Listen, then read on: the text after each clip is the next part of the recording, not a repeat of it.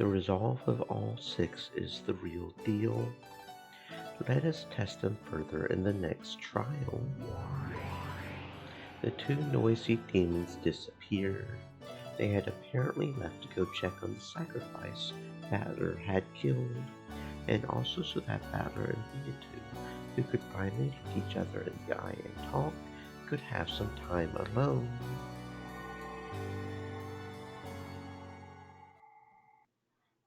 What do you think of the tale so far? When suddenly asked this question, Angie immediately came to her senses. Then she realized that she had been immersed in Hachijo's tale. She felt a bit defeated and tried to look displeased. You cleverly tried to distract us with this love trial stuff. But 6 people have died, setting up the first twilight. Impressive. You're right, I hadn't realized. Amakusa clapped his hands as though he had been outsmarted. Even though he figured it out before me, he played the fool.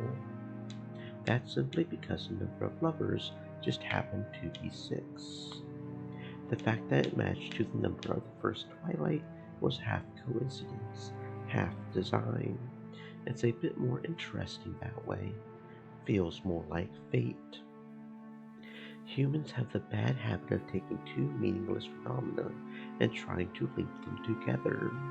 Trying to make things seem like fate is a trick of the books.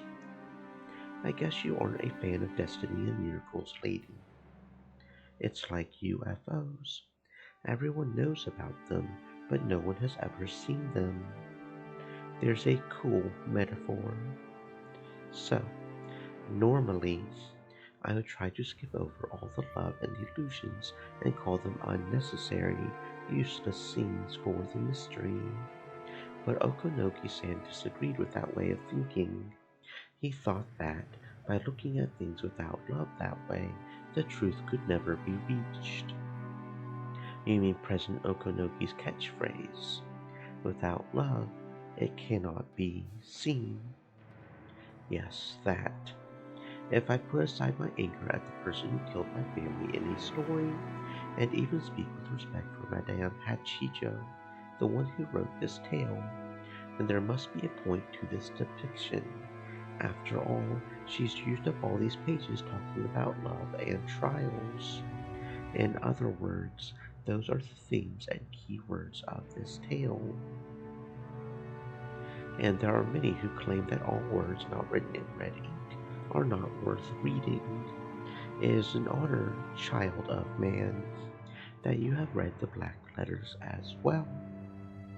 Stories are written because the writer has something they want to communicate, and some writers feel that it's unrefined to lay everything out too directly. All this about how you'll never reach the truth without love has shown up many times in the works before this one. This new work makes that even more striking. It means that that is the one thing the writer wanted to tell us the most. The thing that they want us to think about the most. When you think about it, there have been many scenes about love ever since Beatu first appeared. Even the first time she appeared before Shannon, she spoke clearly about how love was the single element of the world, and the golden butterfly brooch she had given was also an item for love. She had said that she enjoyed sowing seeds of love and watching complications arise. And when Shannon stopped borrowing her power, the reason for her argument was also love.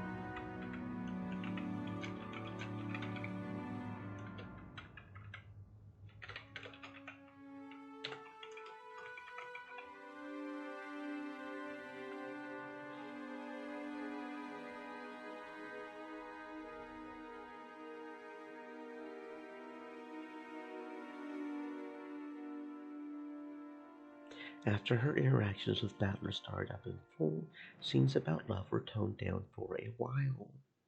But the "without love it cannot be seen" definition of magic has been mentioned repeatedly.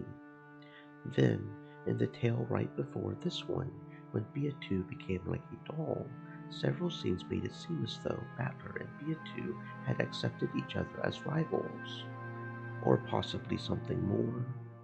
In the end, Battler had regained some memory, and his impression of Beatu had undergone a complete change. And then, in this game, from the beginning until now, the word love has been repeated over and over again. The tale you wrote keeps talking about love. However, that's not Maria Onechan's viewpoint or Beatrice's viewpoint. It's Hachijo's Toya's viewpoint. Correct. That is what I wanted to tell, and it is my own sort of answer. Answer. Then all the crimes 12 years ago were a trial of love started by strange demons. Ridiculous. I didn't come here to read a romance novel you wrote. What I want to know about is the truth you claim to have reached.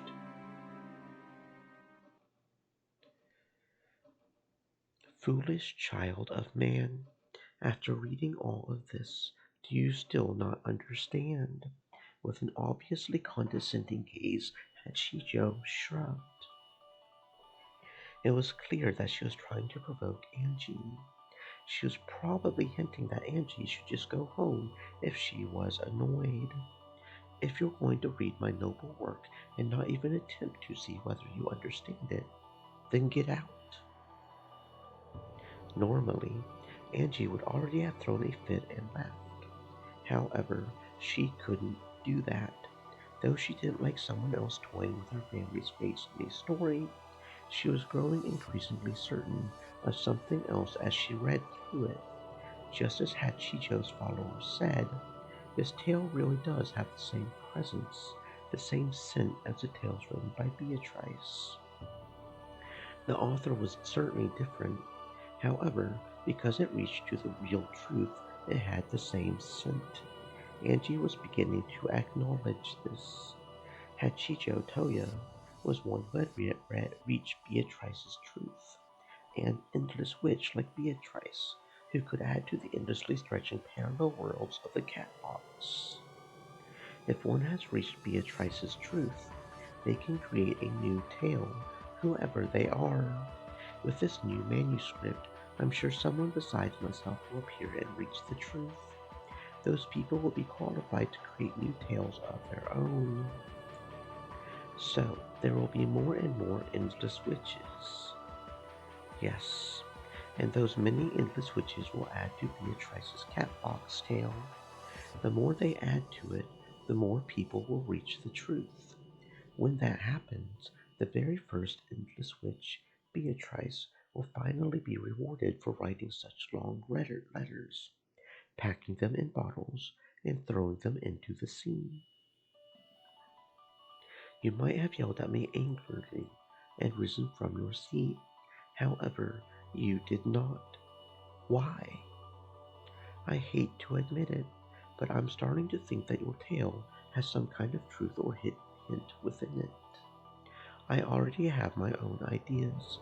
However, that's no more than looking with a single eye. Unless I accept a different viewpoint from my own and look at things from more than one angle, I'll never be able to see the truth in 3 dimensions. That's my interpretation of without love, it cannot be seen. Very well, child of man.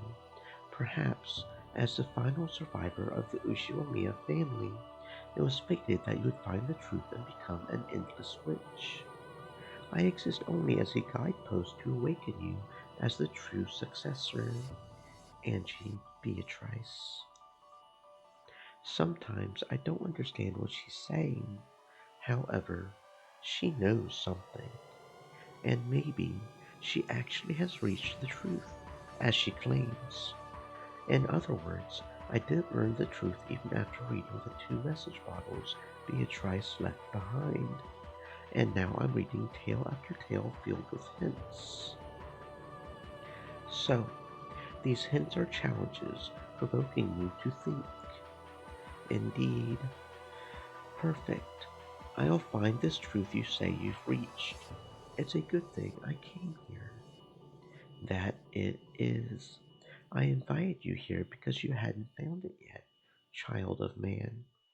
Let the truth I see and the truth you see overlap. Just as you see things with a single eye, so do I. Now that I've found you, I can finally see the truth with both eyes.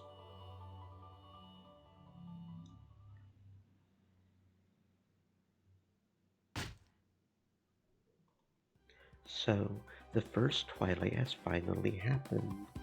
Everything so far has made me so sleepy. You have some sleep in your eye. Well, where? Now mind your own business. As you wish, let's begin. First off, the first twilight.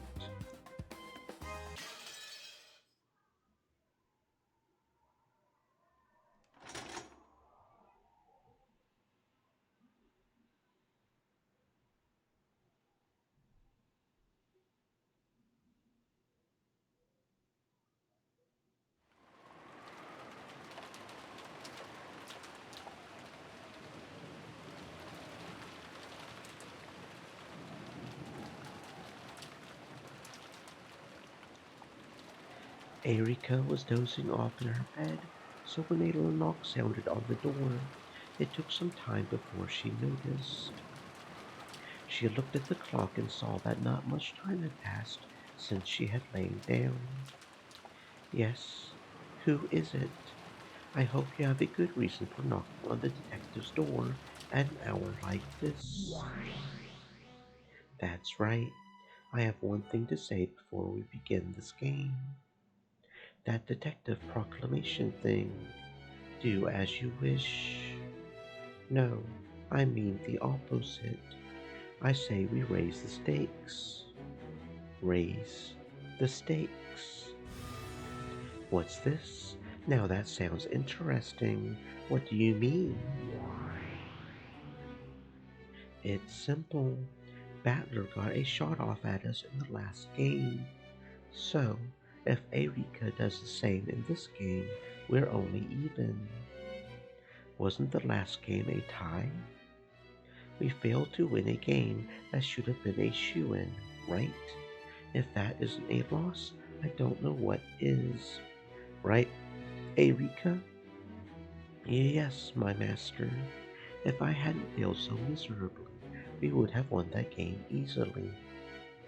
I get it. So this time, you'll intentionally fight at a disadvantage by not making a detective proclamation, and win despite that. You're scheming to not only wipe out your loss from the previous game, but to totally flip the score upside down, right? You intend to participate in the game Battler Sam pours his heart and soul into with a foolish handicap like that. That is not only presumptuous, it's quite rude.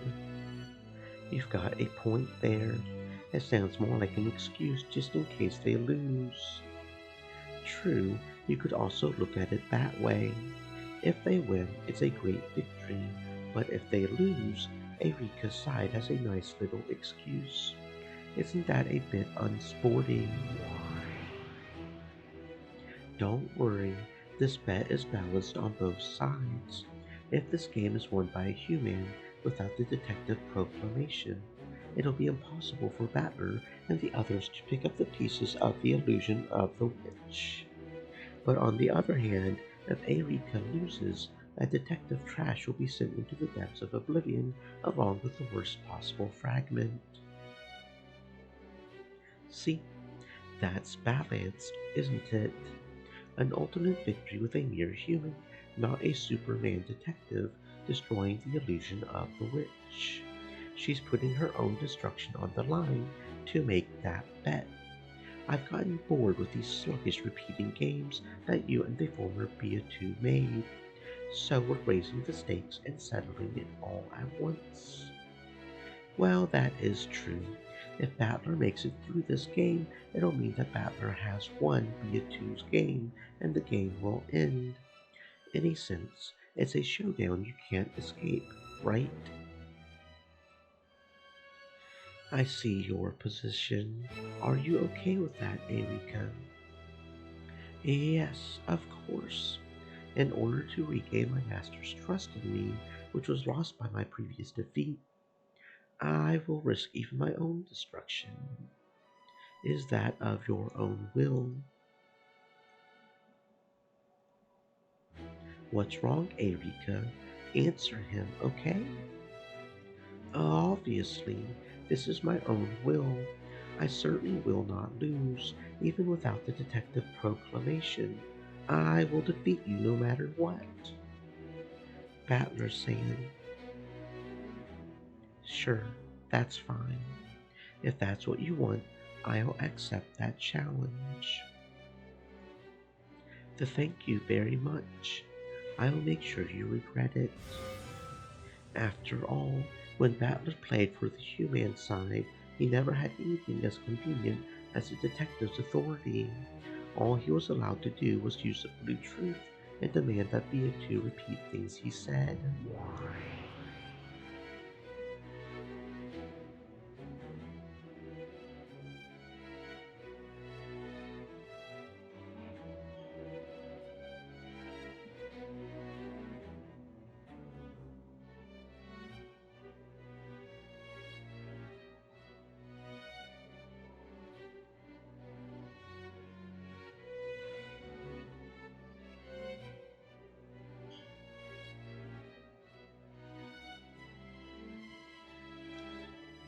Anyway, the last game was unfair. We failed to win despite that, which is why it was no different from a loss. Do what you want. If you feel like making a detective proclamation, do it whenever you like. I understand that you're holding it in reserve at the moment. As if I would use such a thing against an opponent like you. Then get started, you two. I'm already starting to get bored. Leave it to me, my master. I will destroy the illusion of the witch for you without fail.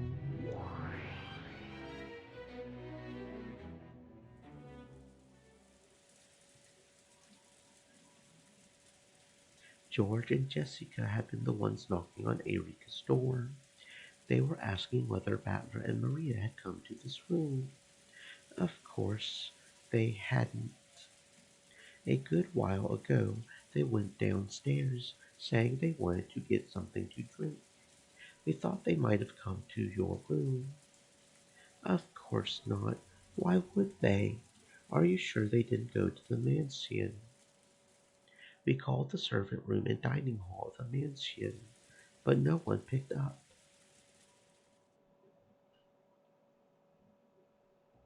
Please stay here, you two. I'm going to go check the mansile. Hey, it's dangerous to go out this late. How could a stranger sneak into the sealed off island? Stay in that cousin room of yours. I'll contact you if anything happens. Also, tell the servants in the guest house servant room not to leave the building. Bye. Well, wait a second, Erika-san. She's a strange kid.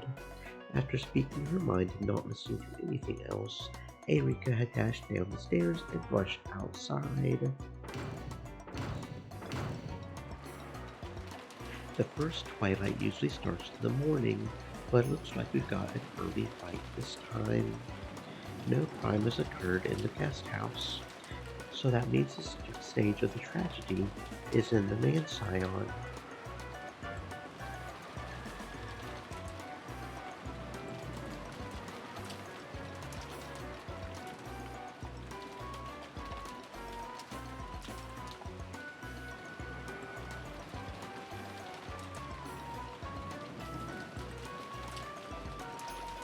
Though she had an umbrella up, Erika got drenched as she sprinted. She brashly flicked the raindrops that dripped down her face. Erika was at her most energetic.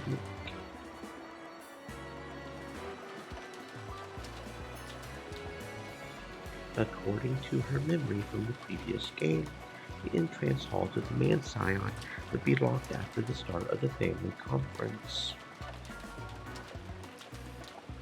However, the lock was undone this time. Had someone unlocked it, or had the lock not been set, or had it not been possible to set the lock? Well, no point thinking about it now. After all, that might just be a whim of the game masters. As soon as she entered the entrance hall, the door to the parlor opened violently. Out of it flew Goda's large body. Good evening, Goda-san. Is something the matter? The police! Ambulance! That expression really is wonderfully pathetic. Just perfect for the first one to discover the crime. Please calm down. How could the police or an ambulance get to an isolated island inside a typhoon? I'm sure the phones are out anyway, so please calm yourself. Yells from Kraus and Rudolph's group could be heard from the parlor. Their shaken appearance perfectly signified the coming of the first twilight. Well then, give me the victims, the scene, and a reconstruction of the situation. Those who left to take a break didn't come back, so the adults went out to the parlor. When they did, the door was sealed from the inside, and they couldn't open it. You'll see later, but the hat stand in the parlor had been used to bar the double doors from the inside. So you're trying to say that the door was blocked from the inside, and the windows were also locked from the inside? That's it. When they went around and looked into the parlor through the window, they saw Rosa lying on the sofa in an unnatural position, with blood pouring from her forehead.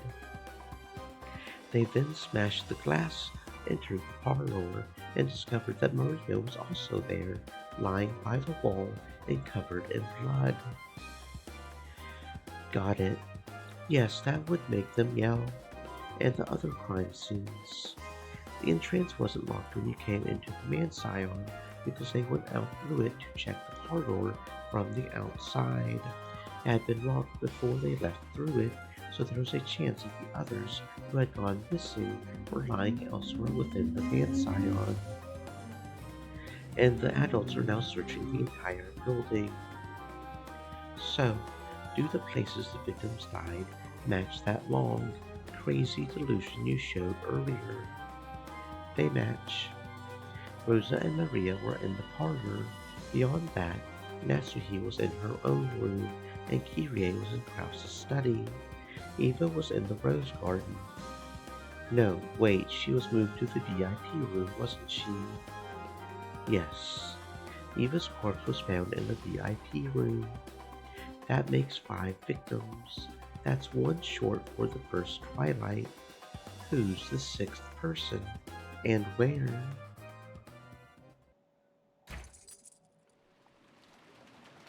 Kraus Sama, the chain on this room is also set. Cut it. The culprit might be hiding in there. Goda, do it. Rudolph and Kraus had brought Winchesters from Kinzo's prize collection. They yelled at Goda, who was carrying the wire cutters, to cut the chain. The victims had been found one after another at several locations inside the Man Scion. The men who had lost their wives searched through the Man Scion in a rage, looking for the culprit. This was a guest room. It had previously been a room where the relatives would stay, but it hadn't been used much since the construction of the guest house. This forgotten room had been sealed from the inside by the chain. As soon as the chain was cut, Rudolph pushed Goda aside and flew into the Is anyone there? Get out here. There's someone on the bed. Let's get some light on Nikki. When Kraus pushed a switch on the wall, the guest room lit up, and a figure lying on the bed came into view.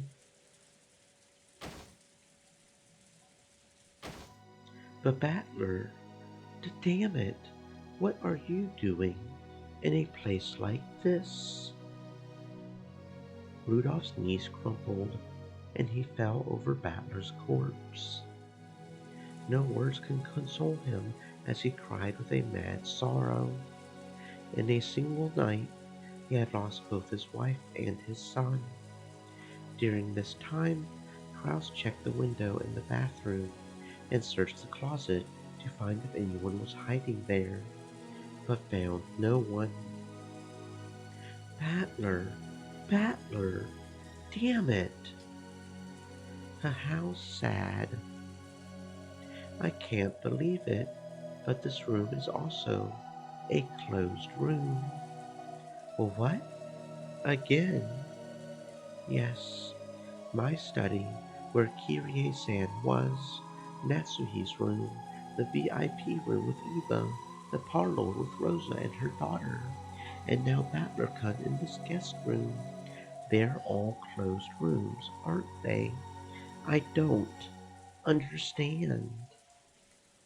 It couldn't be suicide, could it?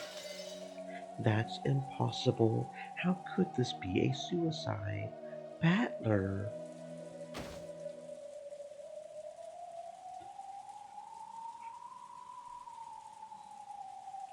There's a surprise.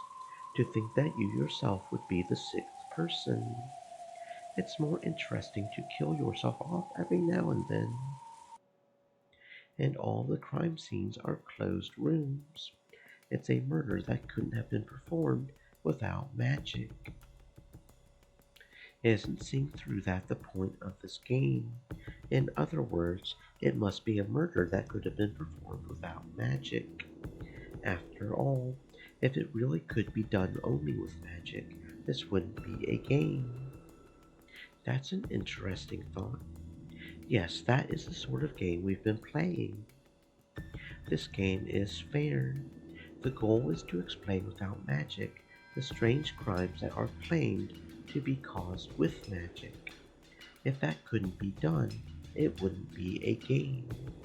In other words, as Erika had said, they must be murders that could have been performed without magic.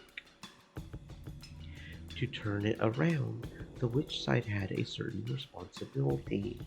They had to make a crime that could be reproduced with tricks and not magic. Unless the human side could see through to those tricks, the witch side could use all kinds of magic and illusions. In other words, in order to carry out a closed room murder with magic, it was necessary to create a crime that would be possible by human hands. Now I understand. I see why, when I ordered the Seven Sisters to kill my classmates back at St. Lucia's, they couldn't do what I told them, and I understand the meaning of Mammon's words. Magic can only do what you can accomplish by your own hands. Is that it? At that time, if I had possessed the determination to kill my classmates. No, that's not it. At that time, if I had been capable of killing my classmates, capable of pulling it off, then the Seven Sisters of Purgatory would probably have pulled it off for me. They could only accomplish what I could do myself. No, that's not it either. They could take what I had accomplished and turn it into magic.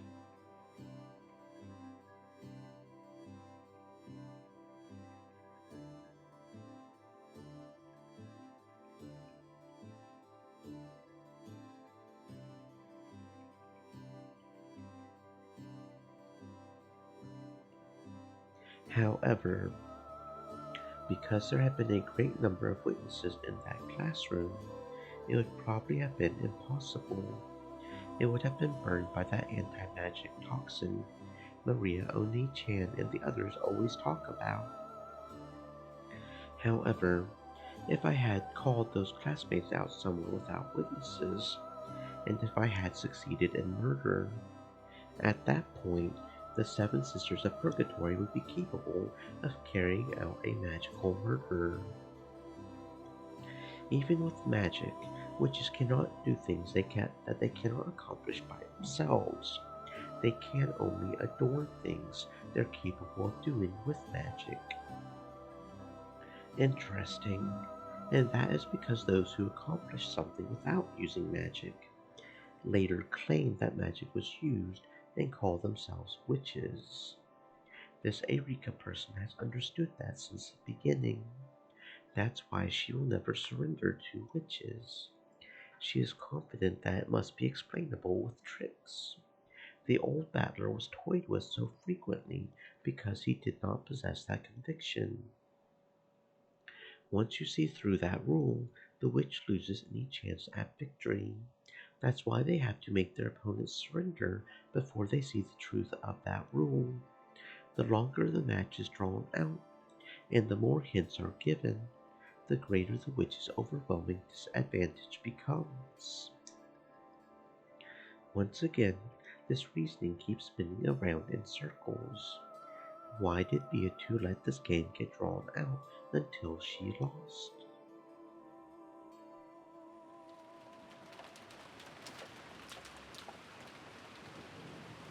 Many victims had been found, and the man-Scion was still wrapped in chaos.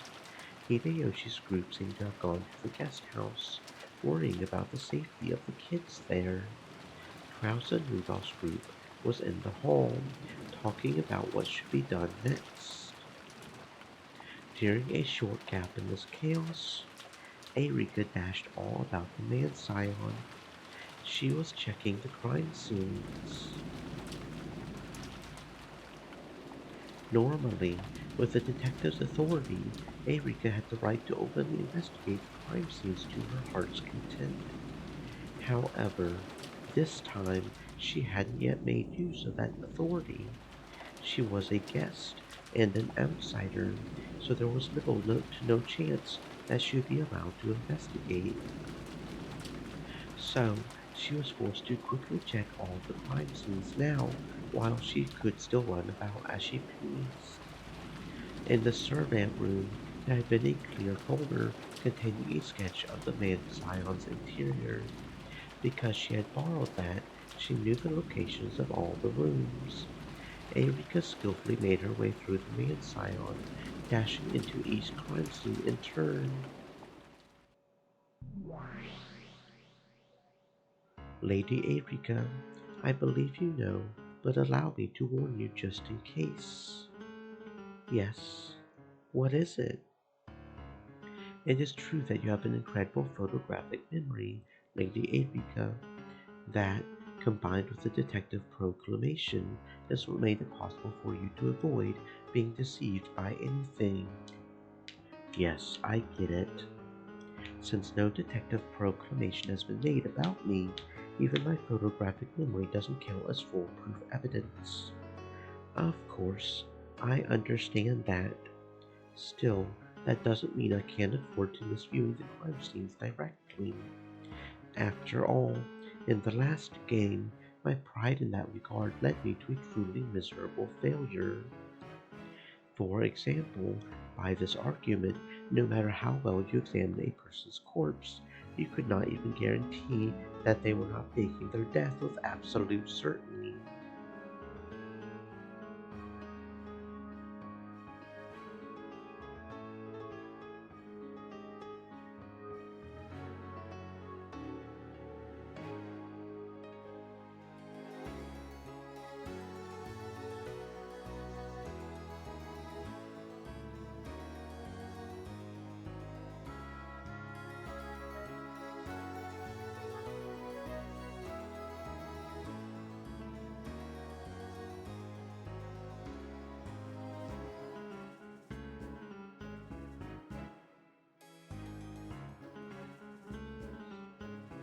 Most probably, features of this situation must be individually confirmed by telling Battler to repeat them in red, and I'll need to use blue truth liberally in order to make him.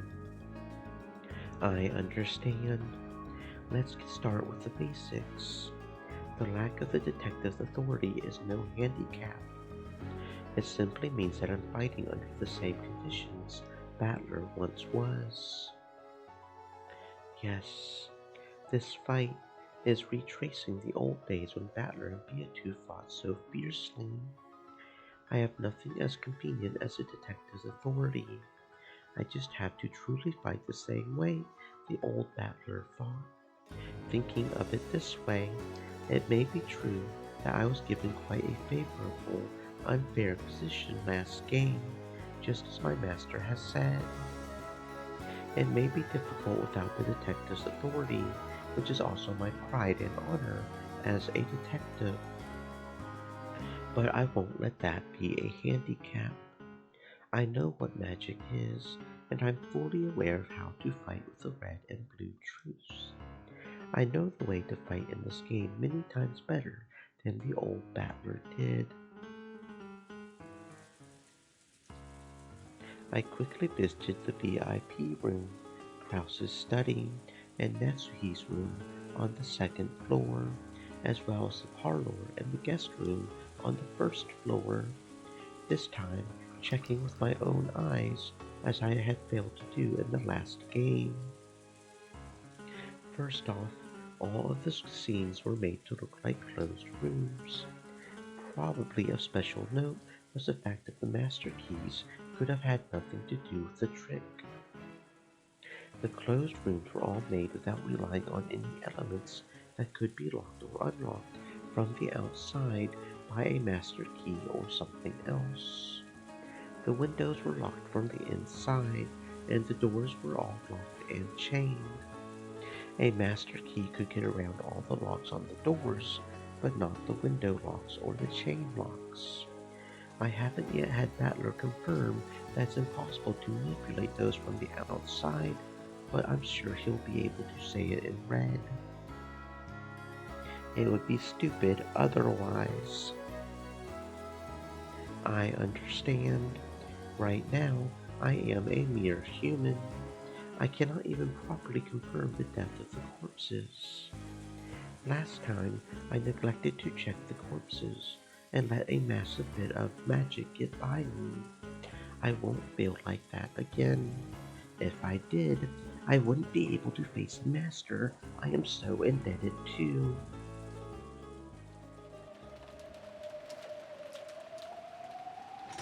We have checked all the scenes and finished gathering information.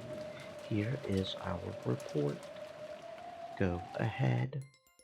First, all of the rooms were closed rooms formed by the window locks and chain locks and the like, so that interference from the outside would be difficult.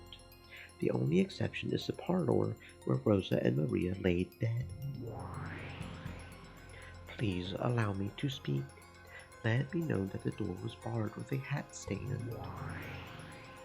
It is thought to be substantially the same as a chain lock, and that it can only be set from the inside. It is probably their goal to construct closed rooms where explanations using master keys are made completely ineffective. The parlor has no chain lock due to its very nature, so it is natural that something else would be used in the chain's place. In that case, the interesting question becomes why one of the other rooms with chain locks wasn't chosen to be a closed room. There were several guest rooms other than the one Battler lay dead in, all with similar layouts, correct? Yes, that is correct. In that case, even though it should have been more beautiful to throw them in there so that everyone would be inside a chain lock closed room, they did not. That hat stand door bar in the parlor seems very suspicious. I should probably pursue this when demanding red truce. Also, we have corpses, But are they the same absolute deaths with their necks sliced open, like in the last game, which could be confirmed even without the detective's authority? Of course, she had checked all of the corpses and all of the crime scenes this time. However, without the detective's authority, she had no guarantee that she would be able to see through any faked deaths with certainty. The old battler had also started fighting by doubting whether the victims were truly dead. It was the same for Erika. Please allow me to speak. Know that there were no corpses that could have been confirmed dead with certainty by physical means. Please allow me to speak. We cannot deny the possibility that any one of these corpses might be a fake death. Well, I doubt Battler will easily confirm their deaths in red, even if I tell him to. I like Beattu's chain of 6 closed rooms better. However, these closed rooms are even more complete, considering that master keys don't help you at all. There are 2 general ways of breaking closed rooms that Battler might be after: an illusion of a closed room or an illusion of a crime. It'll be one of those. I get the first one. That's when something looks like a closed room, but it actually isn't, right? What do you mean by an illusion of a crime? An illusion that makes it seem as though a crime has occurred. In other words, are they really dead? Well, that's dumb. If the people inside are alive, handling any kind of closed room is like pissing in a toilet. Still, with this closed room, it's pretty hard to think of any other answer. What about the endless possibilities of manipulating the chain lock from the outside? We don't know if there are secret doors, ways to kill from a distance, chances of suicide, or even whether these are complete closed rooms in the first place. I already know, since I'm looking at Battler's game board from the underside. But these are perfect closed rooms. They can only be constructed from the inside, and there exists no method by which to construct, deconstruct, or interfere with them from the outside. Can you say that in red? That would be a little too rude to Battler, so no. If you do love me, you must see my words as red truth already, right? Then the closed rooms are perfect. In other words, this is an illusion of a crime. It does seem that way. If so, these are all trick closed rooms. Doesn't this mean that everyone got so pissed at Erika bragging about detectives and stuff that they joined together and set up a fake murder to make fun of her? Is that the right answer? I'm like a super detective. Unfortunately, this isn't a fake. The victims really have been killed. And you don't mean by 2400 on the second day, right? No detective proclamation has been made, but she's very accurate when examining corpses. She's good enough that I could give her examinations the red truth. So, does that mean that they were definitely dead when Erika examined their corpses? Yes, that's right. Totally. But you won't say it in red for her, right? And that poor Erika must want it so bad. Well, she isn't even the detective this time around. I won't give her any red. Still, that makes it incredible. This time, Battler's really made a perfect closed room. Yes, I believe you're right. Will Erika be okay? It looks like an ordinary closed room murder at a glance, but this one is pretty nasty. Won't this load be a bit too heavy for Erika without her detective's authority? She is a self-proclaimed detective. I'm sure she'll pull through. If Battler and Beatrice are defeated by a mere human who isn't even a detective, they would fall apart in the most exquisite way, don't you think? And even if Erika loses, you get to play by throwing her into the worst fragment and knocking her into the depths of oblivion. No matter how it turns out, it won't be boring. You really are heartless, aren't you? Well, wringing out this black cat like a towel and licking up every last drop is bliss to me. Beatitude's game board did entertain me for quite some time, but we've already wrung everything we can from it. It'll be over with this game. So, in the end, we really must let Battler and Erika bet everything in one final face-off. And I wanted to play with you forever in this game. What a shame. Come now, I've spent plenty of time with you already. Go find me another interesting game. If you do, I'll play with you again. Yes, you really don't let me get bored. That's okay, Bern Castell. Seeing your face twist with anguish is the one forbidden honey I found for myself.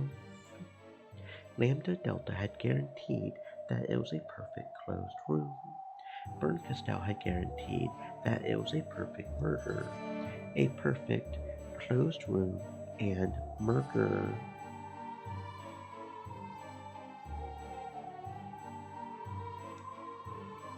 The witches hate a killjoy, so they haven't said anything with the red truth yet. Pursuing that was the role for Battler and Erika.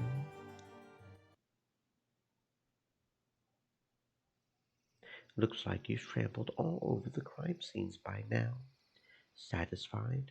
Is your inspection complete? Yes, I'm satisfied. So, about our war of red and blue. Shall we start right away, or do it all at the end? I don't like putting things off. I think the same goes for you. Then let's get started with the closed rooms of the first twilight. First, I would like to check.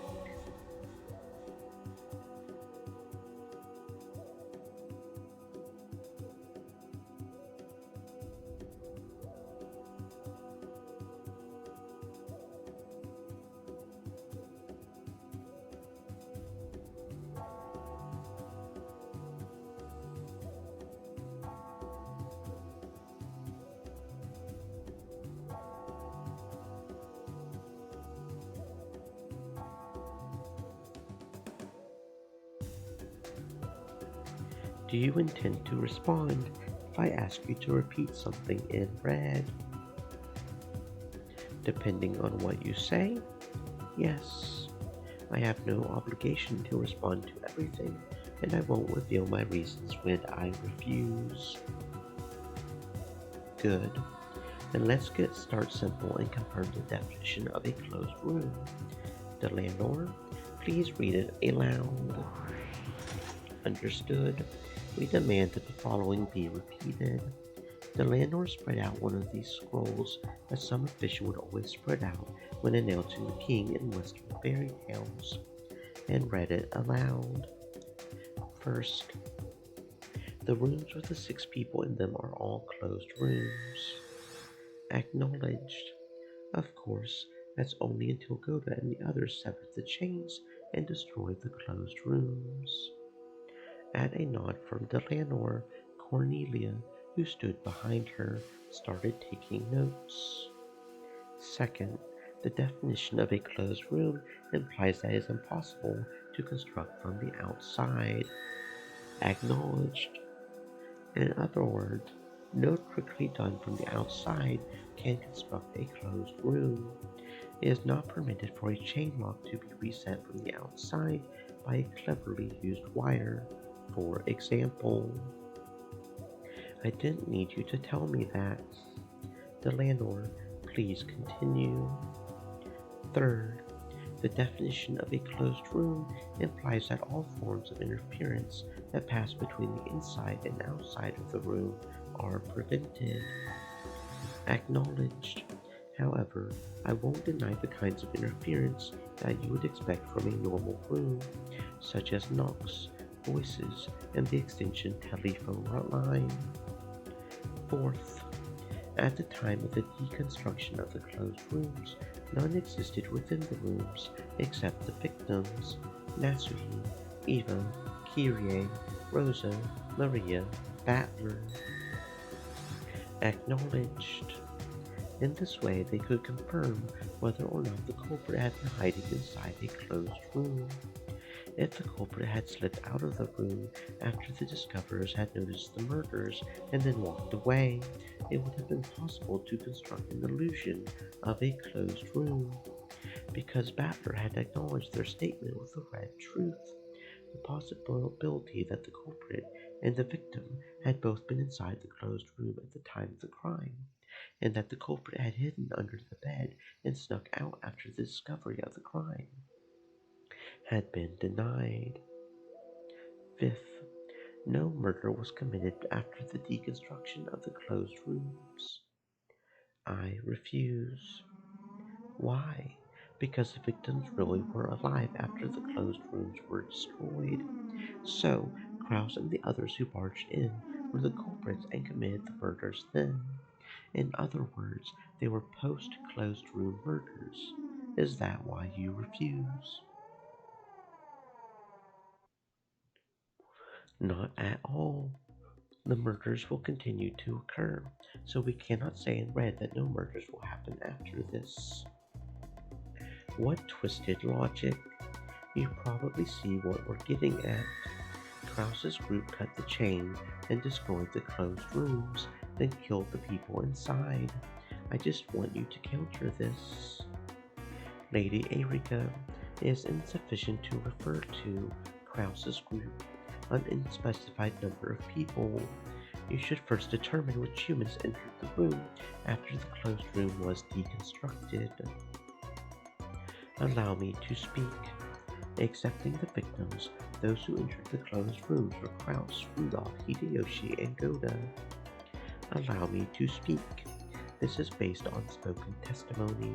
Know that there is no proof that others did not enter. I know that already. Let's have you repeat it. After the deconstruction of the closed rooms, then excluding me, only Krauss, Rudolph, Hideyoshi, and Goda entered the rooms. Sure. Acknowledged. However, this only applies to the current point in time. It's possible that some later development in the game will cause more people to enter.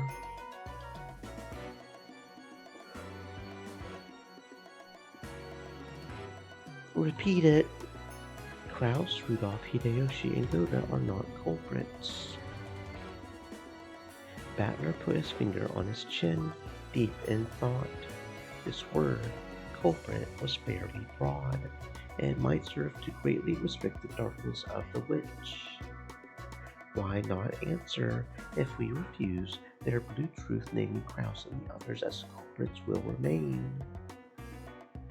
Sure, I'll acknowledge it, but I'll make the language more strict. Krauss, Rudolph, Hideyoshi, and Goda were not involved in the murders of Nasuhi, Eva, Kyrie, Rosa, Maria, and Battler. And that means it was also possible for any of the other humans who didn't even enter the closed room to have been involved with murder, doesn't it? Who knows? Think about it yourself.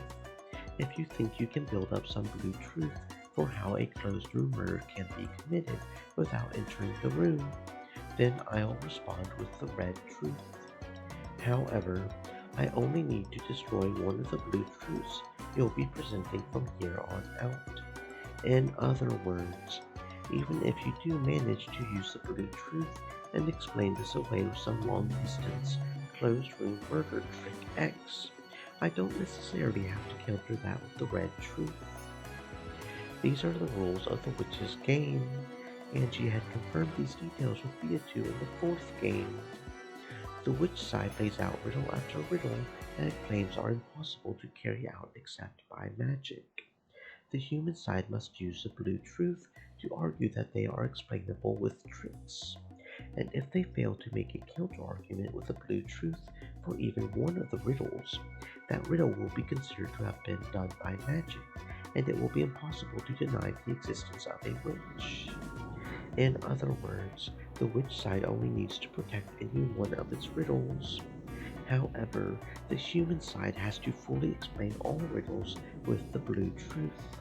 And even if the human side manages to explain all the riddles with the blue truth, if any one of those is successfully countered by the red truth, the witch will win. That was why, like the strategy the old Beatu had adopted at the end, it was sufficient for the witch side to put off their red text counter arguments until the very last moment, then make a single strike at their opponent's most fragile spot. In any event, you've refused to repeat that last one, right? Don't get the wrong idea. I don't give out red for free. From the witch side's perspective, repeating statements made by the human side is just a supplement to make sure they haven't misunderstood the question. Therefore, they had no obligation to respond to extremely broad demands. Not bad. Looks like you can handle being a player on the witch side pretty well, too. Your experience is no match for mine. Delanor. Let us continue. Next, the victims did not die by any method other than homicide. Acknowledged. Of course, there were no suicides or accidental deaths. 7. The victims. That's enough, Delanor. Are you sure? There are still items. Yes, that will do fine. I've confirmed the status of the crime scene. From here on, it's time for me to argue back with the blue truth. Sure, fine. Let me hear your masterful theories.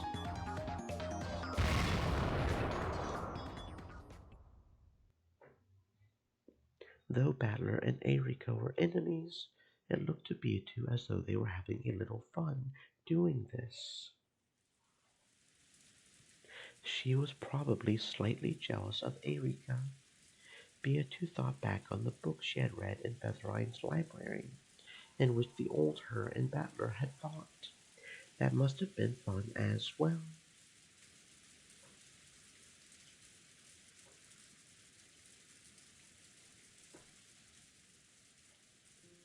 During a short break in the family conference, a horrible, brutal mass murder had occurred. The 6 people killed, excluding Battler, had all been women. The remaining men went mad with rage at this cowardice, then broke down sobbing at the sadness of losing their wives, over and over again. Why were they all women? How cowardly can a person be? What's wrong with us? Here we are, under the same roof, and we're just smoking away, not noticing that members of our own family are getting killed. Damn it! But who and how? They were not unguarded. The chain was set for all of them.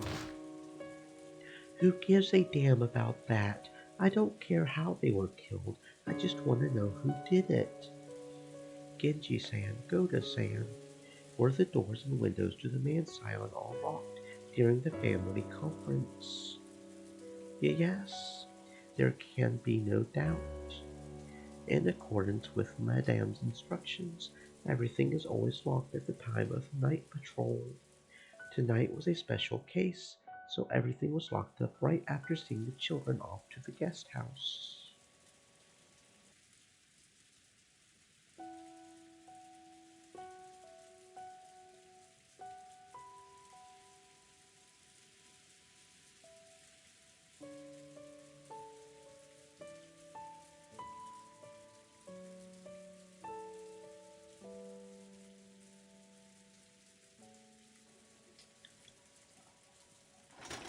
How is that possible? I mean, Battler and Maria-chan were inside the Manseion, right? They shouldn't have been able to get in, right? If everything really was locked up properly, that couldn't have happened. Doesn't that prove that the building wasn't completely locked up? Well, well, he was arguing that Godot's failure to lock up properly might have allowed a stranger to sneak in. At the very least, none of them had known that Battler and Maria had visited the man scion. If those two had come and found everything locked tight, they wouldn't have been able to get inside. If they had rung the doorbell, Goda would probably have heard them from the servant room, but Goda said that nothing of the sort had happened. How they had entered the locked man scion was a complete mystery. This is merely an idea, but, for example, what if Madame or someone happened to be near the entrance, noticed Battler Sama and Maria Sama knocking on the door or ringing the bell, and let them in? That couldn't have happened. You were in the servant room then, right, Goda-san? Isn't there a chime in the servant room that goes off when the front door opens? There's no way you would have missed anyone. Well, at that time, Goda was serving drinks as you requested, so he was Stream not in the elements. servant room. Said. Stay moist, my friends, hydrate.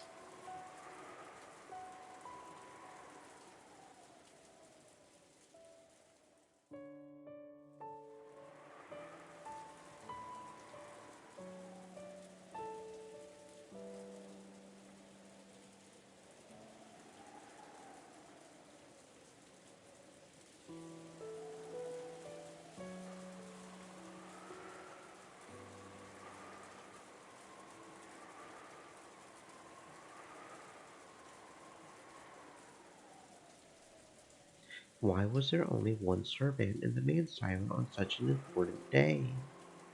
Why was someone as important as Genji-san on duty in the guest house? Does that make any sense? Why was the servant room left empty? My wife formed those shifts. She probably hoped that Goda would be kind enough to serve some fashionable drinks throughout the family conference as well. But Kraus Nissan, this is a family conference, right? The most important day of the year, right? Why was Goda-san left as the only person on shift in the man scion? If there had been just one more person, everything would be different, wouldn't it? Right? Right? With a half-crying, half-enraged, jumbled-up expression, Hideyoshi yelled at Goda. Of course, the culprit who killed everyone was the most to blame and the most despicable. However, even if he understood that, he needed to let off some of his emotions by hating someone he could see.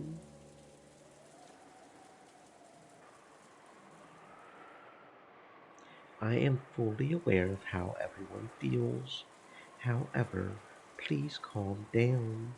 Either Goda-san wasn't thorough in locking up, or someone let Battler-san and Maria-san in after they came back from the guest house, and then forgot to lock up after. However, that doesn't necessarily have anything to do with how the culprit snuck in. After all, the man's scion is massive. They might have come in much earlier and hid until late at night, for all we know. I can understand that you might want to suspect certain people, but please calm down. Our guest is right. The culprit is the one we should hate, not the servant who just happened to be on duty. At any rate, let's calm down. I feel as terrible as the rest of you. However, we must take the initiative now and regain our composure. Aniki, everyone feels just as sad and devastated, and none of us will forgive the one who did this. For that reason, we must regain our composure. Hey, he's right. I still have George. Krausny-san still has Jessica. And Rudolph-kun, you still have Andy-chan. waiting for you to return, right? It's still too soon to start pointing fingers. The culprit is still on this island, and we can't be sure that this tragic crime is over. We need to stay calm and prevent any further tragedies. Erika's words softly consoled them and gently admonished them. If a servant had said the same thing, Rudolph would probably have jumped on them.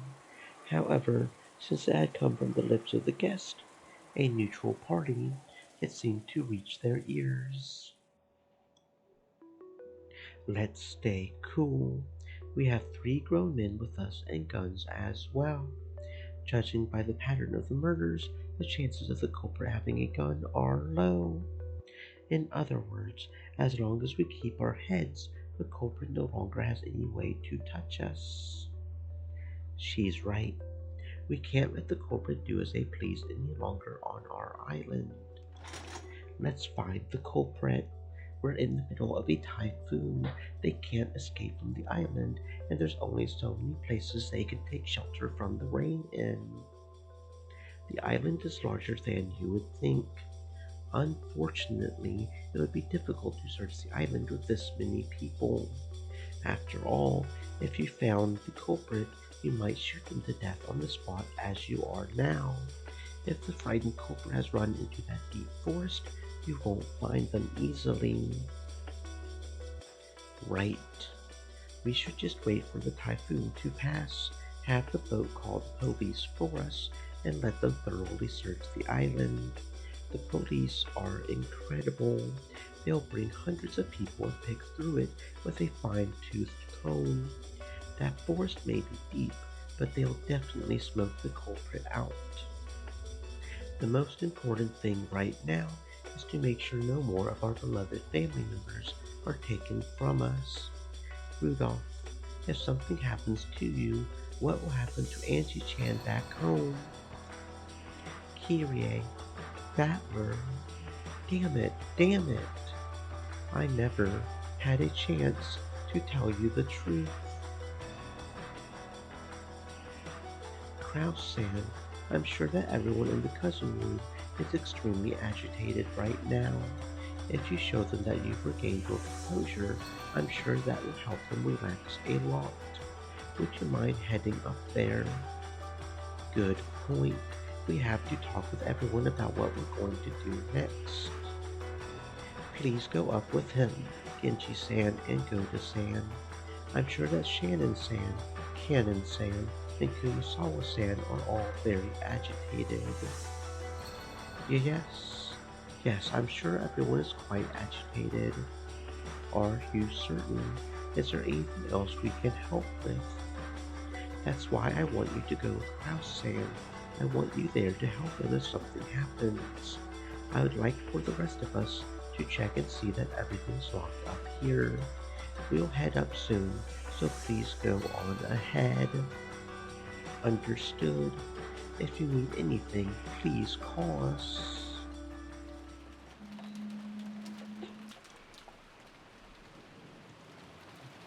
Genji bowed and Kraus nodded. Kraus also nodded to Erika, then headed up to the second floor with Genji and Goda. In times of confusion, when only men are around, it's easy for a composed member of the opposite sex to take the initiative. Even without the detective's authority, she was able to control them quite naturally. Erika had wanted to get rid of the servants for the time being. Okay, in that case, let's get to checking the locks. Our problem is going to be the big window in the lounge. It looks like it doesn't even have shutters. If they smash this, we won't be able to stop them from coming in. Don't worry, the sound of the glass smashing will be more than enough warning. We'll turn them to Swiss cheese. Quiet, please. I didn't have you stay down here to check the doors and windows. Please listen calmly to what I'm about to say. When Erika lowered her voice, Rudolph and Hideyoshi realized that she wanted to talk about something secret, so they brought their ears closer as soon as they regained their composure. Listen up. This crime happened during a short break in the family conference. In that tiny span of time, 6 people were killed without anyone noticing. I can't imagine a crime improvised on the spot going so smoothly. This crime was committed by someone who knew the layout of this man's scion well, inside and out. Well, well, well, if they didn't know the inside well. But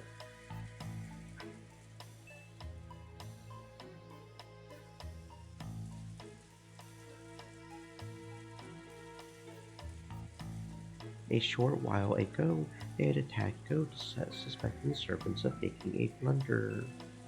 However, they had only thought that he had forgotten to lock up, and were attacking him for letting the mysterious culprit sneak in.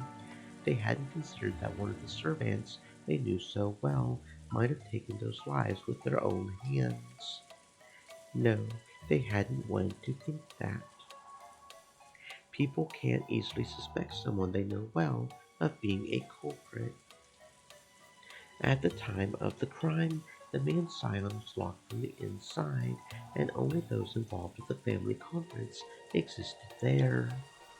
So Aniki killed Kirie and the others. Or am I supposed to suspect Hideyoshi Nisan? It's impossible. Unthinkable. I never even considered suspecting Kraus Nisan or Rudolph-kun. All of the siblings had excellent relationships with their spouses.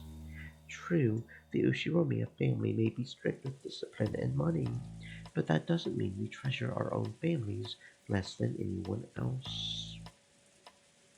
Yes, of course I believe that. I wouldn't dream that any of you would kill your own wives. Erika had already received red truth proof from Battler that they were not the murderers, so there was no need to argue that point. Kraus, Rudolph, Hideyoshi, and Goda. None of those 4 was the killer, and yet Erika said this. However, what about Goda-san? He was in the waiting room the whole time during the family conference, in a position from which he could do anything without anyone knowing. Isn't it a little early to suspect Goda-san? Goda-san came to bring us drinks in the dining hall during the break. He was with us for quite some time. He couldn't have had time to kill 6 people. However, he might have been able to let the actual killer into the man's scion. Precisely. Goda-san probably didn't kill them himself. However, it's very possible that he secretly welcomed the actual murderer into the mansion. Rudolph and Hideyoshi, stunned, looked at each other. They were family. Even a wife of the siblings would be considered family. Though the siblings hated each other, it wasn't possible that they would hate each other's wives enough to kill them. Eva and Rosa were 2 of the siblings, but none of the others could have had any reason to kill Nasuhi, Kirie, Battler, or the young Maria.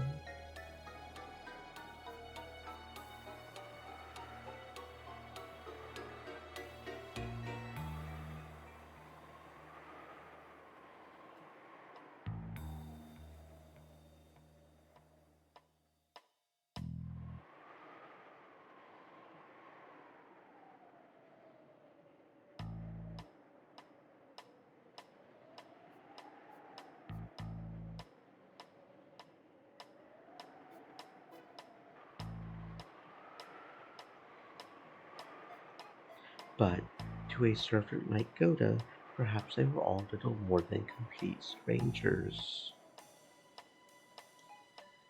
I suspect the servants on 2 points. First, the victims are familiar with them, and there were no signs of a fight in any of the crime scenes. I think you know well that there were no disturbance at any of those places. I was thinking that too. Kirei was used to enough to fight so that she wouldn't get killed that easily without resisting. That woman wouldn't hesitate to bite your finger off. It does make more sense if the culprit was someone she knew who suddenly attacked her when her guard was down. Come to think of it, the same goes for my Eva. She knows a dozen kinds of martial arts. She spends every day practically wishing for some ruffian to attack her. She wouldn't have been killed off so easily. Then what about Rosa's hand in the parlor? Do you think she would be easily killed by a stranger without resisting while she had her only daughter with her? And this tells us something else that's important. Something important? The culprit isn't just one person, right? You're right. Both Rosa San and Maria Chan were in the parlor. If they hadn't both been killed at the same time, there would have been an uproar. Since the culprit was able to do that, there can't be just one of them. When it comes to Maria Chan, Rosa like a quick-to-anger mama bear. She wouldn't cower in fear even if someone pointed a gun at her. I see. So it had to be someone who wouldn't rouse Rosa's suspicion until the last second. Now we see that the idea of an unknown outsider sneaking onto the island is actually the less realistic option. The culprit is someone familiar with this island, and there's more than one. The culprit is someone familiar, and there's more than one. Erika's reasoning pointed clearly at the ones they should suspect and guard themselves against. So, you suspect the servants?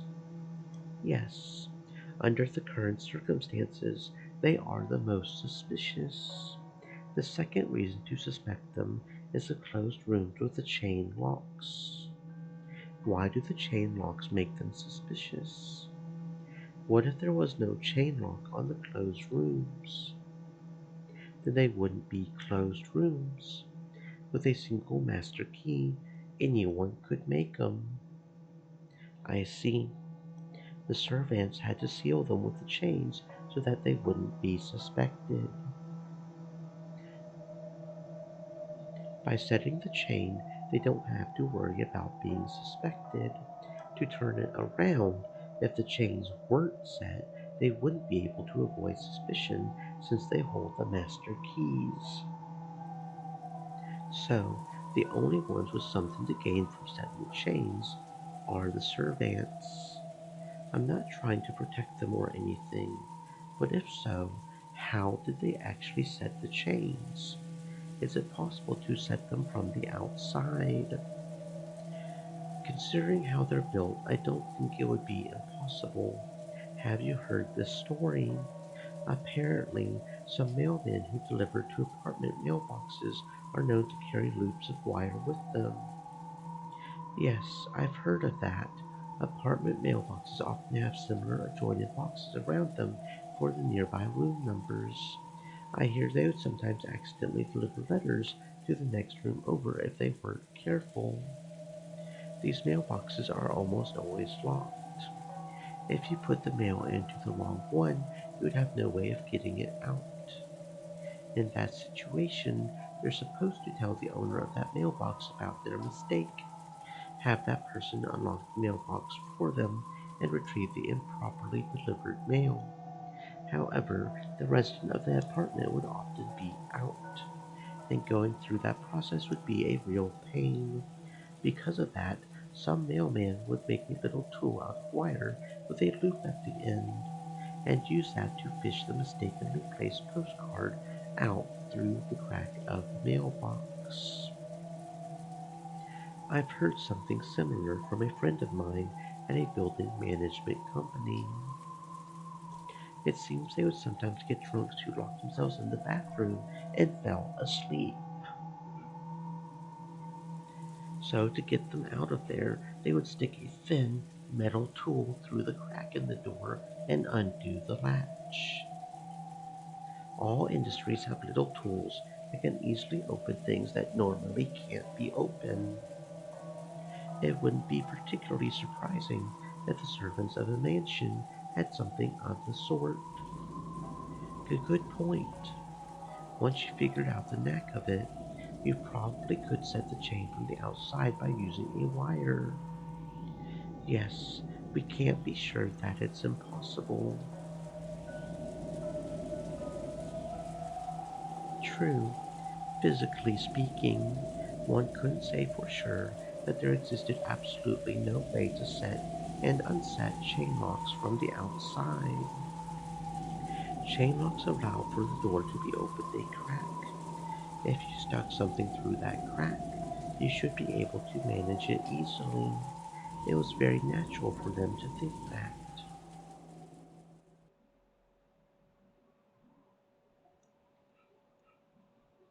However, Erika knew better. Though it might be possible in reality, the Red Truth had already declared that these closed rooms could not have been constructed from the outside. In other words, it was impossible to manipulate the chain lock from the outside. And yet, Erika was guiding their thoughts with the illusion that only the servants could have constructed the closed rooms. With an air solemnly revealing some crucial point, she steadily steered the situation in the direction she wanted. Every part of her serious face for the last few minutes had been an act. No, to put it in her words, it was a detective technique for tricking suspects. I plan to tell Krausan what I've told you. I'm not saying that all the servants are culprits. However, it's very likely that one of them is a culprit or has been assisting the culprit. We should split them apart and have people with guns keep an eye on them.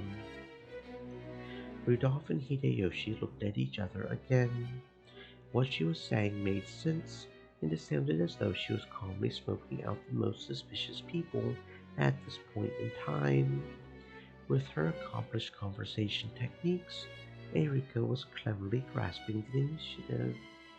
Even without the detective's authority, it's possible to control human nature to this degree. What do you think, everyone?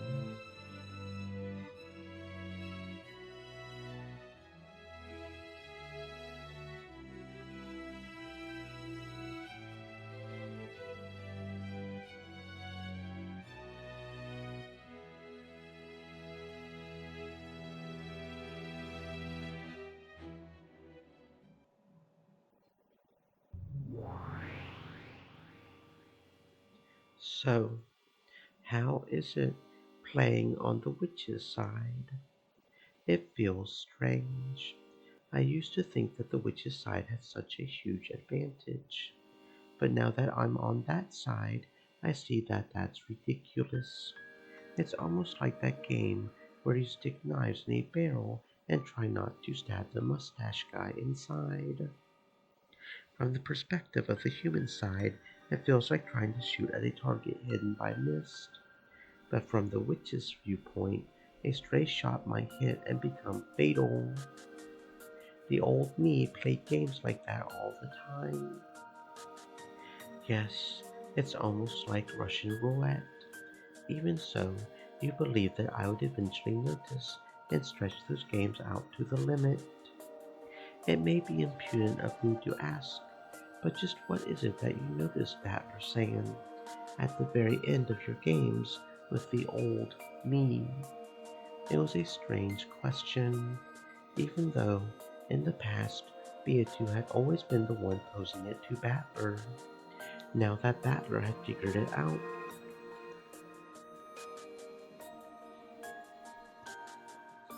Beatu was the one asking it to him. Our roles have been completely flipped, haven't they? In the past, only you remembered, and only I forgot. But this time, it's the other way around. Only I remember, and only you have forgotten. Would you mind telling me what it is? Telling you would be easy, but I don't want to tell you. I'm not trying to be mean. I just want to believe in a miracle for a bit myself. A miracle. Yes, this was the single miraculous seed that Battler had left behind. If Beatrice could remember a certain something without being told, that would prove that Beatrice had truly revived, so he wouldn't tell her. It was Battler's final seed, which existed because he still couldn't abandon his hopes for Beatrice's revival. If you can't tell me, then I won't ask. If I have displeased you, please forgive me. Don't worry about it. I just never know when to give up. As she watched that sad smile, Beatu's chest tightened. He was looking at her and seeing the old her. Yes, I must become my former self for his sake. My older sister who gets burned by spider webs and I who don't must become one. Surely it's more useful to him if I go on a journey to find myself now than if I simply watch over his game. How do you feel about this game? Do you think you can win? I intend to win. I'll win and end this eternal torture just like Beatu wanted. When it ends, what will happen to the world? Who knows? I wonder. However, that's what we wished for. So no matter what the result is, I'll accept it. What will happen to me? Beatu was uncertain. Even she was probably no more than a piece in this game. If the game ended, then would she, the one who had been born out of that game's rules, disappear?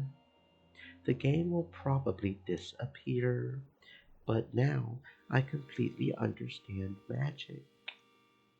So I'll be able to carry you off the game board. I think that was your wish. My wish. The rest is a secret. I'll be waiting for a miracle, for you to remember all that on your own. After smiling bitterly for just a second, Battler laughed and told her not to worry. Apparently, it was best if she avoided talking to Battler about her previous self. Well then, I'll go check on my opponent for a bit. I can't wait to see what kind of twisted logic that idiot thinks up next. The old Battler Sam did a lot of that too. My favorite was the one from the first twilight of the second game, when you said the culprit killed everyone by feeding them small bombs. The highlights of my dark past. Please forget that ever happened as fast as you can. Yes, I will try. Battler became a cloud of gold butterflies and disappeared into the darkness. Beatu kept bowing until he disappeared completely. To fill in his place, a single gold butterfly appeared and became Beatu the Elder. Did you call for me, little sister? Yes, I want to know more about you, and I want to know what the real me is like. I want to become like that. Of course, I also want to know about my future self. Didn't we reveal everything about ourselves to each other for that purpose? However, we did not become one.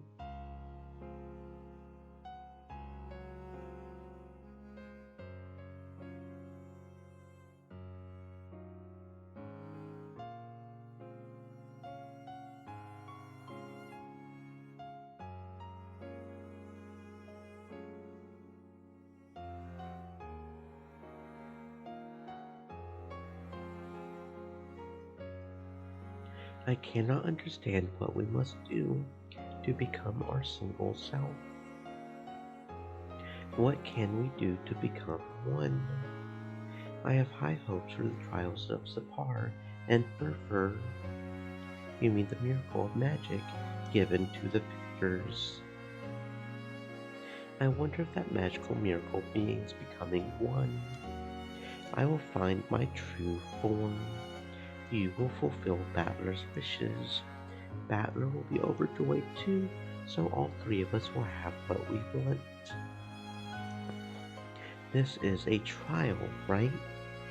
It means we cannot lose to the other two pairs. George Sand and Shannon Sand, Jessica Sand and Cannon Sand. I can only grasp happiness by trampling over them. The conditions apply to all of us.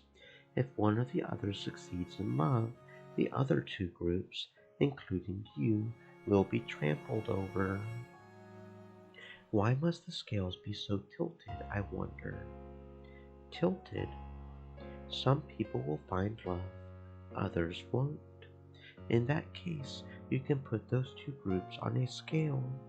However, the scales for our trial have 3 plates, and 2 must lose for 1 to win. That seems horribly skewed. Who knows? It might mean that successful love is worth 2 destroyed loves. You're too insecure, little sister. If you can't put your desire to answer to Battler's expectations before you're uncertain over what happens to the losers, you won't be able to win anything. You're right. I won't give up our victory. I don't like doing this to the others, but there will be no hard feelings between us and them. If I do lose, I'll give my strongest blessings to whichever of the lovers wins. So, I will fight with all my heart and soul, so that I have no lingering regrets, and I'll win that miracle of magic.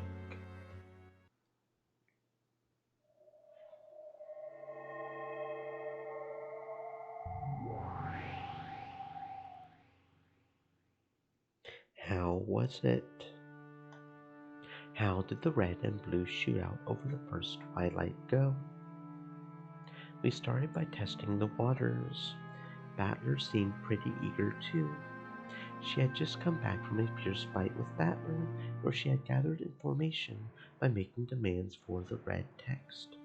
It was the old, familiar kind of fight, reminiscent of when the red text had first appeared, or when use of the blue text was first permitted.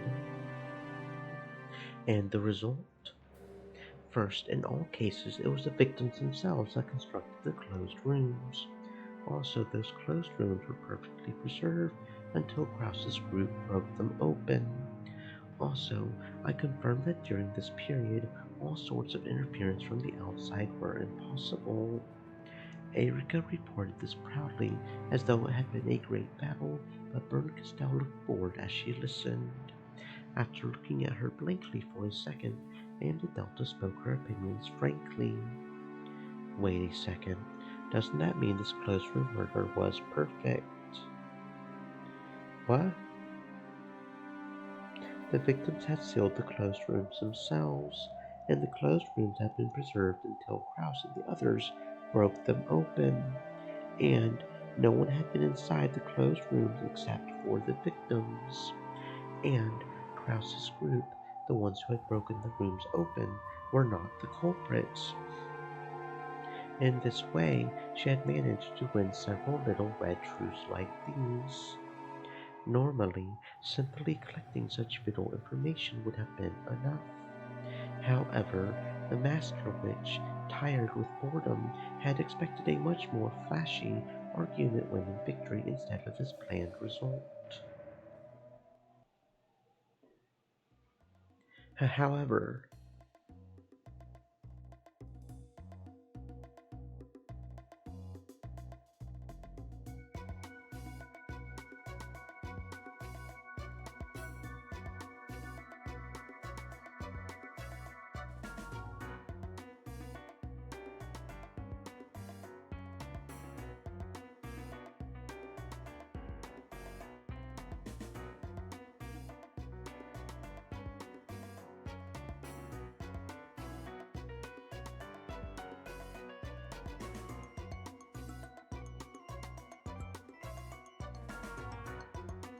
This time, I don't have the detective's authority, so there's a chance I messed up when examining the corpses. So, if we suppose that a drug that mimics death was used to fool my examination,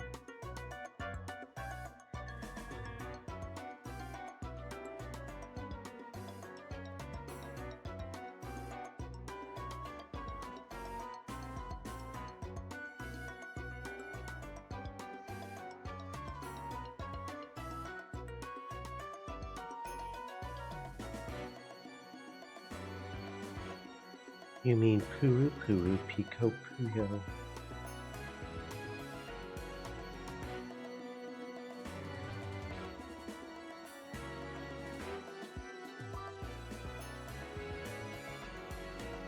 If I can stop sneezing, god damn, that was what, 5 sneezes in a row just now? Okay, now, come on. No, not that. It's not impossible for certain well-known drugs, such as insulin, to bring about a temporary state that mimics death. Battler did not counter that with the red truth. In my other words, my blue truth worked. I think we started with a victory. To sum up Erika's report, all she had done was listen to the red truths Battler had wanted her to hear. Only the information Battler had wanted out there had been shown, and she hadn't been able to strike at any weak points. She was like a kid who had gone out shopping and forgotten her job and only bought candy.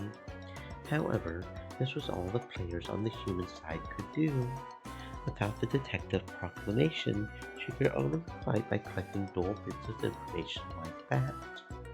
However, her master had been expecting more than that sort of dull fight. So, she had tried to give her report energetically, to make it seem as though they were in a superior position.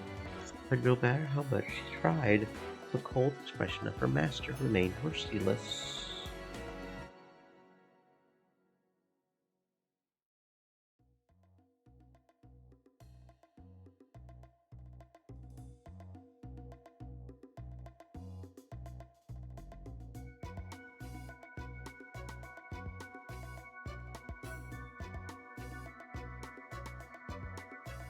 Your blue truth worked. If he didn't cut it down, it's probably just because it was too stupid. You call yourself a great detective with reasoning like that? I did try to examine the corpse with care to the best of my abilities. However, I don't have the detective's authority, so we can't be certain. Wait a second, weren't you the one who decided not to make the detective proclamation? Didn't you say you wanted to raise the stakes to make up for your disgrace last time? Oh well, what's wrong? Are you saying you can't win against Battler without the detective's authority? That's not true, my master. I could easily defeat an incompetent like that, even without the detective's authority. It's just, this style of fighting is a little different from what I'm used to, and I haven't gotten the hang of it yet. As far as humans go, Erika was quite talented. Her knowledge and her powers of memory and insight were ahead of the pack, and it was likely that no human was more well suited as a detective than her.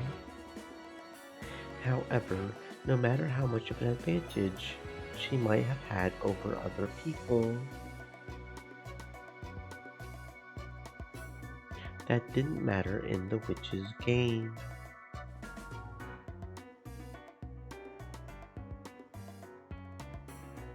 In the witch's game, it's either 0 or 100. In other words, everything is either the red truth or it isn't. If a normal human was worth a 10, her exceptional power would probably rate a 99. However, it could never be 100. Since it wasn't a human, since it wasn't 100, it couldn't be absolutely certain. so it didn't count as a red truth. For example, the examination of the corpses that Erika had worried over in the fight just now. If she had performed it with the detective's authority, she could have said with certainty whether they were alive or dead. However, without the detective proclamation, it was 99%.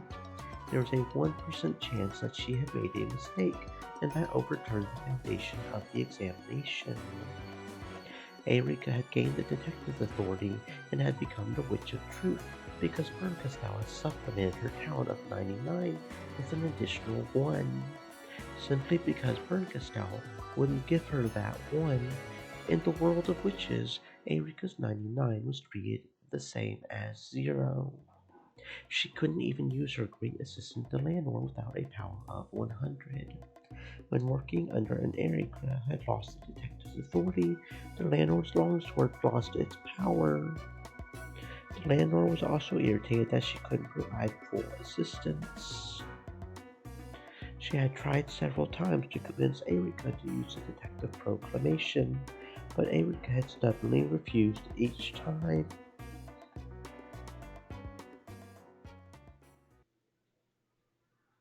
Why not just do it? Make that detective proclamation. If you do, you'll be unstoppable. The landlord could even use her red longsword in the Nox Decalogue. Why not do it? If you want. No. There was no need for anyone to explain. By now, it was clear that Africa hadn't abandoned the detective proclamation by her own will. When Battler reached the truth during the previous round, the game was already finished. This isn't really the 6th game, it's just a finale so that Battler can have a chance to serve as Game Master at the end. The result was already decided last game. Yes, pretty much. The games won't continue forever, and I've lost my bet with Burn. In this game, Battler will prove that he's reached the game's truth, and then B2's game will be destroyed in a big victory for the human side, and a big victory for Burn too. Well, supposedly, but you look unsatisfied for some reason. Yes, I'm not satisfied. I didn't want such a boring victory. The victory you did want had Beatu's game board being torn to bits, and Beatu's true, pathetic form exposed, humiliated, and trampled on. But this victory of Battler's isn't quite like that, is it?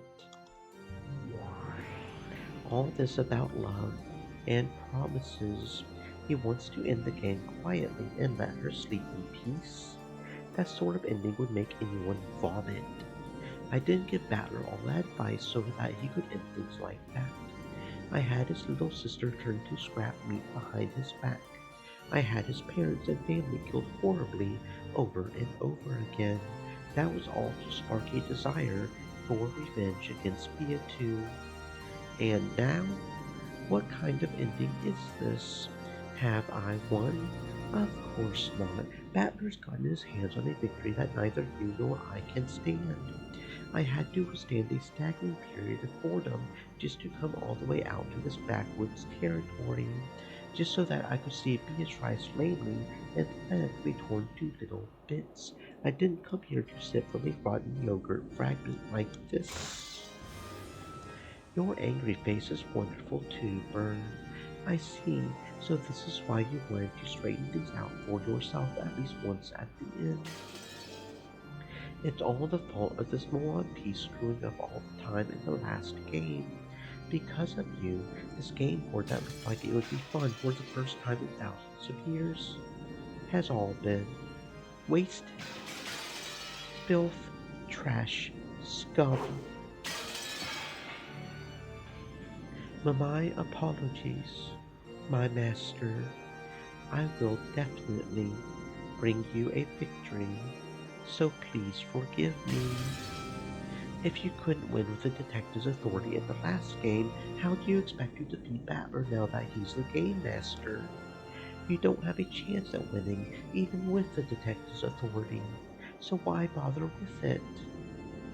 I.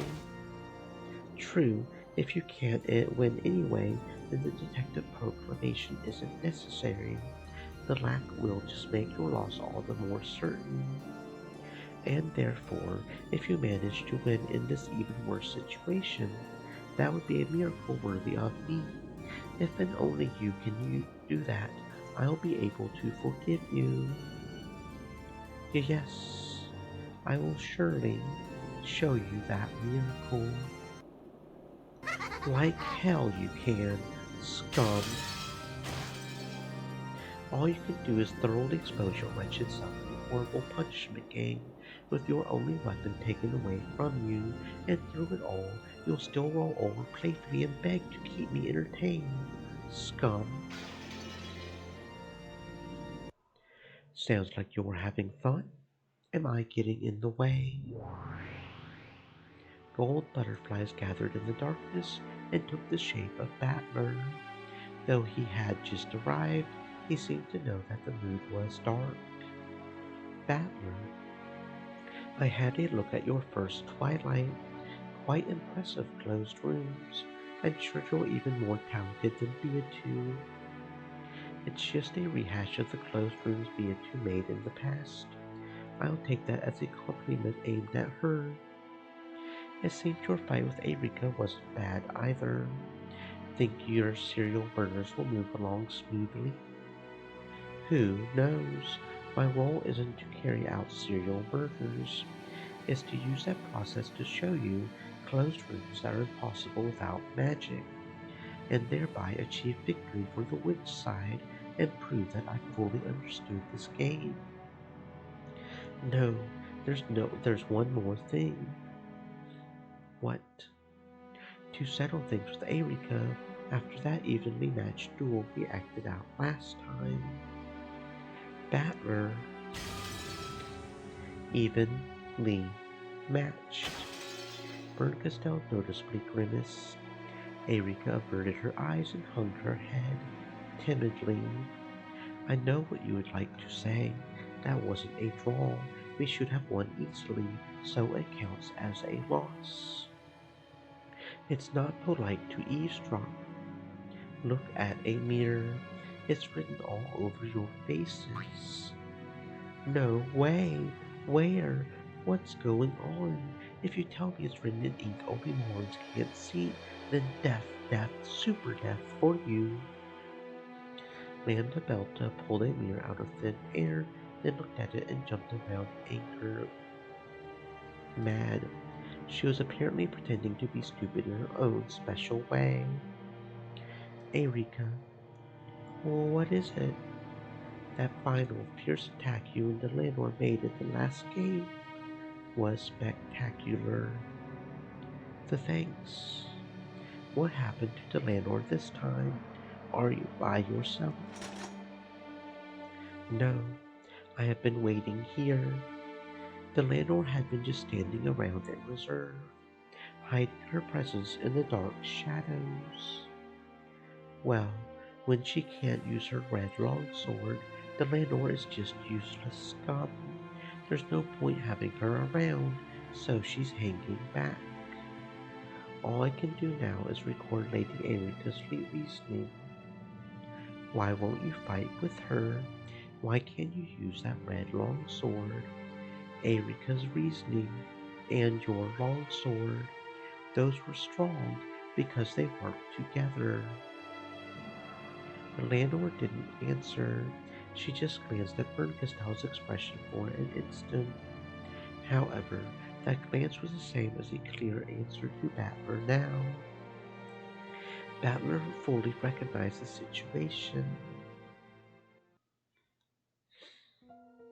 You, you're the one who told Erika not to use the detective proclamation.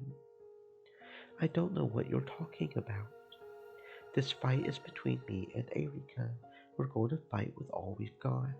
That way, we'll be able to accept it whether we win or lose. There's no need for a mastermind behind the scenes like you. Come now, I'm no mastermind. I'm just a theater goer trying to relieve her boredom. A theater goer is someone who sits quietly in the stands and watches. That's not what we call someone who cheers at the stage and threatens or manipulates the performers. Sorry for being an ill mannered audience. You might not know it, but I've already paid a huge admission fee to watch this play. Sorry, but I intend to enjoy it until I get my money's worth. If you get in the way of the game's progression, I can use my authority as the game master to boot you out of this game. If you want to, go ahead. If you chase me out, then I'll head back with my piece, Erika. This game will be cancelled, and you won't be able to prove that you've reached the truth. A theater goer is an observer. A truth with no observers is the same as an illusion. You need a theater goer as a witness until B2's game ends. Our truth only needs to pass between the two of us. If you get in the way any further, I will boot you out by force. Then you can writhe around in boredom for a few centuries until you find another way to kill time. Then go ahead and do that. Erika, this game is over. Good work. You were completely useless. You weren't able to overturn the dishonor of your loss, so as promised, I'll throw you into the worst fragment. I'll toss you into the depths of oblivion with the empty popcorn buckets. But my master, I will win. I'll win no matter what. So please, let me fight Battler until the end. I don't want to lose and get thrown into the depths of oblivion. You know what I want to watch until the end, right? But Battler says he'll toss me out. What'll you do, Lambda? Well, I realize you've been irritated since the last game, Burn, but calm down a bit. And Battler, don't provoke Burn so much. This kid can't control her emotions sometimes. Shut up! Who can't control her emotions? Bern Costello, who had never showed any expressions at all at one point in time, was now twisting her face into all kinds of displeased and ugly shapes. When Lambda Delta made fun of that, Bern Costello clicked her tongue and looked away. As they say, nothing can stop poison but poison. Apparently, Lambda Delta was the only one who could rein Bern Costello in. Erika, you want to fight Battler, clear your name, and get Bern back into a good mood, right? Yes.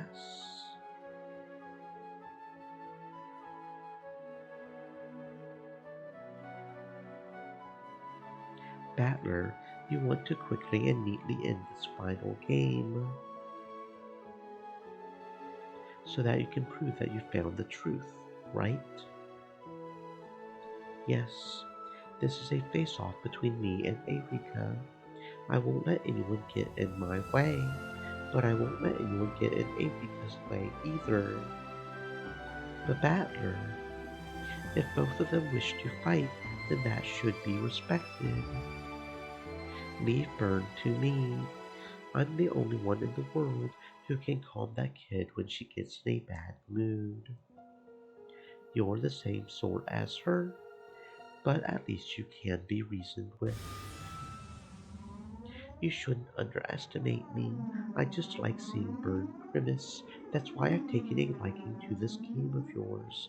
If you think I'm easy to handle, you're apt to get burned. Okay?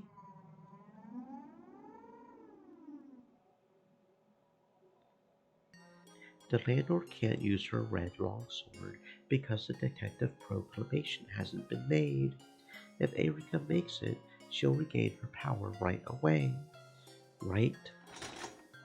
Yes. When that happens, forgive me. Erika. What? Make the detective proclamation. No. Do you really think you can beat me as I am now without the detective's authority? I can win, Lord Battler. Lady Erika herself is a piece. She cannot disobey her master's orders. All she can do is gather the power she has. and fight for survival. And Delanor, your power can't be used at all without the detective proclamation. I need permission before unsheathing the red key. One form of that permission is the detective proclamation. Are there any other ways of getting that permission? Well, what are you saying? If you're doing this out of pity for me, that's none of your business. Quiet. You're so flimsy by yourself that it's boring. Be quiet, detective who isn't a detective.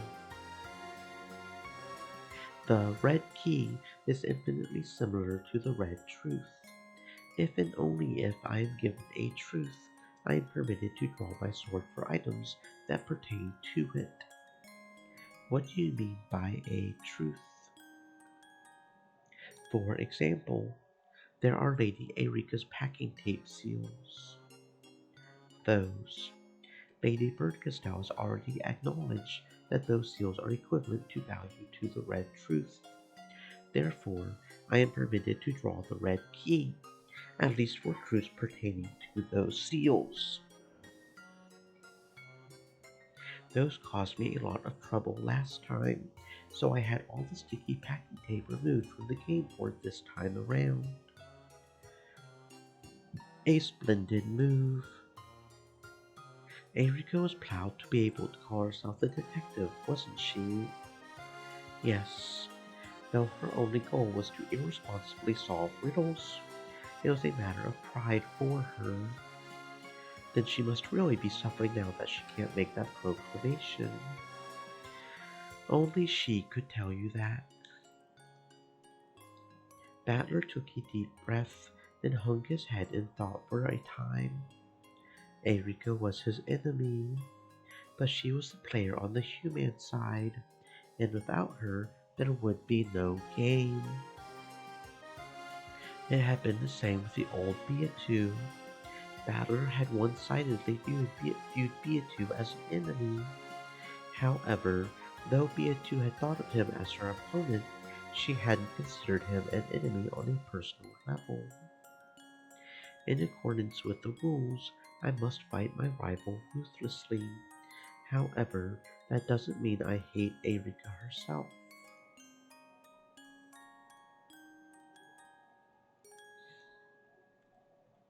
I won't misunderstand Beatu's game. Erika, you're free to choose not to make a detective proclamation. In that case, go and fight just with your power as a human. I've been prepared to do that from the start. However, you have talented allies. Delanor, Gertrude, and Cornelia. You aren't alone. You have allies. Yes, but they're unreliable, powerless, and useless scum. Delanor, just like how I was supported by Virgilia and Renode in the past, Erika needs support as well.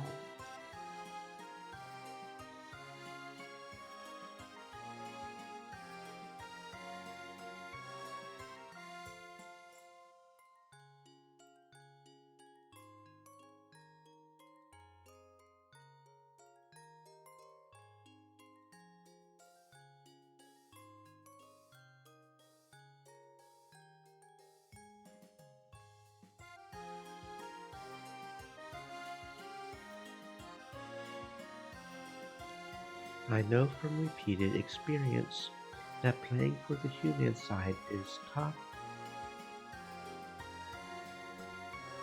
Yes, I will assist her with all the power I possess. Understood? Know that it is our job. And you can't even use the red truth. Erika, I will give power, not to you, but to your allies. Well, what do you think you're doing? I would rather die than receive your pity. 3 people. Eleanor, Gertrude, and Cornelia. Erika, I will let you use 3 rooms worth of those packing tape seals. To fully seal one room, multiple seals would be needed to cover all the doors and windows. If he had said 3 seals, it would only have been possible to fully seal one room at best. So Battler was generous and limited them by room instead of by seal. Lord Battler. As the game master, I also acknowledge that those seals have the same effect as the red truth. This way, you'll also be able to wield that red broadsword in the fight surrounding those. Right? Yes. But are you certain? Winning against Erika when she's less than detective is hardly a victory.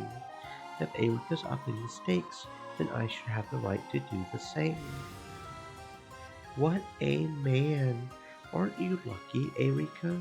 Now you can use a bit of red without making the detective proclamation and irritating your master. You'll regret this. I'll use these 3 seals and kill you no matter what. Perfect. Come to kill me. Those Stream only elements. for Said. Stay moist, my friends, hydrate. 3 rooms. It was a red truth that Erika had desperately wanted. Now she finally had enough leeway to fight as she pleased. She ground her teeth at being pitied by Battler, but her tears were not those of shame. Understood. 3 rooms worth of packing tape seals. Accepted. Regarding this matter, should we consider them as being accepted retroactively? Back when Lady Erika received the non-sticky packing tape from Mrs. Kumasawa. Erika had borrowed packing tape from Kumasawa to make seals with. However, Battler had made it so that those weren't sticky. If he ruled that there had never been any problem with the stickiness of that packing tape, the transition could be made smoothly. Sure, that's fine. I'll rewrite the tale. The packing tape that Erika received from Kumasawa-san late at night on the first day was sticky, but there was only enough left to use on 3 rooms. I'll apply that from here on out. Understood. Lady Erika will also retroactively adjust her movements, starting before the discovery of the first twilight, and taking into account that the application of this privilege is now possible. As soon as these changes affect the progression of the game, they will be reported to the Game Master, letting you do it retroactively even though you know which rooms the crime will occur in. That gives you a pretty big advantage. You won't have to waste tape on other rooms. It seems you've grown quite arrogant since becoming Game Master. Isn't it fun to give out charity to your pathetic opponents? Quiet, and don't misunderstand. I'm not being arrogant or soft here. Erika, use this weapon and come at me with all you've got. Then I'll crush you with all I've got. So hold your head up high and use those 3. That is all. Battler made to leave the room with a flick of his cape. As he did, he thought he heard Erika let out a strained voice calling him to stop. What is it? If you have no business with me, I'm going. Make sure you talk with Delanor. Don't listen to those obnoxious witches, whatever they tell you. As long as I'm on this game board, I won't let them do whatever they please. Thank you. Thank you. I'll fight with all I've got. I'll come at you with all my strength.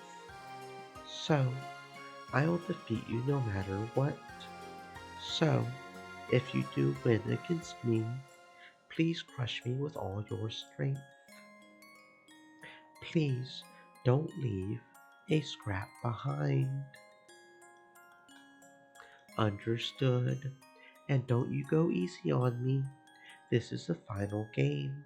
I'm playing to prove to Viatu that I've reached the truth. By now, who wins and who loses doesn't affect that goal. So, I just want to accept you as a rival and settle this. In the game, let's suspect each other over everything as enemies.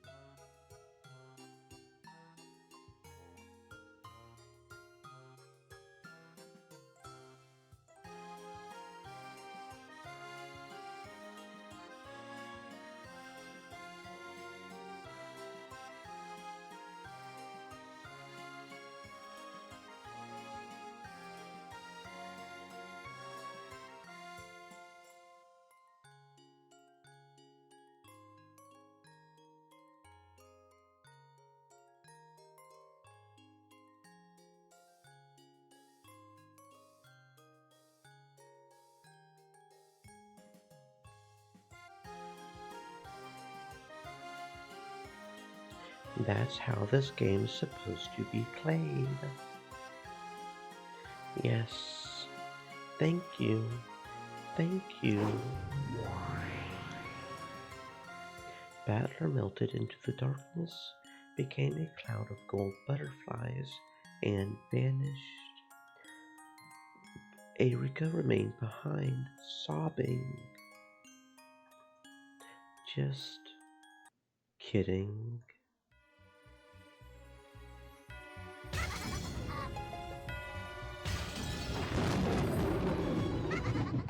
You're a dim, stupid man. You totally fell for it and gave me the tape. I, Furudo Erika, have packing tape. It was hard to imagine that the person who had been sobbing pathetically and this person now were the same.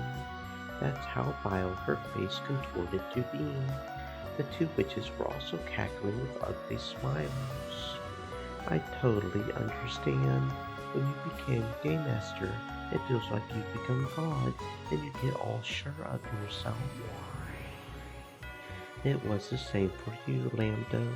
Of course you would lose after leaving a stupid mistake like walking corpses alone. Stupid Game Masters, stupid mistakes, stupid pride, stupid losses, stupid battler, stupid everything. Stupid losses, stupid battler, stupid everything. Has a nice ring to it. Nice one, my master. Stupid battler, stupid everything, stupid battler, stupid everything. If that stupid battler really thinks Eureka's at a disadvantage, then I really pity him. A detective proclamation isn't what you need to kill a moron. Death by falling on a piece of tofu.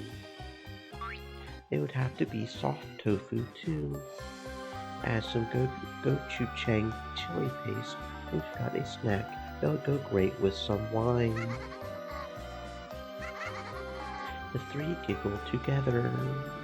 It had all been an act to get the packing tape for the seals from Battler. Even though the packing tape that had tormented him so much in the last game was unusable in this one, he had fallen for Erika's act, and she had gotten what she wanted, though just 3 rooms worth. The illusion that Erika had an overwhelming disadvantage was just an act, a trap to trick Battler and make him hand over the packing tape. With this, I can kill Battler perfectly. I figured out those pathetic closed rooms long ago. A perfect closed room. Dumbass, I'll show you a real perfect closed room, and I could almost cry for joy at the fact that you gave me the weapon that'll finish you. My master, Lady Lambda Delta, thank you so much for going along with this act. It was fun. No need to thank me. Plus, it wasn't an act. Ernestelle said something that was probably disturbing, but in her good mood, Erika didn't care a bit. That pudding for brains moron, thinking he's done something so noble. I'll make you regret it. Okay, let's use these seals at our leisure. You did great too, Delano. It seems that Battler trusts you, so he believed every word you said. Don't tell me your conscience is hurting, you little murder doll. No. Delano looked at Erika in a slightly lonely way. Then, after shaking her head slightly, her gaze turned hard and she looked at the darkness Battler had disappeared into. He should have known that this was a no-holds-barred fight. How foolish, Lord Battler. This is, without a doubt, the result of your pride. Mr. Battler, this will be fatal.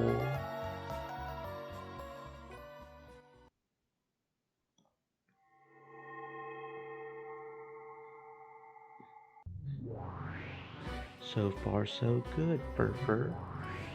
Yes, all the lovers clearly possess a strong will. This is a victory for love, that we shall extol. Everyone had gotten used to these two overdramatic demons. George spoke quietly with an annoyed expression.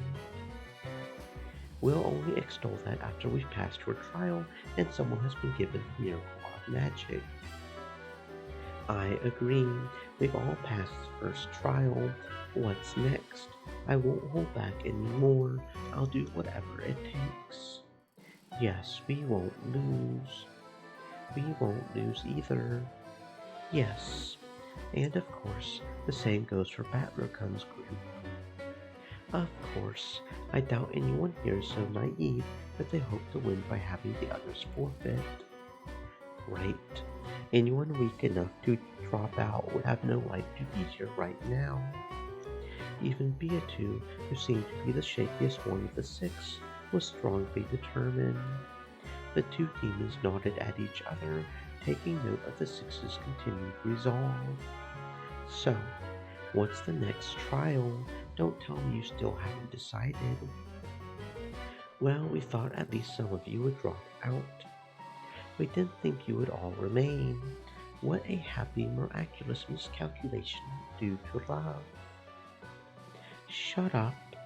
So, are we going to play musical chairs or something to make sure someone drops out? Yes, precisely that. We've decided to have this trial eliminate one group no matter what. This trial is the second twilight of the epitaph. Tear apart the two who are close.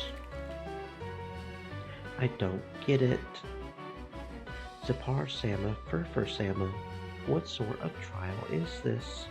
Do you mean we're going to kill each other? That would settle things quickly, though it's not civilized.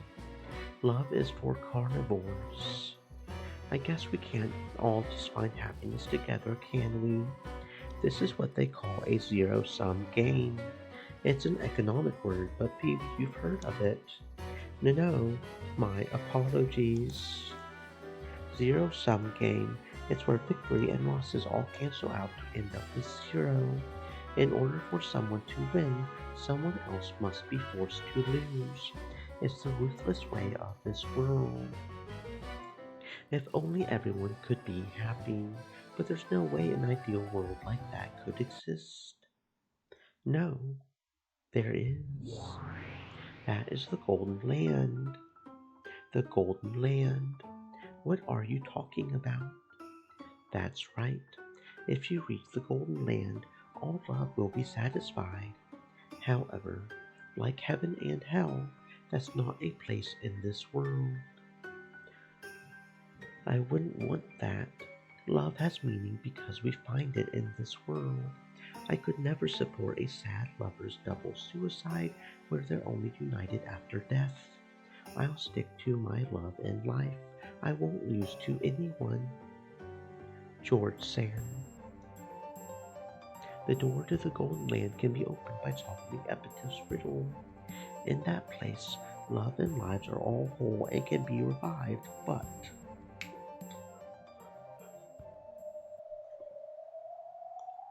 we're straying from the point. Let's hear about the second trial now. Right. What are you trying to make us do with this tear apart the two who are close thing? It's quite simple. The only possible way to tear apart two lovers is by the sad farewell of death. The second trial involves killing one of the six. Of course, any lover with their partner killed is disqualified. In short, one group of lovers must fail during this trial. You say kill so easily. What are we supposed to do? You can just fight to the death, or you can decide by a lottery of some sort. Like hell, we would choose by drawing lots. Let's have a fair and square duel.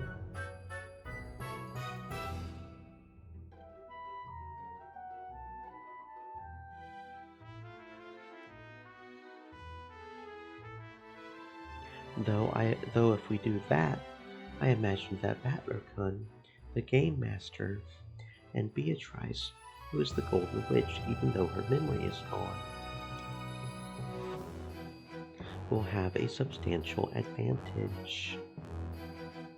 Well, I wonder about that. Don't worry.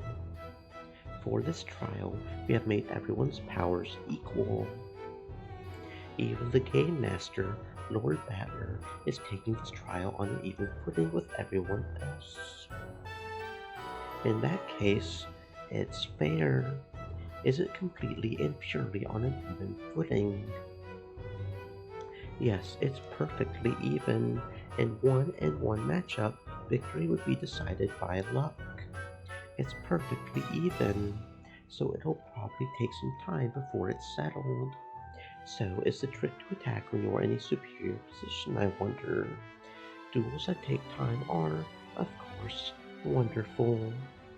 Why would anyone leave it up to luck? Of course, we want to fight any situation to our advantage. In that case, a three-way struggle. Won't that mean we're stuck? Beatu was the first to notice. If the six were truly on an even footing and both willing and capable of winning, one pair would have to concentrate their attacks on a single person.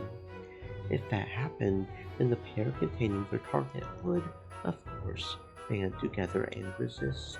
In other words, it would never be 2 against 1. It would become 2 against 2 and a matter of luck.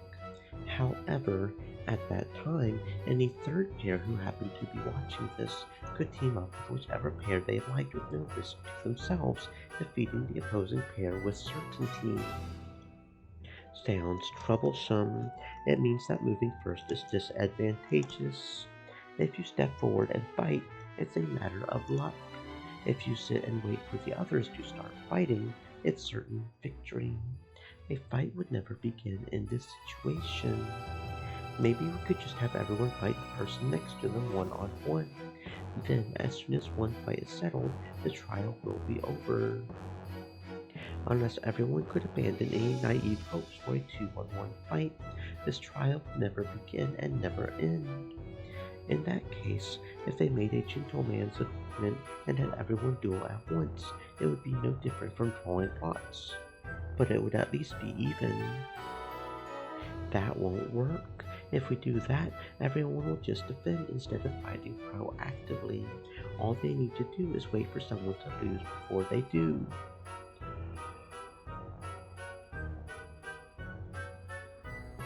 Shannon's point was a sound one. If both fighters just glared at each other without attacking, then neither would lose. All they had to do was wait for someone other than themselves to lose first. This brought them back to the starting point. No one would fight proactively. In the end, no one will move and nothing will be resolved. Since there's this arithmetical situation where we all have the same strength, it's almost like a puzzle. True, it would have been an interesting duel if our strengths were unknown. However, since we've been told that we're perfectly even, this duel is no different than rock, paper, scissors. In that case, why not use rock, paper, scissors to decide it? Are you crazy? I'm not going to do that. Even if someone does lose, there's no way they would accept their loss. If they don't accept it, then they will be attacked by the 4 winners. In the world where all are equal, the losers will have no chance of surviving. True. Well now, is rock, paper, scissors actually the most reasonable way to settle this? It's extremely reasonable. However, if you ask me whether I would be reckless enough to entrust my fate to a random number generator, the answer is no. Please do consider that problem. This is the second trial we have for you. Think and fight to the death. Please decide whom the sacrifice will be.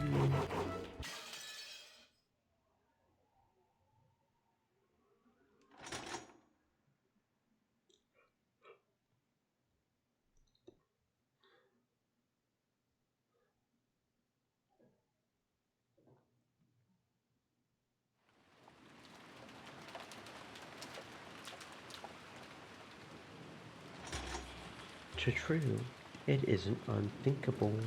The Servants are the most suspicious. It isn't as though we have any physical evidence, so we can't tie them up and throw them in a closet. So, we need to make sure that they're always within sight of those with guns. and that we keep an eye on them all the time. On the key, we should also gather the master keys. Only the servants could have created those closed rooms. They must have done something with the chain locks, using some tool or arrangement that only the servants know about. They have all served us for a long time. I can hardly imagine that they would commit murder. Kinzo-san's life is nearly over, and I hear that the inheritance problem is still very shaky. Add on that story about 10 tons of gold being hidden somewhere. A possible payoff like that might be enough to convince certain people to commit a crime. I don't want to think about it, but there's also a chance that the old bastard is running some bizarre occult ceremony. The servants of the One Wing are his pawns, and they might have been the ones to carry out the murders. How about Dad, anyway? Have we been able to contact him yet? No. The extension line isn't working either.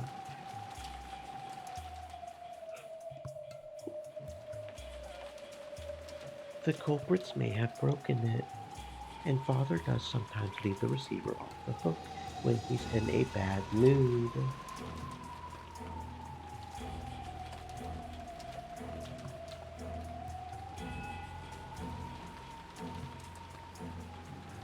When I knocked, I only received a grumpy reply. We can't contact him, but that study is well protected. It's probably safer there, so it might be best to have him stay there. Flustered, Kraus tried to explain away Kinzo's silence. Battler, the game master, hadn't made Kinzo's death a major theme for this game, so the conversation didn't progress any further at this point. They stopped talking about Kinzo without Rudolph thinking anything was particularly suspicious. Anyway, we can't let the servants go unsupervised. I've already talked with Hideyoshi-san about this, but we've decided to split everyone into 2 rooms on the 2nd floor and hole up in there. Why 2 rooms? Wouldn't one room be more secure? Well, if you tried to stick 12 people in one room, they would suffocate. It would also be best to isolate the people we need to keep the closest eye on. There's Genji-san, the head of the servants, Goda-san, the largest one there, and though he's just a kid, Kanon-san is a boy. I think we need to pay those 3 special attention, Aniki. This way, we can isolate that group, and you and I can keep a close eye on them. With 2 guns, the pair of us could cooperate on a moment's notice. If they make even a single suspicious move, I understand. Let's do that. But Rudolph, we cannot be certain that they are the culprits. Don't be too pushy. You're telling me not to be pushy? We must be getting old. Right now, Hideyoshi-san is upstairs, dividing everyone into the 2 rooms. We'll gather the ones being isolated in the cousin room, and the others will go into the next room over. Right, Aniki. What about Jessica-chan? She insists on being in the same room as you. Jessica. We were planning to have 5 people in the cousin room and 7 in the next room over. If Jessica-san wants to go to the cousin room, it'll be split clean down the middle. If this was a wolves and sheep puzzle, there are now 3 servant wolves and you 2 sheep in that room. If you add in Jessica-san, it would be balanced out. For a while, Kraus crossed his arms and thought.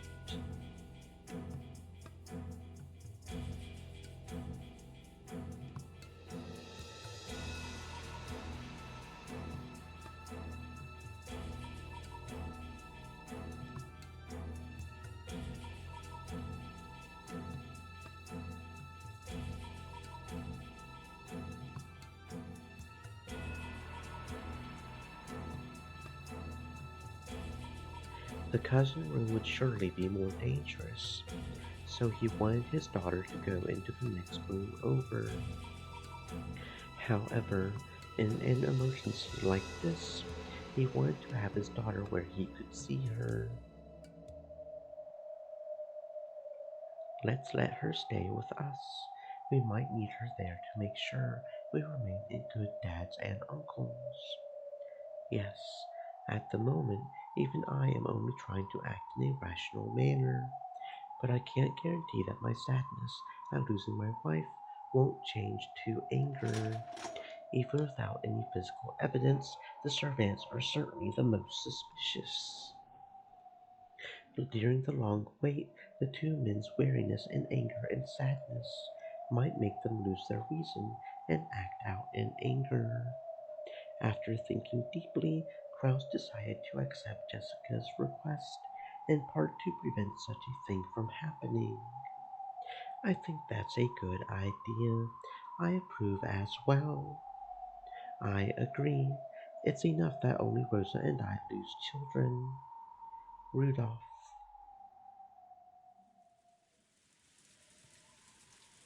In this way, all of the survivors except Kinzo split into two groups and holed up in two rooms on the guest house's second floor.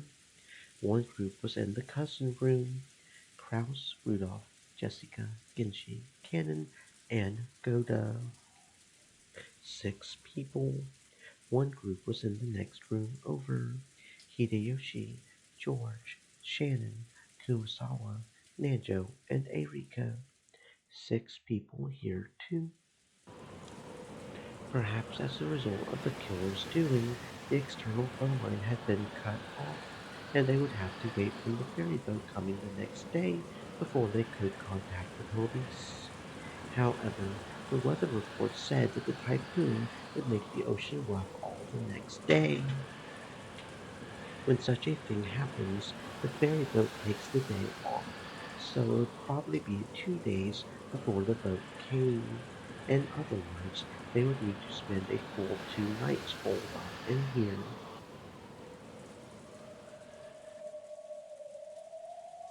While Erika and the others held a planning meeting in the lounge, food and blankets had been brought in to prepare for the siege. The sudden tragedy had everyone on edge, but it was already well after 2 in the morning. If they really suspected the servants, then the observers couldn't afford to fall asleep at the same time. Either Kraus or Rudolph should probably take a nap right away. Not bad. Even without the detective's authority, you've managed to take control pretty cleverly. A man who's lost his cool is no different from an emotional dog. If you treat them properly, it's easy to control them. One of the benefits of the detective's authority was being able to take charge of the situation. Because of this, Erika, who was both a guest and a young girl, had been able to order a large number of adults around at will. However, she didn't have that power this time. So, Erika had taken charge by making good use of her natural conversation skills and techniques for controlling men. The detective's authority is the same as magic. You can't do anything that's impossible for you. So, I guess Erika was only acknowledged as such because she already had that much power. Magic is not something that is given to lazy or powerless humans. Right.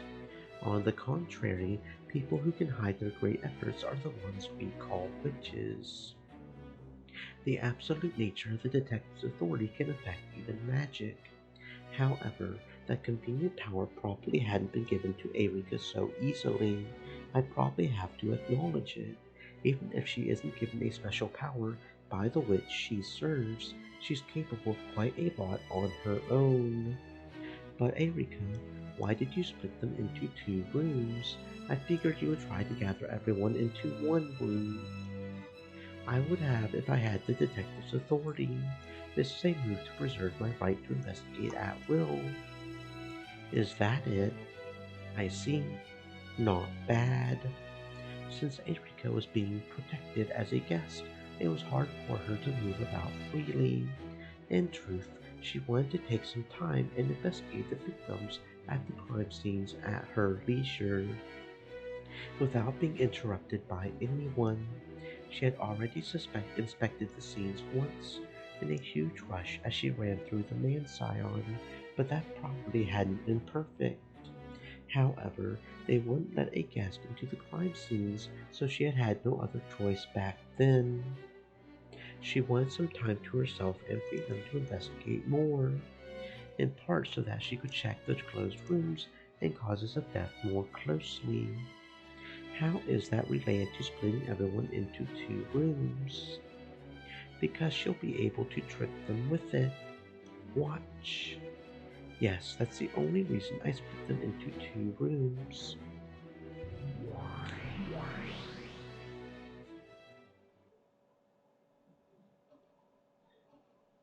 The cousin room was filled with a quiet tension. This room had 6 people: Kraus, Jessica, and Rudolph.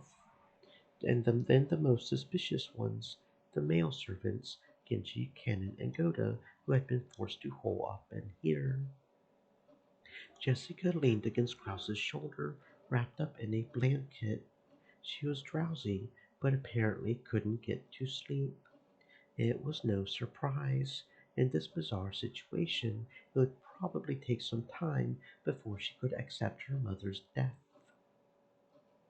Cannon thought that this was the sort of time he should stay by Jessica's side, but that looked like it would be hard to do in front of Rudolph's intimidating glare. Rudolph stayed completely silent, but his inner emotions showed clearly in his eyes. So, Genji, Cannon, and Goda didn't have to ask to realize that they were suspected. Sometimes Goda asked to help in an attempt to get on their good side and correct this misunderstanding, but it seemed to be having the opposite effect. The best option available to him was to stay quiet so that he didn't aggravate Rudolph and sit still at the end of the sofa. In the next room over, there were also 6 people: Erika, Hideyoshi, George, Shannon, Nanjo, and Kumasawa. The format of the room and the constricted atmosphere were the same as the cousin room, but even so, it was relatively calm there.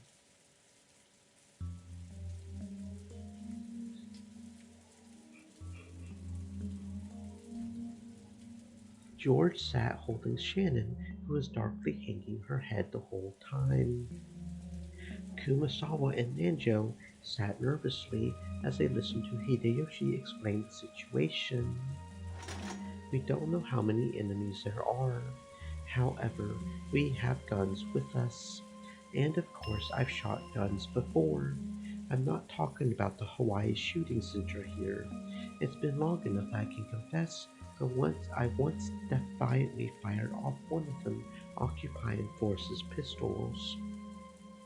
You see, back then, the black market was controlled by foreign gangsters. He probably wanted to make everyone feel secure by convincing them that he could be relied upon. Hideyoshi went into one of his old stories that everyone had heard many times, and which had gotten more extravagant each time they had heard it. It didn't make them any more confident in Hideyoshi's abilities, but it did seem to calm things down a little by bringing in a sense of normality. Why has a crime like this happened? I hope the boat comes tomorrow. That seems unlikely. It looks as though we'll be staying here for 2 nights. Now is a good time to get some sleep. My nerves aren't dull enough to let me sleep soundly in a situation like this. George Sama, the pain and anger of losing his mother quietly tormented George. Sleepiness probably wouldn't be coming to him for a while. Erika suddenly clapped her hands as though she had just remembered something, then whispered in Hideyoshi's ear, interrupting the old story which he had grown quite engrossed with. Sorry, I'm going to go to the cousin room for a second. There's one little thing I just need to check on with the servants over there. Can't you use the phone? You just need to dial the room number. Have you forgotten? It seems the culprit has broken the phones. Wait, you don't mean you found some kind of contradiction in their testimonies? Up until this point, Erika had spent a lot of time giving the impression that she behaved like a detective. So, Hideyoshi immediately assumed that this was something vital to do with the crime. It'll be easy to check, but it might be a huge lead. I'll be back before long. Please don't let anyone leave this room. Even though it's the next room over, it's too dangerous to go alone. You sure you don't want to take someone with you? We can't trust the servants or Nanjo-san completely. You're in charge of this room. George-san is needed to support you. There's no one left. Don't worry, the detective never gets attacked. Erika had already worked hard to look like a sharp, clear-headed person. Hideyoshi relaxed and agreed, thinking that was just next door and wouldn't be a problem. After an hour, no, better not to wander around too much. I'll stay over there until morning.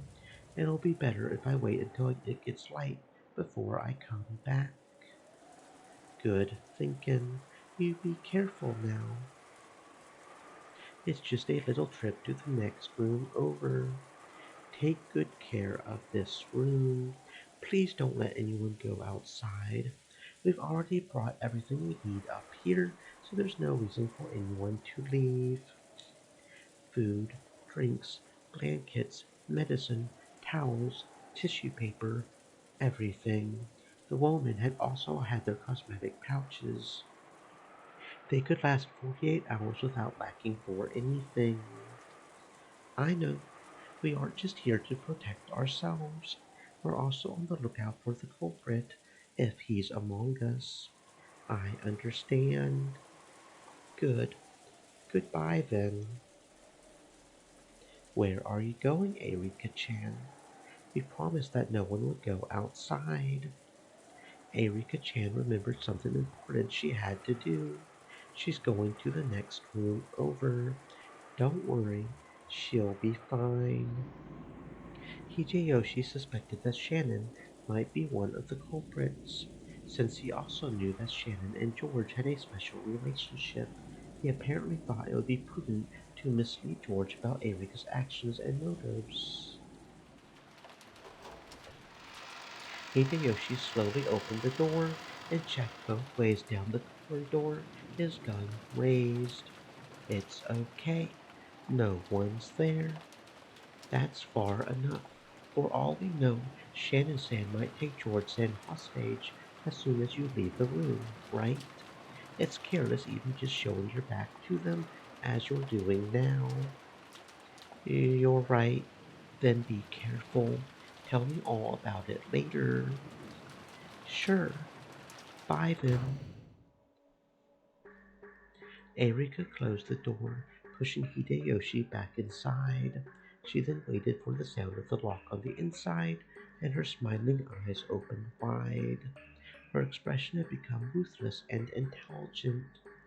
In this way, Erika was able to gain several hours during which all the suspects were sealed up and she alone was free. Finally, I can investigate to my heart's content. But first, Ushiromiya Battler. Don't use my full name. Allow me to confirm the location of all characters present. Repeat it. Of course, I'm not obligated to respond, remember? If you don't, I'll just say that someone sneaked out while I wasn't looking, and that this person was responsible for the bizarre crimes that are sure to follow. If you want to show me an impossible murder, you should first confirm their locations. Sure, why not? I'll listen, at least. Let me hear it. From now on, instead of repeating the barricaded room next to the cousin room, let's just say the next room over. Does that work for you? Sounds simple enough. Got it. And when I check everyone's locations as I am about to, I am not concerned with whether they're alive or dead. Think of it as the location of their body. And of course, I'm referring to the current point in time. Here we go. The six first Twilight victims are located at the places where they were discovered. Natsuhi is in her room, Eva is in the VIP room, Kirie is in Krause's study, Rosa and Maria are in the parlor, and you are in the guest room. Don't tell me you're already going to refuse. Don't worry, I acknowledge it. First off, it was acknowledged that the victims' locations were the same as the rooms that had been shown by the witch side's illusion. Good. I'll continue. Hideyoshi, George, Shannon, Kumasawa, and Nanjo are in the next room over. Acknowledged.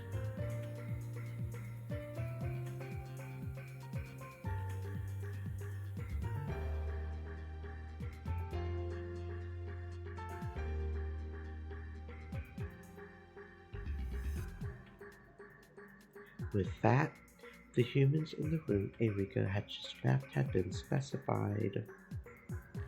Carefully checking even obvious things like that was the most basic part of playing on the human side. Good. I'll continue. Everyone else is in the cousin room. The word everyone drew a slight reaction from Battler. The intuition he had built up from all of his previous games told him not to answer this one instantly. I refuse. Acknowledging that would mean that Kinzo's corpse would also have to be in the cousin room. Pardon me, it has already been shown that Kinzo no longer exists, so please remove him from the word everyone. Why are you using the word everyone for the cousin room alone? Why are you so vague when you could just mention the names of Kraus and the other five individually? It would just be too much of a pain to read out all their names. Or is there something wrong? Does using the word everyone create a problem with some trick of yours? If Battler had been told to repeat Kraus, Rudolph, Jessica, Genji, Goda, and Cannon are in the cousin room, he would probably have acknowledged it with the red without thinking too much about it. Of course, normally, Erika would have mentioned the names of everyone inside and had him repeat it precisely. Battler had paused, feeling some kind of unease because of that unexpected demand and the word everyone. Excluding Kinzo and me, there are 17 people on this island. 6 were killed and are lying in the Mansyon, and 5 are in the next room over. And the remaining 6 are in the cousin room. That's a reasonable assumption to make, right? However, there are 17 people on the island, so if we subtract 6, then 5, then 6 again, we're left with 0 humans whose locations have not been checked. But that sort of assumption would be extremely dangerous. I'm pretty sure that this sort of trick involving names and numbers of people caused you a lot of trouble with Nanjo's murder in the third game. Good point. That trick worked because the 18 names given didn't match up with the 18 people who actually existed, leaving room to add in an unknown person. And so, I can't feel secure just by checking the locations by name. That's why I used the word everyone. That word can prevent you from using a new trick that I haven't even thought of. I see. Pretty crafty of you. If Battler was planning a new trick where the names and number of people would be used to create false alibis, like the number of murder of Nanjo in the third game, even naming all 17 people and checking their positions left a trace of uncertainty behind. And if he cleverly managed to slip somebody past the names and numbers of people, for example, Let's say that an unknown assassin X is hiding on this island. Let's call him Puru Puru Pico Man. I see. Even if you just list everyone's names and check their locations, this Puru Puru Pico Man guy would fall outside the net. Precisely. Even hearing there are only 17 people on this island, and here are the locations of 17 people, is insufficient. There's already a precedent for this. However, the word everyone is just too broad. Can't you word it a little better? No. If we run away from the word everyone here, there's a chance that Erika will be able to use that as a basis for making Puru Puru Pico Man the culprit for everything. In my old fights with you, I also nailed several riddles with no basis other than the unknown 18th person named X. The word everyone is significant. Make sure you think very carefully first. Erika wore a full but evil smile, confident that she had made a powerful move. Players on the witch side must eradicate all possibilities that would be possible for humans.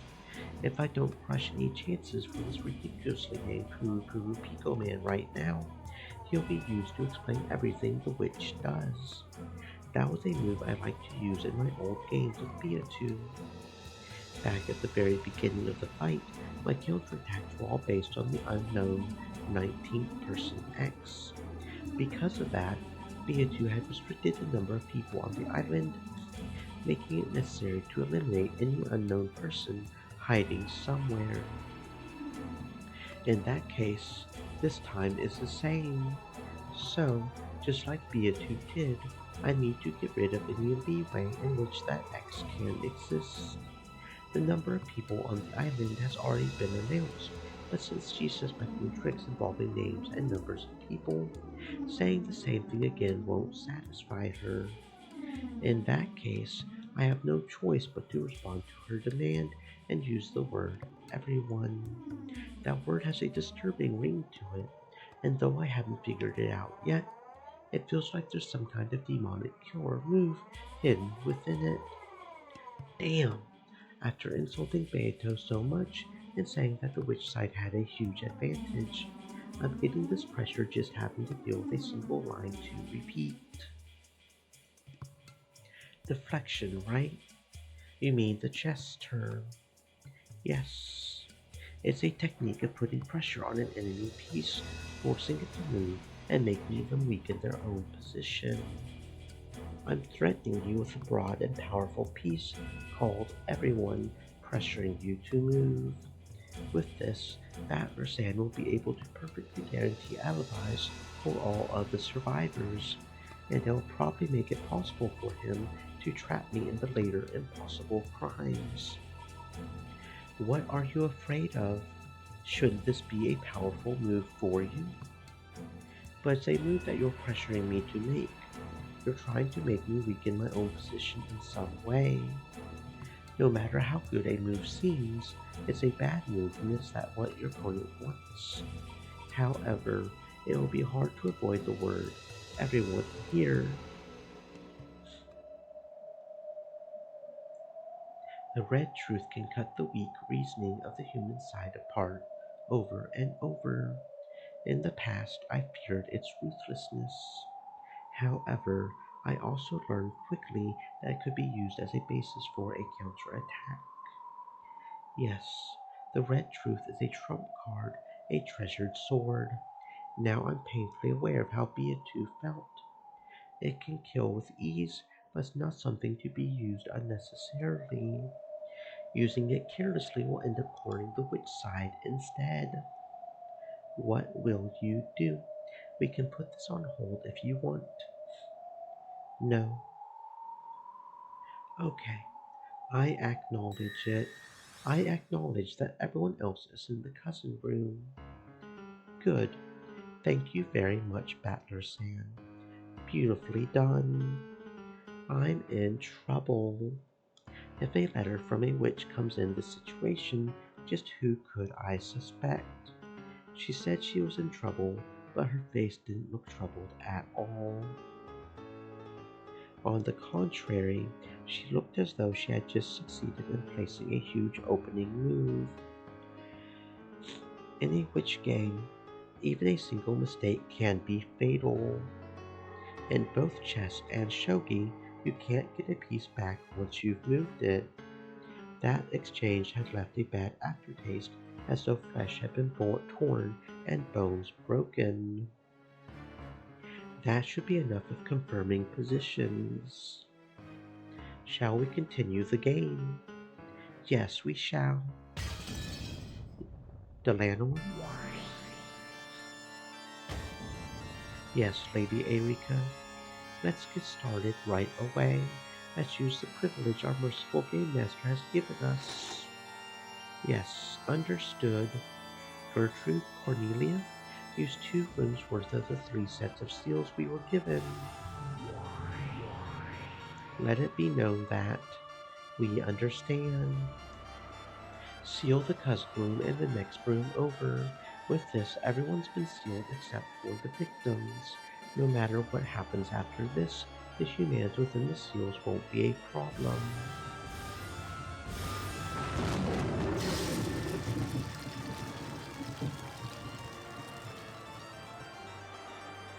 By the seals on the doors and the windows, the complete sealing of both the cousin room and the next room over has been guaranteed. For just an instant, the red longsword had returned to Delanor's hand. She had been given permission to draw it, thanks to the red truth that she had finally gained. When the fight concerned these 2 sealed rooms from now on, Delanor would be able to use that merciless blade, the red key. This overwhelming power could slice even the Game Master in half. For a while, Erika and Delanor just grinned at each other, entranced by the ruthless red light that was burned into their eyes. Senior Aide, allow me to ask a question. What is it? The players on the human side are to interpret questions proposed by the witch as being the work of humans. You are not mistaken. If that is so, why are Lady Erika and Commander Delanor fighting to lower the number of humans who can commit crimes? Cornelia's question was a very simple one. Those 2 had made this move boldly, making it sound like it was a powerful one, almost as though it would greatly damage the witch. However, if you thought about it, Erika was just strangling her own neck. We still don't know what sort of crime will occur in the future. Would it not be more advantageous to the humans if there were more people whose locations are not specified? Know that now is not yet the time for the lady or the commander to reveal their thoughts. I apologize for my idle chatter. Cornelia looked like she wasn't satisfied. In the previous game, when trying to help Kinzo escape from his study, Battler had desperately tried to break free from that closed room using various methods. As a result, Kinzo had escaped into the darkness of the night, and it had later been possible to treat him like an elusive phantom. In other words, closed rooms were advantageous to witches and disadvantageous to humans. Witches proposed closed rooms, and humans destroyed and denied them. That should have been the standard tactic of this game. And yet, Erika had created closed rooms herself, sealing a full 11 humans in them. In other words, this was the same as abandoning the right to use those 11 people when explaining all of the later tricks.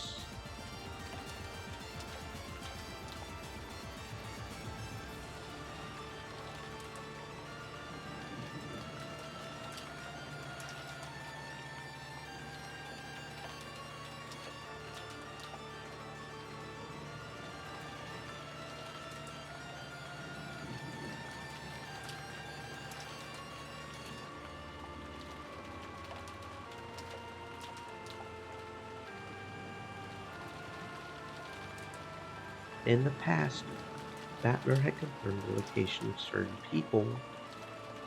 but that had been to check whether certain pieces existed with which he could break closed rooms. A completely different situation. Why had Erika taken these 11 people, who were also her pieces, and sealed them in a closed room? Cornelia hadn't experienced enough fights to understand this move, which looked as though they were trapping themselves.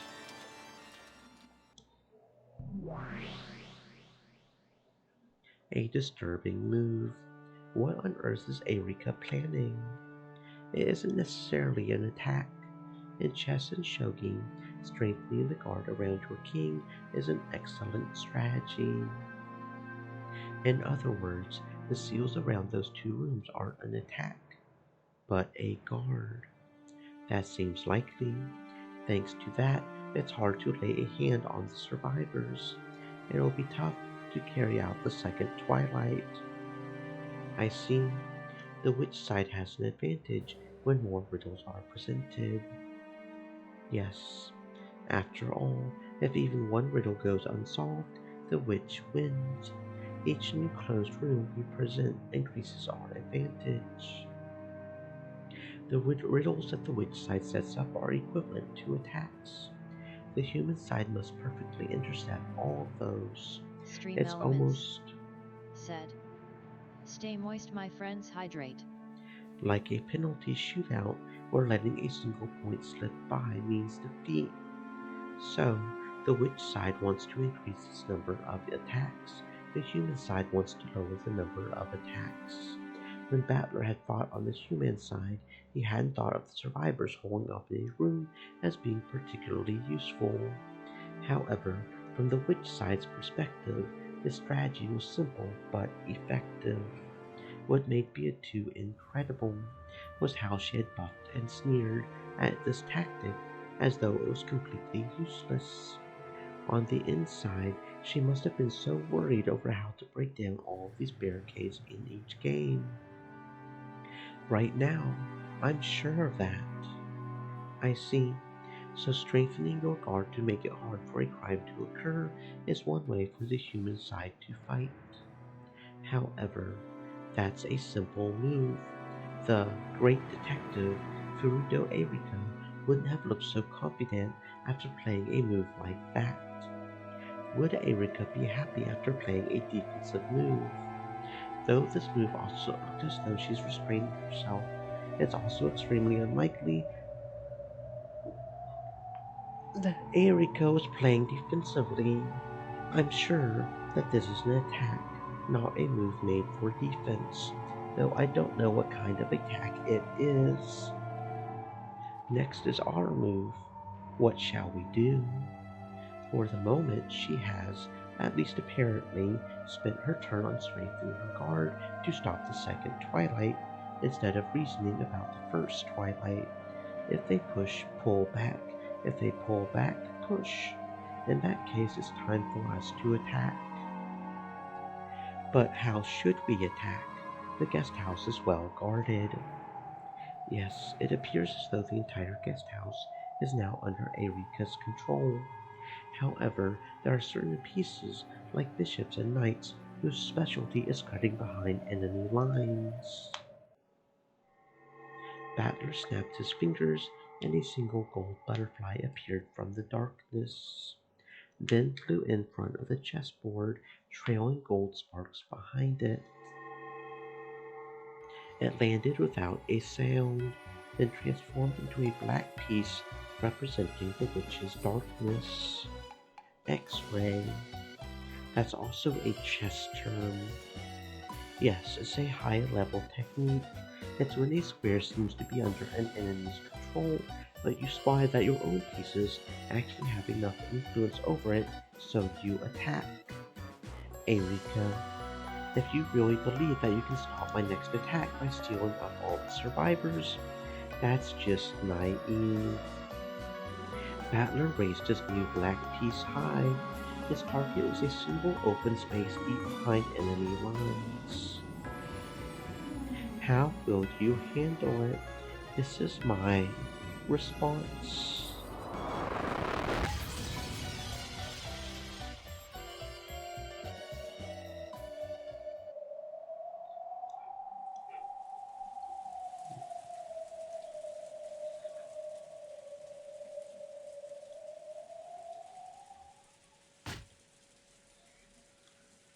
Now I can finally stretch my wings. First off, let's take a midnight stroll to the Mansion. You would take a stroll in the middle of the night to an eerie Mansion where a killer might be hiding? You must be very insane. Not at all. I worked so hard to get this time to myself, didn't I?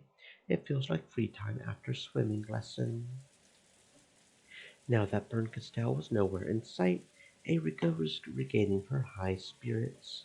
She wasn't exaggerating when she said she was spreading her wings. The landlord knew that she was risking her own destruction in this game, and she was not in a favorable position by any means.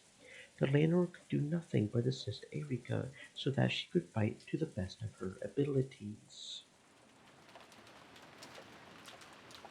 Okay, the locks on the first floor of the guest house are perfect.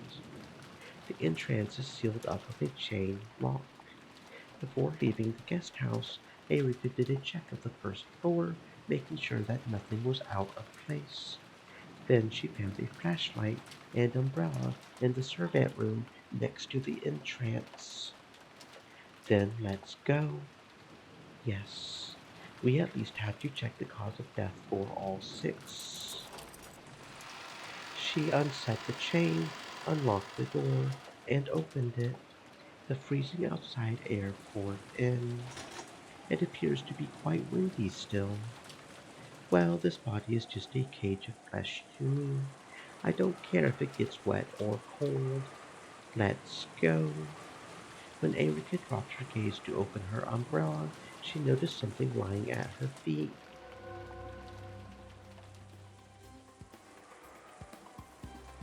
It's one of the usual letters.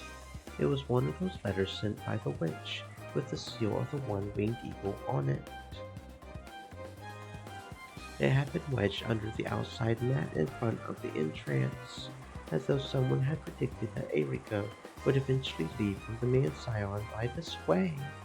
It was in the shadows of the large eaves, so it had avoided the rain entirely. So, it's here already, almost as though it was waiting for me. She bent over and picked it up. She then tore it open recklessly and pulled the letter inside out of it. A message had been written in neat letters. Welcome, Furudo Erika Samo. It says, so it's calling me by name. They totally saw this coming. What does it say? It's an advance notice for a crime. No, I should say it's a report after the fact. Apparently, they have taken Ushiro Miyazawa's corpse. It's basically saying, please try looking for it. So this isn't the tarot card the two are close of the second twilight. Well, disappearing corpses happen a few times in Beatu's game too. There's nothing really new about this. Erika shrugged and scorned the letter. However, this letter was a real attack. All of the survivors were sealed in rooms on the second floor, and at the very end, after she had gone around with Kraus and the others to check the locks on doors and windows, Erika had personally confirmed that there was nothing at this spot. So, this was an attack saying someone who shouldn't be here placed the letter, and that this someone was a witch. That was also an attack that the old Beatu had often used.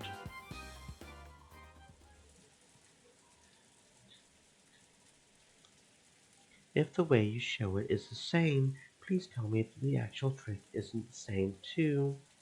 The landlord, please call Battler here. Understood. Lord Battler, we wish to take our turn. Got it. Let's have it. Sorry, I actually don't have a move to declare. The truth is, there's something I need to apologize for. Apologize? Battler and Beatu's eyes went wide. However, though Erika said that she wanted to apologize, she had a confident look in her face, as though even that apology would be a new move. So, Battler glared at her dubiously without letting her guard down. It's about those retroactive seals. I actually already sealed one place. I apologize for taking so long to report this to you. You already sealed something? In other words, you already used up all 3 rooms' worth. Yes, I promised that I would report on it right away, but I completely forgot until just now. You have my sincere apologies. You don't look like someone who's sincerely apologizing. Well, that's fine. I'm the one who gave you that privilege. So, what did you seal? The landlord. Allow me to report. Battler's guest room was sealed at the time of Lady Erika's inspection of the corpses. Beatrice tried not to let it show in her face, but her eyebrows twitched visibly and her gaze flicked over to Battler. Normally, I would have liked to seal all the closed rooms, but I didn't have enough packing tape. Out of respect for the game master, I sealed only the room with Battler Sand's corpse. So, you were kind enough to close the lid on my coffin.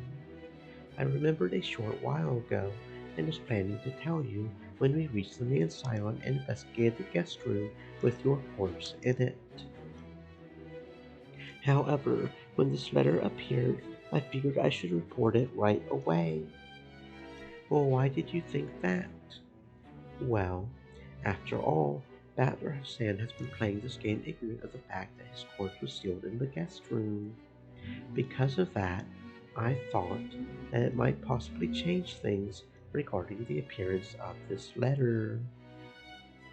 The cousin room and the next room over are currently sealed. Sorry for the late report, but the guest room with your corpse is also sealed. And there are 17 people on the island, excluding Lady Erika. The existence of an 18th person had already been denied in a previous game.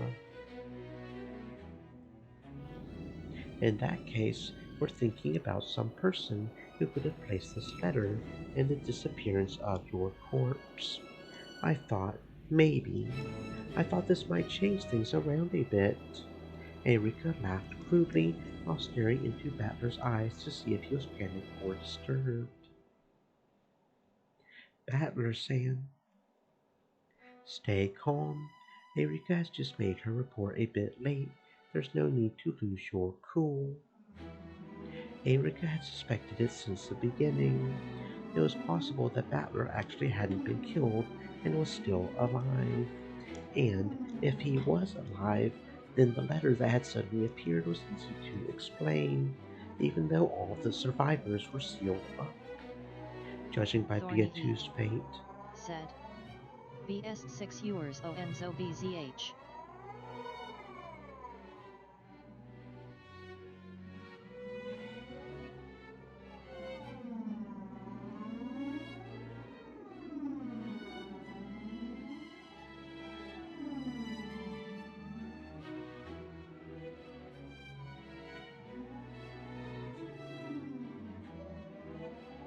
judging by Beatu's faint agitation, maybe Erika's guess had been right on the mark.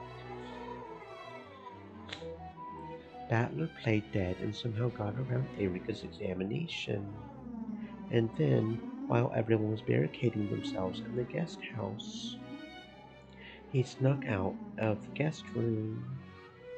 After that, he placed a letter detailing the disappearance of his own corpse in the entrance to the lobby and hid himself. If that was the truth, then the seals that had been placed on Battler's guest room at the time of Erika's examination were now very significant. In other words, if this was the trick they had used, then Battler would certainly have broken the seals when he left his guest room. The trick would not be workable without breaking the seals. Since the survivors were all sealed up inside the guest house, then if the seals on the guest room were broken, It meant acknowledging that at least one of the victims was actually alive. If Battler had known about the seals earlier, it was likely that he would have advanced the game in a different way to avoid this. In other words, it was very likely that an announcement about the seals would have had a large effect on the rest of Battler's game. Eriko was saying if Battler avoided breaking the seals because he was pretending to be a corpse and instead remained inside the guest room, perhaps his letter would not have appeared in the story.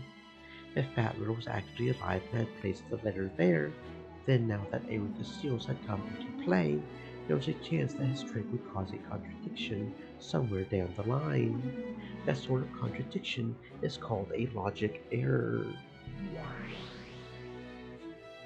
A logic error. I think we heard about that really early on in this story.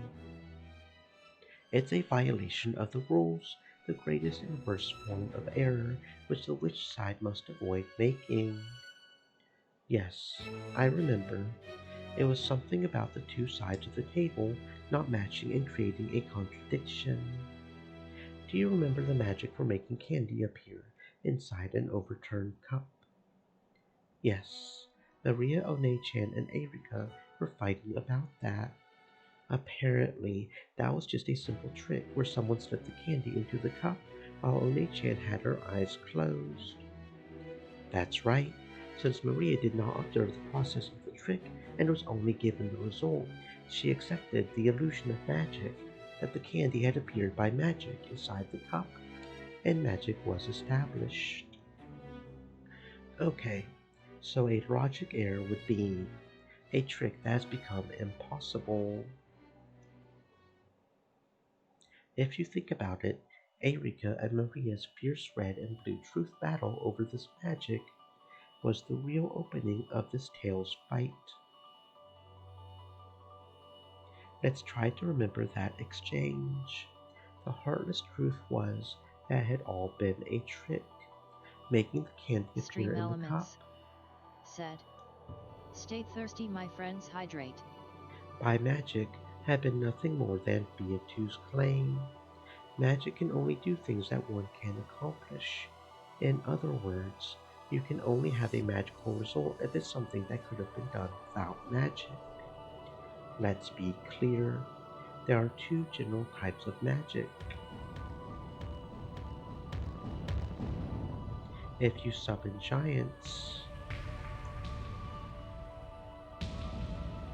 and make towers grow from the ground, but when the lid is taken off, nothing has happened in the rose garden. That's one type of magic.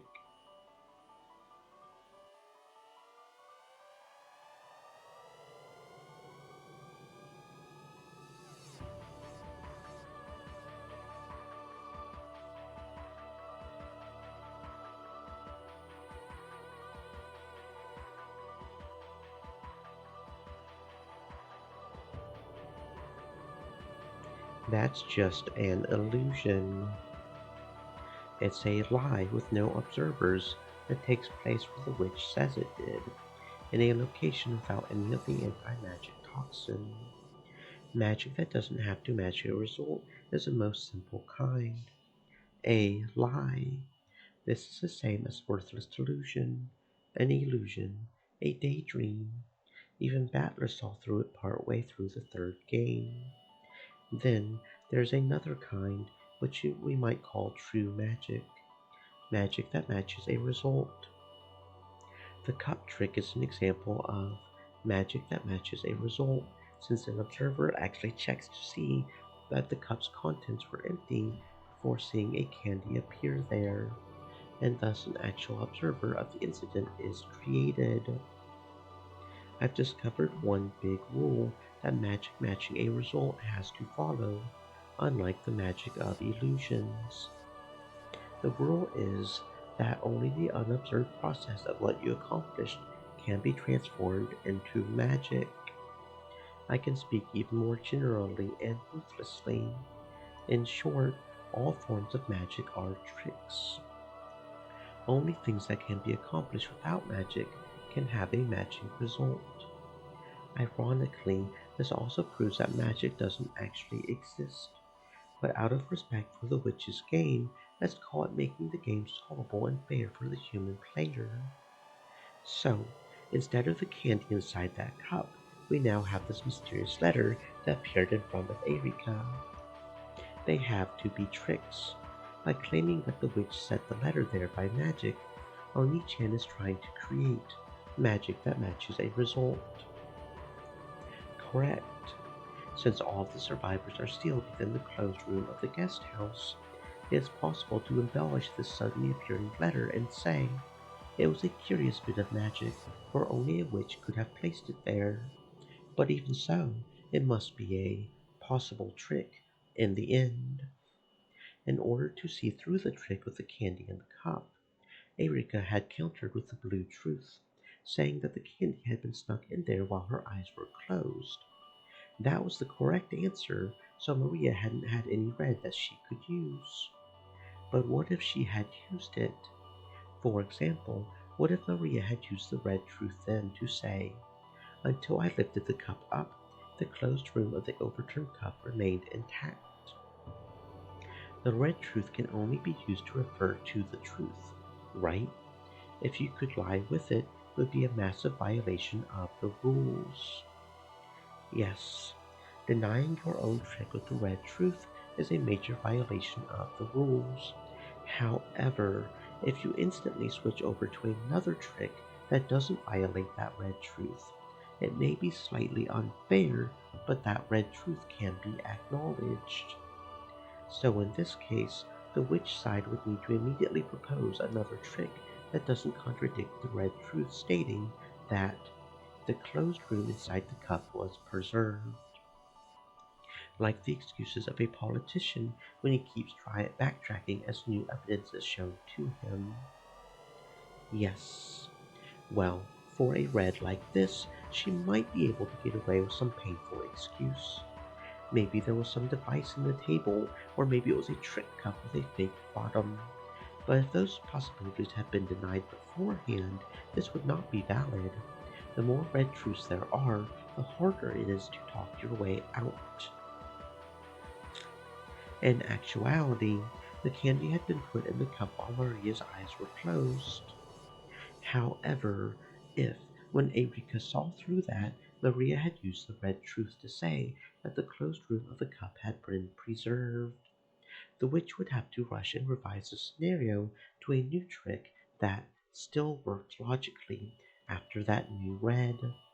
Revising the scenario is an unfair move that would never be allowed in the mystery genre. However, the very act of revising the scenario takes place inside the witch's head, which is an unobservable world. So, if she claimed that she had been using the trick with a fake bottom cup from the beginning, no one could deny it.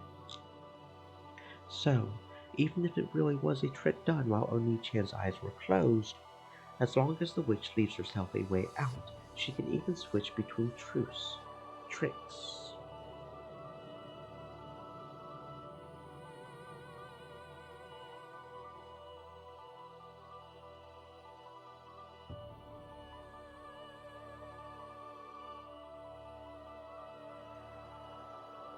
Rather than calling this an action available to witches, we should probably say that's only usable by the game master, the one who creates and writes. But even so, the new truth must not contradict any of the previously stated red truths. If the red truth makes it so that the trick is no longer makes logical sense, then there will be a mismatch between the two sides of the story. The illusory result that the game master claims is magic, and the true result that was brought about by a trick. So, when we get a contradiction and it no longer makes logical sense, we call it a logic error. And that would mean the destruction of the witch's game. This world is a game that's possible to explain with humans. In other words, it must be possible for all magic to have been done by tricks as well. If it's impossible to do with tricks, then the human side has no move and we get a stalemate. No, not quite. That's where we get the fatal and horrible violation known as a logic error. When the witch side does this, the game is instantly destroyed, and they suffer a fatal defeat. Eureka has probably seen through to Oni-chan's trick. Without the detective's authority, she couldn't perform a proper examination of the corpses.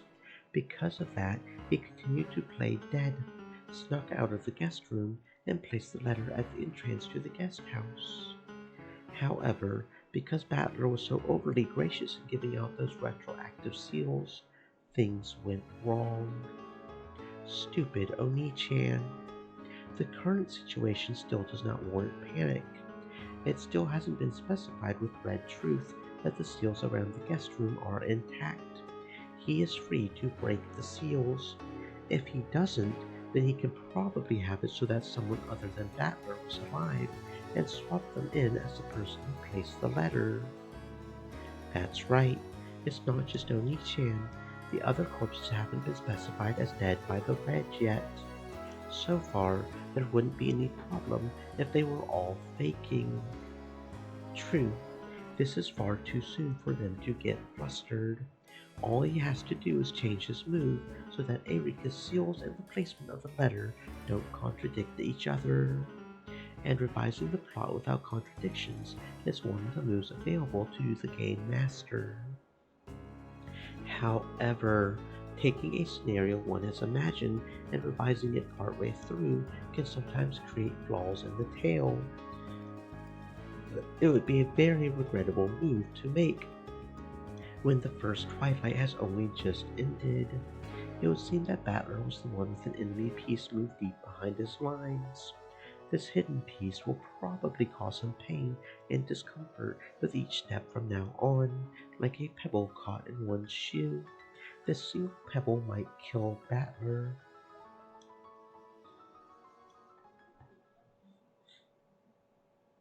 This still isn't quite a logic error, and though we sealed the room retroactively, we are at fault for the lateness in reporting it.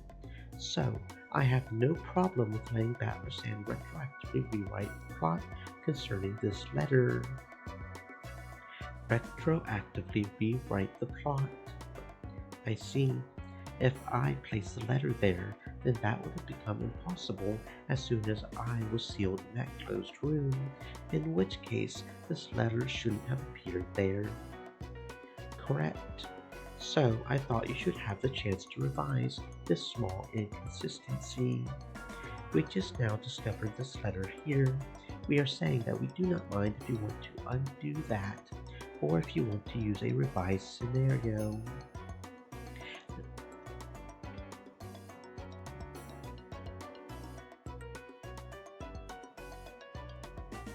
Just by the existence of the letter and packing tape. This sort of move is possible for Furudo Eureka. What do you think, everyone? What a dirty move. Well, what else should I expect from Eureka? I made a promise to the landlord too, that we would both play all out and mercilessly. Yes, it's true. I had been planning to make Battler actually alive, and then to have him slip out of the guest room, resulting in his disappearance and in the placement of the letter. However, if I revise the scenario now that my moves get spotted, it will be the same as admitting that it was spotted. Even if I have to be stubborn about it, I don't want to admit that I was seen through here. I don't want to acknowledge a pathetic plot change where I try to sneak out of the guest room and break the seals. I want to change over to a different trick so that the letter will be placed in my corpse hidden, while still preserving the seals on the guest room. It doesn't really have to be me who places that letter. I can still revise the logic without contradictions. But Battler-san, even if you can place the letter somehow, how are you going to make your corpse vanish after? The guest room is sealed. If you don't find a trick to erase the corpse from the closed room right now, a logic error will occur. I still have time. Let me think until the last second. Damn it! With a painful laugh, Battler unconsciously scratched at his head.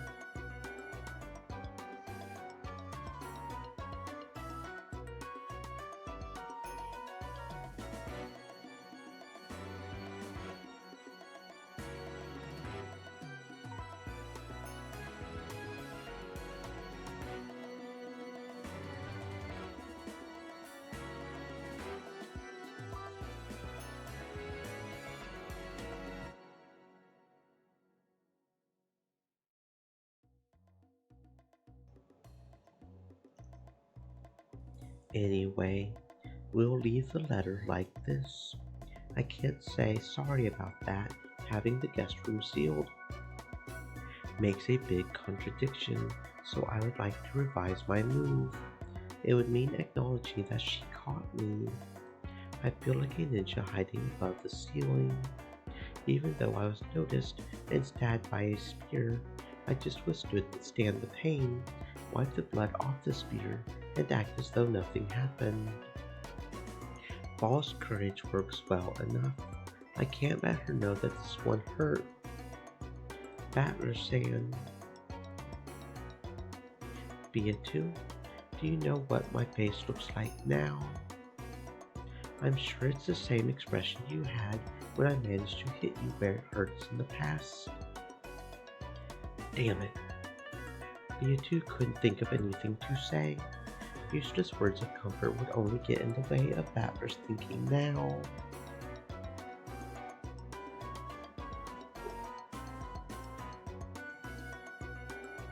What would the old you do? The old you who created all the closed rooms that tormented me so much in the past. What kind of trick would she use to erase my corpse from a closed room? Beatu trembled and groaned. The old her had been an expert at closed room tricks. If only that memory, that power, could be revived, she would be able to help Battler. There's still time to think. There's still time. Nice going, Erika. That was a dirty move.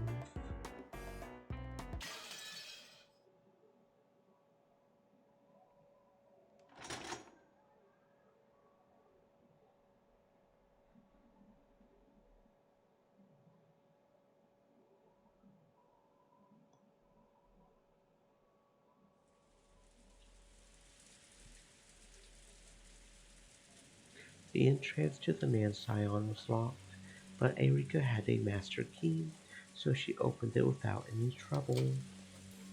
She had gotten Kraus and the others to take the master keys from the servants, and at that time she had used a little sleight of hand to pilfer one of them.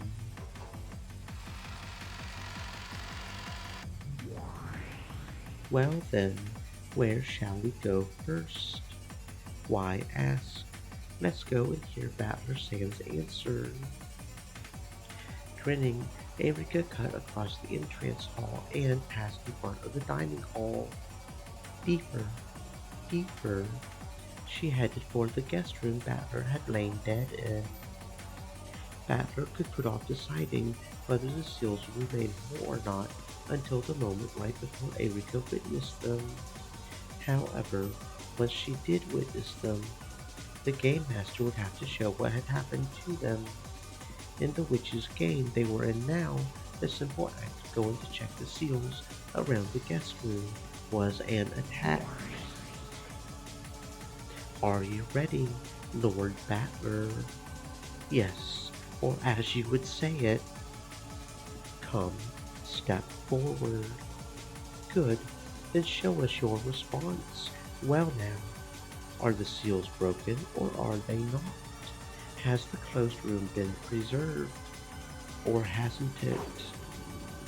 The piece Erika held high in the air was the White Queen, which represented herself. Her target was Battler's camp. She attacked.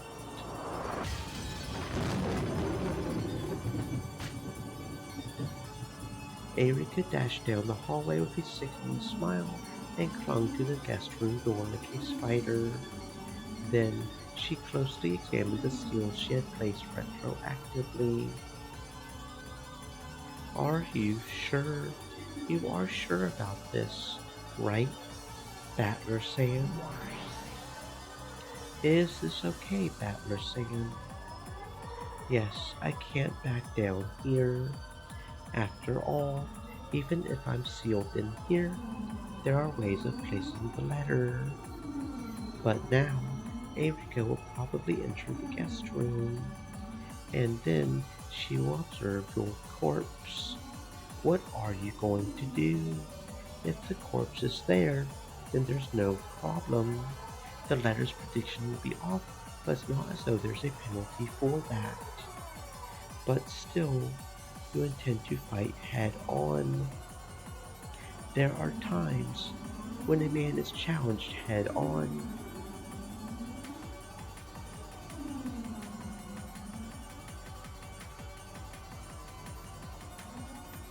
that he has to respond, no matter who the opponent is. I must not pull back here. I'll take that challenge. I can search for a way out all I want to later. I managed to do that with Kinzo's study last time. Don't worry, I can do it. I can do it. Come on, Erika. We have confirmed that the seals to the guest room are undamaged. Since the time Lady Erika confirmed Battler's presence, this closed room has been preserved. Good. I'm breaking the seals. Rip. Tear. Erika destroyed the packing tape seal on the door and ecstasy. It looked as though the intellectual rapist had finally laid her true nature bare. Okay, I'm opening it. Let's have a look at Battler Sam's naked scenario. Like a ruffian pushing down a frail girl, Erika mercilessly and greedily threw the door open. Then, finally, the inside of Battler's guest room was observed by Erika. Battler had to show it. Was there a corpse or wasn't there? Come on, Battler. Here's my response. Battler grabbed a black piece from the board and raised it high. That piece. Beatrice had no memories of the time she had been an expert at this game, and yet, for some reason, she realized that this was a move that could not be taken back. Once this piece was moved, they couldn't move it back.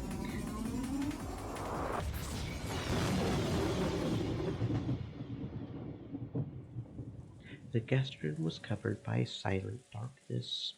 It was pitch black, and nothing could be seen. However, there was a light switch just off to the side of the entrance. If she flicked that, the room would be lit up, and she would see whether or not there was a corpse in the bed. Shall I turn them on? No. Wait a second, please. Battler-san, I have a proposal. Let's hear it.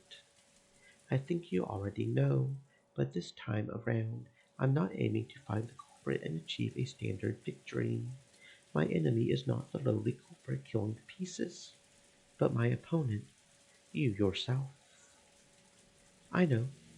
So, you're after a logic error. I'm seriously regretting it now.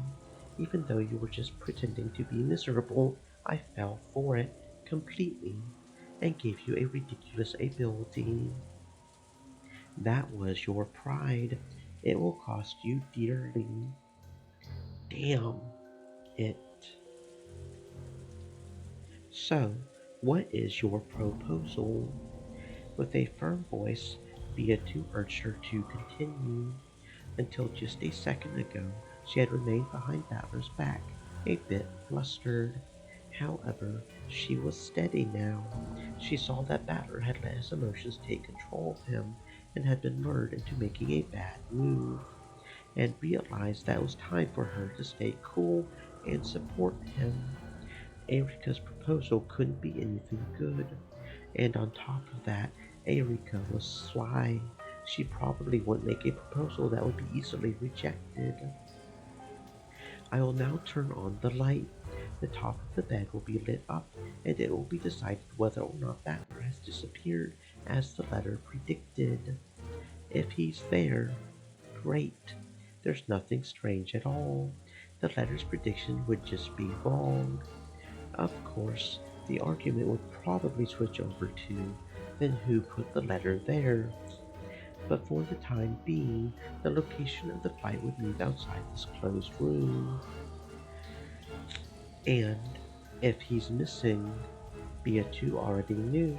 She knew the move that Battler had made a second ago.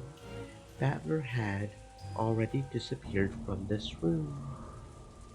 Therefore, they would need to prepare a disappearing trick other than he was actually alive and left through the door.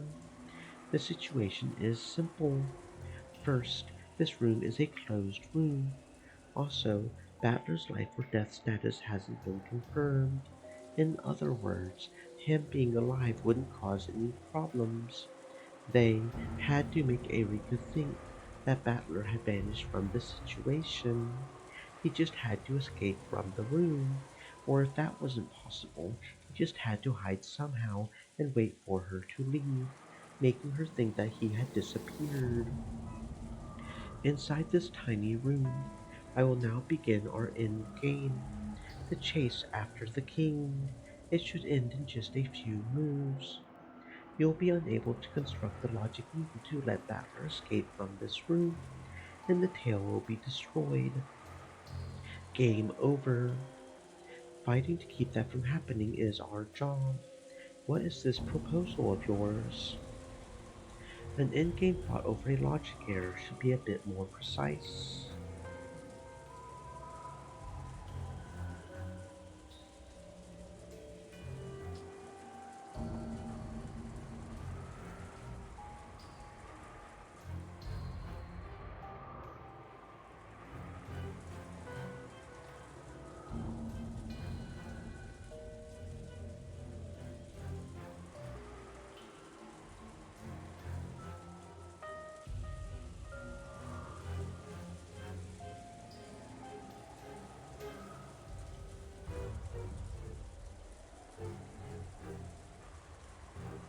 Once again, we will fight with a red and blue truce, but we need a referee on the same level as the game master to observe and see that he doesn't create any logic errors. With the red truth, that seems reasonable. There's nothing special about this. Back when the old you was the game master, you were under the observation of your guardian, Lady Lambda Delta. In that way, it was judged that all red truths were valid. So, you're telling us to show Lambda Delta our cards. I've been watching since the beginning.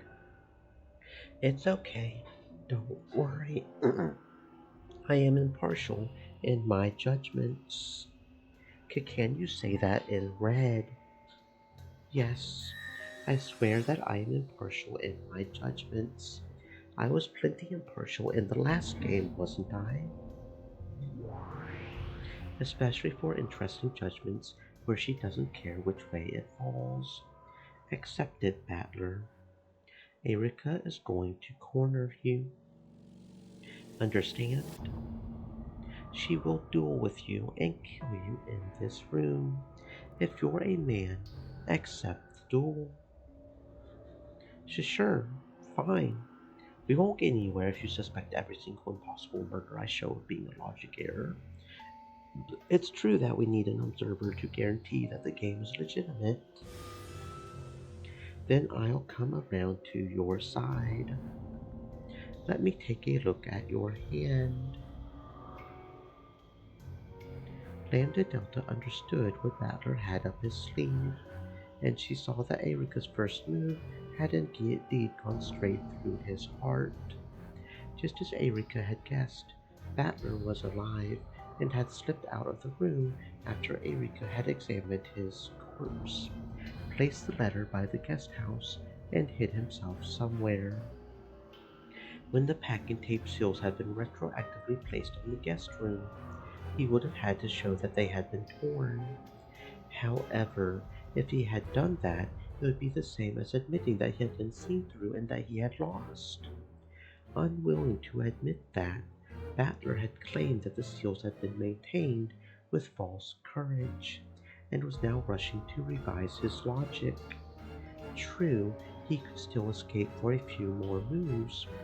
However, Erika was planning on to corner and kill him here. Battler, you're fighting with some pretty incredible cards here. Cards. Does this game of chess look like a card game to you? To me, it looks as though you are all playing a game of poker. So, by moving to this side and looking at the cards you hold, I understand everything. That's an awful move. It's a complete waste, and Erika has already seen right through you. What would you do? I'm the referee. I can't give you advice, but let me tell you my impressions. No, that's okay. It's chilling.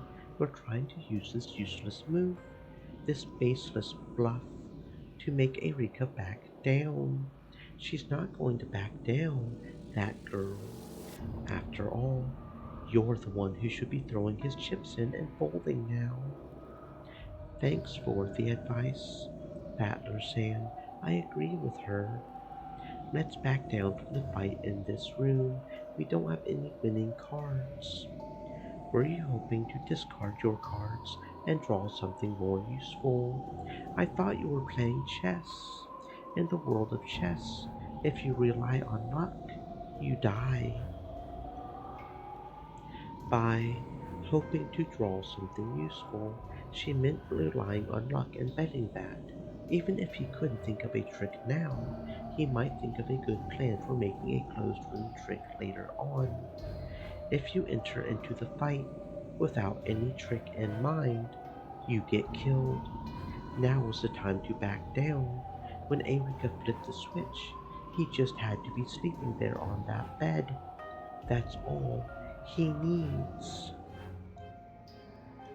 Lambda, I don't know what you're talking about, but you're chatting too much. A referee needs to be impartial. True. Then, good luck, Battler. I'm hoping for a precise, chess-like battle. You aren't playing poker, are you? Are you ready, Battler San? Yes, I am.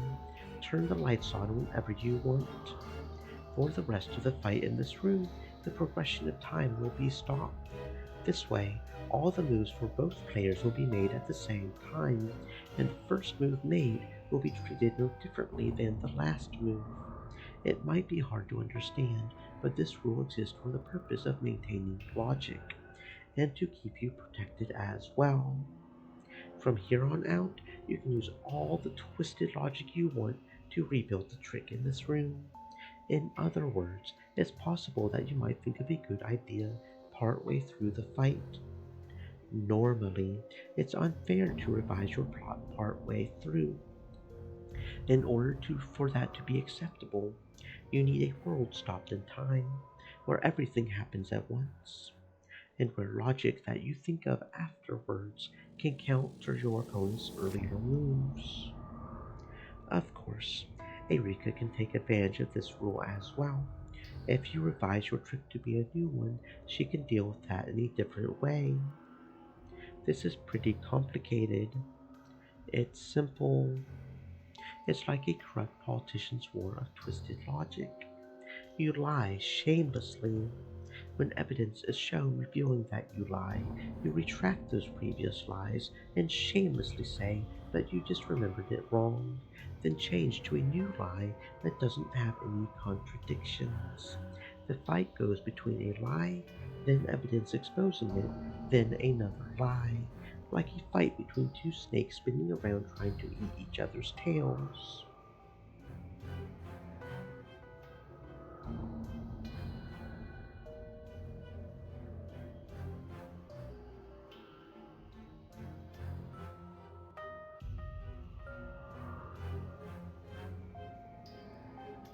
Good.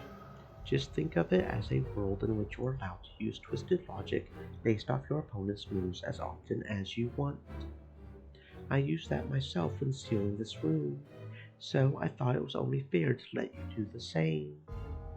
You have no shame, do you? Okay, then let's have both sides begin. Will Eureka take the first move, or will she start by checking the bed? By checking to see what he's bet? Yes, let's start by checking to see if Battler's on the bed. Eureka, begin.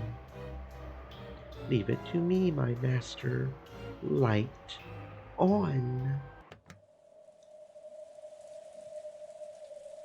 With a click, the sound of the light switch rang out, and the bulb turned on, lighting up the room. On Battler's bed was the landlord. Confirm it with the red. Yes, Ushiromiya Battler. No, it's my move. I'll say it. Ushiromiya Battler is not on the bed. Good. I'm glad you didn't run away from the fight. I'm impressed. It's a high stakes battle, so it'll cost you a lot if you're the one who loses. Are you prepared? No one would raise the stakes unless they felt confident in their advantage. The landlord, keep a record. As you wish. At the landlord's nod, Cornelia, who was hanging back, started taking a record. She wrote down that Battler's corpse, which should have been on the bed, was not, and also that Battler hadn't backed down from this closed room game. As previously announced, Battler's first move is to have the corpse vanish. Now it's Eureka's turn. Go ahead. I present the possibility that Ushiromiya Battler is alive and hiding somewhere in this room. I proclaim it this with the blue truth. Invalid. If you want to use the blue truth, give me a specific location. In the last game, Beatrice did that in Kenzo's study, and the landlord made Swiss cheese of her, right? Are you trying to take revenge for that? Before I start searching, I have one blue truth I can use without a search. There's a possibility of a hidden door X that is impossible to discover. He's hidden behind that, so it's possible for me to find him. Nox's third is forbidden for hidden passages to exist. Isn't that right? No hidden places that are impossible for Eureka-san to find exist inside the guest room. Nox's third, valid. Good. Then let's get started with the search. Eureka slowly began to walk around the room. Until the endgame had started, Eureka had been energetic, jumping about impatiently like a hungry dog. However, now that it had actually begun, this was a stifling battle of wits, where each breath made her tense. Even the quiet sound of the rain was distracting. Now that I've searched the room, let's confirm its layout. The guest room is divided into two rooms, the bedroom and the bathroom. Lady Eureka has currently searched the entire bedroom section. There's only one exception. I'll leave that one place be for the time being. So, were there any irregularities discovered in the bedroom? There were none, except for one location. There's no one to be seen in the bedroom. What's this except for one location business? Say it without being annoying. There's a reason a face-down card remains face down. I'll turn it over if it's needed, so look forward to it. After thoroughly checking the bedroom, Eureka headed for the bathroom door. Since he wasn't in the bedroom, it was natural to think that he was in the bathroom. And, since the guest room was made up of two rooms, if Battler wasn't in the bathroom either, it would mean that he had managed to vanish from the closed room. Except for that single location that Eureka had intentionally left unchecked. I'm checking the bathroom. Lady Eureka, The sound of water can be heard from inside. Also, there is a faint heat. Don't tell me he's taking a shower. Is it locked or something? No, it isn't locked. Go ahead and open it. Then, if you'll allow me. Slowly, Erika put her hand on the doorknob on the bathroom door. She tried to push it open, but felt a strange resistance. Of course, it wasn't the resistance of the rock. It felt as though it had an unnatural load on it. Out from the slightly open crack poured the hot air from the shower. However, it was unlocked, so there probably wasn't anyone taking a shower. After letting a dumbfounded expression rise to her face, Erika slammed into the door with her whole body, knocking it open. Well, what? As soon as she opened the door, a hot blast poured out on her. Erika froze.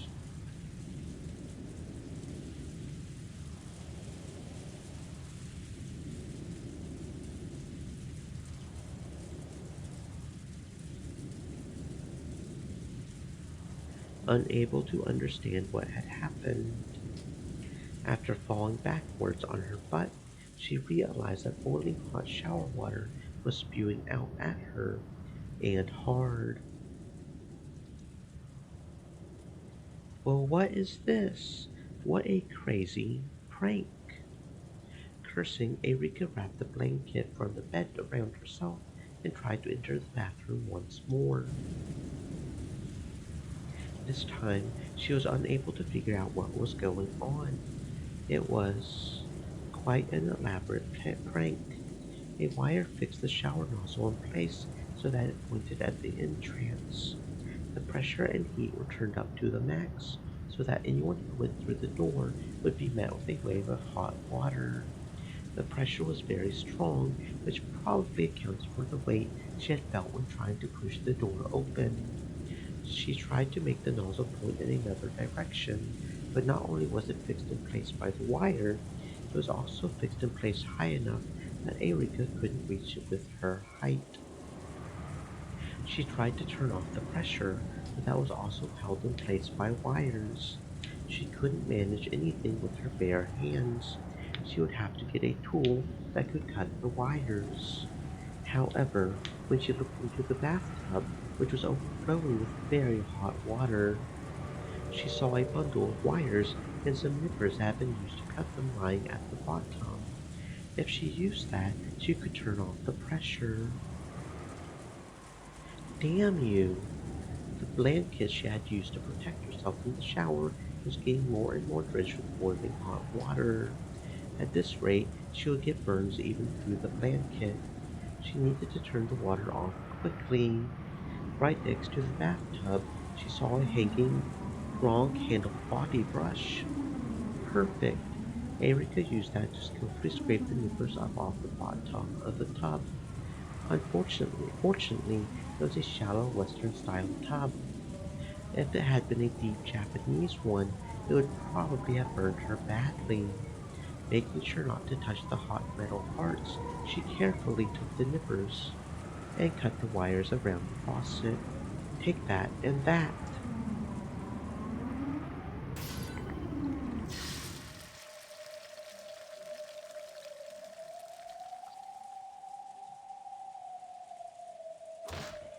She finally managed to turn the hot water faucet, and the heat from the hot water storm died down.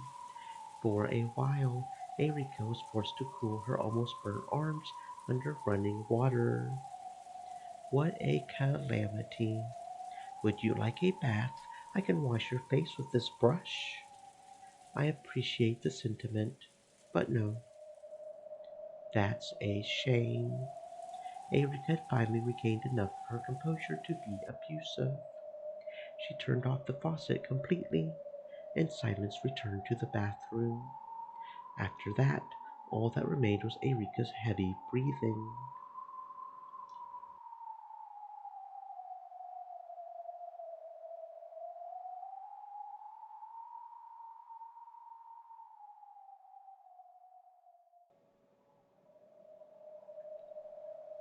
She turned on the fan to get rid of the hot steam.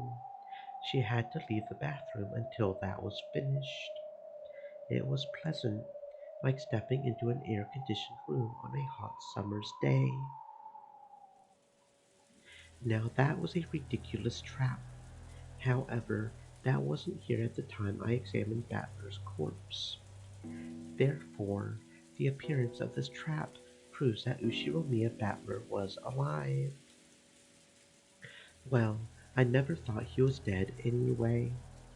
So he decided to openly show a card that had already been exposed. Let's check the inside of the bathroom. Was Battler seen? No, no one was seen in the bathroom.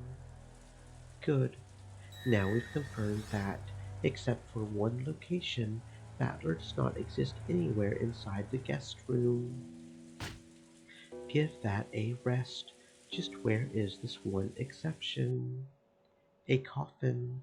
Ushiromiya Battler's coffin, that is. Ashes to ashes, the dead to their coffins. You plan to trap me in this room, right? Okay, let's have it. Stream elements. Said. Stay moist, my friends, hydrate. A silence that was complete except for the rain was suddenly filled with the smell of gunpowder. Though it was extremely quiet, the room was filled with tension, as though you would be sliced in half if you relaxed for an instant. A cloud of gold butterflies gathered on the room's round table and turned into a witch's chessboard. It was finally time for her attack.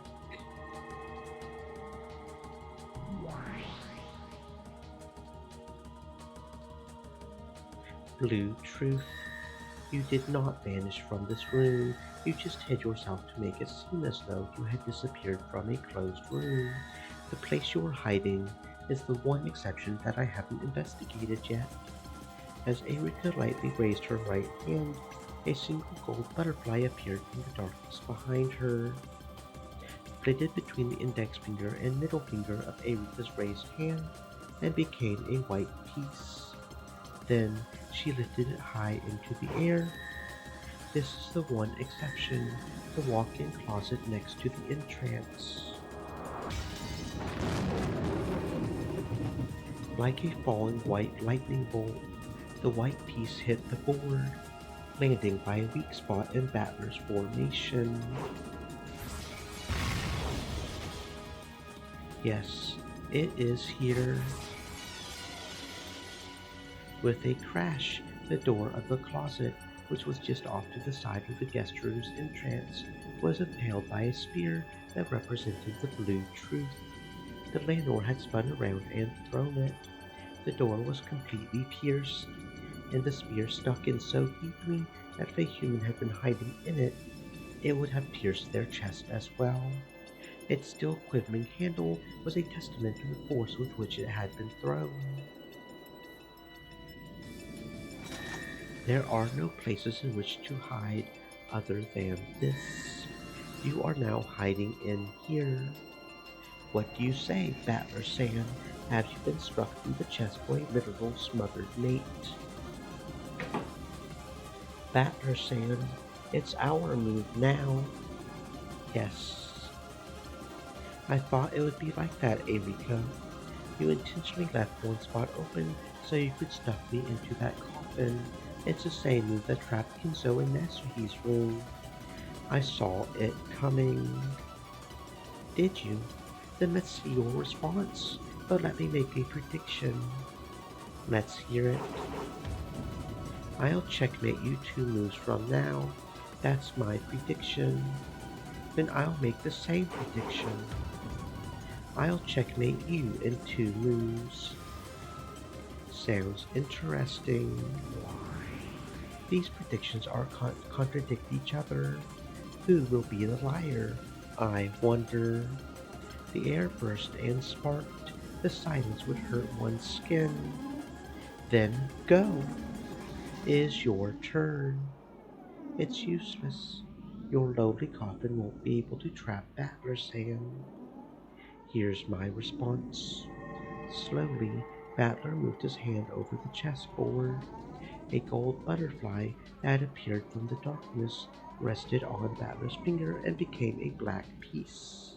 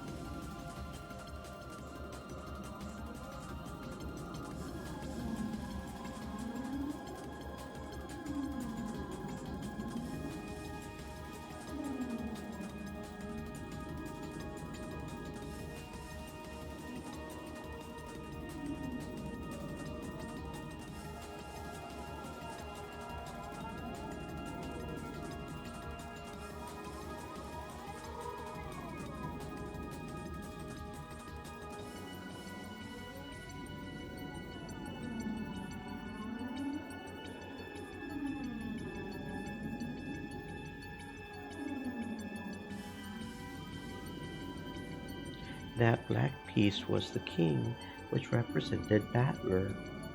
This is my response to your Battler is hiding in the closet. Take this. Ushiromiya Battler does not exist within the guest room. There are no exceptions, including the closet. Like a black bolt of lightning this time, Battler slammed his piece down on the white piece of Erika's that had cut deep behind his lines, crushing hers. It scattered like a golden spray and melted beautifully into the darkness as a faint cloud of gold sparks drifted about.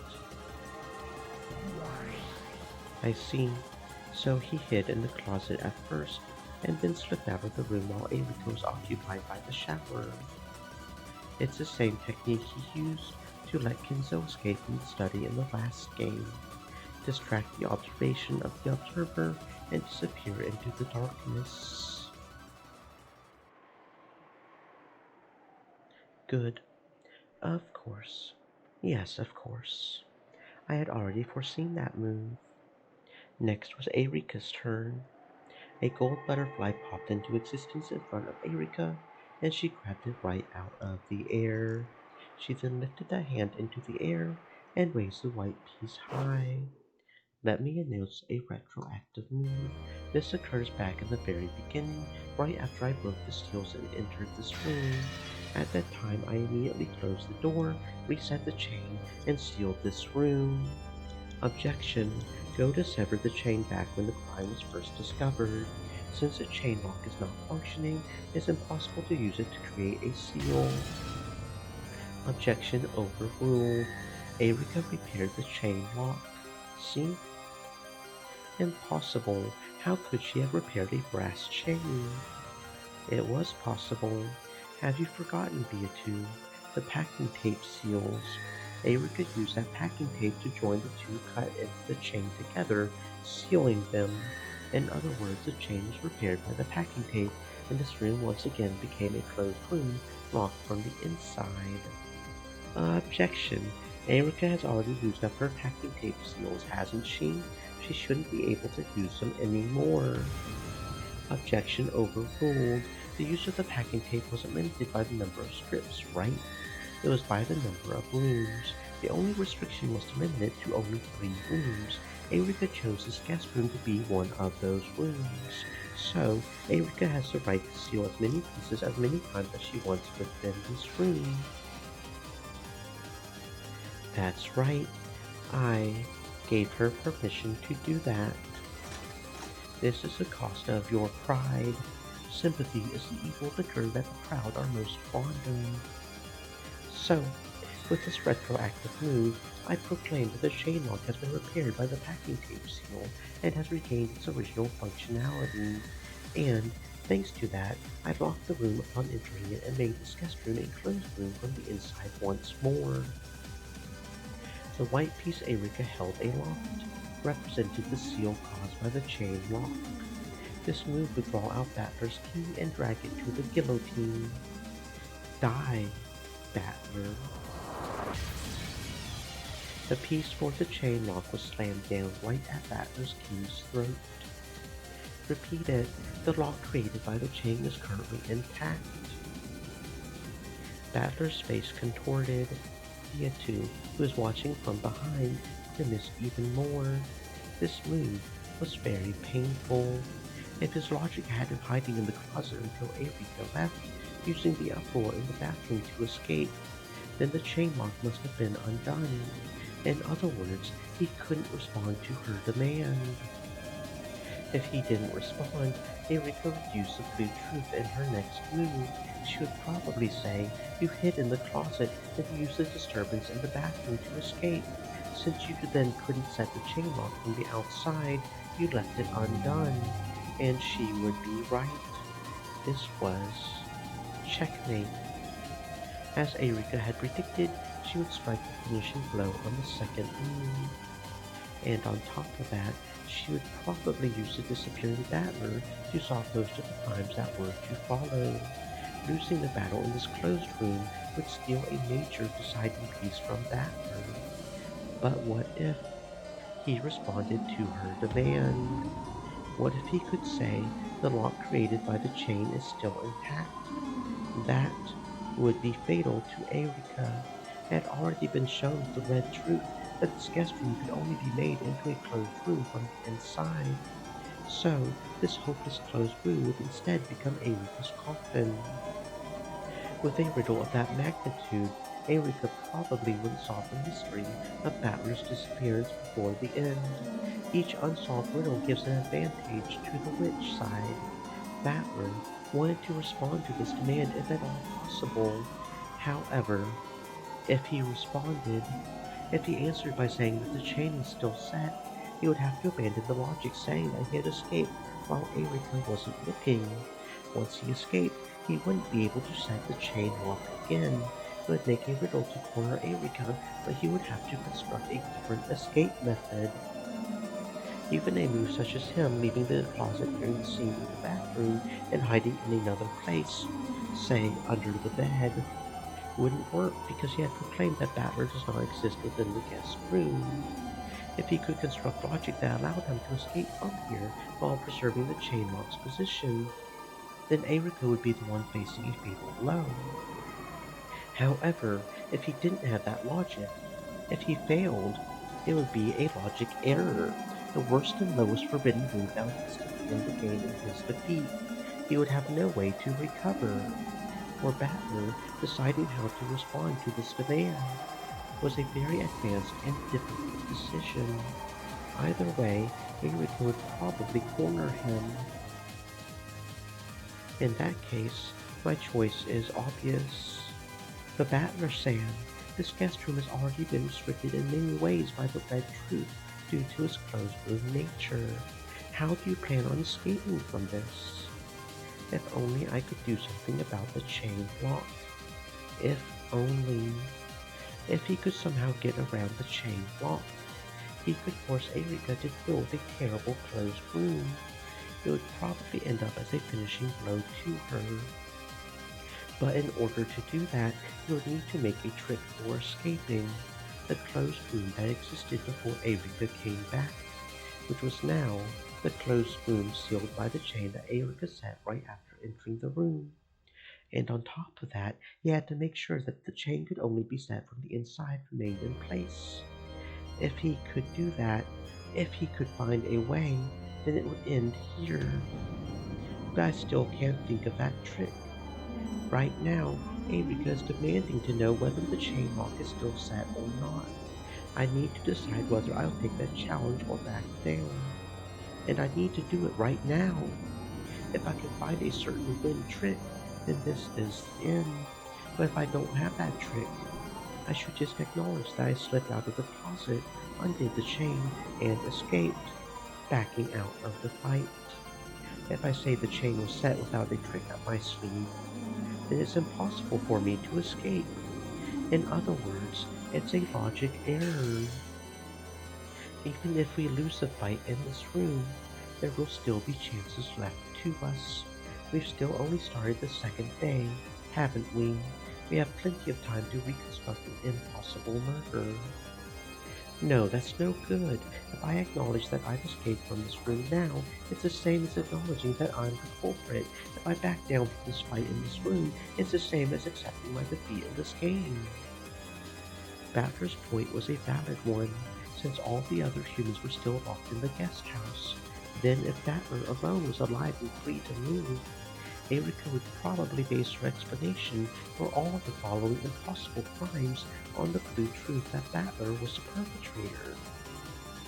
If they wanted to forcefully turn that around, they would have to rewrite their tricks and logic so that someone other than Battler would be set up as the perpetrator. If they fixed up one flaw, it would give rise to new flaws, which might eventually pile up and kill Battler. Even running away would mean tightening the noose around his own throat. The first truth, that Battler is the culprit, has already been hit upon, and yet I have to struggle desperately to get out of this. I need to. I'm on the edge. I've definitely been cornered in a dangerous spot. However, if I can just change my position, everything might turn around at once. If I can just make this chain my weapon, I can kill Erika. Wait, are you actually going to respond to her demand? Is there any way to escape without undoing the chain lock? There isn't. If you respond, you'll lose instantly from the logic error at the end. It's clear which choice we ought to make. Yes, it's clear. No matter what move we choose, it'll turn for the worse just as Erika wants. If it's horrible either way, I'd like to choose a move that has the biggest reward if we win. You're going to call, even though you have no logic for escaping and no trump cards. You think you can accept her demand and win? My cards might be useless. However, with just one more card, they might become a straight, a flush, or even a royal flush. If hell waits for me after both options, I'll take the one that'll finish her off if I win. That's an insane move. Sometimes madmen lead to the path of death, and so miracles occur. It's impossible. How could you escape this closed room without removing the chain? There's only one difference between heroes and madmen. It's whether they win or lose. I'll be looking forward to your big victory. If I can finish things with this move, then as I predicted, I can kill Erika on my second move. I still can't think of a trick for escaping this closed room. However, there has to be something. There has to. Once I think of that, I can make a magic illusion of me changing into a butterfly and slipping out of the crack in the door like smoke. If I have even a drop of that mad magician's blood in my veins, please let that honor give me just a fragment of a miracle right now.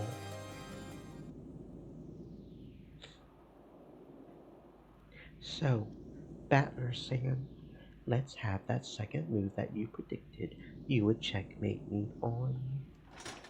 Please give an answer to Lady Erika's demand.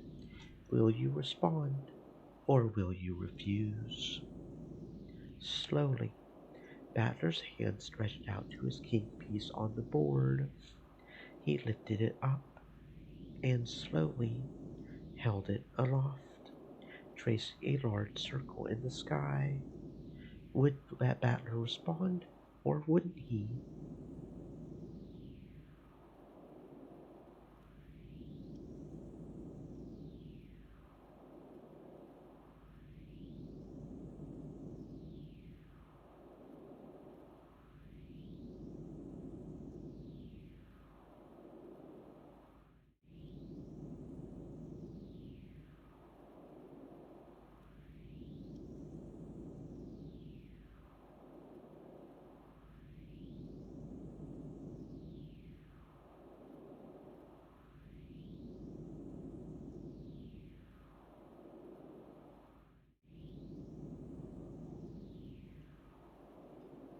Would the lock caused by the chain be preserved, or wouldn't it? Would Battler's king crush the piece of the chain lock that stood right in front of it, or would it slip away like a ghost and escape? This is my response. As predicted, on the second turn of mine, you're through. Here it comes. Furudo, Erika. Battler's king had become a black lightning bolt that crashed down onto the board. Where had it gone? On top of the piece of the chain lock, or past that piece? I will repeat it. The lock caused by the chain is intact. Battler's king had left the chain lock piece in its place and had slipped past it. Yes, it sure would be cool if you could say that the chain lock was still set, wouldn't it? Don't you think that would be cool? But do you know what they call a fool who's full of himself and jumps into the path of death just because it's cool? No clue. Ushiromiya, Battler. That's what we call them. I filed a motion for a logic error. That red truth of yours just now has cut off your own logic. Please have the impartial referee make her judgment immediately.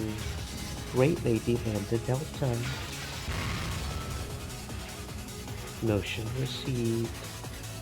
Lambda Delta, does this make logical sense? Your inspection, please. Motion received. Battler, show me. Let me see your cards. Battler, Sam. It is a royal flush, right? If you've got nothing, you won't get out of this with just a sorry, okay? Yes, I have no intention of apologizing. If it's a logic error, the game board will be blown away. You've inherited this game board from Beatu. It's the one thing you have left of that precious Beatu. So, you must not allow for a logic error. A logic error only becomes established when the witch admits to it. As long as they can keep thinking of new logic to escape with, they will not die, cannot die. However, that would be like living in an endless living hell of the mind. Even if you manage to crawl around forever after falling into the darkness of thought, you'll just be eternally trapped in a hell where you constantly think of ways to escape that closed room while refusing to accept your logic error. Are you sure? Are you sure? This is nearly as bad as the depths of oblivion. Got it? It's like the difference between falling from the roof of a 10-story building and falling from the roof of a 100-story building. Lambda, Battler has already finished making his move. Players can't take back a move once it's made. Act as an impartial judge. Carry out our motion, and see whether or not Battler's escape from the closed room is logical, and whether there has been a logic error or not.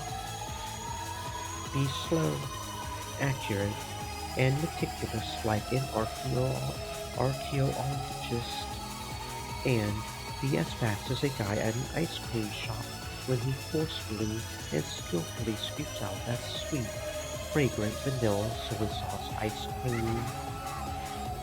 Yes, I know that. Battler, let me see it.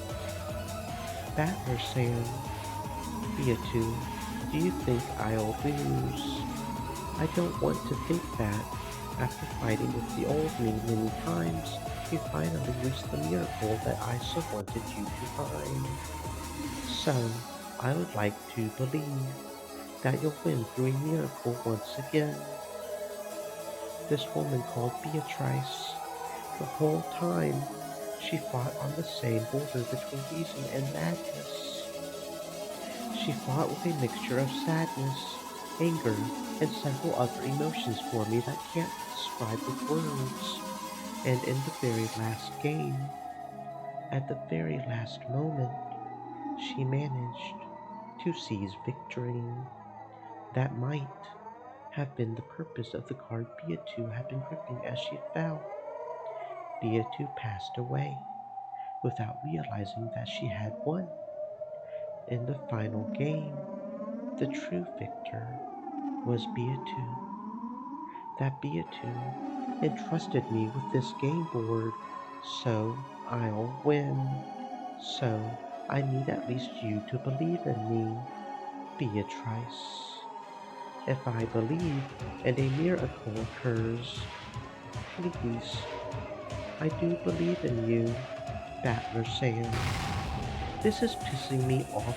Please just check it already, Lady Lambda Delta. There's no valid logic. There doesn't exist any way to get out of this closed room. You are overeager, Battler Sam. If you could win with this, that would be cool. If you just vanished even though the chain is still set, that would make you so awesome, so cool, so mysterious. Hold me. Like hell you can. Like hell you can do it. If you could do that, you really would be a witch. If you could just vanish your way out of this closed room like you puff of smoke, I would have to acknowledge it. I would be the work of a witch. Quiet, Lady Aenica. Lady Lambda Delta is conducting her inspection.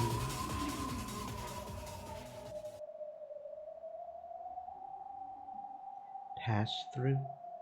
One move. Go back. And corner. With sweat gathering on her forehead, Lambda Delta inspected the movements of the pieces from Battler's side. She was as accurate and meticulous as an archaeologist, just as Berncastel had told her to be. After gulping stiffly, Lambda looked several times between the formation of the pieces on the board and Battler's face, which remained tense but steady. Lambda, I have finished my inspection. There's no way the logic works. Please, God. Erika, what? I'm so sorry. Well, which way am I supposed to take that? It was fun. Now this is the end. I told you, which way am I supposed to take that? Silence. I have finished inspecting Battler's move. My decision is that.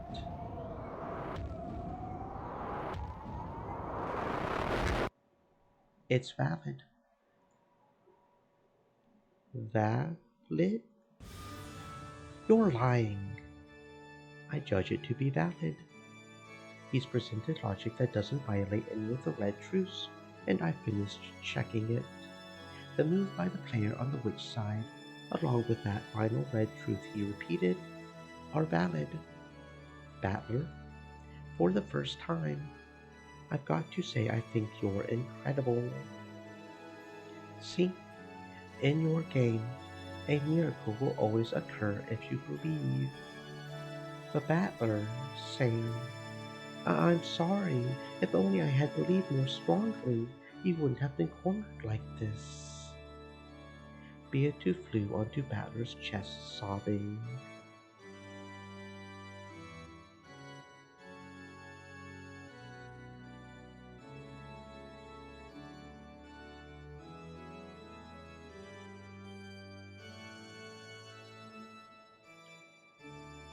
Erika staggered backwards, shaking her head back and forth dizzily. And Berncastel, her face was like an expressionless mask. Then, slowly, it became a smile, and for some reason, it seemed the sign of some horrible emotion. Well done. To think that you escaped the room without removing the chain. Simply splendid. With her small hands, the landlord slowly started to applaud quietly. She was followed by Gertrude, and then Cornelia, and then by Beatu and Lambda Delta too. Applause filled the room.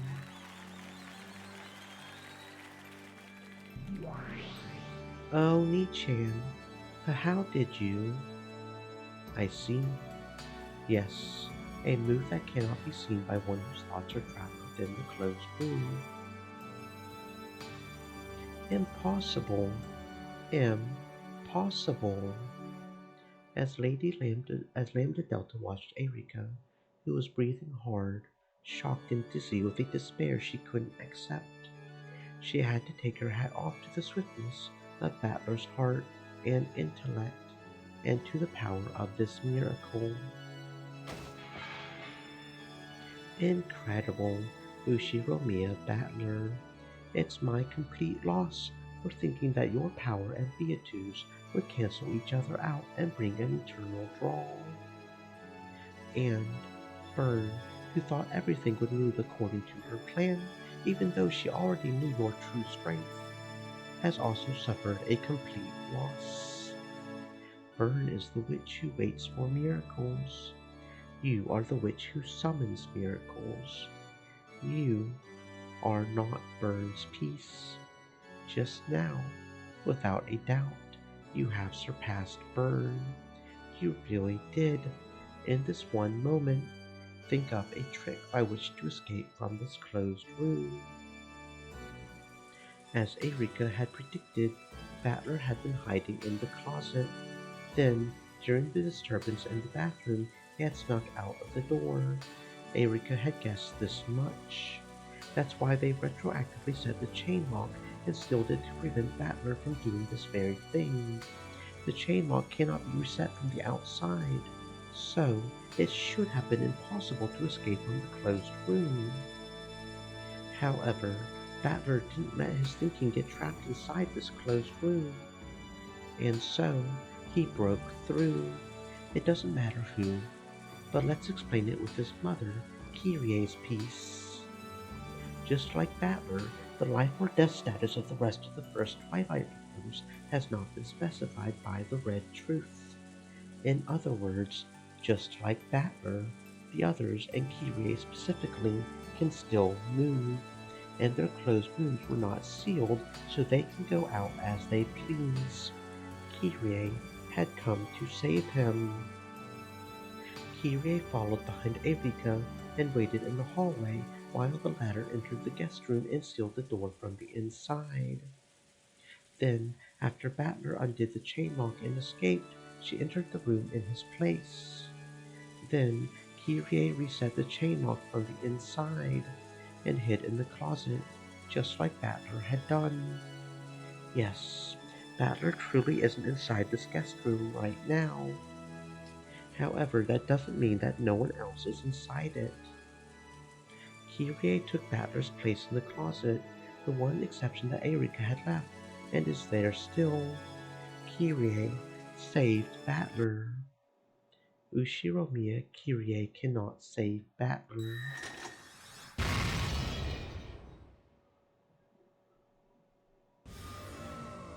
Well, what do you mean?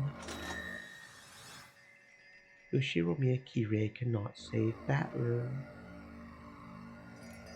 Well, why not? There's no red saying that Kyrie can't save Battler. Wait a second, how are you using the red truth? Valid.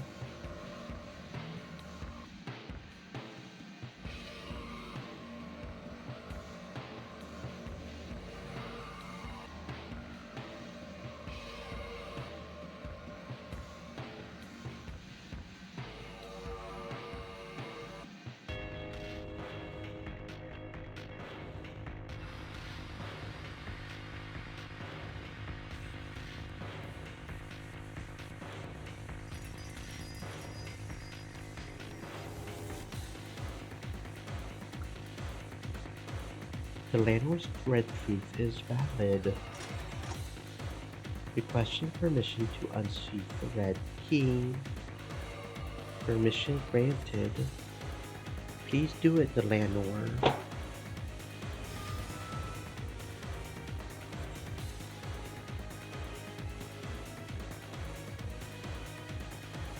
How? How can you give that permission? It's valid, As a result of an impartial judgment, I guarantee this red truth.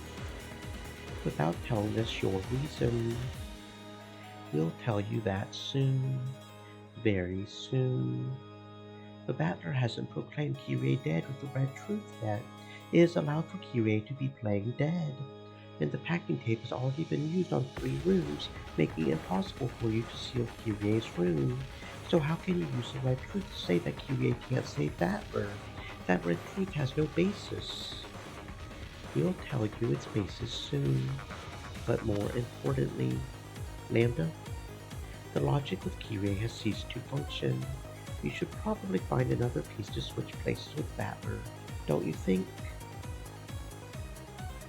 Yes, there are still pieces that can save Battler. Reconstruct the logic. All we need is someone who can switch places with Battler. It doesn't have to be Kyrie. Then let's switch it to Nasuhi. Ushiromi and Nasuhi switch places with Battler. Delanor, do it. As you wish. Delanor's red longsword smashed Nasuhi's piece into little bits. How? How can Erika deny this logic without the detective's authority? Ushiromi and Nasuhi cannot save Battler. So then Eva. Ushiromi Eva cannot save Battler. Then Rosa, Maria. Useless. Rosa and Maria cannot save him either. Death, death, death, death, death, death, death. Die to death, sentence to death. The great equalizer is death. And that earned us the achievement. All of them. They cannot save you. Die the death. Objection. Erika-san doesn't have the detective's authority. How can she use any red except for packing tape seals? Objection overruled. Not having the detective's authority does not imply that one cannot use red at all. There's something she can use. Right? Yes, there is. There are several exceptions that even humans without the detective's authority can use. Insane. There's no way. Yes, there is none. However, there is a certain action permissible only to humans without the detective's authority. And it can become a truth of such overwhelming credibility that witches can easily raise it to the level of red truth. A certain action permissible only to humans who aren't the detective. You don't mean... Erika, you... I've got it. Yes, if I'm right, this red truth is valid. I don't understand. Was there some power that could only be used without the detective's authority? There is. There is just one. So, you finally noticed. That's right. That's the only reason I abandoned the detective's authority this time around. You told me I could make the detective proclamation whenever I wanted, right? Well, unfortunately, I am no longer capable of making that proclamation. Which Knox rule was it? Knox's 7th. It is forbidden for the detective to be the culprit. You mean... Well, what? Finally, Theatu realized everything. Yes, the detective's authority bestows several powers that are useful for reasoning, but it eliminates one single privilege. That is Knox's 7th. It is forbidden for the detective to be the culprit. In this game, it is impossible for humans without the detective's authority to examine corpses perfectly. So, there have been several tricks where the dead have all been faking and walking around where they please. You probably thought you could use that logic to create several impossible crimes after this. when I said that I wouldn't make the detective proclamation. Somewhere on the inside, you must have said, I've won. You're pretty sly yourself. You gave me the packing tape seals, seemingly out of mercy, but that was because you planned to have all the first Twilight victims survive, band together, and carry out the crimes. So, you gave me only 3 rooms worth, which wouldn't cover all 6 people. No matter which rooms I sealed, at least one of your underlings could move freely. You must have been plotting to use that to corner me. But too bad. Your naivety really pisses me off. Stupid man. I admit it. I admit that I fell for your monkey show, and that in my pride, I tried to show you some mercy. That's right. Even without the detective's authority, there is a way for humans to do it. A way to make sure that a course examination cannot fail. Is the human lying in front of you alive or dead? You can answer that question by examining the corpse. With just a quick glance, your chances of being right are 50-50 either way. Various bits of knowledge and experience can be used to obtain a more precise result. However, no matter how much you do that, while you can reach up to 99%, you can never reach 100% accuracy. That's what most people would think. However, there is one way to conduct a perfect examination, and that is to kill them. Erica. Without the detective's authority, I can't tell whether the victims are dead or faking, so I needed a way to be sure. And, if possible, it would be preferable if they were removed from the game board so that they couldn't make a mess of things later on. So, I dashed through the chaos-filled mansion, visited all the crime scenes, and I re-killed all of them. Well, what on earth? Of course, she couldn't just kill them however she liked. It had to be a perfect way of killing, good enough that their deaths could be determined with the red truth. Erika made sure of that.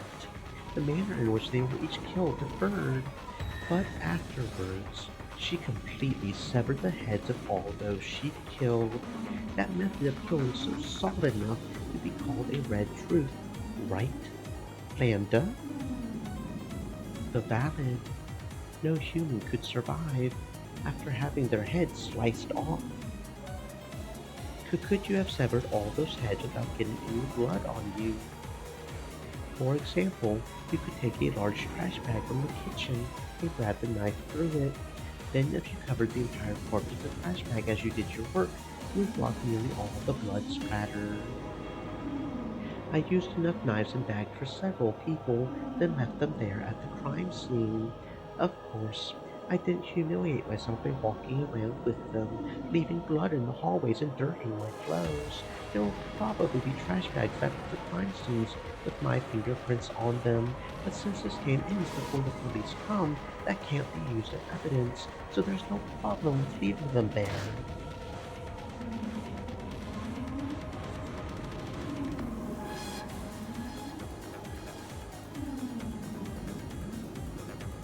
Are you insane? What kind of mystery would ever allow something like that?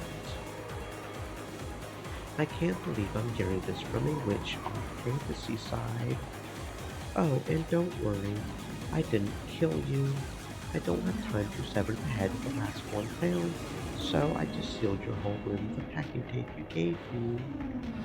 Then again, that might have been because I knew this would happen and wanted to watch you struggle. Oh, that's right. Just as I can say that I killed him in red, I can say one more thing. At that point, Erika stopped for a second. And can she really be wearing an even uglier expression than everything before now? With that highest quality face, she spoke. All 5 people I killed were very much alive until the moment I killed them. Everyone faithfully played dead as best they could until the moment just before I killed them. Okay? Maria-san was quite the little trooper. After all, even though her mother had already been killed in the same room, she kept on playing dead without even noticing.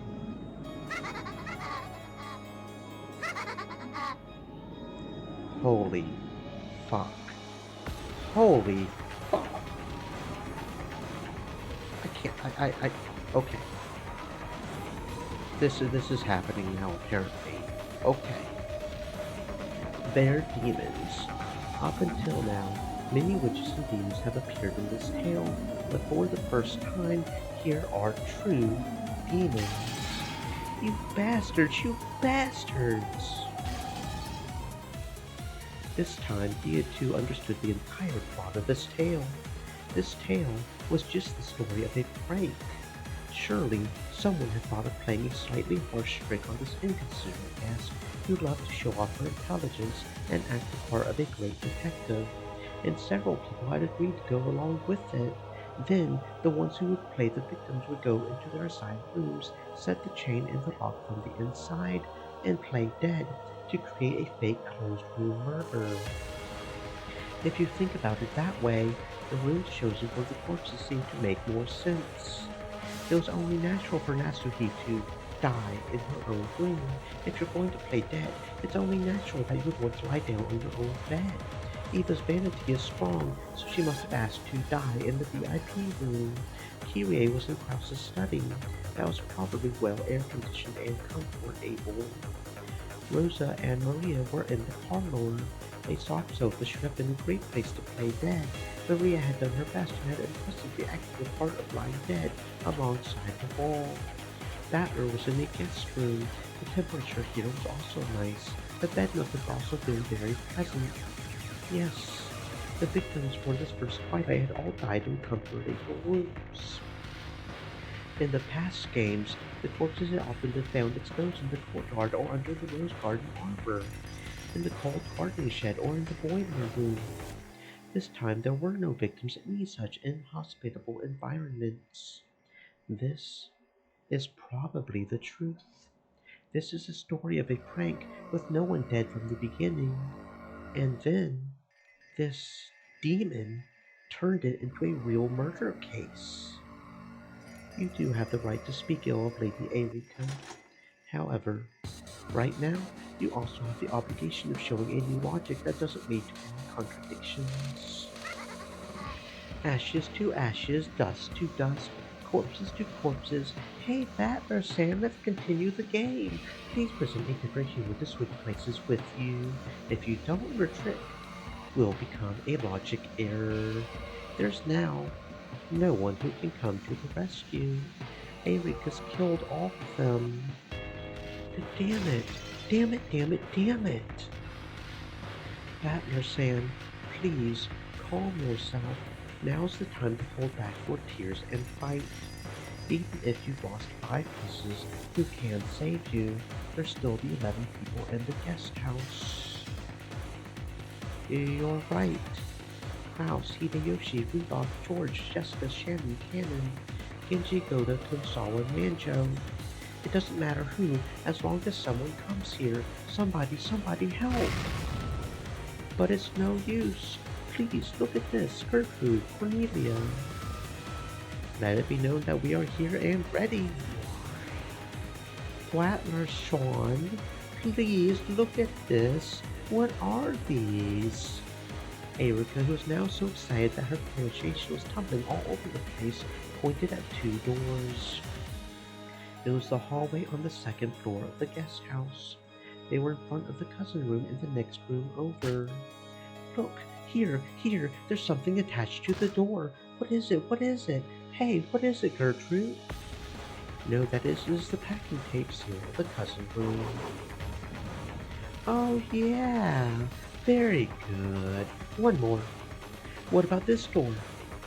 No, that is the packing tape seal of the next room over.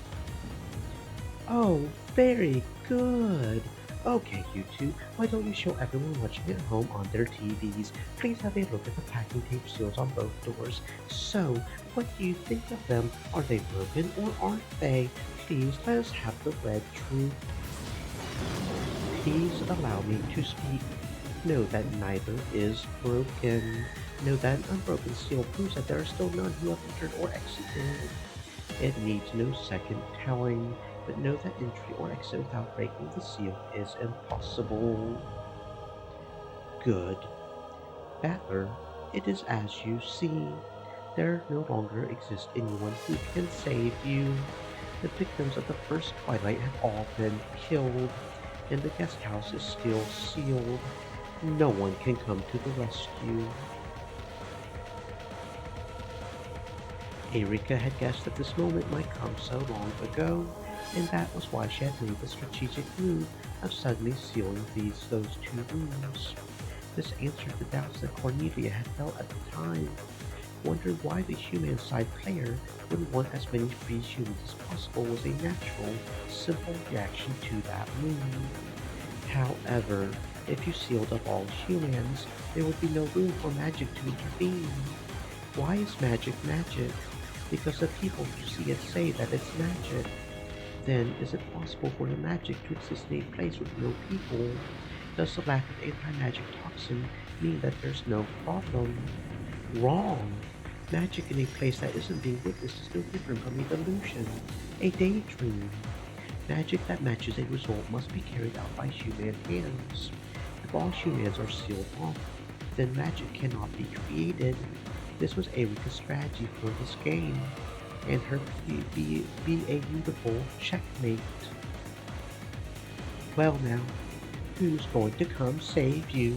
Please tell me the identity of the real person who switched places with you, remained in the guest room in your place, and set the chain lock from the inside, if they even exist. Okay, Battler, your logic has been interrupted. Who could have come to save you? You are now in the middle of a logic error. Well, wait, I'm still thinking. Battler, you have two options and one duty.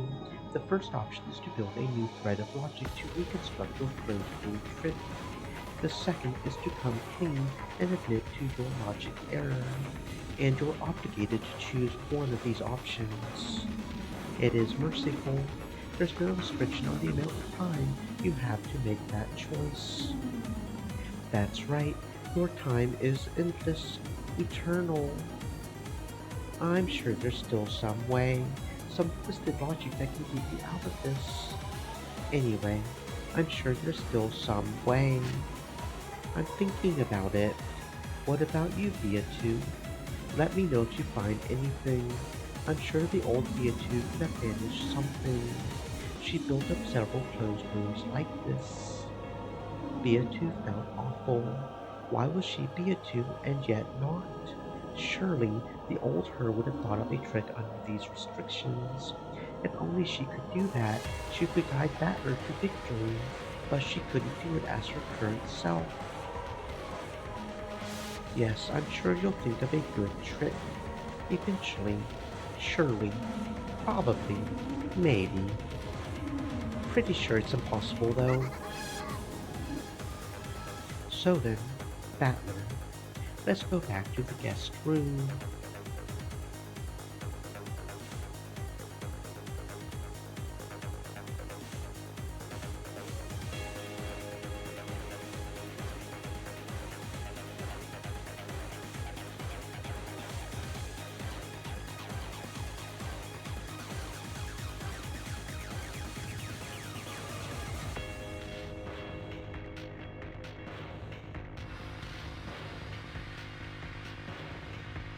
From now on, that will be your world.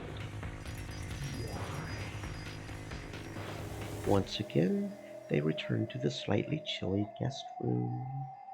It was the same room as before, of course, but it felt as though unsettling darkness had crept in. Here's the room you'll spend your days in from now on. You just need to escape from this room by any means you want. However, there are conditions. As I believe you know, these were all things you forced on yourself. First, this room is a closed room created from the inside. The seals on the windows are intact, so there can be no escape through there. Of course, there is no way to escape by leaving through the bathroom. I'll make it simple. There is no exit to escape from except for this door.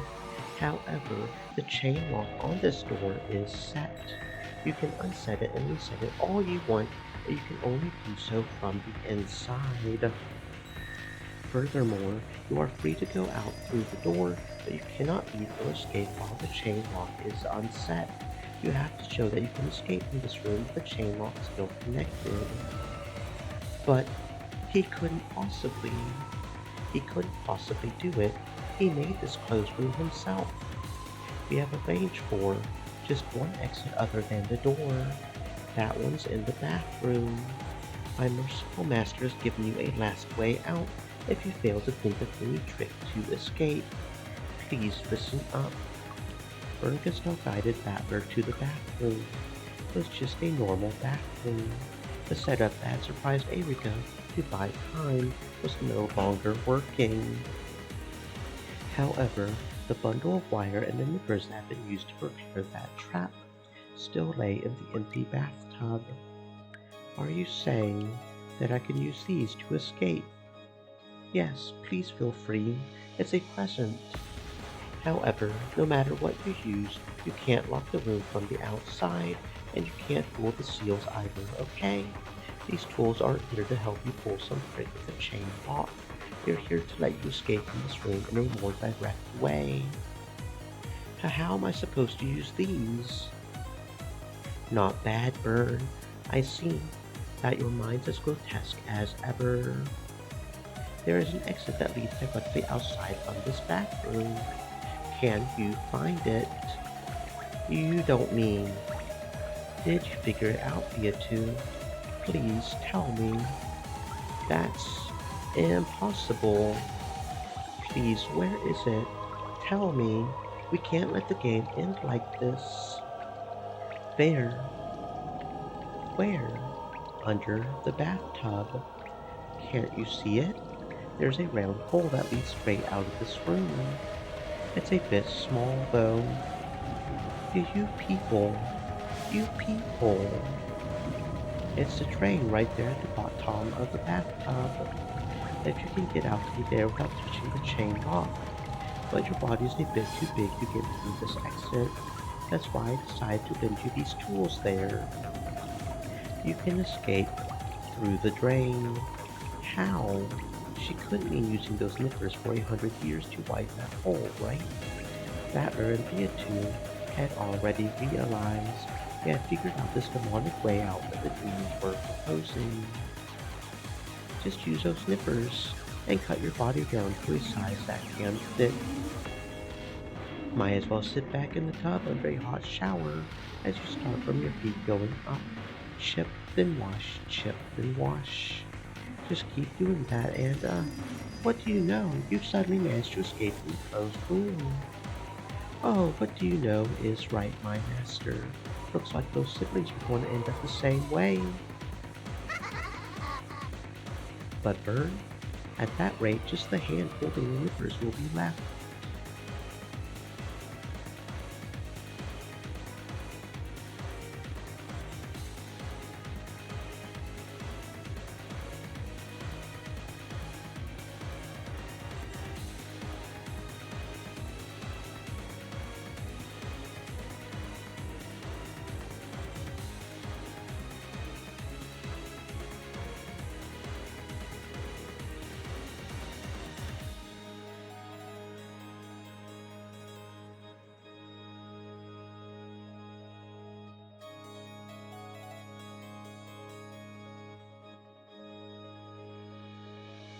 That's why we have the wire.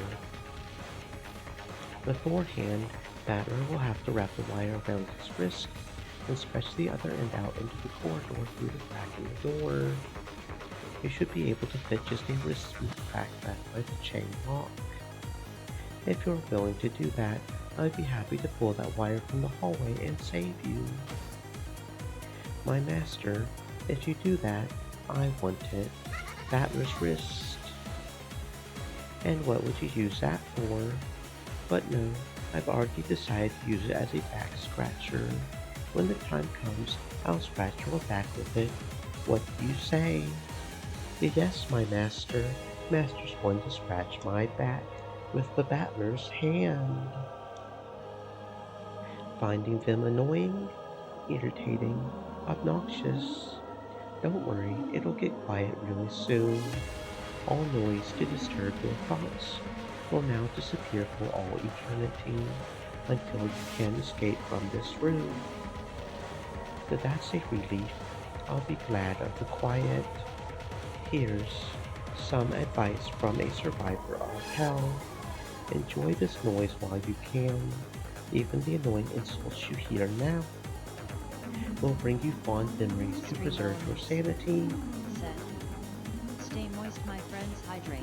amidst the eternal silence. Do you hate Vern and Erika? Then that's their parting gift to you.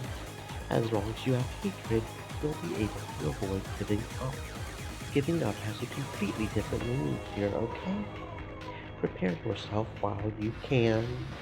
For the eternity of the hell you'll be in when you give up, but still cannot escape. Did you just call yourself a survivor? Then you also, you know, every once in a while, that terror comes back to me. I wonder whether I really have escaped from that hell. What if I actually lost my mind a long time ago, and I'm still in there, just seeing a delusion of us all chatting happily like this? That nightmare still terrifies me, and so I need to constantly feel, truly feel that this isn't a dream. Hey, are you guys really real? You aren't just an insane delusion I'm having inside that hell, right? Right? Right? There was something in Lambda Delta's pleading expression that sent shivers down the spine. It was probably more terrifying than any threatening word she could have used, with even the most vile expression on her face. It's time for Battler to realize a logic error isn't so sympathetic that you can just stick out your tongue, ask for forgiveness, and say you'll be more careful next time. It is never worth risking one by leaving things up to chance, even if you feel that you can't back down at this point in the fight. It's time for him to face reality and learn the true risks and terrors implied by the words, betting one's life on a fight, which must sound so exciting for a man. Battler Sam, get a hold of yourself. I'll think deeply upon it as well. I'll think of a trick to escape this room with all I've got. I will come to save you. But be it too, I'll definitely think of something. Just watch. Well, regretfully, it's time for us to leave. We mustn't get in the way of his job any longer. See you later, Battler Sam. Or, like you would say it, see you again, right? Have a nice day. Later, Battler. Good luck. Battler Sam, don't give up. You'll certainly think of a trick. I'll think as well, and I'll come to save you. But Beatu, before he could finish saying Beatu's name, they had all disappeared. They hadn't disappeared in a golden spray or turned into butterflies and flown away. Just as though there had never been anyone in this room since the beginning, everyone but him had vanished in an instant. Nothing remained, not their voices, their presence, their warmth, not even the faint perfume Beatrice had worn.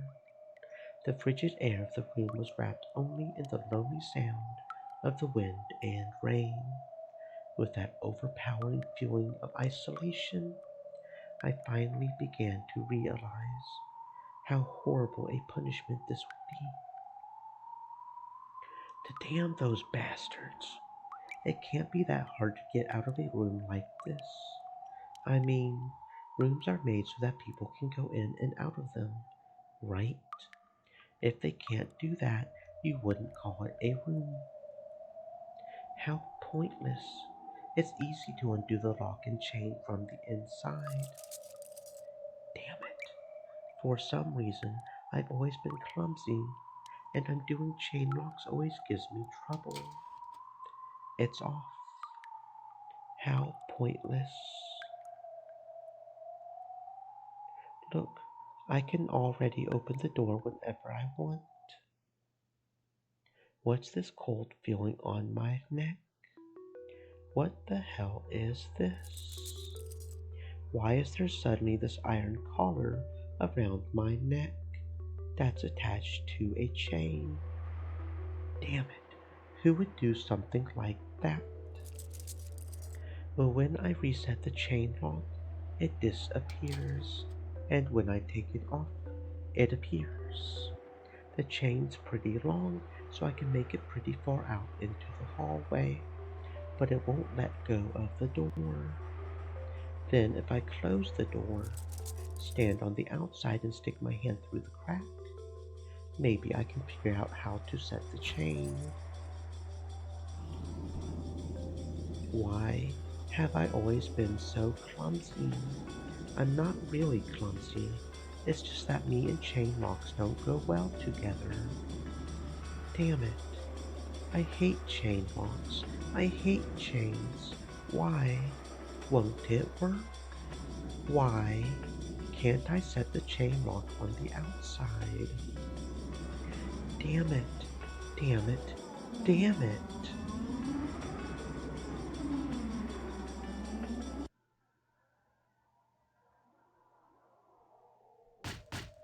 Battler Sand, hang in there, hang in there.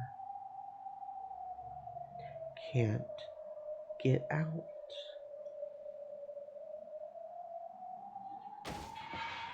Beatu called to Battler repeatedly, shaking his shoulders hard. But by now, Battler's eyes were blank. The words didn't reach him. Berncastel and Erika had already left. The game was officially suspended until Battler could think of a new trick. But it was doubtful that would be resumed even after 1,000 years or more. Okay, I'm heading off too. So long, you two. That there's no need to say so long. We'll think of a trick right away and the game will resume. We won't take up your time, so stay here a little longer, please. We've heard those same words from many witches in the past, and I've heard of hardly any who've actually managed to resume their games. As far as I know, the only two are me and Burn. Why? Why would a person who knows about that hell throw another person into it? Just because you're bored? Is that all? Yes, that's all. It's easy to escape from boredom, because when we get bored, we remember. We remember that hell. And, by throwing someone else down into that hell, we realize that, oh, we're the ones on the throwing side. And that means we aren't in that hell ourselves. If we don't keep doing that, then the fear of that hell will overwhelm us. If you two manage to get out of it, then he certainly will. I will save him. I can say it with certainty. With certainty. You swear with certainty before me, Lambda Delta, the Witch of Certainty? Yes, with certainty. Very well. I was the guardian for the former, you, anyway. Though the current you is different, I'll take care of you one last time. I'll give you a parting gift. And what is that? Hope. As long as you hold on to your certainty, your wishes will definitely come true. Are you listening? The old you was the endless witch Beatrice. You used to love detective novels that depicted impossible crimes, and you used those to make the claim that a witch existed to make many people believe in magic as one stage on your path to becoming a witch.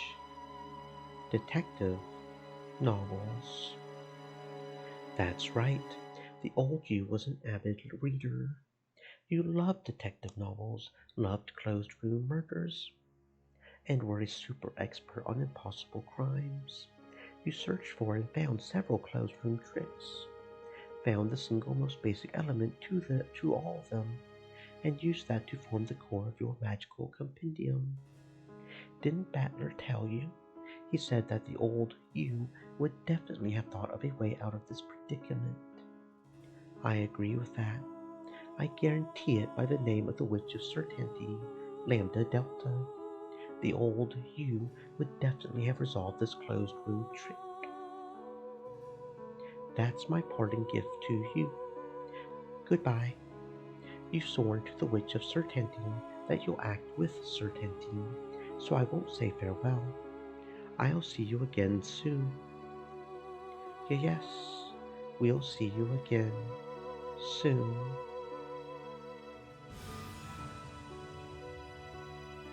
Lambda Delta vanished into thin air. Then, in the smoking room of the witch, the two who held the title of Endless Witch were left behind. One had empty eyes, the other supported the first by his side. Ironically, it was the opposite of how their relationship had been in the previous game.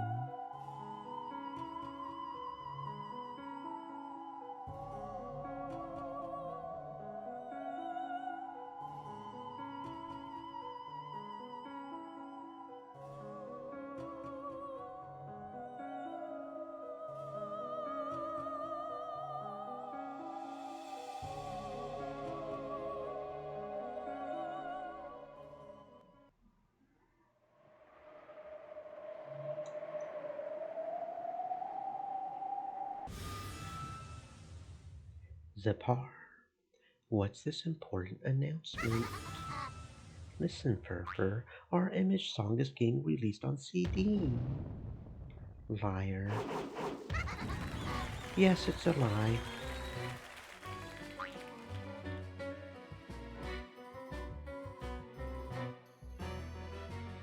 We were just so bored of showing up the same way every time. We thought we would change our style a bit. We're entertainers, and the stage is alive. We've got to ad lib every now and then. Yeah, we could have done without that. Damn it. Thanks for helping clear the tension, you two.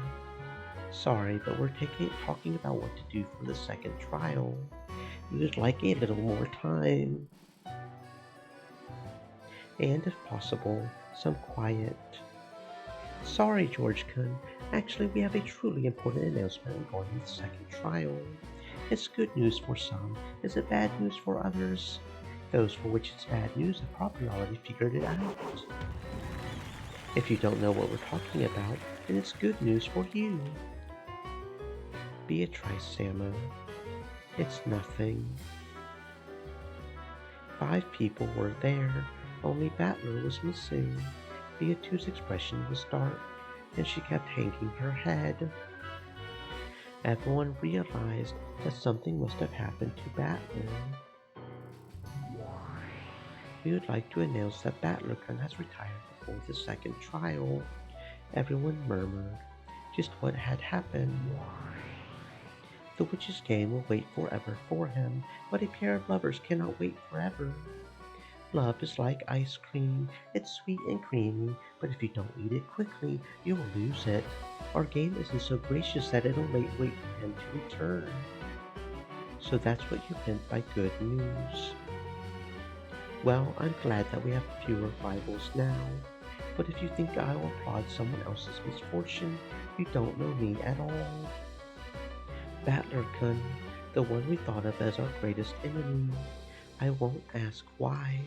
If the demons in charge say so, then that's how it is. Then, what will happen to Beatrice, Samo? It seems I will no longer be qualified to participate in this trial. After all, this is a trial to test the bonds between lovers. Battlerton isn't currently capable of doing that, so his pair is disqualified. How truly saddening. However, she is one of the participants in this three-way trial of love, so I think we should let her watch the trial as an observer. A splendid idea. She does have the right to bless the pair that does overcome the trial. Are you okay with that? Yes, I want to watch until the end. And I still believe that he will come back quickly, regain his qualifications to join in, and continue this trial with me once again. I think she has the right to be an observer. No objections here. There's no need for us to be cruel. But even so, we've lost a powerful rival. Sorry to you too, but I would like to settle this trial right away. That's George Kun for you. I'm rooting for you for the most on the inside. The coldness with which he furnishes his love makes his heat stand out all the more. At any rate, we've now gone from 3 down to 2, and the three-way deadlock has been resolved. We weren't able to fight proactively because we were afraid of a 1 against 2 situation. Now that's 1 against 1, it's just a good, clean duel.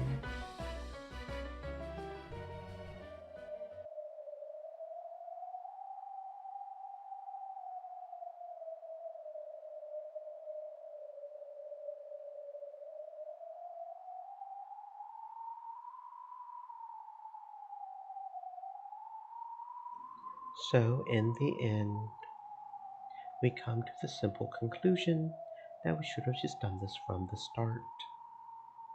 The 4 people stood up as though responding to some invisible summons, and faced each other, glaring. Only Beatu was off to the side, watching the course of the young lovers fight in suspense. Each pair of lovers possessed an unbreakably strong bond. Then, isn't that enough? Their love is already real. There's no need to test it. So, why must they fight? The winners will be bound together by a magical miracle, and the defeated will fall apart. Why have the demons promised us that we'll fall apart without a magical miracle? Why is a demon's game like this necessary? I don't understand. No, these people aren't important right now. I have to think of a trick for escaping as soon as possible, so that I can save Battler's hand from that closed room. I heard about Battler. It seems things have gotten quite troublesome. Oh nay, Sama, I would like to save you, both as my dear sister and as a part of my full self. I will tackle the puzzle of Battler's closed room in my own way, but it is difficult. It feels almost as though an ordinary chain has been made to look like a wire puzzle. I heard from Lambda Delta Sam. She said that the old Beatrice would definitely be able to solve this with a trick. Don't you have any ideas? That old Beatrice is our completed form after we become one. Even I am not but a part of her. I cannot solve it. In other words, no matter how much we think in our incomplete forms, we won't be able to understand. Both the older and the younger sister have no way of solving this riddle. Beatu shook her head, chasing that thought from her mind. I won't give up. That closed room rapidly eats away at the heart. Unless I can save Battler Sand as soon as possible, his heart will be crushed. Of course, I have no reservations towards lending my own wisdom. However, even I cannot make anything out of this closed room. If we put our heads together, I'm sure we'll find the same answer that we would if we were joined. Please, don't give up and lend me your wisdom. I still cannot understand why you are so willing to go so far for Battler, but I shall do as you ask. After all, if it is a request made by myself, I will add my wisdom to yours. Look, Furfur, the two Beatus are thinking together. I wonder if those two can really save Battler. Oh, they can, if they have the miracle of love, that is. That's right, Zipar. They certainly can do it if they have the miracle of love on their side. Hey, Furfur, do you think they'll realize that we're giving them a hint for solving that closed room? The two Beatus huddled together, and, straining their minds with all they had, they searched for a plan for saving Battler. It was as though they couldn't even see the four people glaring at each other and solemnly discussing the manner of the duel. They'll realize, if they have love, they certainly will. They were the demons of love. Love is a single element, the source of all miracles. Could a miracle of love provide an answer for a closed room trick?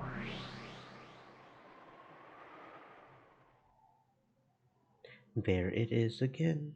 Without love, it cannot be seen.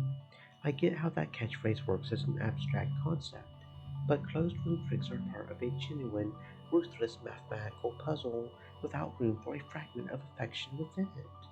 Just what kind of hint could these demons be talking about? I already have a certain answer. What these demons have said supports that even further.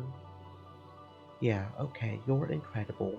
You always know the right answer, and you'll never tell me any of it. Going by the rules of observers, until you tell me about it, it's possible that you're just pretending that you know and lying. Yes, I believe I do prefer a bad mouth, Miko. Very well, child of man. To me, a Miko's sarcasm and abuse is like a ceremonial dance in my honor. You really are an irritating master. Stupid Oni-chan, why did you make a closed room like that? Yourself? Think, child of man. Thinking is not only a job for the characters within the tale. As a reader, you too have the right to enjoy thinking, and I enjoy watching you as you do. I'm willing to make a bet. Your last Miko ran out of patience and ran away from you, didn't she? You are free to enjoy yourself by scolding me. You are also free to worry over the problem, along with the two Beatus, unless you think the tale will not continue. Why? I'm a reader, right? Can't I just stay quiet and read?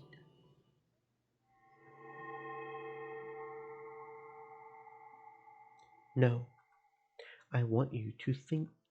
I want you, the reader, to think too. I see. You're a pretty unpleasant author, aren't you? Of course, Angie hadn't reached the end of the manuscript she was reading. However, it would end with just a few pages more. What about the rest of the tale? It should continue much further than this. There should be many more pages remaining.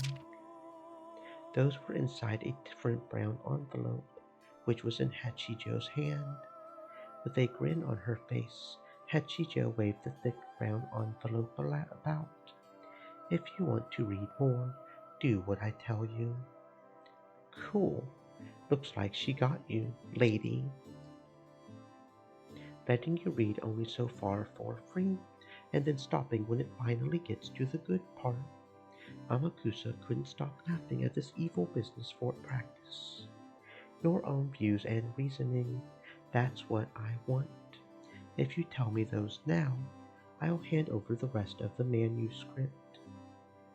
Quit mocking me. You think I'll just do whatever you say after something like this? Come on now, lady, calm down. I want to read on too, so please just chill a bit. About the rest of the manuscript, Madame Hachijo, you write about the answer to the closed room trick and the truth behind a bunch of riddles, right? Of course. However, I've written it so that those who fail to think or consider won't understand. Someday, your passionate readers are going to say you've betrayed them. I understand that, which is why I don't go out in the open, child of man. Anyway, this is what Madame Hachicho's trying to say. First, tell me your answer. Afterwards, you can check to see if it's right. Correct, young man. It is not my intention to be mean. I ask this because I want you to truly understand the tale's conclusion. You're really enjoying this, aren't you, Amakusa? Yeah, come to think of it, you always take those TV quiz shows totally seriously, trying to win them from your couch. I guess life's many times more fun for you than it is for me. Come, please think. What miraculous trick could get Battler out of that closed room? I want to give the rest of the story especially to those. No, only to those who have thought.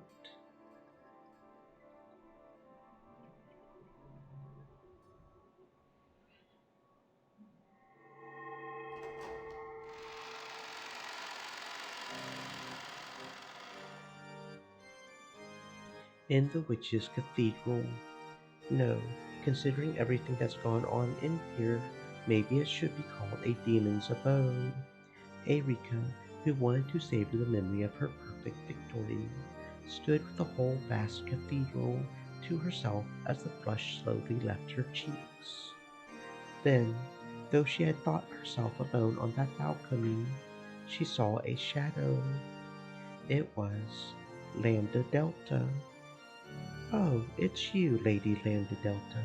It's not often one finds you alone in a place like this. Oh, it's you.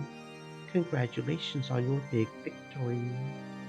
That's strange. I think I remember saying the same thing to you right here at the end of the last game. That wasn't a compliment. However, Erika was in such a good mood that even those words sounded like one.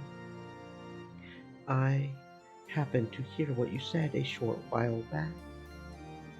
What? I heard that you have also had the experience of being toyed with as a piece on some great witch's game board, then sealed away in some awful hell. Erika had a crude, triumphant look on her face, as though she had managed to pry into some embarrassing memory from the other's past. However, Lambda Delta didn't look in the least bit flustered, and instead gazed down from the balcony in silence. I have. I wonder how many years I was shut up in there. Maybe I should have counted them like birds. No, it's probably best that I didn't. Counting the years is what made Burn break. Are you saying that my master also fell into the hell of a logic error at some point? She did, though she wasn't the one responsible for that logic error.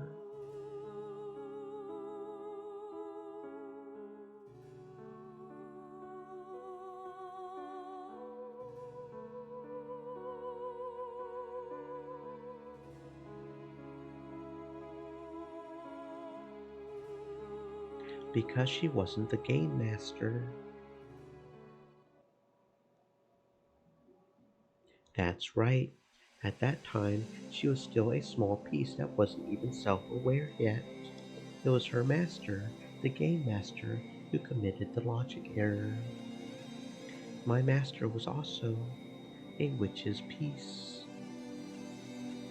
Yes, that kid's master is another bad one, though she created the game herself, Partway through, she lost sight of what her goal was. She ended up creating something like a broken game of backgammon, where the start and goal were connected like a donut. What do you mean, she lost sight of her goal? I'm talking about a logic error. In her backgammon game, she was unable to draw up a line of logic describing how to reach the goal she desired. So, the game remained broken with no goal at all. In that case, she should have quieted down and thought of an answer herself. Instead, she despicably left even the thinking entirely to her piece. Burn. Have you heard of the infinite monkey theorem? It's a theory, no, an absurdity, arguing that if a monkey hits random letters on a typewriter for an infinite amount of time, he'll probably end up with the same set of letters as Hamlet by coincidence, sooner or later. Wouldn't that be a horrible hell? Vern was forced to type randomly on a typewriter for an eternal period of time, without even knowing the meaning of what she was doing. The Game Master was trying to get Vern to create a goal that this Game Master hadn't even thought of. Could Erika even imagine? How horrible a hell that would have been. A job you have to do 100 times, and a job with a 1 out of a 100 chance of success that you have to keep doing repeatedly. Probabilistic, Probabilistically, they may look very similar, but the difference in cruelty between them is great. When you have to do a job 100 times, you steadily approach the end, get more efficient as you become more used to it, and it does end. However, a job that succeeds with a 1 out of 100 probability doesn't reflect the hard work of the individual in the slightest.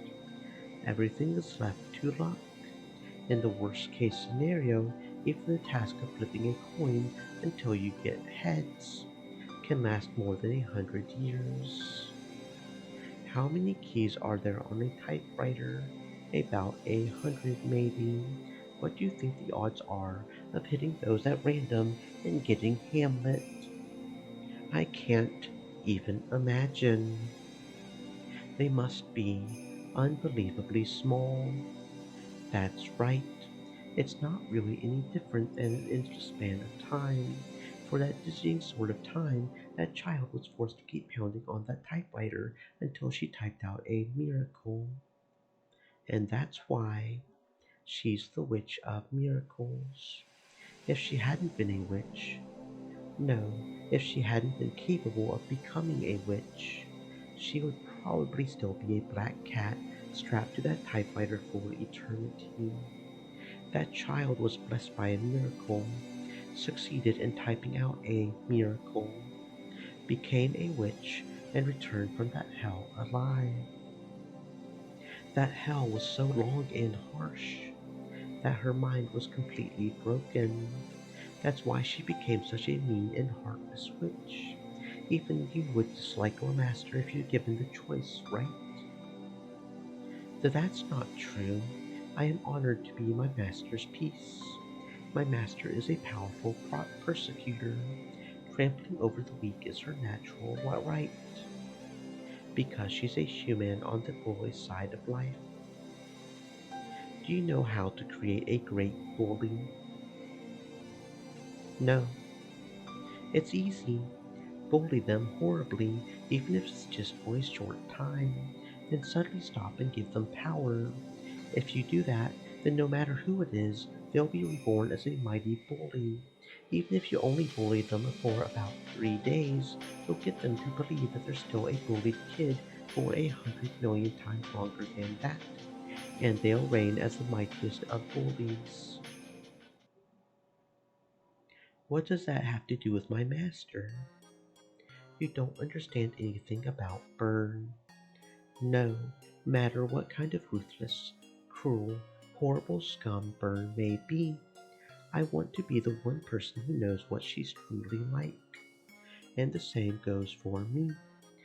I think that kid, as a fellow survivor from hell, is the only one who can understand what I'm truly like. It sounds like you're jealous of the relationship we have, but give it up. The hell you think you've trudged through is nothing more than a blink compared to the one we crawled out of. This time, Erika was probably the one being mocked. The discouraged expression on her face clearly showed that she couldn't accept Landadelta's words. If you'll pardon me for saying, I think it's the depth of the hell that's important, not the length of time spent there. You think so, Witch of Truth, Erika. I don't know what kind of hell you were in, Lady Landadelta, and I'm sure the time I spent in hell was nothing more than a blink compared to yours. However, I don't think the depths of my hell were any shallower than yours. In part to celebrate your victory, I'll listen to what you have to say without arguing back. From my point of view, both the hell my master fell into, which could only be escaped from with a miracle, and the hell you fell into, which I don't know about but could be escaped from with certain willpower, were hells made to be escapable. That's pretty bold coming from you. I am the Witch of Truth. My hell is nothing more or less than the truth. When faced with the harsh reality of truth, no sort of willpower or miracle matters. I reached this place by overcoming that truth. I don't believe my power of withstanding the truth is in any way inferior to yours or my master's. So what is this power to withstand the truth? Those who don't know cannot understand.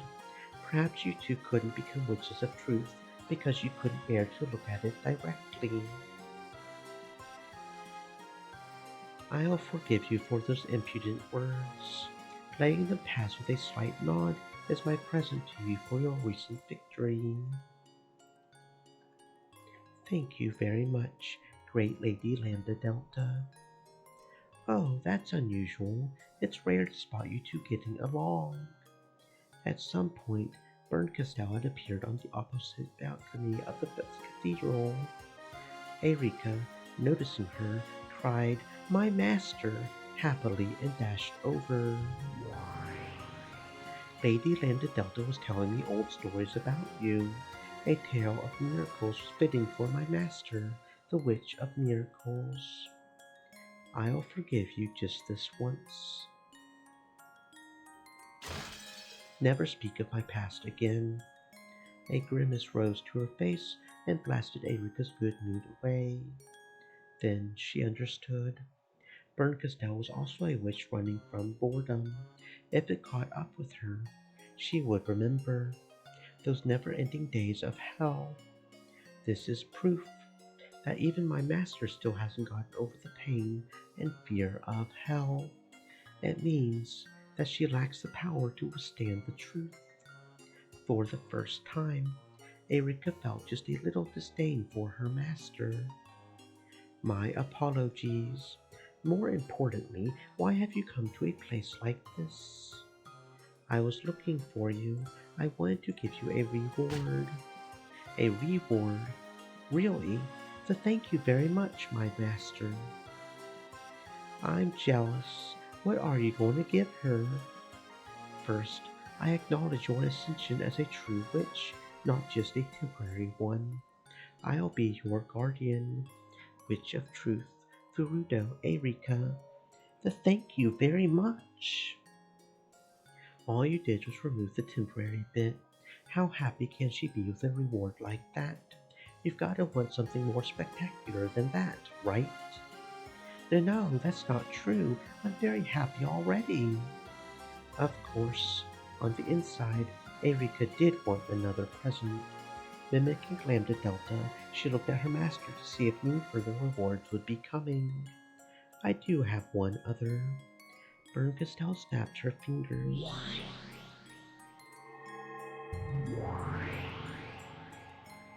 As she did, a cloud of gold butterflies gathered, and summoned Battler sitting in a throne at the center of the cathedral. Of course, his eyes were blank. He was still a shell of himself, his heart trapped in the closed room that he would never be able to escape from. That man is your reward. My reward is Battler. I see. You're saying you'll make it so that Erika inherits all of this game board's territory. That's right. Look at Battler's finger. He's wearing the ring of the one-winged eagle, symbol of the territory lord. If that becomes yours, you'll become the official lord of this territory. I don't mean you'll be under my charge. In name and reality, this territory will be yours. So I need to take that ring off Battler's finger. Don't be stupid. There's only one ceremony where a woman gets a ring from a man's finger, right? Erika, take Battler as your husband and become the wife of the territory lord. To take Battler as my... Yeah, that's right. If the territory lord is never to wake again, he'll need a partner to serve by his side and in his place. In other words, you will control this territory. So, we'll hold a wedding and exchange rings. Battler's territory lord ring will become yours. In exchange, you will put a ring of subordination on Battler's finger. You will control and humiliate him forever, and create as many tales however you like, using this territory and game board. Territory Lord Furudo Erika. Any tale you wish will come true. The territory lord is God. Congratulations, you're going to become the god of this small but wonderful world. Is that true, my master? Will I become this world's god? That is the final reward I will give to you. Take Battler's ring and create your own world. When that happens, you won't be my piece anymore. You'll be your own witch, and a splendid one at that. Congratulations, Lady Erika. And one day, you must welcome me when I come to visit, just like Beatuvit once did. Yes, my master. There could be no greater honor, and I'm starting to like this marriage thing. If you think about it, there could be no greater disgrace. After all, that Beatrice has apparently grown a desire to serve Battler and be liked by him.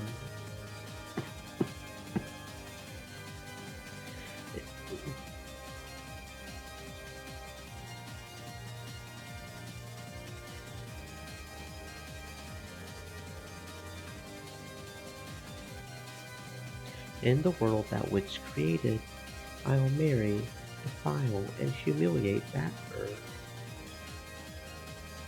Oh yes, I understand. I so understand how painful it feels to have the one you love stolen away from you. And now, I'm finally the one feeling out the pain. Truly, there could be no greater honor. I'm glad you like it. I knew it was the one present you would like most in the world. Thank you so much, my master.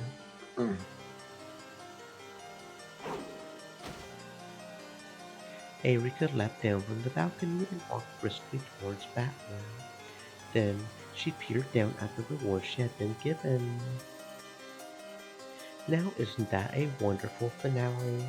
You'll have a wedding, right? Of course, a magnificent one, the perfect way to end Beatu's game. Of course, you'll send Beatu an invitation too, right? Let's hope she actually comes. Okay, things are going to get busy. We have to prepare for the ceremony, make programs, send invitations. Don't forget the wedding dress and the cake, and you need to get things ready for the reception. The two witches disappeared, cackling. Only the two who were to be wed remained in the cathedral. Can you hear this? Battler-san, do you realize what's about to happen to you? Damn it. Battler's consciousness wasn't completely gone. It was very distant, but he was faintly tethered to reality. And that was what made it cruel. It was as cruel as though the spider called Erika had wrapped Battler up and was eating him while he was still conscious. No, she might have been like certain kinds of wasps. It was the cruelty of paralyzing her prey while still alive, so that she could save him for later and eat him. In other words, her cruelty was that of a predator. You can't get out of that closed room. After all, you used all that red truth to show that it was closed. So don't worry, just let yourself be trapped in there forever. Because while you do, I'll be giving your body some good, long humiliation. Let's have a mirror in our bedroom. That way, you can see just how you're being humiliated with your own eyes. And let's have a birdcage hanging from the ceiling. We can stick your beloved witch Beatrice in there. What do you think? Wonderful, isn't it? Yeah, I understand. This is how sweet it is to be standing on the other side. As he listened to this mad laugh, Battler couldn't even bring a distressed expression to his face. His heart was still trapped in the closed room he had created. His body and soul would soon be trapped within a new closed room of Erika's. A closed room called marriage.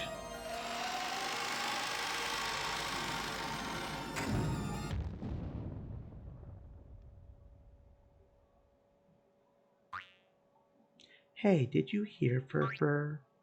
I sure did, Sipar. Lord Battler and Lady Erica are having a wedding.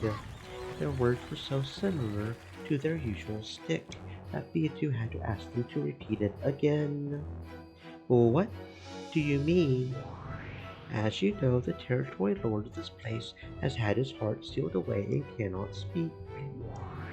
It seems the beautiful Lady Erika is going to become his wife and support him in his work. The two demons explained the situation in a very simple yet dramatic way. I know what's going on.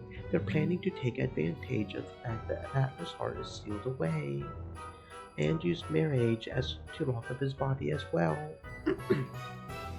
so that they can steal everything from him. At this rate, Battler's position as Game Master and his territory lord's ring will be stolen away. That little thief thinks she can do whatever she wants. Let's steal him back. This doesn't concern me, but if it affects you, then it's my business too. Just stealing his body back won't do you any good. After all, the great Lady Burkesdale has already signed the marriage certificate as a witness.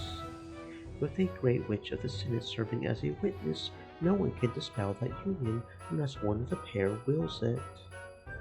So, as I thought, unless I can rescue Battler Sand's heart from that closed room, there's no way we can save him. Then find a way to rescue him from there. You're going to steal away the bridegroom? How wonderful! If you can do that, it would make for a tale beautiful enough for the opera. However, this closed room sealing Battler is quite difficult. The only way out is the door, and if the chain is unset, his escape will not be accepted. And on top of that, the chain can't be set from the outside, and now there's no one left to switch places with him. No matter how you look at it, we are stuck. If we give up, we won't be able to save him. The only way we can save him now is to keep thinking. Though Beatu looked as though she was about to burst into tears, she clenched her fists tightly. She was so frustrated with her inability to think up any brilliant plan that her heart felt as though it would burst. Zipar and Furfur, You two are known for being among the most powerful of demons. They say your magic can make the impossible possible. Couldn't you use your power and knowledge to work out a plan for crushing this impossible closed room? Yes, love can accomplish any impossible thing. If you can't accomplish something, it means you lack enough love. Hearing that hurts. But we're moved by the strength of will that prevents you from giving up. Because you have that, we're sure you can bring about a miracle. Can't you at least give us some sort of hint about that miracle? We've known each other for quite some time. Can't you at least give my little sister a hint as a parting gift? We are always giving out hints. Without love, they cannot be seen. Yes, we can't see, which is why I'm telling you to show us. These two are always like this. You'll never get bored, but they can be very irritating at times like these. The Par and Furfur certainly were demons who possessed a great power. The power of love that they bestowed had created several miracles in the past. Miracles so great that they left marks on human history. However, those miracles were never given easily. They would give trials, tell riddles, and sometimes help the truth be realized, so that those who desired power could create that power themselves. No matter how pitiful the eyes that looked up at them, the two demons would never bend their power out of pity. As it is with gods, so it is with demons. They help those who help themselves. I understand. I'll think about it myself. I will. Certainly. See, demons, look at this modern, pure-hearted girl. As the demons of love, don't your hearts hurt even a little? Let's have a hint. Or could you at least give us a hint to a hint? Zepar and Furfur looked at each other. Of course, there was no pity on their faces. However, it could be seen that, though they did find the problem amusing, they were considering what they should do next. What'll we do, Furfur? Can't we just give a hint to a hint? Yes, that will do nicely, so let's have it. Okay, here's a present from Zepar and Furfur. A hint to a hint of love. But please, you can't see the answer because you don't have enough love. I told you not a hint like that. And if you don't have enough love, why don't you watch some lovers who are overflowing with it? Yes, and fortunately, we have two groups of lovers right here with us.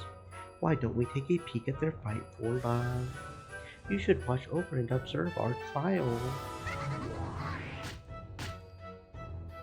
I told you, not a hint like that. Yet two the elder yelled at them, asking for a more tangible hint. However, Zepar and Furfur just giggled and ran about like rats. However, Beatu took their hint to a hint seriously.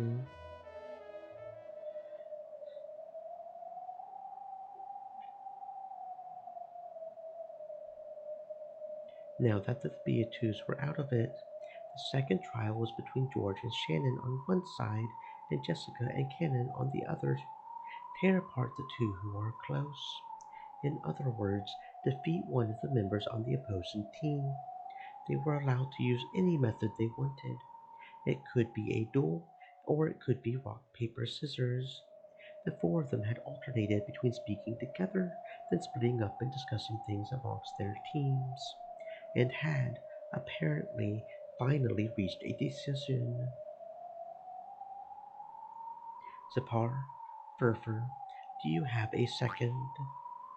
Oh, they finally called out to us. So, George, have you decided on a format for the duel? No matter how much the two demons cheered the four of them on in a joking manner, their serious expressions did not waver. Yes, we've decided to hold a duel. The duel will take place between Shannon and me. That's surprising. For a one-on-one duel, we would have thought that George and Jessica would have fought. These guys really wanted it to be them, and they wouldn't listen. As a man, I can't stand being unable to do anything but watch. However, Shannon's resolve will not waver, so we have no choice but to respect their decision and believe in them. Cannon, thank you so much for believing in me. I've always thought that if we had to fight each other directly someday, it should be done like this. And we've realized that that day is today. Of course, we might have been able to avoid this day. However, now this day has come, so we won't run away. That's right. I'm not running away, so I'll be right here. Me too. I placed my faith in Shannon, so I have nothing more to say. And even if Shannon is the one fighting, our power is one, so we'll be fighting together. Yes, that's right. I'm just representing the pair of us.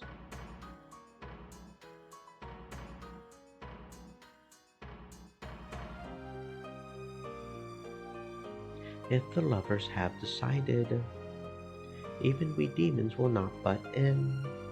So, how would you like to settle this duel? You don't mean that you want to have a literal duel, do you? At once, both Shannon and Cannon nodded. And the method? That doesn't matter as long as it's a fight to the death.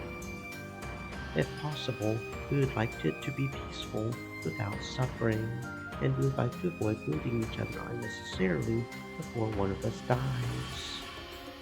Zepar, we should be the ones to oversee this noble duel. True, we understand you two. We will propose a noble duel, one that will honor your noble spirits. When Zepar clapped loudly, a case with an old design appeared in the air and handed between Shannon and Cannon. Furfur nodded at them, urging them to open it. Cannon crouched down and opened the case.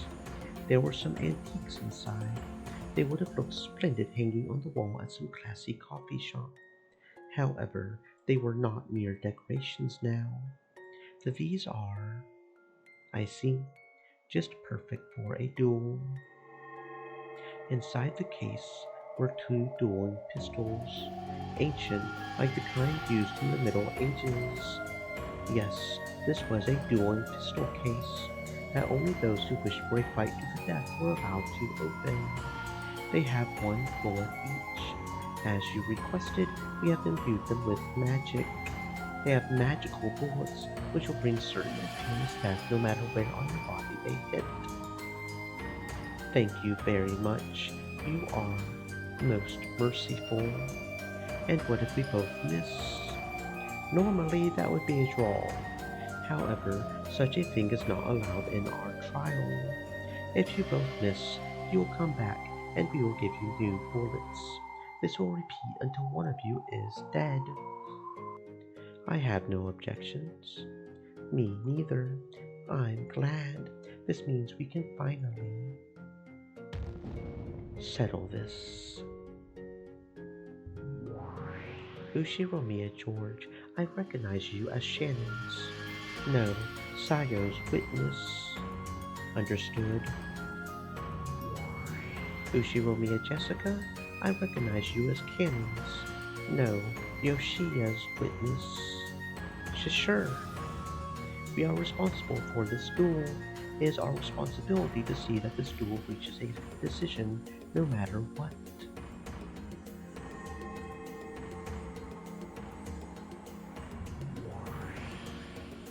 When Zepar and Furfur cried these words out, the whole area was blanketed in gold-colored light, and when it cleared,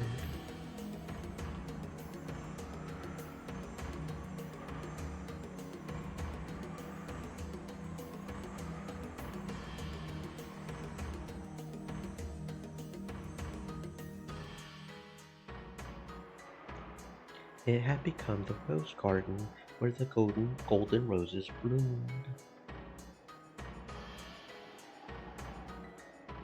A duel over love, is it?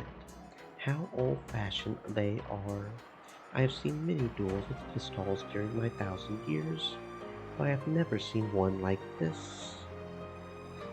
It's because it's being overseen by demons. No, a duel over love is usually a fight between two people, both in love with the same single person. However, here we have a pair of lovers fighting another pair of lovers. This is quite odd. I'm sure it's because they want a miracle of magic. It seems we cannot be successful in love without such a miracle. Do you know the minimum number of people needed to create a universe? No, I don't. Shannon and Cannon each took a pistol out of the case, returned to their respective witnesses, and checked the weapons over. Then, when they both decided that there were no problems, they checked once more to make sure that their opponent was prepared, and nodded to each other. If there are no problems, let the duelists Stream stand back elements, to back. said. Stay moist, my friends, hydrate. Then walk the decided number of steps away from each other. Then the duel will begin on our signal. Sapar, how many steps should they walk? Good question. Well, maybe we should choose a number that's closely bound to this duel. A number closely bound. What number is that? It's a number we know of well. It's that number which has been repeated over and over again since the time this tale began. That number is 19. That's an interesting number. I like it. It's a good number to settle everything with. 19. Whenever the illusion of a 19th person was seen on this island, on which only 18 people were supposed to be, this number was used to refer to the witch. It was the number of years needed to create this tale. It was the number of years it took to reach this unavoidable day. And it was the age of the true territory lord of this world. They'll stand across from each other, then walk 19 steps, and shoot. That's pretty far. At that distance, the first one to shoot won't necessarily be the winner. If one of us shoots first and misses, that will probably be the end for them. And if it hits, this easy game can be won without even getting a scratch. Well then, duelers, stand with your backs together. Shannon and Cannon slowly walked towards each other, facing each other. Once they turned away, they wouldn't see the other's face again until they killed them. So, this face-to-face meeting would never happen again.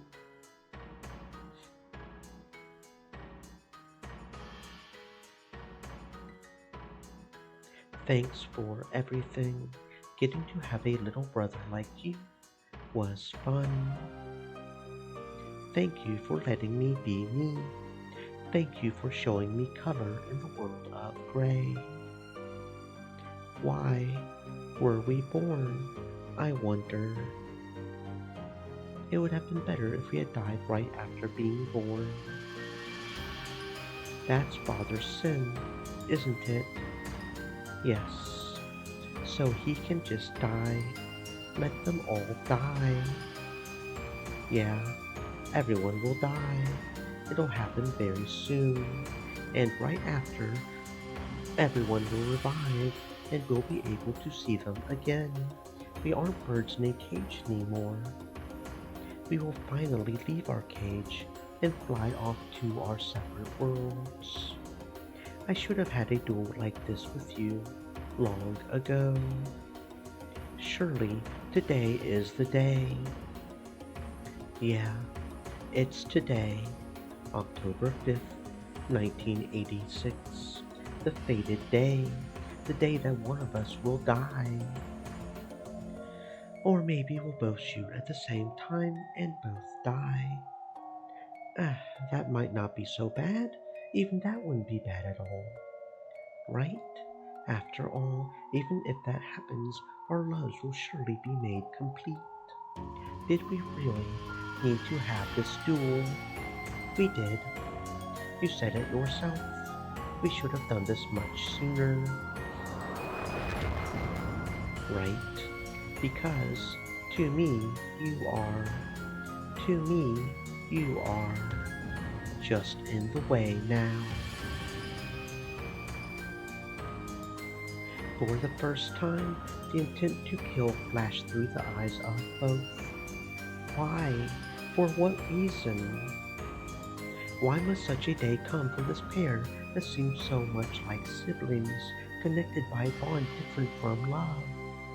It was a great mystery, as great a mystery as the question of how this could be the key towards unlocking Battler Sand's closed room. If I watch over this duel instead of running away, will I find the key to solving that closed room? I will, right? Zipar San, Furfur San.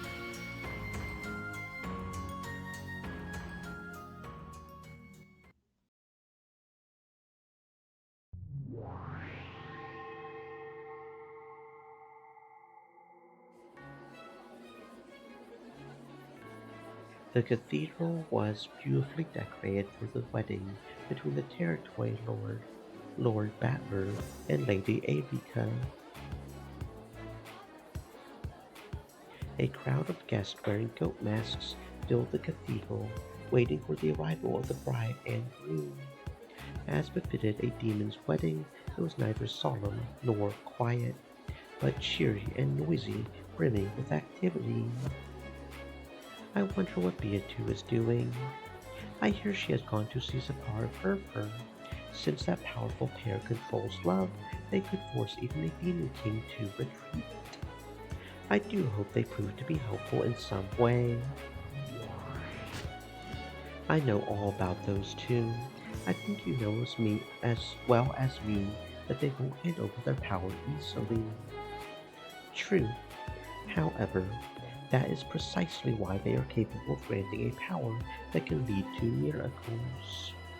At any rate, if we can just free Battler Kun's heart from that closed room, we should be able to manage something here. Closed rooms are your favorite, are they not, Gap? Can you think of any tricks? This is a nasty one. Battler and Africa have been dropping red proofs all over the place. I can say for certain that it's impossible to escape from the inside on one's own. So, after all, the only way is to have someone else trade places with him and set the chain. If someone does appear like that, saving Battler should be easy. There's a full 11 people, right? Those 11 are sealed on the second floor of the guest house. If we could somehow slip them out of there. I see. Solving the problem of Battler Salmon's closed room is equivalent to solving the problem of either closed room on the guest house's second floor. Limiting your thoughts to just Battler's guest room would be like getting trapped in a mental closed room of your own. The closed room we need to break open to save Battler isn't the guest room, it's the closed rooms in the guest house. Most unfortunately, we of Eisern Jungfrau have been placed in charge of the two rooms in the guest house. And you guys specialize in seals and barriers. However, that was quite impressive, Miss Gap. You realize that the closed room you should destroy to save Battler is in the guest house. The ceremony will begin soon, but why not reconstruct the scene as a way to kill time until then? Are you sure about this? Doesn't this violate the obligation of confidentiality you have as Lady Erika's pieces? That is no problem. Surely, if you first have the seals around the scene confirmed and fall into disrepair, You'll, you'll be able to celebrate the ceremony more sincerely.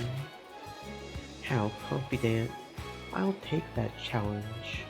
Leah, let's have ourselves a little snack before the ceremony. With that, dear ladies of Icern, we humbly ask that you reconstruct the scene for us. We hear and obey.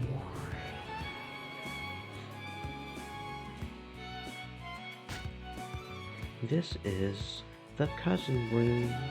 The next room over has the same layout. Carry out your inspection however you please. This room has Genji, Goda, Cannon, and then Kraus, Rudolph, and Jessica for a total of 6 people. The next room over has Hideyoshi, George, Shannon, Kumasawa, and Nanjo for a total of 5 people. Don't be stupid, everyone. Who's in this room doesn't matter anymore. We need to find out how to escape from it. You're right. The door and windows are sealed, so we must somehow escape from some other place. You know what? I know all about how you heaven people like to use momentum to dodge issues. This is no closed room, right? Please allow me to speak. Let it be known that the closed rooms in our charge are perfect.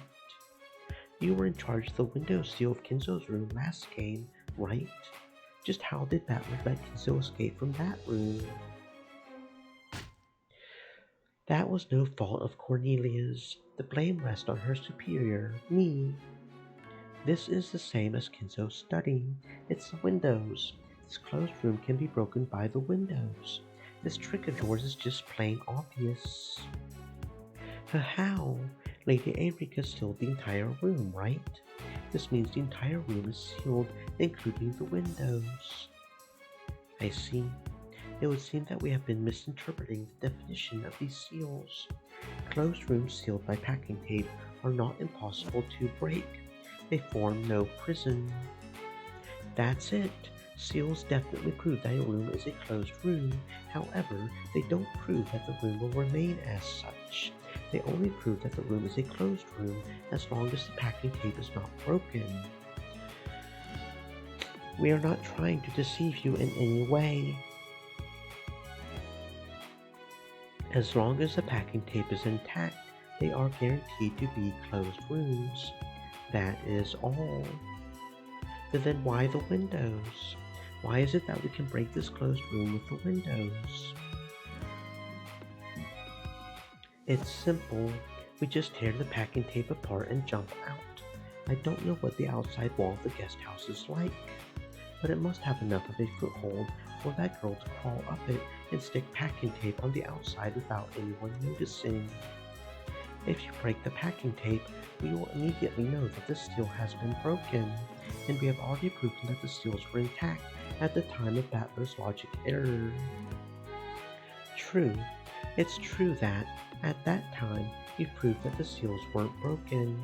That's how you tricked us into thinking that these were closed rooms. The logic of seals equals closed room doesn't always apply. Gab's specialty was dealing the finishing blow in closed room mysteries.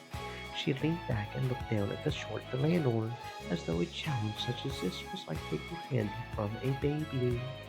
Delanor looked up at her with a bold expression, and sparks flew between them.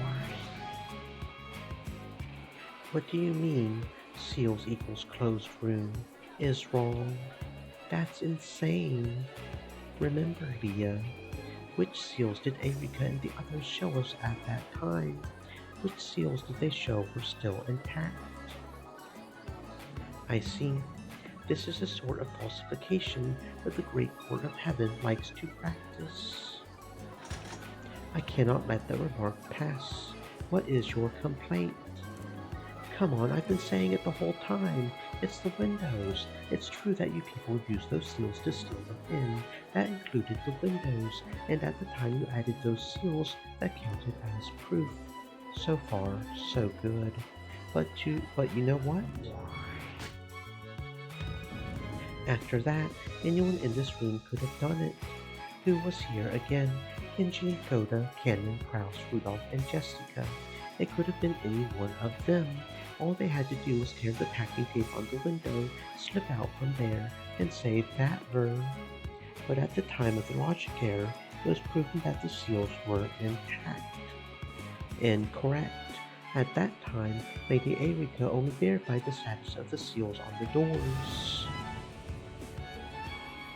Yes, come to think of it, at that time Lady Erika just showed the doors of the two rooms and claimed that the seals were intact for each. She never mentioned the seals on the windows. That's correct. It's probably true that the seals on the doors and windows were perfectly secure when they were added. However, at the time of the logic error, you only confirmed the status of the seals on the doors. In other words, since the time Erika left the guest house, it was not forbidden for someone to break through the windows and leave wherever they wished.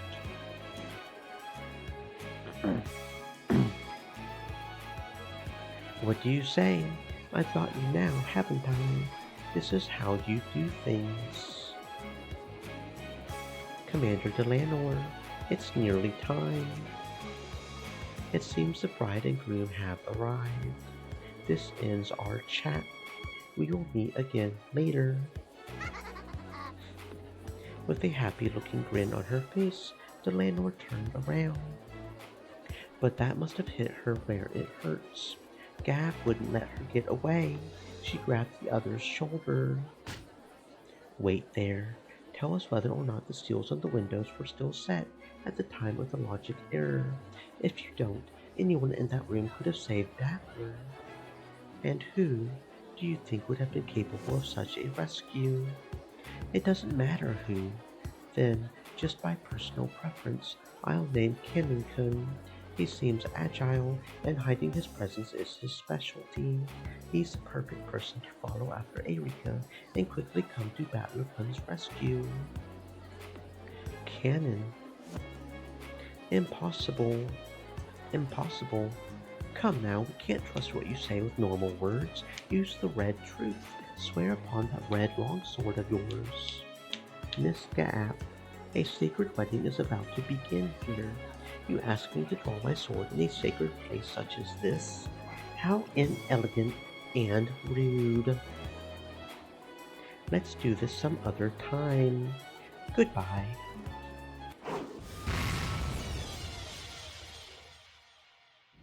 It's possible for Cannon to save Battler.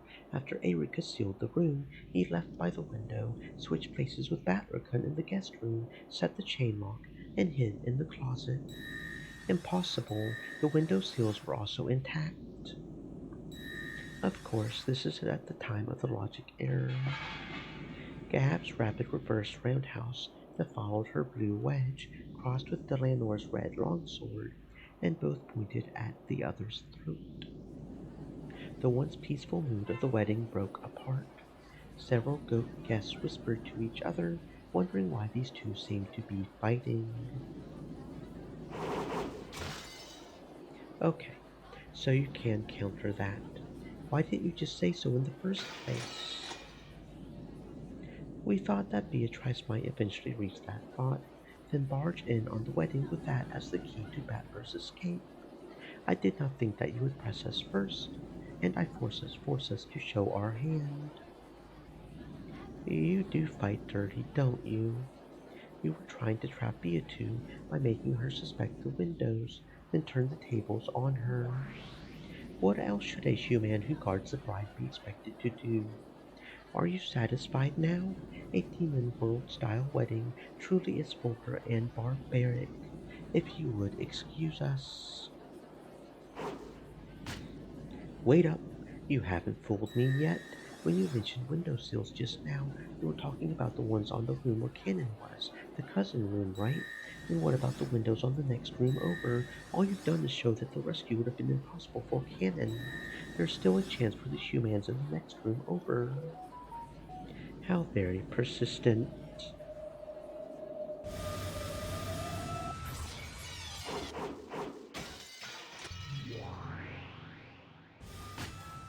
We apologize for our rudeness. We are the Cheister Sisters Imperial Guards in charge of security at this ceremony. I'm afraid I must ask you both for your stamped invitations. Delanor A. Knox, I am with the bride's party. Here is my stamped invitation. Also, here are my credentials as bodyguard to the bride. Confirmed as Chief Knox, welcome to Lord Battler's wedding. I'm Gap. I'm with the Gloom's party. Here's my invitation and... Ah, crap. You didn't get it stamped at the reception desk. I came here directly, so I didn't go by the reception desk. It's still unstamped. Well, why do you always have to do that at times like this? Gap, Sama? My apologies, but we'll have to ask you to come with us to a different room. The landlord watched, shrugged, and turned away. Wait there, Delanor. Respond to my blue truth. If you want the opinion of the Great Court of Heaven, please fill out an application in accordance with court procedures. Allow me to speak. Know that the ticket window is open from 10 to 5 on weekdays. Lunch break runs from 12 to 1:15. Allow me to speak. Know that the use of whiteout or strike blues is not permitted when filling out forms. There's a rumor that they refuse Komuket applications for the same thing. But that's an urban legend. Probably. Let us provisionally accept the blue truth verbally. They will be put on hold until the proper forms are received and duplicate submissions are not allowed. I don't understand. Can you respond to my blue truth? Or can't you? If you fill out the application on Monday, we should be able to have an answer for you by the end of next month. Duplicate submissions are forbidden, so the blue truth you just spoke will be unusable during this wedding ceremony. This is in accordance with the laws of evidence from the official Great Court Regulations, Article 214, Section 15, regarding the prevention of duplicate submissions. Please allow me to speak. Know that it is forbidden for blue truth to be used if based on the argument that the window sills of the next room over were torn at the time of the logic error. Please allow me to speak. Know that the opposing side is under no obligation to respond to the aforementioned blue truth. Cowards! Let go of me, Rabbit Band! The Tryster sisters led Gap away. Just when she thought she had reached the core, they had underhandedly refused to respond. However, this is a big clue. There's a chance that the window seals on the next room over have been broken. In other words, it might be possible for Hideyoshi, George, Kumasawa, Shannon, or Nanjo to save Battler. And yet, just now, that move was sealed away. The use of any clue based on the window seals on the next room over might have been broken has been prevented. It's now impossible to claim that the five who could have saved Battler were the ones who did it. Well, what the hell? That's low. That's the answer, isn't it? I also noticed that they hadn't proven that the windows' seals were intact. But if they can't use the blue truth, what are they supposed to do? Yeah, I know. I'm sure you're laughing at me again because you alone have discovered the answer. My apologies, child of man. I am having trouble just as you are. I can't believe I'm hearing you say that. I also realized that the windows of the next room over were left available. However, I hadn't imagined that the use of that argument would be prevented. Doesn't this seriously violate the rules? I mean, how can a quiz be fair if you can't say the right answer? Isn't this a logic error for the other side? We can also view the fact that the tale is continuing as proof that it wasn't a logic error. In other words, there's some other answer completely unrelated to the windows of the next room over. Or, it may be possible to explain, without discussing the windows, how one of those five came to Battler's rescue. If they can't talk about the windows, they'll have to find a different way to leave that room. That practically makes the next room over a closed room. Yes, that is why I am also stuck. Because of these strange seal proclamations, the two rooms have once again become closed rooms. Most likely, most likely what? If you're so vastly intelligent, what kind of answer have you found? There is no answer. No answer? What do you mean? There is no way out except for the windows of the next room over. And yet, we are not allowed to include those windows in our reasoning. There probably is no answer for this closed room. And if so, what next? Since no answer exists, then defeat is absolutely certain for whichever player is burdened with the responsibility of explaining. So we have no moves left. In other words, that statement of Delanor's was the final blow. Doesn't this make it checkmate? No, one move does exist. However, that move is one that can never be used again, and it is also a part of Beatu's heart. You mean one of the greatest riddles of this tale? Precisely. By using that, or possibly, Featherine sighed deeply. It was something she hadn't done once before now. I see. So, as long as this tale has been, it is finally time for the curtain to close. Exposing the answer to this riddle means the same as finally killing Beatu. But perhaps Battler is the only one qualified to make that decision. If he weaves such a tale as the Game Master, no one will be able to stop it now. The greatest riddle of this tale will probably be revealed very soon.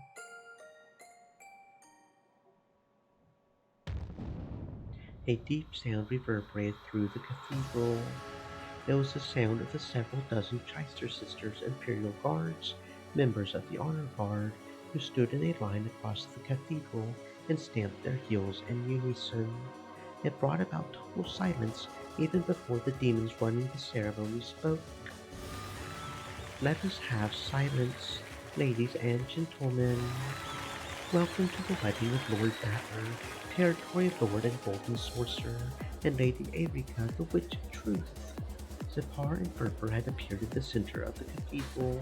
Having them invited to host a wedding was a great honor. Though they had asked for silence, the attendants who packed the cathedral welcomed the two demons with an enormous applause. Oh, it's Zipar and Furfur. Then what about Beatu? She may already have snuck onto the grounds. They searched for Beatu in the crowd of several hundred people, but they couldn't find her anywhere. I wonder if Beatu managed to find a way to save Battlerton. If she managed to gain Zipar and Furfur's power, then I'm sure she has. There exists no miracle that cannot be gained after receiving their strength. And if she didn't, then that goat biting his handkerchief over there is probably her. Then let us welcome the bride and groom. Please give them a grand welcome and celebrate them as they start on their new life. Come out, bride and groom, walk the path of the shackles called marriage that will bind you until the grave. The big doors in the back of the cathedral slowly open.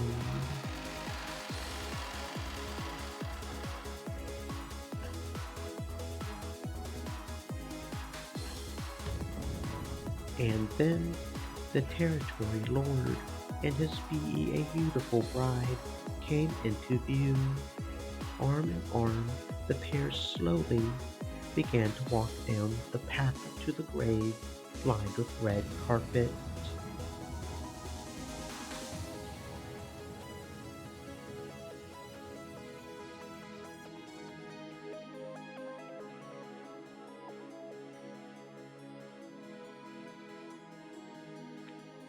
The Chester Honor Guard stood at attention along either side of that path, raised their adorned bayonets with mechanical precision, and made sure that no evil could block the path that the pair walked down.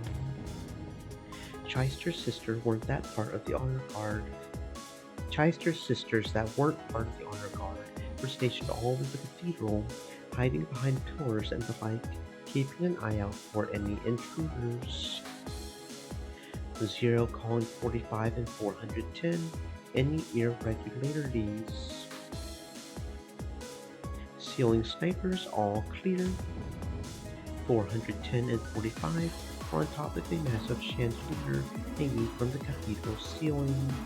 Several other sniper pairs could be seen stationed on top of the other chandeliers.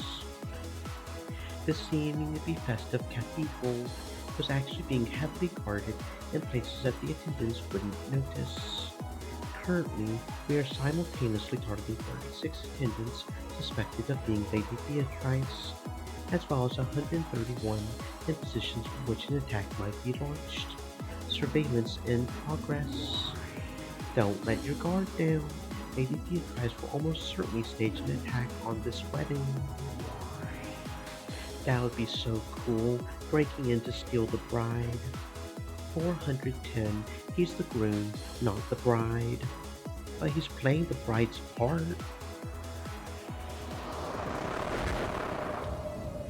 The Chyster sniper teams on the chandeliers use super high efficiency observers to track the movements of the several hundred attendants.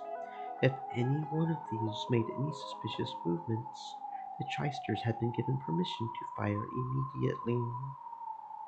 The one on that chandelier is Chyster 127. That overkilling monster sniper could pulverize a human target from 2 kilometers away. The one on the chandelier across from that is Chyster 20. Her firing rate is 6,000 shots per minute. However, she's using a portable magazine this time, so 2 seconds is all it'll take for her to use up her ammo. Lazy Bum can barely do her job for 2 seconds. Slowly, and making a show of it, the two walked down the red carpeted path. Battler's eyes were blank. If you looked closely, you could probably tell that Erika was dragging him by the arm she held. In other words, they weren't walking together. This was a ceremony for Erika to show off to everyone that this man belonged to her. Behind the bride and groom walked the 7 sisters of Purgatory, who held long, ceremonial arms in the shape of the one-winged eagle. That moron Battler, what's he lazing about for? This is why people call him incompetent. I can understand Beatrice Sama's pain better than anyone else. It's all because that stupid Battler caused a logic error. Stupid, stupid, stupid. Beatrice Sama will not fall to sloth and let this wedding go on. Of course, Beatrice Sama is greedy. She won't let anyone else take away her favorite toy. She'll definitely show up. I hear the reception's going to have tons of delicious food. I want to wear a wedding dress. Now! Vern Castell and Lambda Delta were in the noble seating on the balcony. They were sipping some bizarre carbonated cocktails as they looked down upon the show. What a splendid wedding dress. I love stuff like this. This is just the opening performance. That's pretty cool. Which event do you think will be the headliner? Don't tell me you really think Beatu will come. As you know as well, Battler's closed room is perfect. How could Beatu win? Right? You must have heard it too. There's a chance the windowsill on the room next door has been torn. It seems that the landlord has managed to seal that path off for now, but she just denied the concept instead of sealing the actual window. It'll fly out the window again. This one-winged eagle thing. Wanna bet? On whether Beatu comes? I bet she comes with certainty. I bet she comes miraculously. This isn't going to work. The Witch of Certainty and the Witch of Miracles were both sure that Beatu would come. However, they were very interested in how she would break the closed room and take Battler back. You've been watching from behind the scenes, so you know what the trick is. More or less, but Erika's done a hell of a job, so now even I'm stumped. Liar. I'm sure you found one already. There does exist a trick that can save Battler, right? There does, but it's tough. And if that move is used, part of BA2's heart will be exposed. Isn't that right? Oh, so you already know. Hey, wanna change our bet? To what? To whether BA2 or Eureka wins. Sure, if you're willing to bet on Eureka. I'll do it. Oh, are you betting on Eureka? And why do you think you can win? If this trick is a part of BA2's heart, then Battler, the Game Master, will hesitate at exposing it, and so they cannot win. It will probably be a draw. I'm sure they'll sidestep the issue somehow and run away. Battler has sworn to let BA2 rest in peace. Burn. You're being too naive. The bet was made based on the assumption of that certain miracle that BA2 would come. Virgil Ian, who was standing in the front row, tried to call out as soon as Battler walked by. She tried to tell him that the window seal on the next room over hadn't been checked, hoping that this would give him a hint. However, she had been marked perfectly. The instant she tried to lean forward, two Chister sisters right behind her grabbed her arms. That powerful force told her that she wouldn't be able to move even a step.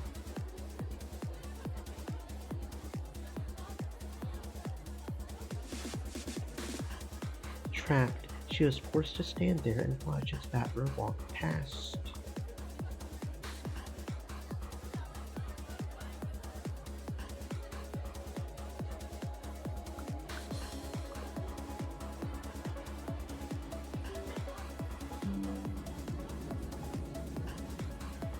Battler-kun.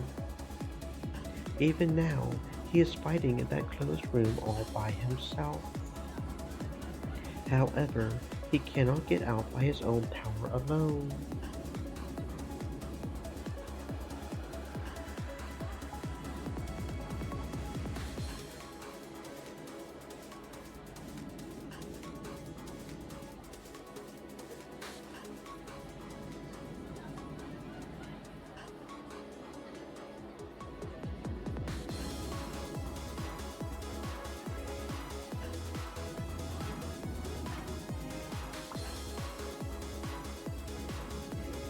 Unless someone comes to save him, he cannot get out. Unless that child comes to save him, Battler-kun will be trapped.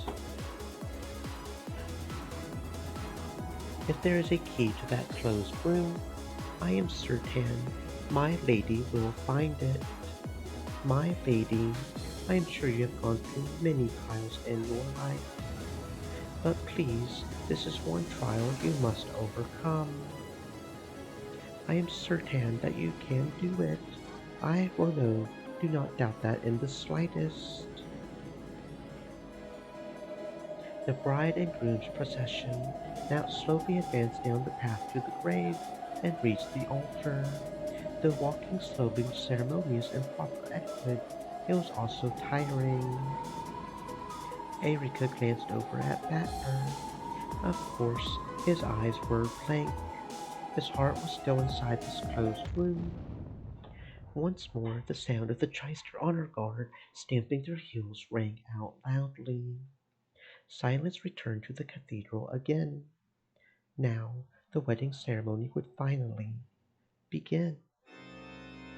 People live for the sake of love. Therefore, today, you have fulfilled the purpose of your lives. Oh, how great is the power to live, the power of love.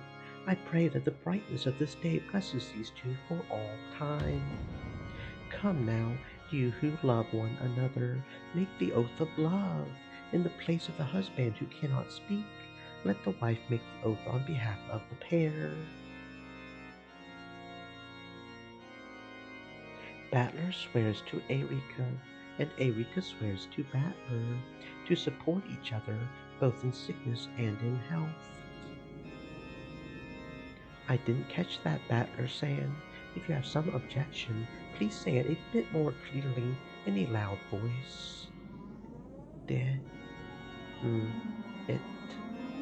If you have anything further to say, please get yourself out of that logic care closed room first. Don't worry, I'll support you until that day comes. You have heard the pair's oath of love. Oh, let this oath be eternal.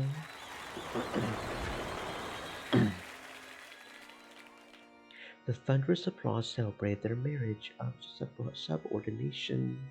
After the oath, they would symbolize the bond. It was the exchanging of the rings. The territory lord's ring with the one-winged eagle engraved on it that sat on Battler's finger would become Erika's.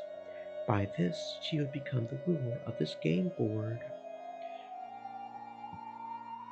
And in exchange, Battler's finger would be given a diamond ring that Erika had prepared. At a glance, it just looked like a ring adorned by a large diamond. However, this cursed ring would force Battler into eternal subservience and mark him as another's property.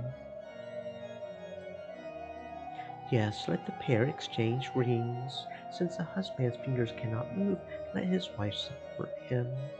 Erika respectfully took Battler's right hand, then slowly pulled off the territory lord's ring that had been on his ring finger. That was the ring Beatu had entrusted him with. Erika stole it away. This is the ring that Woolman left behind, right? How does it feel to have that stolen away by a Woolman like me? I can't hear you. Please say it one more time. Go to hell. Oh, that.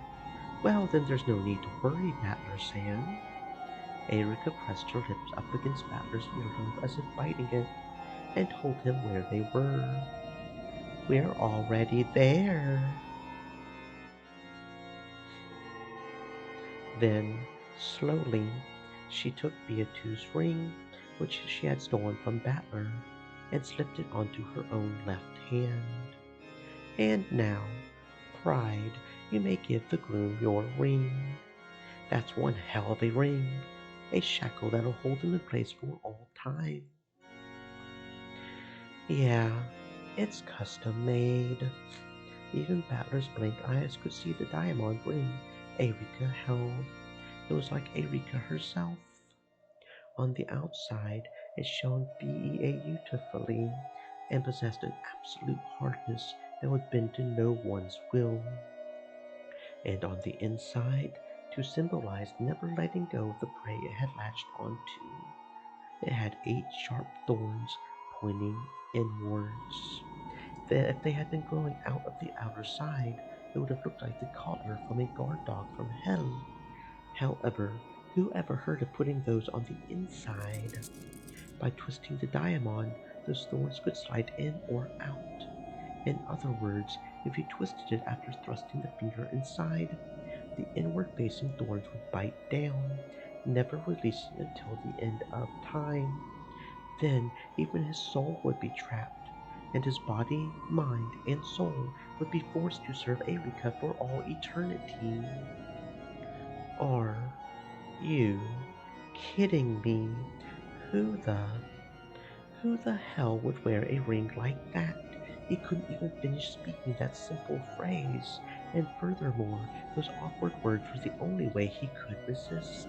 She raised Battler's left hand and stroked his ring finger as if tasting it. Erika pressed the ring of subordination against the tip of his finger.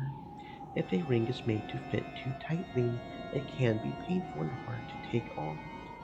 However, this ring was never intended to be removed for life anyway, so its inner band had been mercilessly narrowed. Even without the thorns, forcing a small ring like this on would hurt. This ring will seal up your body, heart, and soul for all eternity, and you'll become an eternal living doll. I won't even let you die. You'll be endlessly defiled and humiliated by me, and every time I forget the taste of victory, I'll use your body to remind me over and over again. If you've got the guts to bite off your tongue, now's the time. Once this goes on your finger, you won't even be able to do that. Battler didn't even have the strength to bite his tongue. Even if he had, he didn't want to give up before finding a way to escape the closed room, so he couldn't kill himself. However, if he accepted this ring, he would never be able to even think about escaping from the room, much less commit suicide. Stop it. No way. Look, I'm sticking your finger in.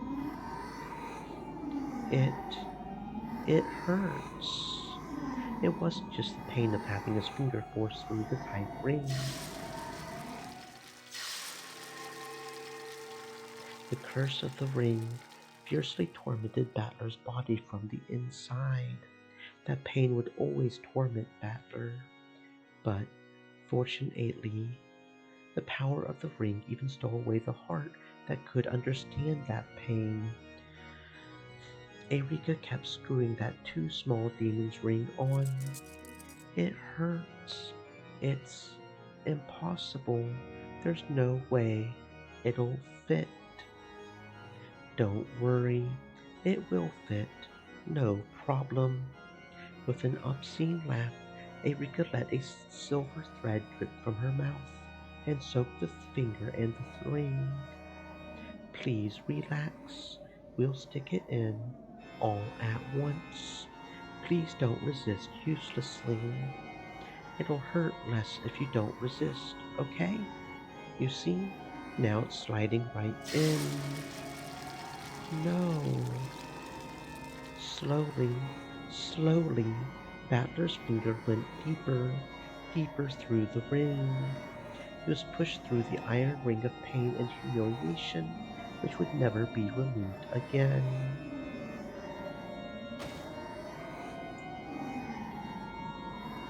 Come on, look, okay? It's in all the way to the base, see? It hurts. It hurts. Take it off. The demon's ring tightened around the finger, so much that it seemed the finger would snap off along with the bone. Could Battler's hazy expression of anguish really describe how unbearable this filthy pain was? Okay, now that's on all the way, let's add the final touch, shall we? After this, you will be mine forever. Erika touched the ring's diamond knob. If she twisted it, the thorns would bite in and never let go again. No, no, stop it. Sure, just say, "Forgive me, Erika-sama," and I'll stop. But really? Please forgive me, Erika-sama. I swear to spend the rest of my life as your dog with a collar around my neck, so at least spare me that ring. If you can say that, I won't make you wear the ring.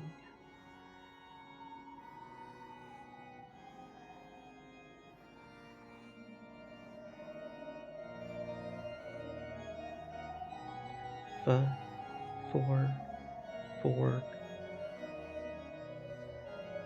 I can't really hear you. I won't forgive you. I'll never forgive you for making you suffer like this. No, I'll never forgive you for defiling Beatu's ring. Though Battler's eyes had supposedly been forced into a muddled condition, they appeared strong for just an instant. However, it really was only for an instant. Battler had used up the last of his fleeting resistance just to say those words. In his dim consciousness, he had even bitten his own tongue to stay alert, so that he could say those words of resistance until the very end. Of course, it seems you aren't the kind of dog that can be tamed, but it's better that way. Eureka smiled. Then she turned the diam on. In that instant, Battler let out a voiceless scream and threw his head back. His howl had no voice and could be heard by no one. However, it still rang out throughout the cathedral.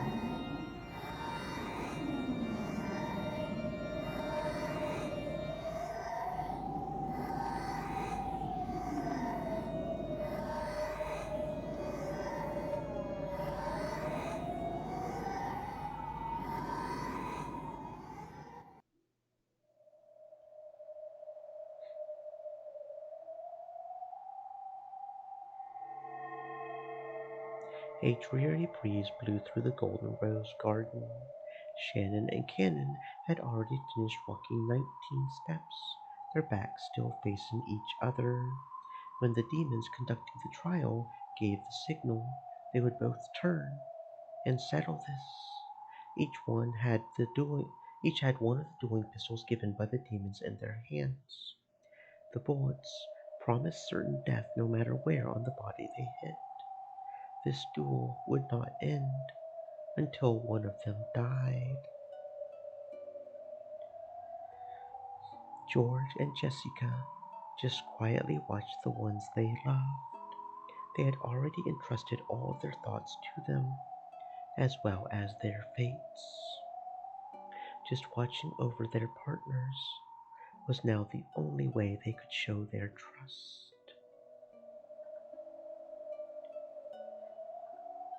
Shannon and Cannon stood quietly with their backs turned. They had already set aside the feelings they had built up during all those days they had known each other. The next time they laid eyes on the other, nothing would be asked of them except pulling that trigger. The only one who still couldn't muster any determination or resolve towards this duel was Beatrice. The closer that moment came, the less she understood. The love between George and Shannon wasn't standing in the way of the love between Jessica and Cannon, or vice versa. Why, when both sides could find happiness, were they being forced to kill each other? I don't understand. I just can't understand. Little sister, we are not permitted to do anything but watch. Separ-san, Furfur-san, why? Why this duel? This is no trial of love. You really are demons. You just want to enjoy watching one of the pairs fall apart, don't you?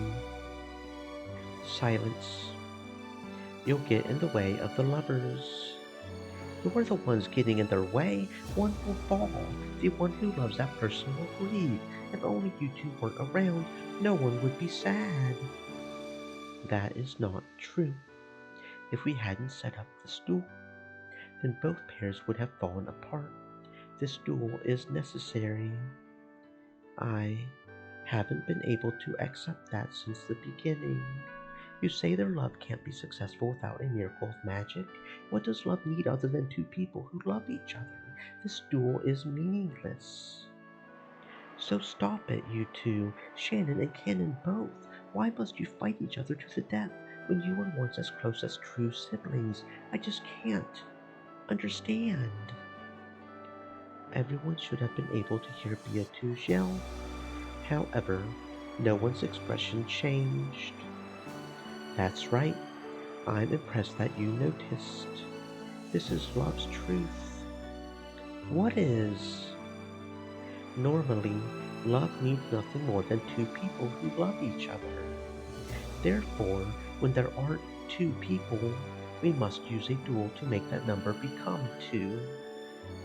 I could understand it if it were a duel between two people fighting over one woman, if it were a duel to cut three people in love down to two. But here we have two pairs of people. The world formed by each pair is complete, isn't it? There's nothing compelling them to fight. The minimum number of people that can create a world is two. A world can only be born. Love can only be fulfilled when two people gather. That's why this duel is necessary, so that they can get up to that number of people. Are you saying that furniture is subhuman, so they don't count as a single person? Furniture is subhuman. That's why furniture and a human cannot add up to two people. That's insane. Status has nothing to do with it if both of them love each other. No, it does. Do you really think that the status of a pair of lovers doesn't matter? Is a man who has a wife allowed to love someone else? Is a woman who has a husband allowed to love someone else? Are you allowed to fall in love with your parents? Are you allowed to fall in love with your children? There are many situations where status makes love unallowable. Then just what is furniture? Why mustn't furniture fall in love? Because their soul is less than a single person. Shannon, Cannon, and of course the piece that you are. All of you are furniture, subhuman beings who possess less than a single person's soul. To be qualified to love a human, you need only one thing, the possession of a single person's soul. That's why a pair in love can create a world. For example, do you think a man with a wife has the right to love another woman? Of course not. If he loved two women, neither would get a full person's worth of love. A man such as that would be unworthy of love. See? There are plenty of statuses in humans with no right to love a person. As long as both people feel love, nothing else matters. That's just the hypocrisy of naive love. We cannot forgive humans who falsely pretend that they have the right to love. We cannot forgive the love of subhuman beings, of those who don't make up the minimum number of people required to create a world.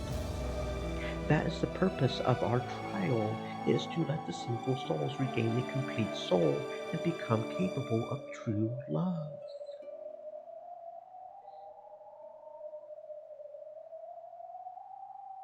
Zipar Sama, Furfur Sama, our hearts are ready. Please give the signal to start the duel. The pair bidding farewell quietly asked for the signal to be given. Zipar nodded silently, then walked to a place that could be seen by both of them. Furfur spoke in a voice quiet enough to avoid distracting the two duelists. Watch. Watch the duel to see which of the lovers will fall apart. No, this isn't a duel to see who falls apart. This is a duel to make true love succeed. I don't understand what you two are saying. No, you must understand. This marks the birth of a human who can truly love another. I don't understand. No matter which wins, please support them. Right now, their days as furniture will end. The signal is simple. I will count to 3. When I reach 3, the duel will commence. Understood.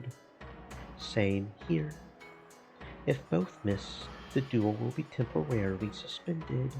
You'll be given bullets again and will start over from the beginning, with your backs to each other.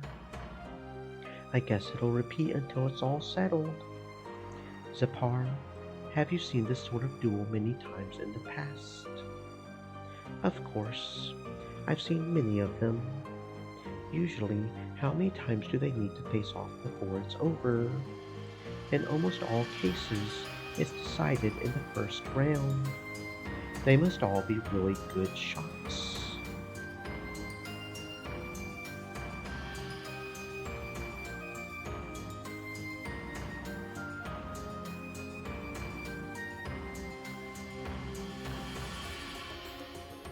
That's not it. If one side misses, the other can corner them at their leisure and shoot.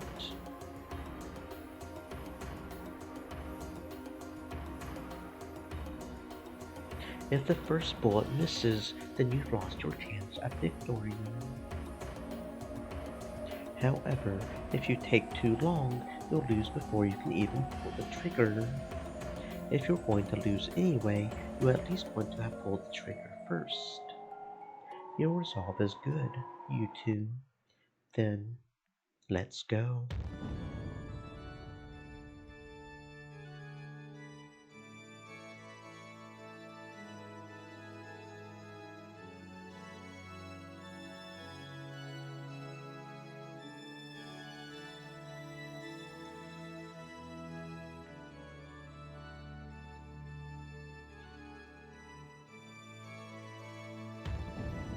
One, two,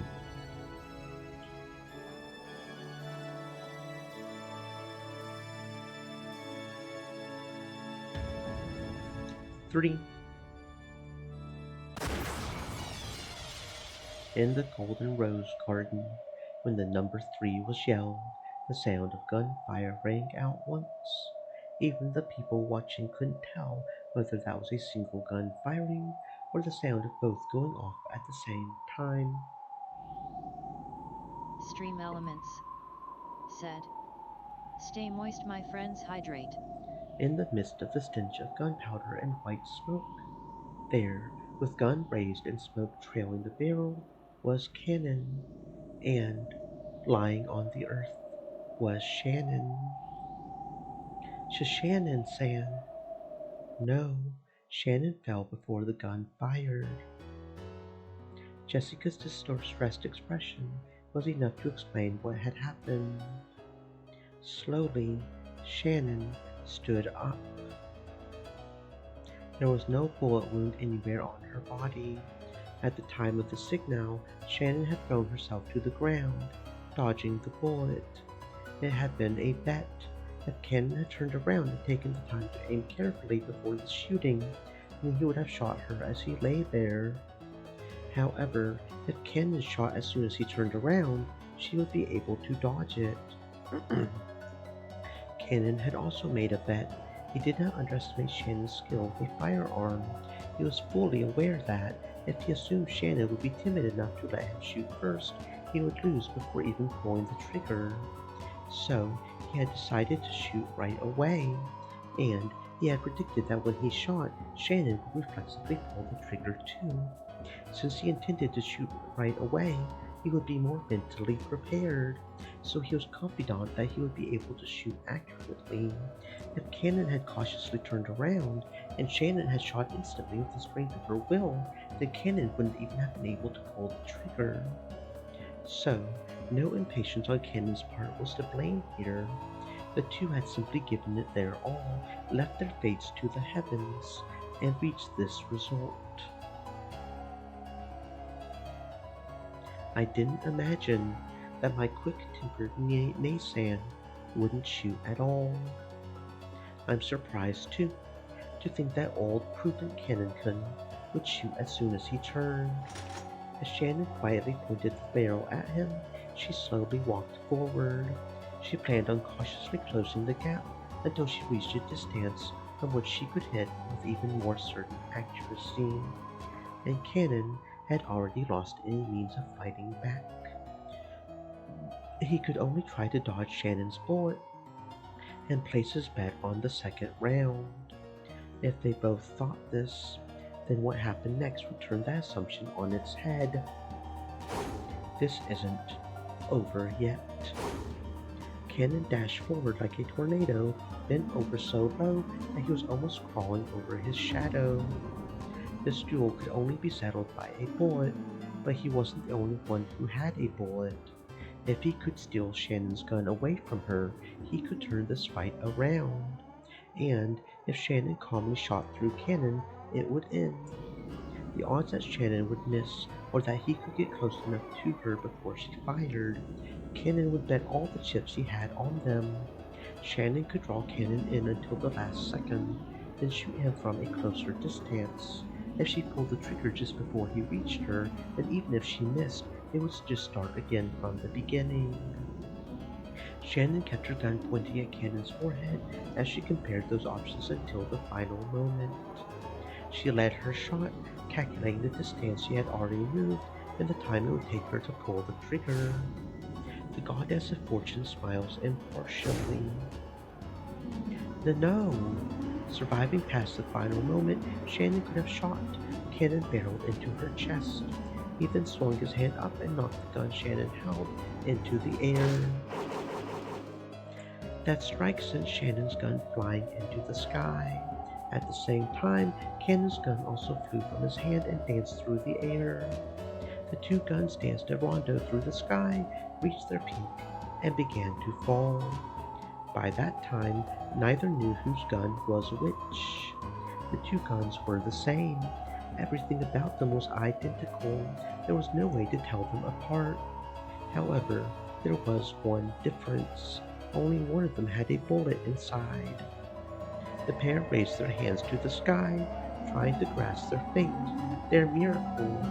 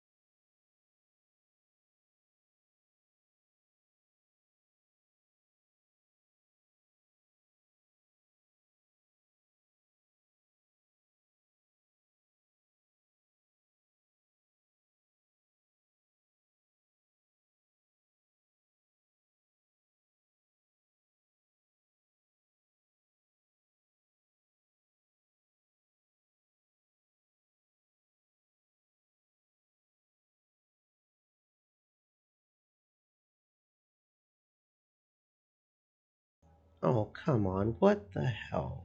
What are the odds?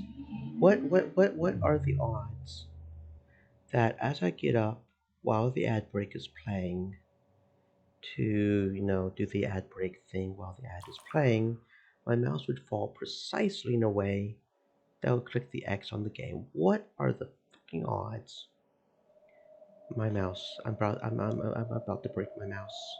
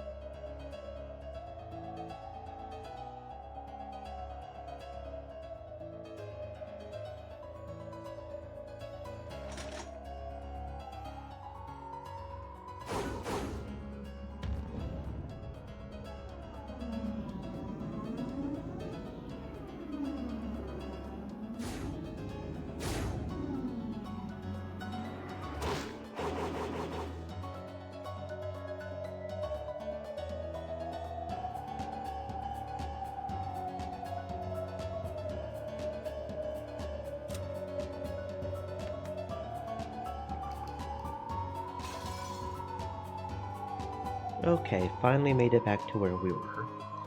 Can't believe my mouse fell in that very specific way. I mean, seriously, what are the odds of dropping a mouse and it clicking a very specific spot on the screen? Seriously, what are the odds? Anyway, saving as a matter of propriety, it took us like 20 minutes just to skip through all the stuff we had read in 7 hours, which makes sense, I guess. Anyway, let's see who survives the duel. The pair raised their hands to the sky, trying to grasp her fate, their miracle.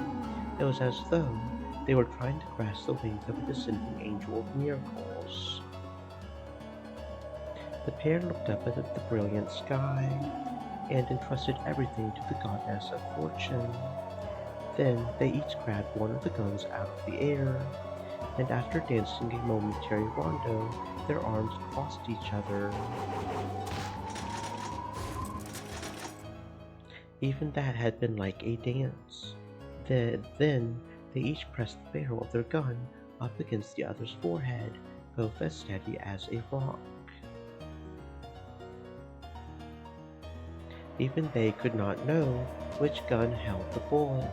When they both pressed the triggers, one would die and one would remain alive. The match would end. George and Jessica wouldn't know the result until that moment came.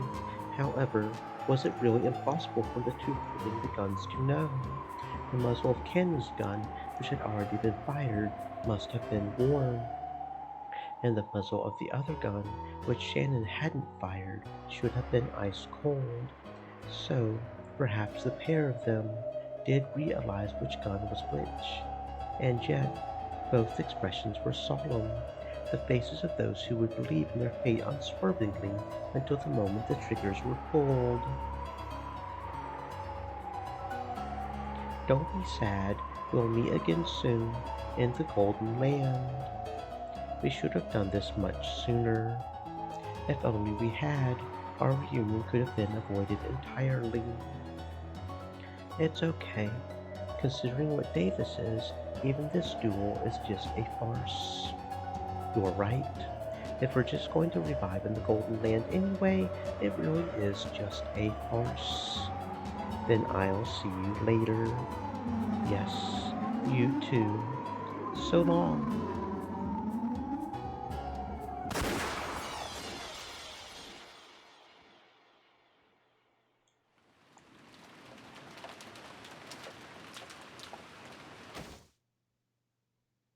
Cannon-kun?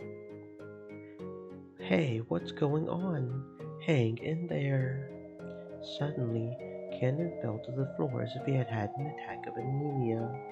It had happened without any warning beforehand, so everyone rushed up to him in alarm. What they saw surprised them. There was a single strand of blood across his forehead, making it look as though it had cracked open. How?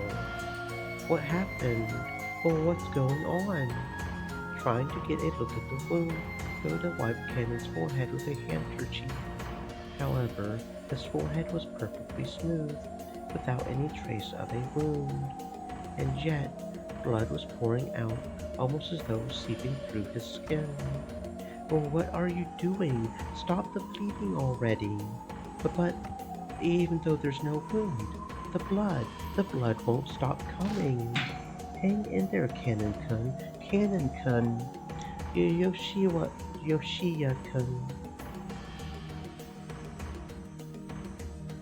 Cannon's forehead was pale, and though his eyes were open, they had lost the light of the living. Just like a puppet whose strings had been cut, he had passed away.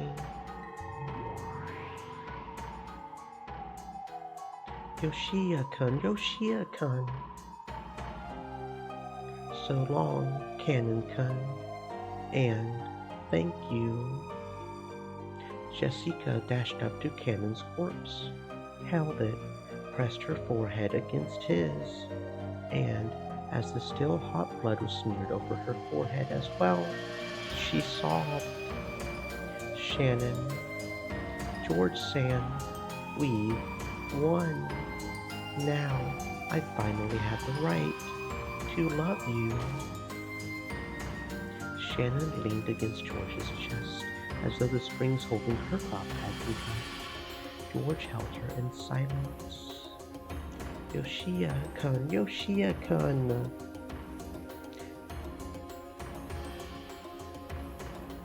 There was nothing in the golden rose garden except the wind that carried the golden flower petals and the sound of Jessica's grieving sobs.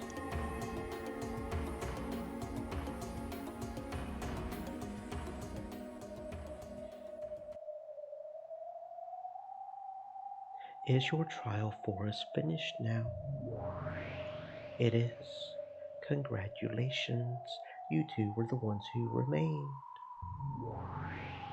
We will give you our blessing, but please don't forget you are now responsible for nurturing your love. Please take good care of the seed of love that this miracle has created. Of course, I swear it to her and you too. And now let Shannon have the miracle of magic. Now your soul will become human. You will become a single person. Gather in complete souls, become one and know love. When Zipar and Furfur faced the heavens and yelled, the miracle of love gathered the souls around Shannon.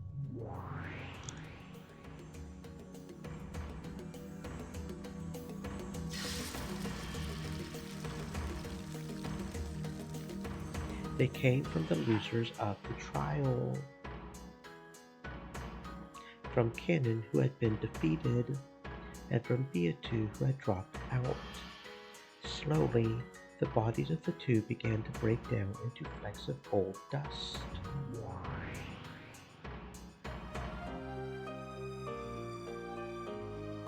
What is... Well, what's going on here? No one ever said that the losers would disappear. As she yelled, Beatu the elder supported the body of her fading little sister. However, the two beings were smiling quietly. Cannon has disappeared because he died. Beatu was born to love Battler and is disappearing because she has lost the qualifications to do that. It is quite fair. If you had survived, the other two would have vanished. Hang in there, little sister, hang in there. Weren't you going to solve Battler's closed room and save him? What are you doing, getting finished off in a place like this? You call yourself a part of our complete form? Why was I born? For the purpose of loving Battler Sand. Why do I love Battler Sand? The truth is, I don't know why I started to love him. Well, what? Why are you saying this now?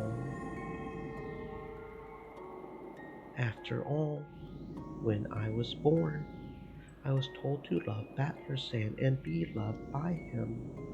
That was my purpose. So, I don't really know why I love him. But people don't need a reason to love each other. Don't disappear. If you disappear, who will save Battler? Little sister, Beatrice.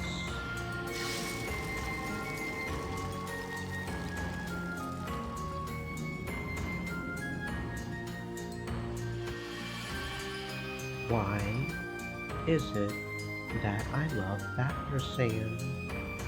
Mother? Well, I'm actually not a big fan of the family-oriented type of girl. You see how crude I am, right? I just can't handle acting politely in front of girls, ladies first and all that stuff. So, if I had to say what type I liked, well, I would probably like a Jessica-ish girl. If I'm crude, why shouldn't she be too? It would probably be just perfect to have a rough, relaxed relationship where we could mess around without worrying about Ginger and be you with no worries. So, if I ever get a girlfriend, I hope it's someone I can joke around with all the time. What would she look like? can't say I care much either way. Well, if she did happen to be a glamorous woman, blonde and fancy with blue eyes like in Western films, that would be awesome. I would love to rub those boobs. Beatrice, listen, I am giving you my love for Ushonia Battler. Become the kind of woman Battler wants. Take the golden hair he likes. Take the blue eyes he likes. Take this personality that matches his. And then you must love him in my place. And then, if possible, you must be loved by him. I can no longer love him. Please take my feelings that were unfulfilled, my feelings that I couldn't hold back, and make my wish come true. From this day forward, you are no longer the Rakajima ghost that lives only to play pranks. From this day forward, you will become the master of this island and wait for the day that he comes to fulfill his promise. From this day forward, you will do this in my place. So, from this day forward, you will no longer be me. Please forgive me for pushing all my worries onto you, while I alone try to find happiness. From this day forward, you have the right to hate everything. From this day forward, you are the Golden Witch, Beatrice. And one day, you will destroy everything, revive everything. You will bring blessings to all lovers. When that happens, I pray that you and I will both succeed in finding happiness. From this day forward, you will no longer be me. From this day forward, I will no longer be you. The two of us will split apart a single soul and share it. And though, of course, neither of us will possess a complete soul, I'm sure our dreams will be more numerous than those of humans. Let us be blessed, my dear Beatrice. No one will be able to see your form. However, I alone can see you, and if you are loved by many people, I'm sure that everyone will be able to see you someday. With love, they will be able to see us.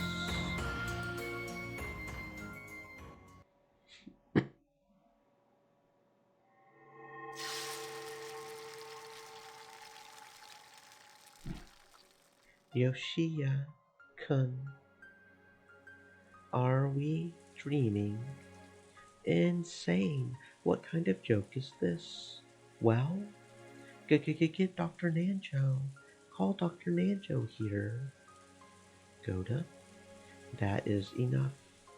Genji, who had been calm and silent through the whole thing, finally spoke, and his were the most reasonable words spoken. If they called Nanjo here, then what? Not only was there no arm to take the pulse of, there wasn't even a forehead to feel the heat of. Like leftover snow on a spring day, Cannon's form had been. By now, not even a trace remained. His form had sparkled with a spray of gold, vanishing completely. Where? Where did he go? Where's Yoshia-kun? Yoshia-kun, Yoshia-kun!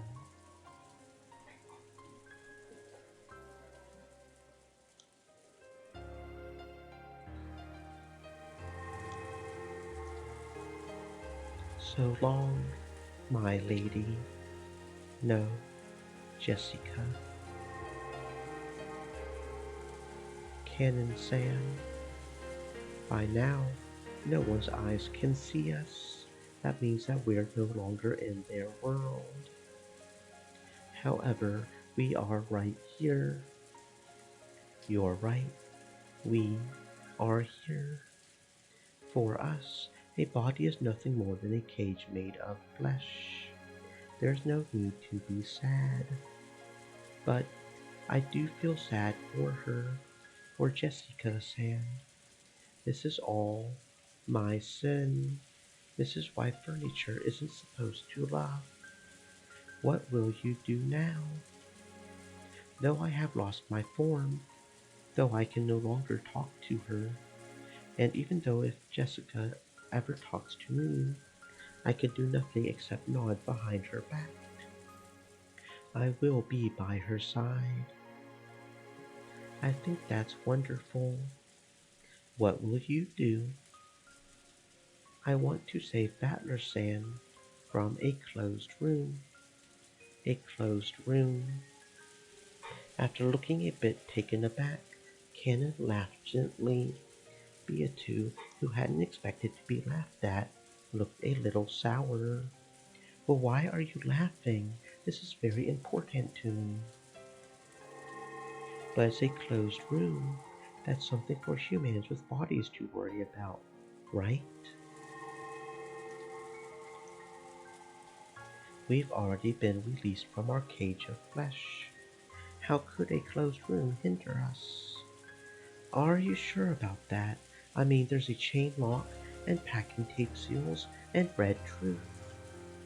I see.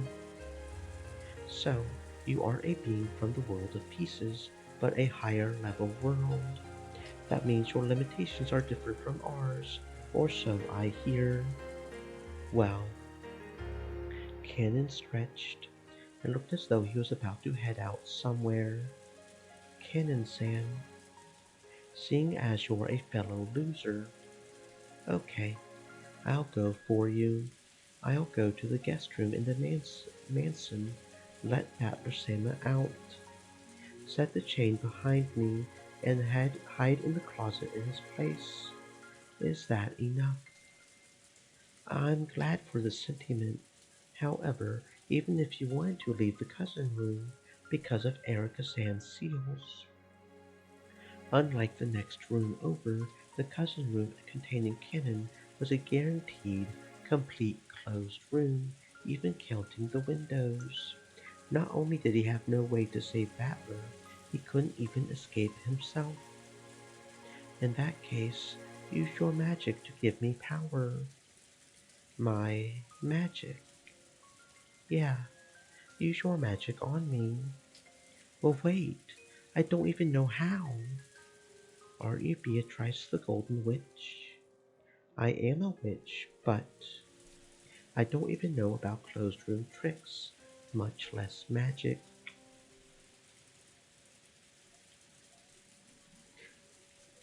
Okay, listen up, Beatrice. I'll only tell you this once. This is what a witch is. What a witch is. A witch is not the one who solves puzzles. Not the one who solves puzzles. Yes, that's right. If you're a witch, why are you clutching at your head because of someone else's puzzles? That's not a witch's job, right? But then, what is a witch's job? The Golden Witch I know would have used insane magic to create a puzzle that no one could understand, confusing everyone and sneering. Create a horrible riddle that no one can get, spin everyone around, and badmouth them. You aren't supposed to clutch at your head worrying about your opponent's puzzles. That's your opponent's job. Worrying is my opponent's job. Don't worry about how Ushiro Miyabatler got out of the closed room. A chain-locked closed room? How trivial. You need to create a much more spectacular, ultimate closed room. And make it so that they're the ones worrying. I'll even lend a hand. I'm not the one who worries. That's for them to do. It's about time they learned the true terror of the Golden Witch, Beatrice, the one who can create and just closed room tricks of the most horrific kind, tricks that can make even the demons of hell prostrate themselves in shock. A closed room, even more horrific than Battler Sands. We've already gotten our hands on one, haven't we? A horrific, closed room. In the back of Beatu's mind, images she remembered began to flip by, one after another. The man's scion, The guest house, the rose garden, trick, mistake, lure, taunt, trap, laugh together. Do you know about this trick? I think I've seen something like it in a book before. Beatu's eyes opened wider and wider. Countless lights circled around her, swallowing her up. And one more thing. Well, what? That's no way for the Witch of Closed Rooms to talk. So, after all, I must be me.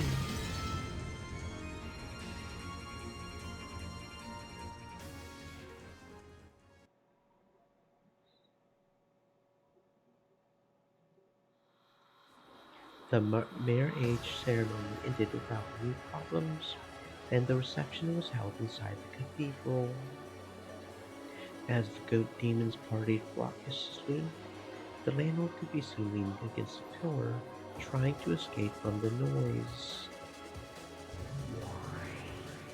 Then Gertrude appeared and whispered some kind of report to her. Is that true? Allow me to speak. A Cornelia is currently heading towards the scene. I suggest that Lady Avrika be contacted as well. Understood. I will tell her. Gertrude, contact the head of ceremony security. Prepare for battle. As you wish. I apologize for interrupting your chat. I am in charge of security for this ceremony. Is it me? Do you want something? I told you you were going too far. Champagne Tower bowling is always a bad idea. Looks like it's time for a scolding. Burn? Hey, what's going on? Did I do something wrong? The reception desk has received an envelope from an unknown sender addressed to Lady Lambda Delta. I always ignore anonymous calls and letters. Just throw it away. But please look at this. What's that? Did you tell anyone who received this? No, only the two sisters at the reception desk, and I know. They have already been ordered to keep silent. The instant she saw that envelope, Lambda Delta snatched it away and lowered her voice. Fern Castell had walked away and was apparently making fun of Erika. Fern, and of course Erika, were both drunk. If they were left alone, they would probably forget about this. It's true that this envelope has no sender written on it. However, the seal done on it in a gold leaf fulfills the same purpose. The seal is... Lambda Delta hid behind a pillar, ripped the envelope open, took out its contents, and read them. Her eyes instantly started to glint, and she smiled like a kid who's just thought of a nasty trick. What is to be done? The sniper team's carrying red warheads. If you give your permission, I will give the order to load them. What are you talking about? Do you realize how important these guests are? If a stray bullet hits one of these attendants, all the new Chester sisters will be sent straight from the factory to the guillotine for the next 10 years. Understood. We will intercept with regular warheads. Shall we post watches around the Seven Sisters of Purgatory? Why would we need those? After all, the Seven Snakes are battlers, and now Erika's furniture. Why would we post watches around our allies? Just make sure security is nice and tight. Just now, we received a recommendation from Assistant Inquisitor Gertrude suggesting that we make preparations for battle. Her reasons are unknown. From Gertrude. Then follow that recommendation. A party's more fun once you liven things up. Understood. 0 calling Chester 17, Chester 38, Chester 45, code R, be on your guards. transmitting level 2 alert. 17 copy, 38 copy, 45 understood. It would have been so much cooler if you had said copy too. I just got nervous. Right. 45, come over here a second. Oh, what is it? Hey, we're on the job. Stop, don't play with my ears. Your ears, better fold them down. What did you say? You're kidding, right? That's impossible. Cornelia's heading there now. The odds of Beatrice attacking here are extremely high. I recommend suspending the reception and evacuating. What's going on, Erika? Something go wrong with the entertainment? No, my master. Please continue to enjoy the reception. Hey, somebody, let's get Lady Burgess more dried plum wine. Erika didn't have time to hide her agitation. When Burkestel saw this, she knew that their final, late guest had finally arrived. Lucine, I hear there's been some movement in the guest house. The guest house? Who cares about the game board now? Well, they're saying that Kennington disappeared from the cousin room. What? Are you a moron? The cousin room is a perfect closed room with the door and all the windows perfectly sealed. It's impossible for him to escape.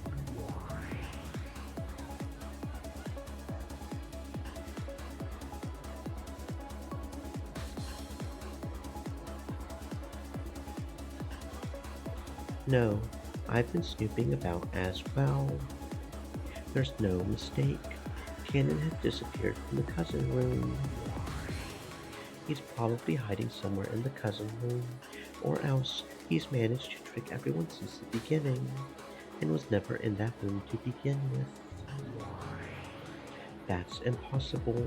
It's been guaranteed that everyone is in the cousin room except the specific names Lady Aelita read aloud back then. It's impossible for him to trick his way out of there. How did he get past the Jungfrau seal barrier? No, first off, where on earth is Cannon? Find him at once. At that moment, the cathedral suddenly went black. The surprised commotion of the guests filled the cathedral. She's here. Zero calling all Chysters. Code R alert. Chyster 17, can you repair the electrical systems? Negative. Communications with the management staff have been severed. All Chysters code red. Rock and roll. Copy, copy, copy. Understood. Copy. The sniper teams and the chandeliers all released their safeties at once. The entire security team down in the hall loaded their ammunition. Lady Erika, let us evacuate to the waiting room. It is dangerous here. What's dangerous? I'm the territory lord of this world. Why should I have to run away in fear? Gertrude, set up a VIP guard barrier. Call Cornelia back here at once. Yes, executing. A barrier? I need to be wrapped in one of your pitiful, pathetic barriers while I'm wearing a wedding dress? How insulting! This disturbance made even Battler groan, as he sat in the next seat over like a doll. Even with his soul sealed, Battler probably realized that something strange was going on. She's late, right, Lambda? Totally. She sure kept us waiting. What was that just now? A love letter from someone? A fan letter. From the Lambda Chan fan club. Lambda Delta played dumb and munched some popcorn. Then the lights finally turned on. It was clear that during that blackout, Beatrice had snuck in somewhere nearby, possibly even inside the cathedral itself. The Whispering Demon attendants all realized it as well. Whose scheme was this, and what were they doing? Though it may have been imprudent, they were looking forward to this, and the excited chatter filled the cathedral. Looks like she came. Ga'at. They let you come back too. Come on, putting me in jail is a pointless truth. But Riche, Battler's closed room, the cousin room, and even the final possibility, the next room over, have all been sealed. How are you planning to save Battler?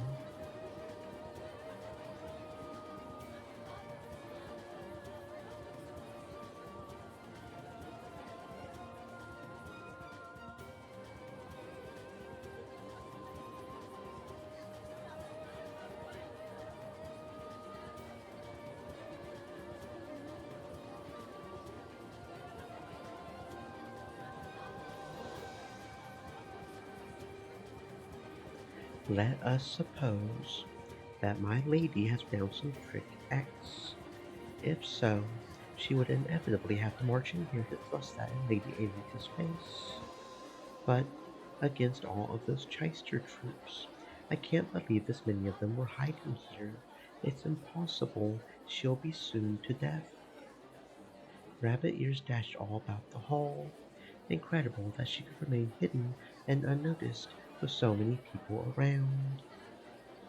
If she can just get close enough to challenge Erika, she should be able to get herself an even fight. I see. That move. However, does my lady have that item with her? She always complains and dislikes it when I prepare them for her. My, she's a troublesome one to the end. Amid the crowd, Bonov took something out and showed it. When Virgil Ea saw, she understood what that in his hand meant. True, with that, it should be possible to stop the attack from the Cheister's troops. Well, if it doesn't work on Erika, we're through. The problem is getting her right in front of Erika, if only for a second. The Cheisters will probably prevent that with all they have. Leah, do you think you can gain her that time? Virgil Ea gave a small nod. However, the problem was the two Cheister troops Stream standing at her elements. back. Said. Stay moist, my friends, hydrate. Since the time she had tried to jump out in front of the procession, she had been marked constantly. It was possible, with Virgil Ea's vast magical power, to momentarily take out all of the Cheister troops in the cathedral. That would only gain a short bit of time, but it would be enough to confront Erika. The Cheister troops knew this, so they kept a close eye on Virgil Ea with tense faces. At that moment, the great cathedral door was blasted to bits. The fragments became bright gold butterflies, which danced across the room in a beautiful blizzard of gold leaf. That golden storm slowly faded away.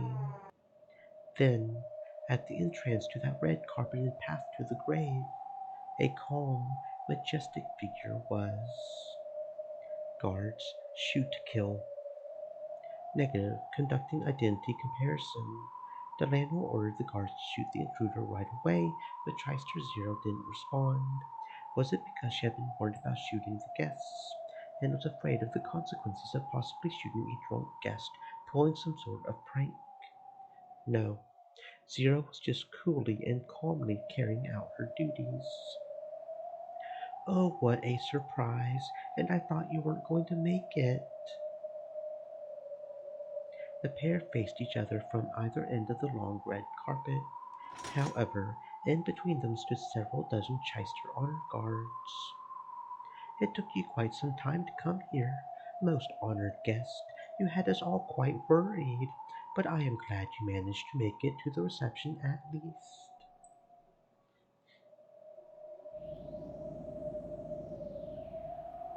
Beatu laughed. That chuckle made Battler's eyes quiver slightly. You,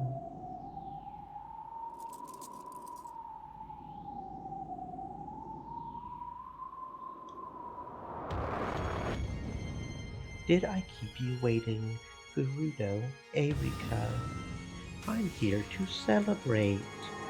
She had an overpowering and evil presence about her, strong enough to make anyone shiver. Was it really any need to confirm her identity now? Who else could possess such an overwhelming presence?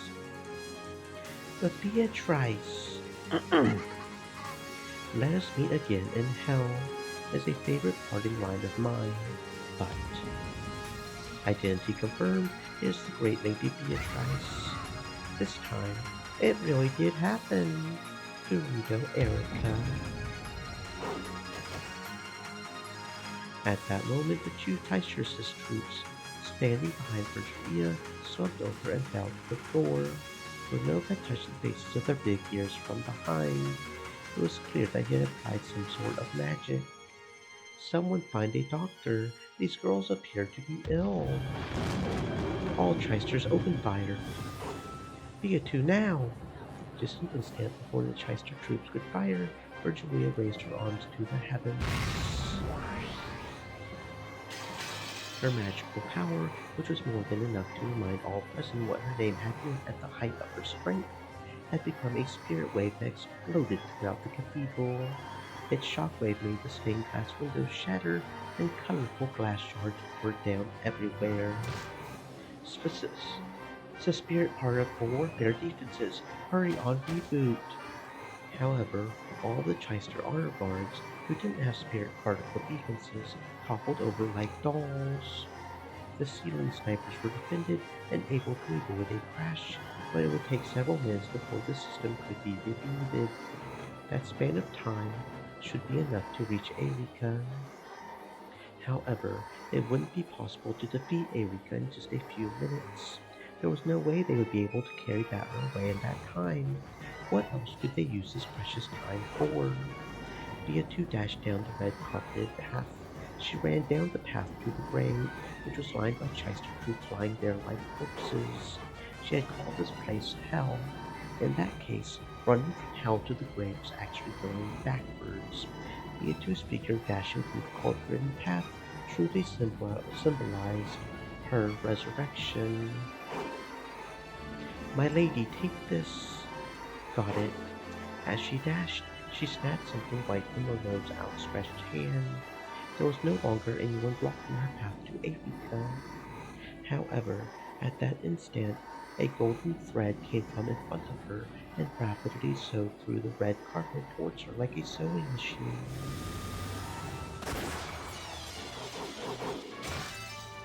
We have a Medver. Reloading complete, requesting data. Firing radar targeted, data linked to 410. 410 was clever. She had predicted that Virgilia would go for a spirit particle attack, and had folded her ears and 45s over beforehand. So, they were the only ones who weren't taken out. Firing. Once again, the golden sewing thread chased after Beatrice, weaving like a sewing machine. It was as though an undulating golden snake was shooting after her. Impudence. You mean to delay my precious showdown with Eureka? Beatrice jumped sideways away from the red carpet and dashed across the long table covered with beautiful food. The gold snake chased her, sewing through the pure white tablecloth like a sewing machine and scattering dishes left and right. The goat attendants ran about wildly, trying to escape. The cathedral was wrapped in pandemonium. I can't believe some of those rabbits evaded the spirit particle attack. This is bad. If they take up that position, there's nothing we can do. The pair of snipers attacking from the chandelier high above were much further away than Eureka was, too far for Beatrice to reach. Furthermore, their position landed the entire cathedral inside the range of fire. Too bad, Beatrice Salmon. The trials above are harsh. 45 new magazine. You mean this? Gap handed her the magazine. 45 always handed them over backwards, so 410 was a bit confused to have one handed to her the right way up. Let go. No matter how distant a position they might take, there was no problem for the elusive Gap. Gap twisted their long ears up, then tickled them with her thumbs. The Chyster's greatest weapon was also their greatest weakness. The two doubled over with laughter. I've got these two, but how many seconds do we have left? The other chysters will be reactivating. On the other chandeliers, even more powerful chysters were slowly starting to move again. It would be impossible to buy any more time. Gap. Thanks, I'm in your debt. Don't forget to thank these guys too. Beatu, good luck. Hang in there. You don't have much time. Erica. Beatu cut through the crowd of scampering goats like Moses. Her goal was straight in front of her, the place where Erica and Battler were seated.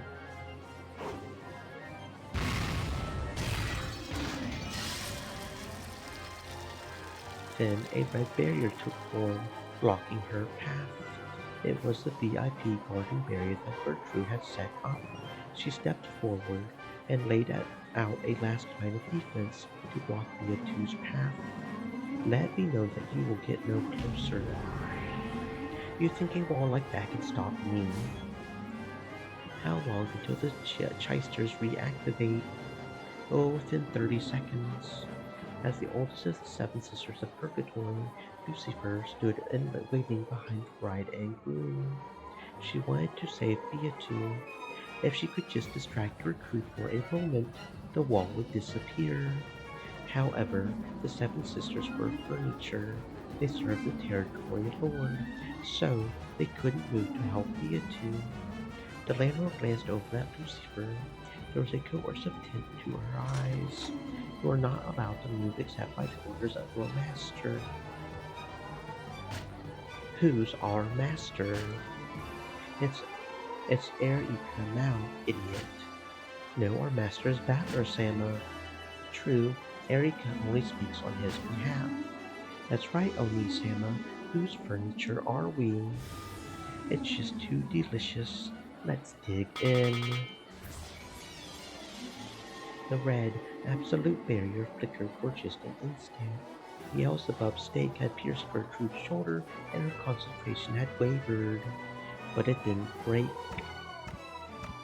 Slowly and expressionlessly, Gertrude turned to look at Lucifer.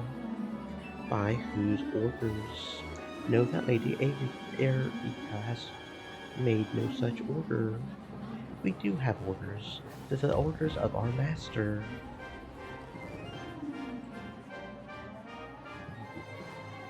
How can a master who cannot speak give orders?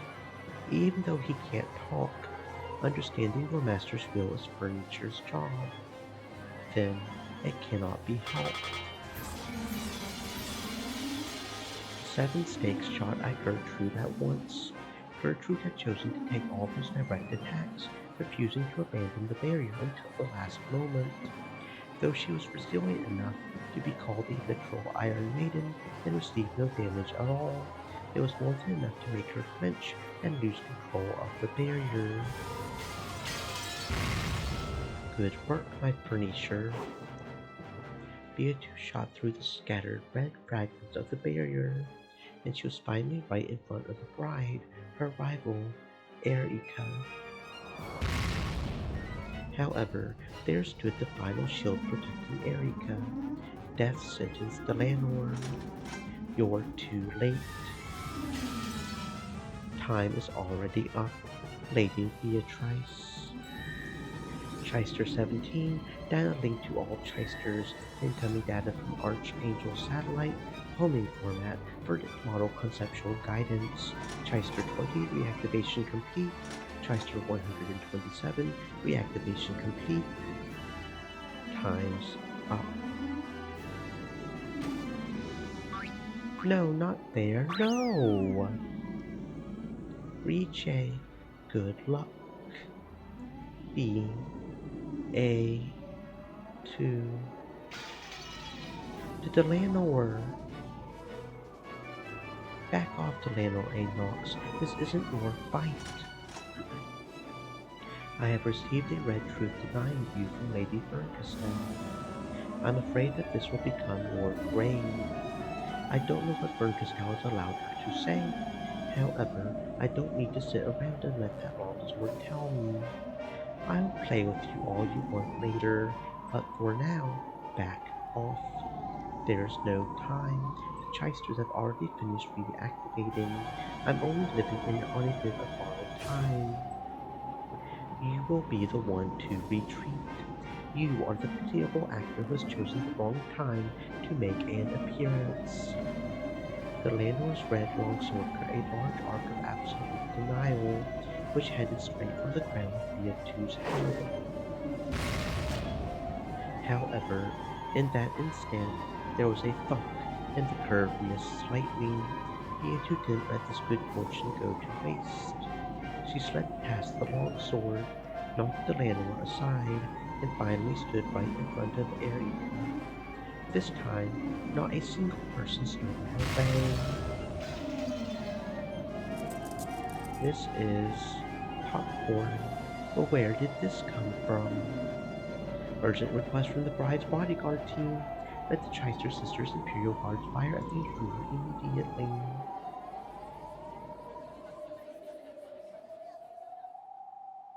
The commotion quieted. However, no one shot. Why? They could have shot if they had wanted to. All of the Chichester troops had completely targeted her and removed their safeties. Of course, all of them had finished reactivating.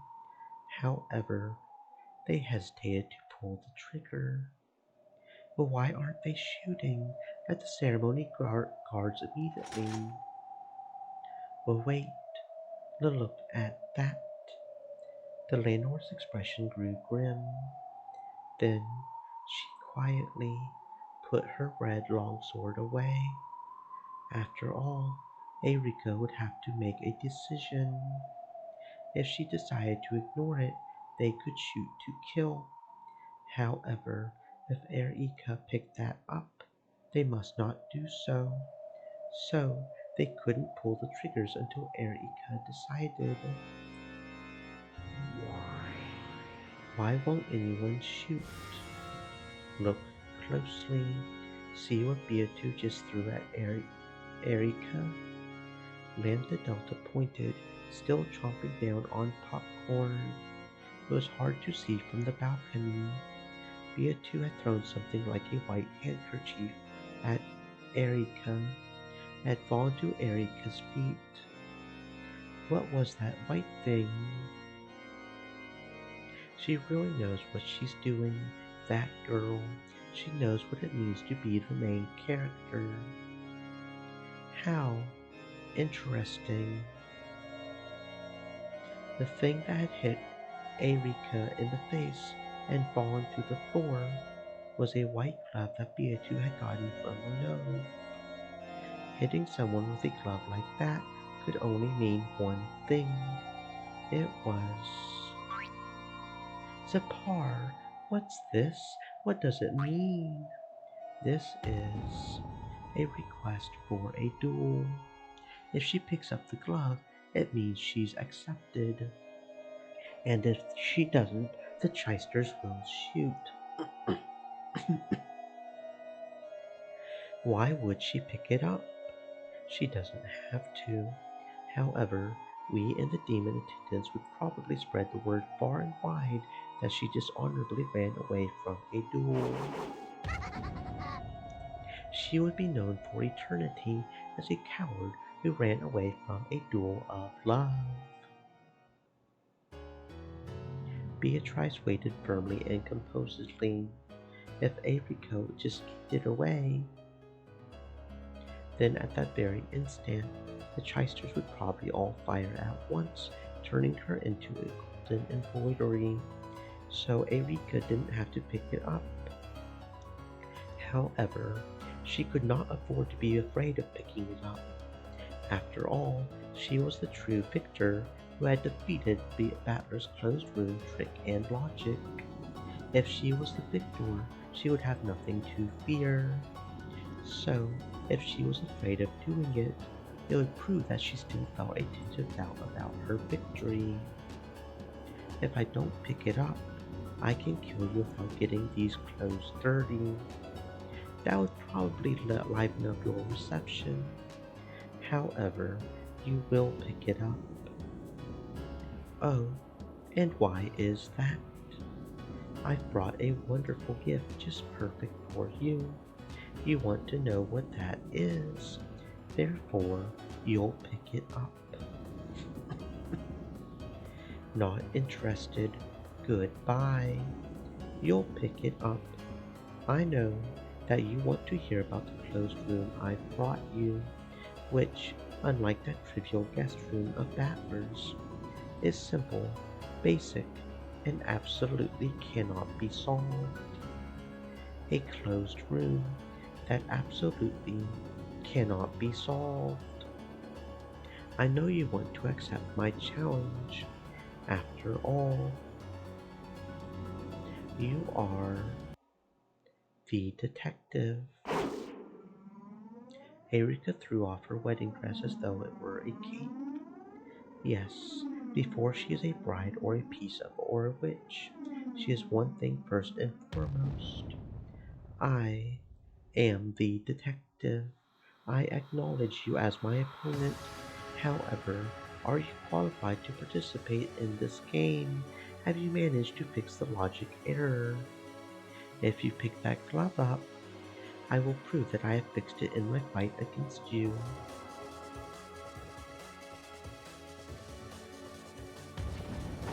Good. The cathedral was filled with chatter. Erika had picked up the glove. A duel! A duel! The cathedral was wrapped in a bizarre excitement. At Erika's nod, the landlord pushed the crowd away, leaving the pair alone. People who were permitted to witness this duel. However, no one would be allowed to interfere in any way. It's okay, Batter-san. I've already found a way to save you. Huh? How? I'm going to save you now. Please hang in there just a little longer. Beatu's resolute expression returned, and she grinned boldly, looking down on Erika. There can be no doubt. That's the expression worn only by the Golden Witch, the presence of the Master of Closed Rooms.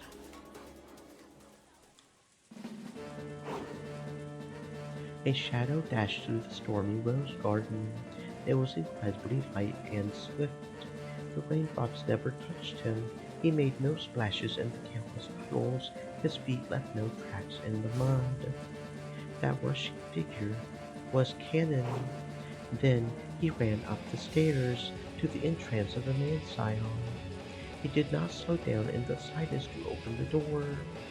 He ran straight at it as though trying to break through, and leapt into it.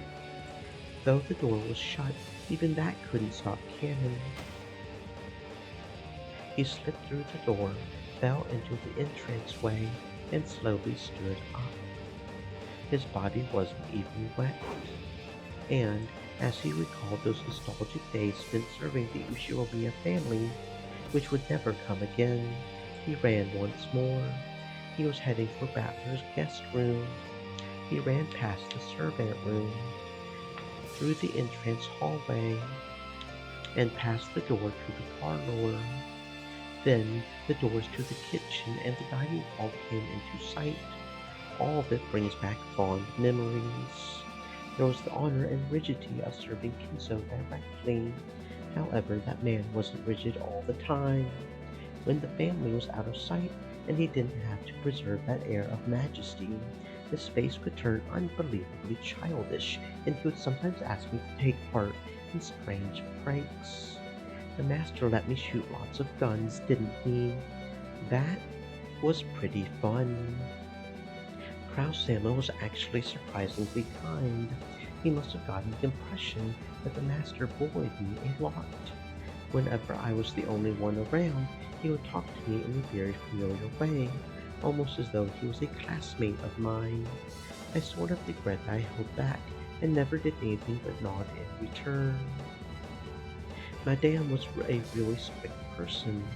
Ever since some rumor went around saying that she was strict on female servants but soft towards male servants, I get the feeling she viewed me as an enemy.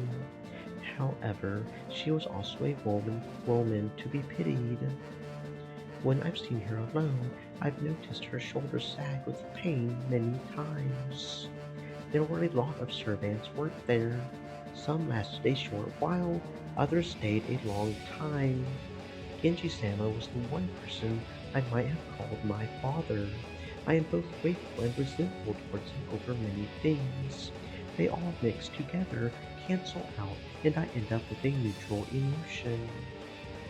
In that case, Kumasawa-san could probably be called my mother. She's helped me out many times. I've always wanted to repay her someday, and now I've lost that chance for all time. Shannon is my Nay-san. Without her, I wouldn't have been able to be me. Thanks for teaching me that the ocean is blue. Goda, I hate that guy. Still, when I complimented his stew, he would sometimes turn red and say there was enough for seconds. I didn't dislike that part of him. I wonder why such a strong memory popped up at the instant I ran past the dining hall. And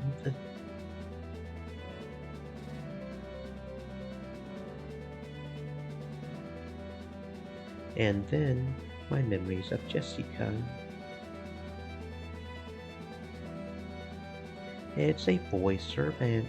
How old are you? I think those were the first words she spoke to me. Come to think about it, she was probably interested in me ever since then. I really did have enough time to build up a love that wouldn't lose to George-sama and Shannon's. But since I could only see the gray sea, I wasted almost all of that time. What does she like about me? What do I like about her? I get the feeling we never really made that clear. No, she told me we should have stayed together longer to eventually find that out. It would have been fine to find reasons for our love later. It took me far too long to realize that. Now, I think I can accept it. I know why Shannon won the duel. God must have been watching. You had so much more courage than I did, and God didn't abandon you. I reached the hallway with the guest rooms. There was someone lying on the ground. It was Battler. He was lying just outside the guest room, a chain tied to his neck. He had probably struggled to do something with the chain lock from the outside until he lost consciousness. His fingernails on both hands had been torn off, and they were stained with blood. I could tell at a glance just how hard he had tried until the final moment when his heart had died. The collar binding him wouldn't disappear unless the chain lock was set. Battler-sama, it's all right. I'm going to save you now.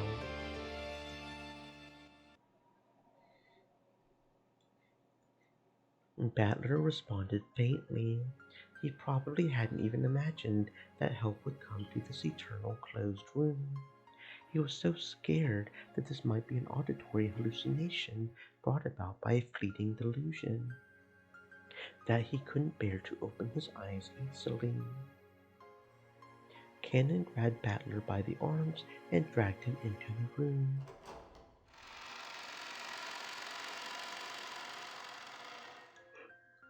The inside of the room was terrible. The windows had been brutally shattered, and the wind and rain had made its way inside. All kinds of tools and furniture lay broken there. However, Battler hadn't smashed them out of rage. The curtain had been removed, torn, and twisted up into a bundle. He had probably used trial and error to see if that could be used as a rope for some trick. He had tried using everything in the room, exploring all possible options of escape. The traces could be seen throughout the room, and even in the bathroom. The empty bathtub was stained with just a bit of blood, and the nippers lay there on the bottom. To protect this tale, he had nearly been prepared to accept Bernkastell's brutal method of escape, cutting himself into pieces and washing himself down the drain. He was even willing to tear apart his own body. to protect the game that Beatu had entrusted him with. He had probably questioned himself over and over in this bathtub, wondering if there was any other way out. By the clock of the game world, not even a single day had passed.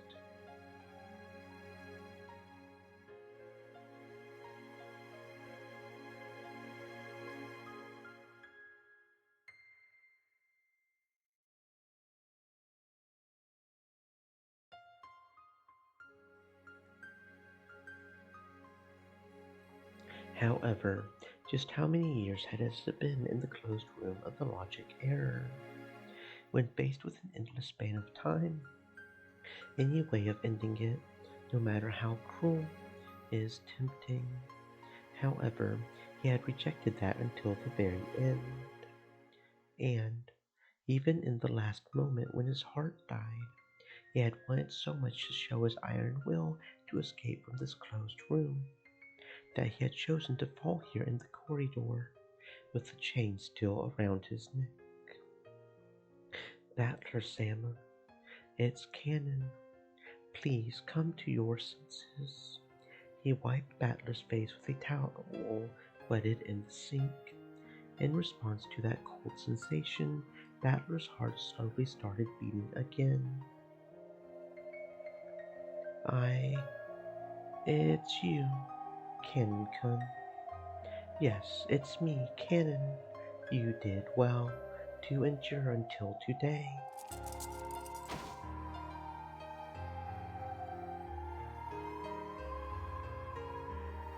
Looks like I slept in just a little too much.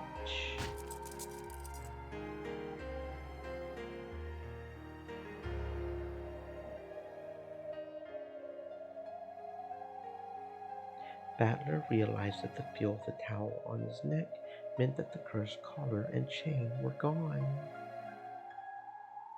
There's no longer anything binding you here. Come on.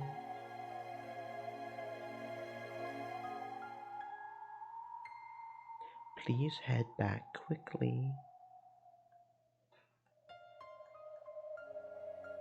But if I unset that chain lock, that chain will come back. Don't worry, no longer does any chain exist to bind you, Battler Sama. I will remain here. What did you say? By now, Battler knew the terror of this undisclosed room better than anyone else. So, he was more filled with shock than happiness. Shock at the determination of the one who was willing to become the new prisoner. I will be fine. There is no need to worry. But, Battler Sama, isn't there still something you have to do? I go back quickly. There is someone fighting in your place, and there is someone awaiting your return. Will you not go back? His stern words and gaze shot straight through Battler. Are you sure? Yes, that will be fine. This way I can repay my debt from back then. Debt? Do you owe me something? You aren't the one I owe, Battler Sama. It's okay, so go. I don't like being indebted to others. Go, quickly. You must not keep her waiting now. So, hurry. Battler couldn't argue back anymore. He silently bowed his head, unset the chain, and opened the door. Cannon had remained in the room, so no chain appeared about Battler's neck. He could leave this closed room just by running out. The happy-sounding voices that he had heard at the far end of the corridor had been replaced with an excited chatter. There must have been some sort of strange disturbance going on. As Cannon went out into the corridor to see me off, the merciless collar and chain had already captured their new prisoner. He would remain inside this endless closed room in Battler's place. Cannon-kun, I feel the same. About what? I don't like keeping debts. I'll definitely repay you, and I'll do it soon. I hope I can count on that. Go on, run. Run to the one you love, and please never get lost again. Battler didn't turn back. He ran with everything he had. He ran out into the corridor whose warmth he had cursed so many times. That cursed chain no longer bound him. He ran to the very end of the corridor, beyond the light. Cannon, still connected to the chain, watched him go, then quietly returned to the guest room. Now he only had to worry about his own job. Stay in this room and fix the error in logic. Now I set the chain lock. As soon as he said it, the chain disappeared from his neck. Then, if he hid in the one place Erika hadn't checked, the broken logic would be fixed. The closet door opened slowly. It was well oiled and opened without a sound. It was cramped inside and dark. This tiny space is the last place I'll see. As long as I remain hidden in here, the logic will be preserved. That's an easy job, easier than caring for the roses. Cannon went in it and closed the double doors from the inside. As soon as he did, a single small gold butterfly appeared, melted into the darkness of the closet, and vanished. It was a sign that the logic had been fixed. The witch's game had already stopped, and the clock of the world of pieces would never tick again. So, for all eternity, no one would come to save him from this place. That's okay. This way, I've paid back my debt.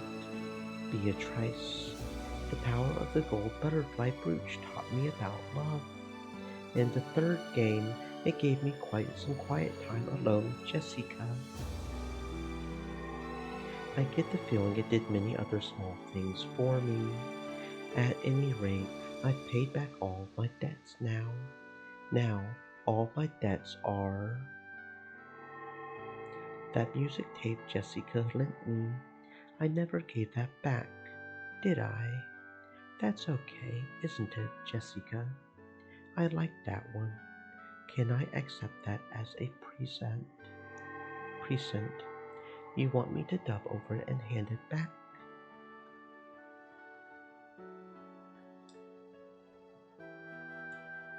Slowly, Cannon's body began to melt into a cloud of gold butterflies. And, after the inside of a cramped, dark closet glittered like a golden planetarium, it faded away like the light of fireflies and was painted over by a pitch blackness for all eternity.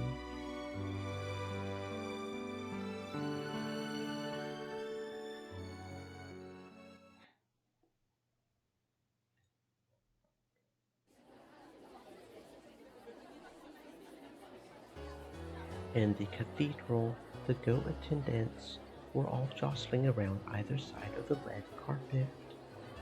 On the red carpet, standing across from each other, were Beatu and Erika.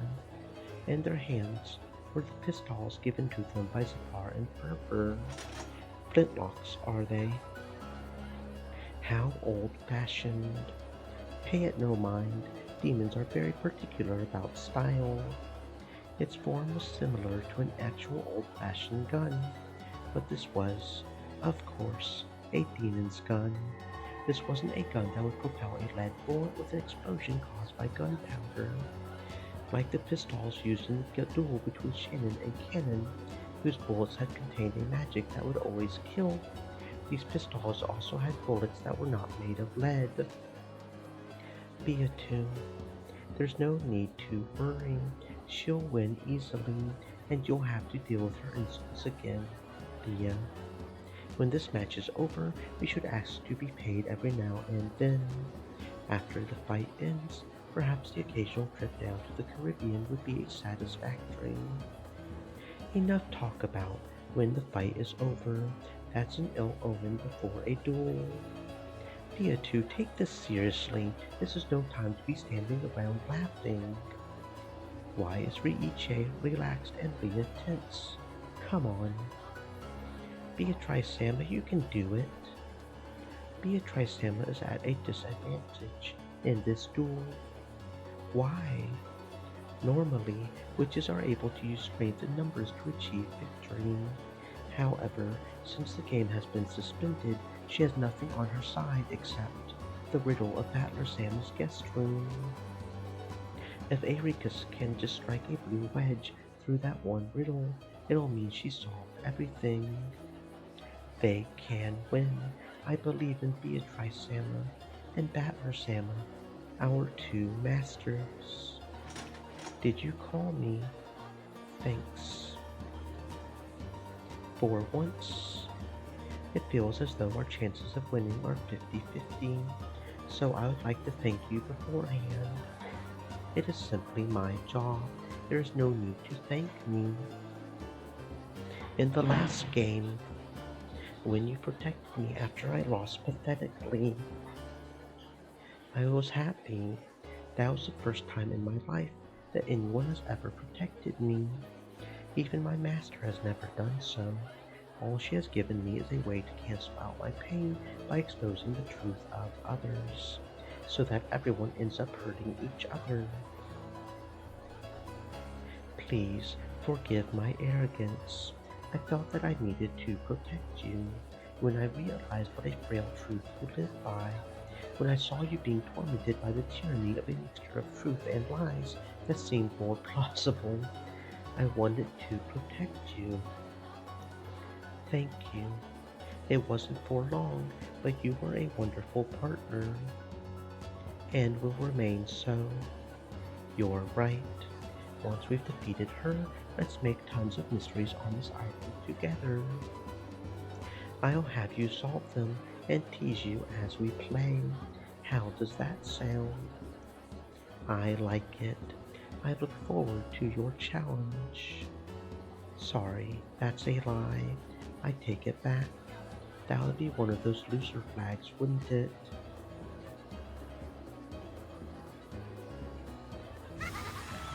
Now, are you ready, duelists? When the two demons clap their hands, the duelists instantly return to their bold, tense smiles. The bullets within those magic guns are not lead. They are bullets of red and blue truth for the battle between mystery and fantasy. As long as you possess truth, your bullets are endless.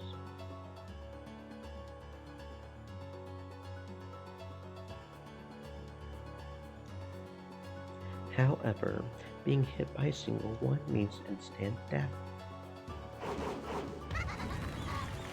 Are you both prepared? Certainly. Of course. Lady Lambda Delta, O great and powerful witch of certainty and member of the glorious Senate. Please come forward. Will you swear to oversee this duel? Of course, I swear it. The crowd split and Lambda walked forward with Berncastel by her side. She looked between the faces of the two duelists. Then she took out an envelope with the seal of the one-winged eagle and lifted it high. Beatrice has sent me her revisions to the tale inside a sealed envelope. After inspecting it, I find its contents to be valid. I proclaim that the logic error has been avoided. The chain lock is still set. and without any contradictions with any red truth made up to this point. The Minigo attendants knew the details of Battler's closed room. They realized how difficult it was, and though fiery debates had swept across the crowd during the reception, none had been able to find an answer. And now, it was clear that Beatrice had already reached one. Therefore, this duel is legitimate. It will center around one single point, the closed room of Battler's guest room. Battler disappeared from within a closed room sealed by a chain lock. Therefore, Eureka has been armed with the blue truth. Beatrice has been armed with the red truth to counter back. The duel will continue until one side is victorious. Splendid. Perfect. Okay.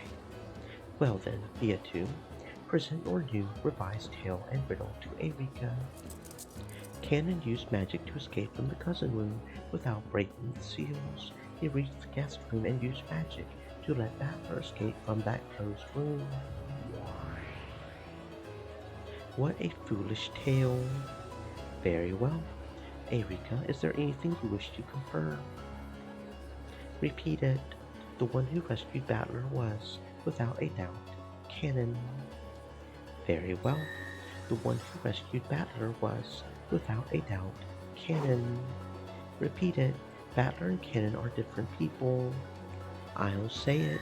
Battler and Cannon are different people. That's enough. Eureka, are you done confirming things?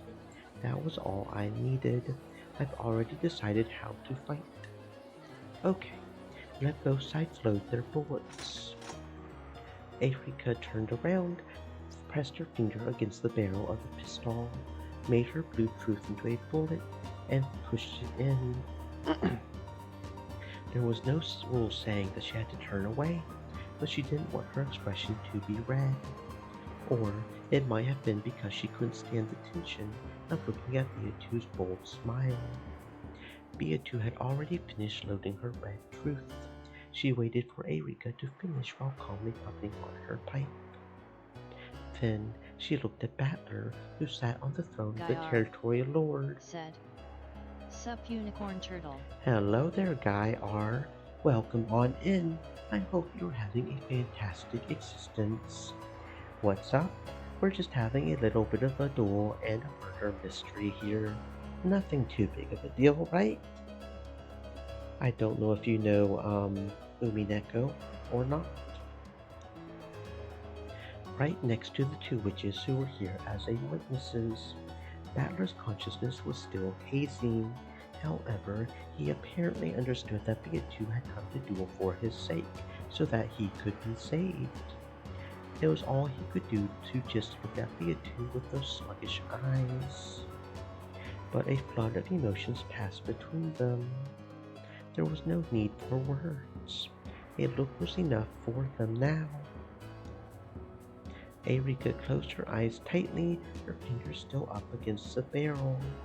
At that moment, her stunning powers of concentration made all the distractions of the outside world disappear. Good. It's always been like this, but my concentration really is good. Are you ready, me, Gerudo, Eureka? First, let's lay out the situation. Battler disappeared from that closed room. The chain lock is set. Did he disappear by magic? Of course not. There has to be a trick. Cannon didn't save him with magic. He just came, took Battler's place, and set the chain. Everyone knows that much. The problem is the next step. No, it's actually the step before that one. Cannon was in the cousin room in the guest house. That room is completely sealed with packing tape, and it's been proven that the seal was intact until the time of the logic error. In other words, Cannon escaped from a closed room that was absolute, with no chance for excuses or twisted logic. Good. This is why she called it a simple yet ultimate closed room. How did he escape from the perfect closed room known as the cousin room? If I got stuck thinking only about that question, I would be no better than your average kid detective. That room is a perfect closed room, so there is no way to escape. In other words, trying to think of ways to escape from there is a waste of time. The real question is how Cannon was somewhere outside the cousin room when it was sealed. The cousin room is a completely sealed pan. If he was in there when it was sealed, then it's already game over. In other words, at any time the cousin room was sealed, he wasn't inside it anymore. Let's look at the time I checked everyone's locations and sealed the rooms. That's the most suspicious part. At that time, we had the 5 people in the next room over, whom I confirmed with my own eyes. Hideyoshi, George, Kumasawa, Shannon, and Nanjo. I mentioned the names of those 5 people during the location check and confirmed that they were in the next room over. Then I checked to see whether everyone else was in the cousin room and had that confirmed for me as well. I said everyone else, so whether he was Kennen or Yoshiya or even Puru Puru Pico Man, they all should have been sealed in the cousin room. It seems perfect at a glance. However, though that phrase everyone else seems perfect, it's fishy. Strictly speaking, everyone else refers to all humans whose names I did not mention directly. In other words, there are exceptions. For example, it's been confirmed that Hideyoshi and George were in the next room over. So, humans with the name Hideyoshi or George don't need to be inside the cousin room. It seems that Cannon told Jessica that his real name was Yoshiya, but that was no red truth. In other words, what if Cannon's real name is the same as one of those in the next room over? They seem to be about the same age, so let's use George. So, what if there were 2 Georges in that room? That doesn't violate the red truth saying that Hideyoshi, George, Kumasawa, Shan, and Nanjo are in the next room over. Let's say that Cannon's real name was Tanaka George. Both Ushiromiya George and Tanaka George could exist in that room at the same time. In other words, there were 6 humans with 5 names. And look to my eyes, so there were only 5 people in the next room over, but a 6th person, Ken, was hiding somewhere. I don't have the detective's authority, so it wouldn't be that difficult for him to fool my eyes and hide. I see. The double name trick. Stupid, so stupid. Alright, I've made my logic. Cannon, who's hiding in the next room over, not the cousin room, left by the window after the seals were placed. The gun had fired, and the tip of my finger was stained with blood. The Bluetooth gunpowder had exploded. Damn it! I've already had the landlord seal that one. Bluetooth arguing about the window of the next room over is forbidden, so I can't use it. Oh, an accidental discharge. Careful now, guns can be dangerous. Shut up, it's just a little mistake. The window of the next room over. You sealed it with some absurd trick, right? Gat told me. Is that so? And so what? The landlord. Remove that foolish seal. That seal has become Lord Shackles. Mia too has figured out everything I've been thinking, and she's acting so confident, telling me to go ahead and use that argument. Lady Erika. But please remove it. That fool. I'll make her regret this. It seems you are ready, duelists. Please face each other with your pistols. Then fire with the sparks of truth. After facing away and readying herself one last time, Erika spun around. Beatrice had been facing her since the beginning. She wore a confident, challenging smile, as if she had been kept waiting. Then, without any signal, the two slowly raised their guns, pointing the red and blue flints that hid within their barrels at each other. Come, I could do with a little fun. Begin. First is how Cannon escaped from the cousin room. I'll use that as my bullet. So you'll start from there. Let's have it. Hold nothing back. Here I go. After holding the gun high and pointing at Viatu once more, Erika pulled the trigger with statements of red and blue truth. The cousin room is guaranteed to be a perfect closed room until the end, so if Cannon really was in this room, it would be impossible for him to escape. In other words, Cannon was not in that room at the time it was sealed. The name Cannon is an alias. His real name is still unknown. If his real name happens to be the same as anyone in the next room over, that wouldn't contradict the check on who was in that room. In other words, it's possible for him to be in the next room over, not the cousin room. The goat attendants chattered and clapped their hands, thinking, yes, such a move would work. I love watching this. I love being surrounded by this chatter. After all, I am the detective. It is true that the next room over was sealed, but at the time of the logic error, only the doors were checked to see whether the seals were preserved.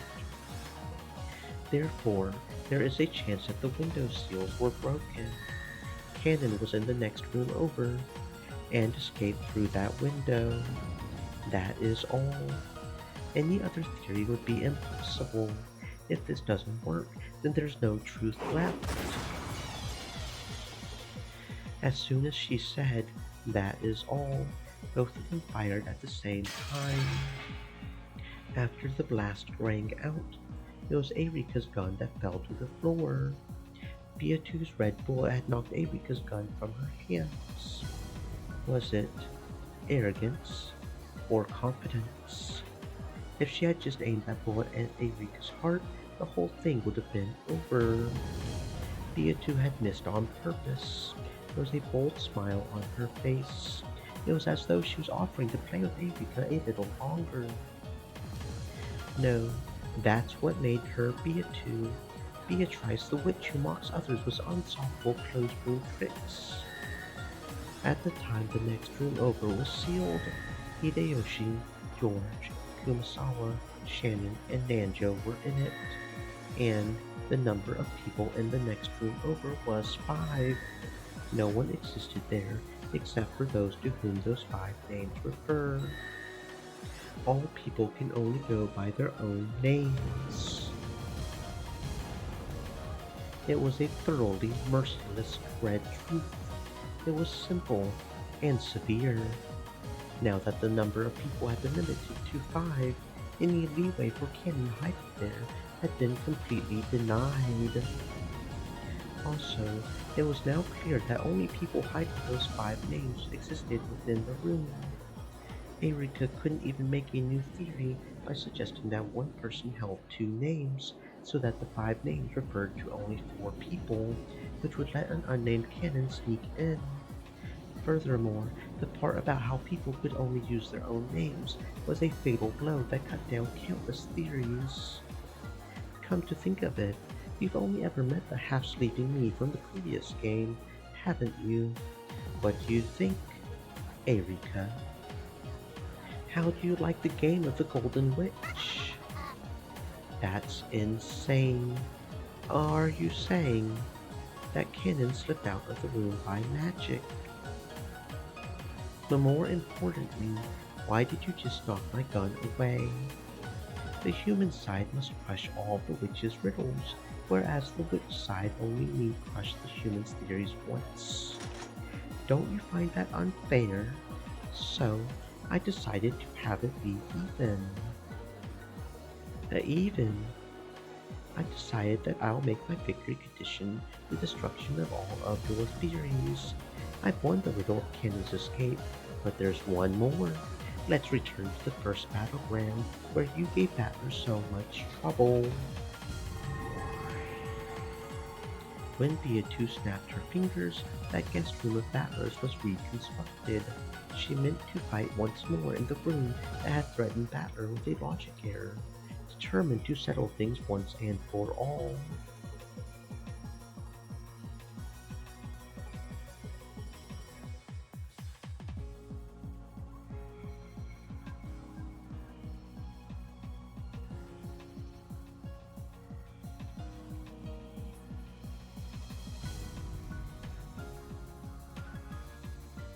Erika, pick up your gun.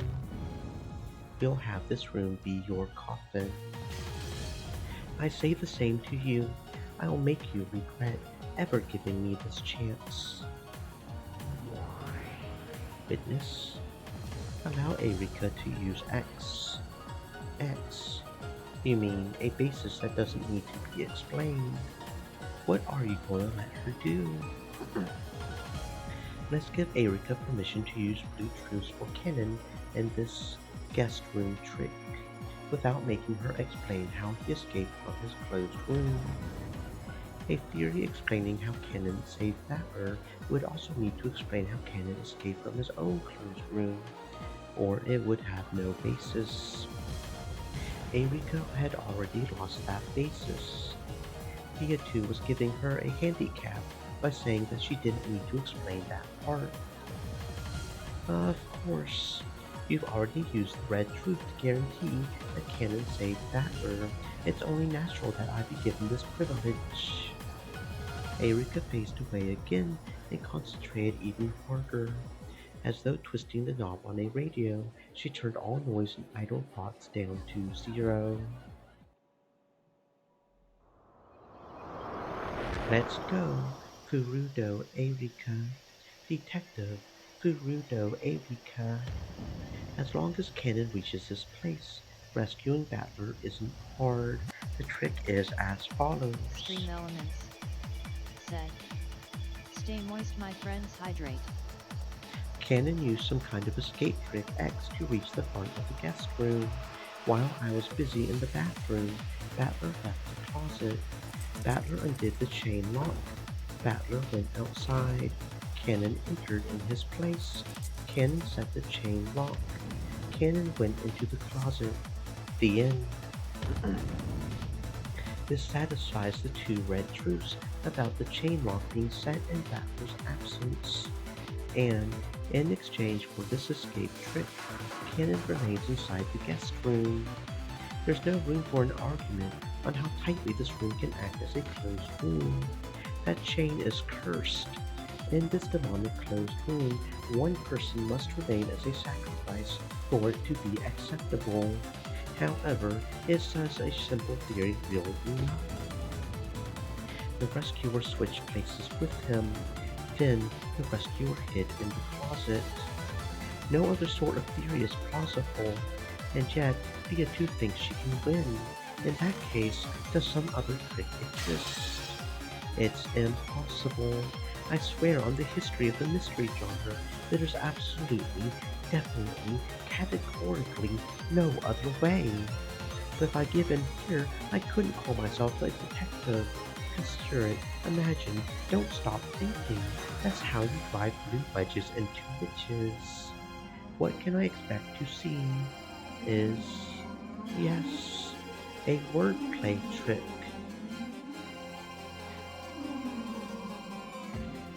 It can only be some kind of wordplay that just barely slips through the net of words spoken and read. In that case, I'll crush all possibilities.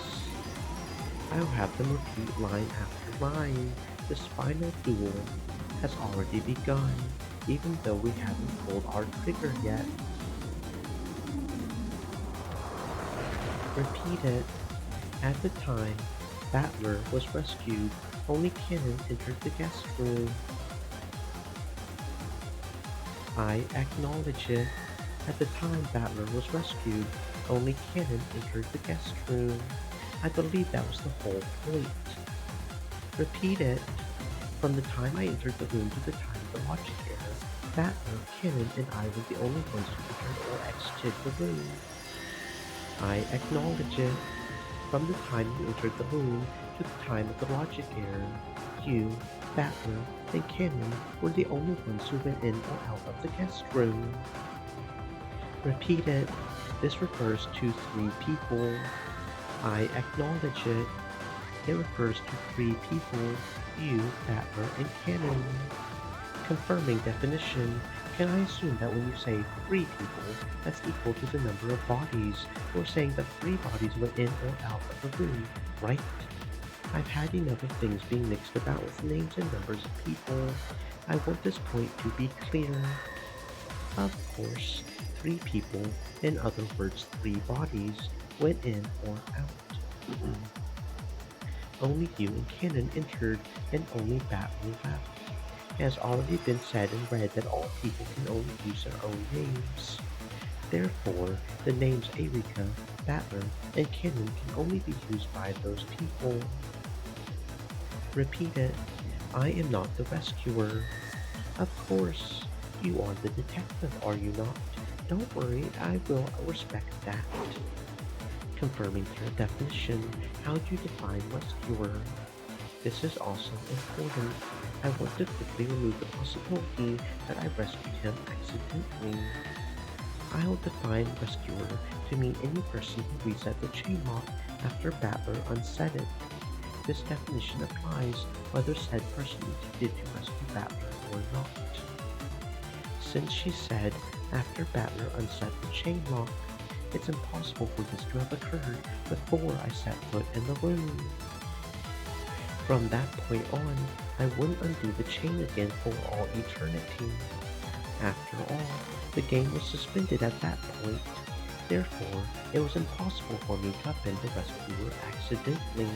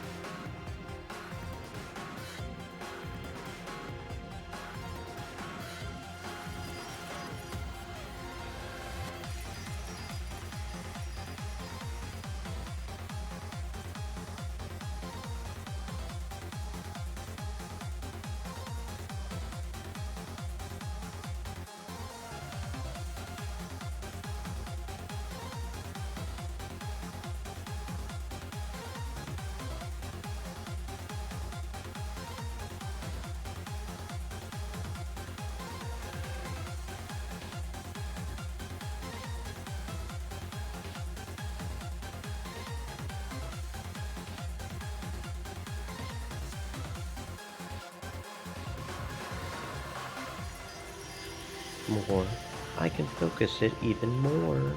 The chain can only be set from the inside. It's impossible for a person to escape on their own. Therefore, we know that Battler didn't escape by himself. And I'm not the rescuer. Only Cannon can be the rescuer. And Viatu has already said that Cannon is the rescuer with the red truth. There's nothing to doubt. There's no room for anyone but Cannon to be involved. At least so far. Repeat it. Going in or out refers to when someone crosses the boundary between the guest room and the area outside it. I acknowledge it. Repeat it. By the guest room, we're referring to the entirety of the bedroom, the bathroom, and the closet. I acknowledge it. I've no intention of wriggling out of this by saying the closet isn't part of the guest room. Confirming definition, the inside of the guest room is divided into three sections: the bedroom, the bathroom, and the closet. I also recognize it as such.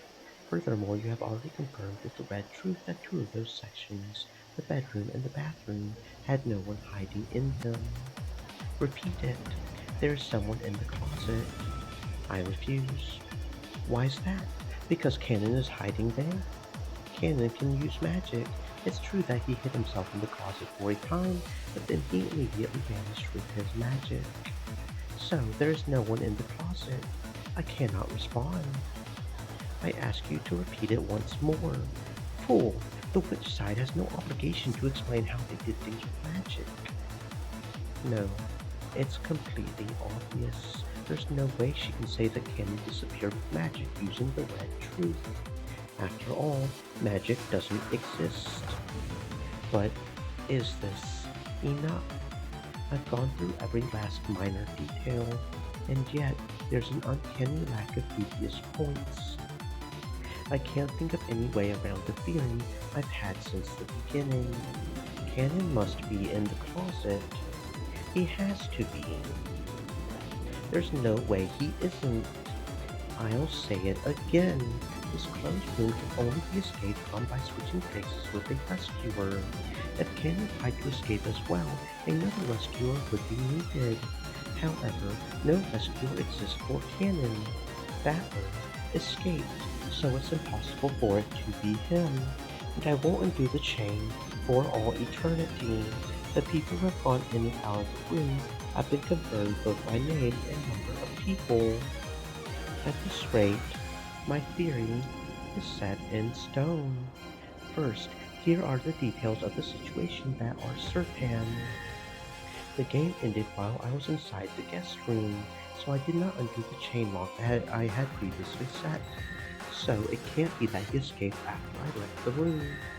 Furthermore, the chain lock was set at the time I entered the room.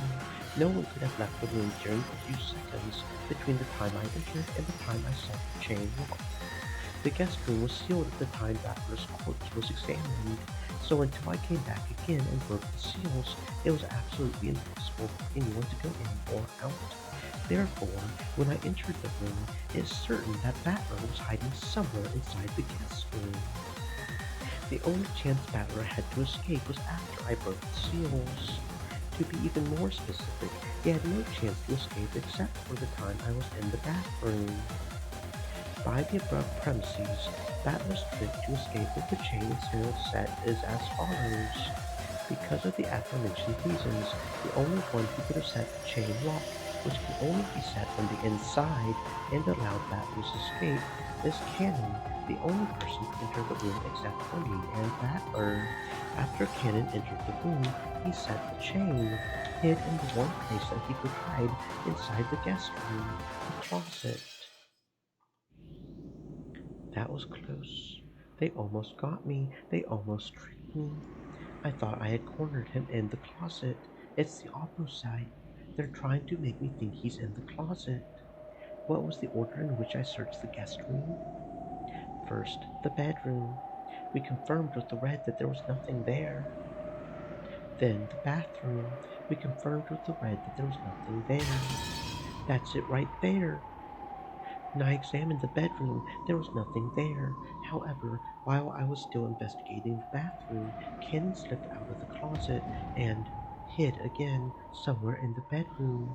In other words, my guarantee that no one was in the bedroom was torn apart during a span of 1 minute. I've spotted it.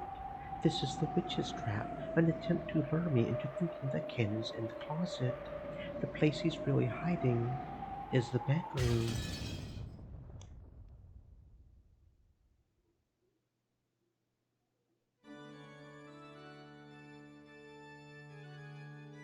I found it.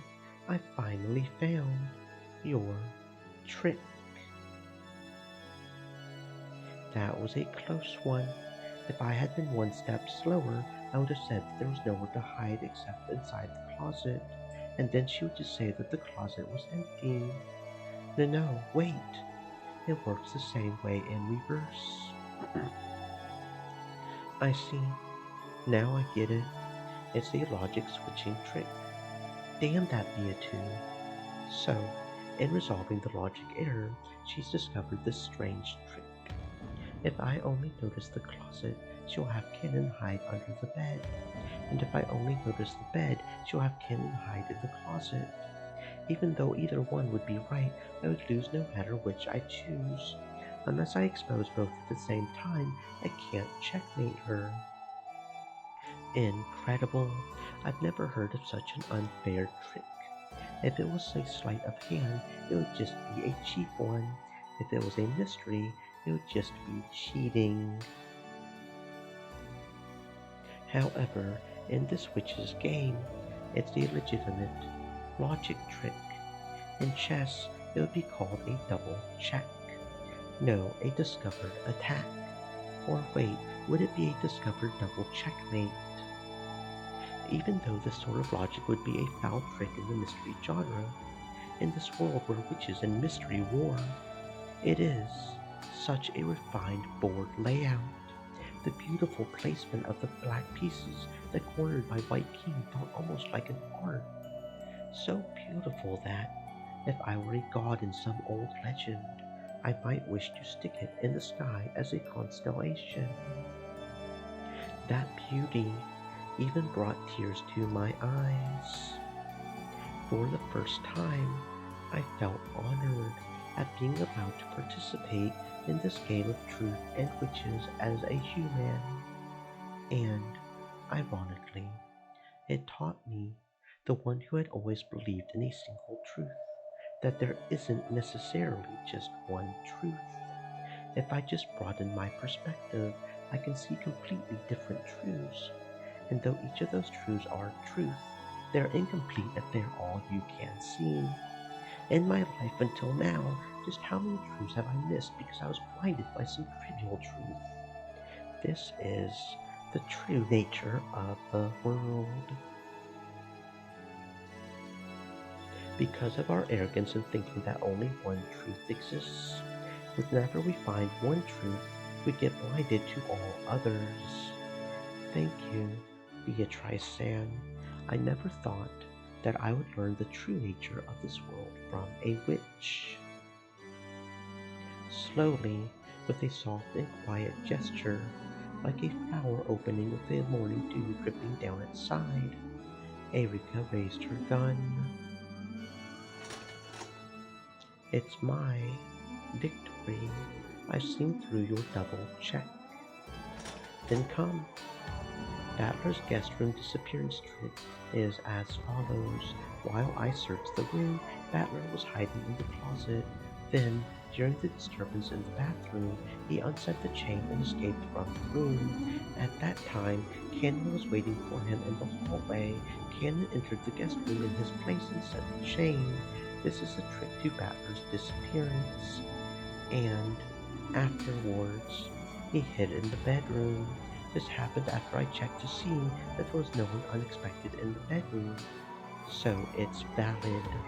In this way, Cannon the rescuer concealed himself in the bedroom.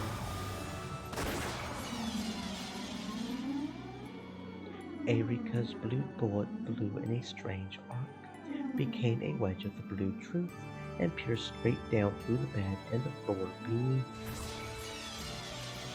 Beatu didn't pull her trigger. However, she did quietly argue back with the red truth. Cannon does not exist in the bedroom. The goat attendants gasped. Erika had apparently been defeated, denied by the red truth. For the goats, who couldn't see more than a single truth, it probably looks as though I've lost.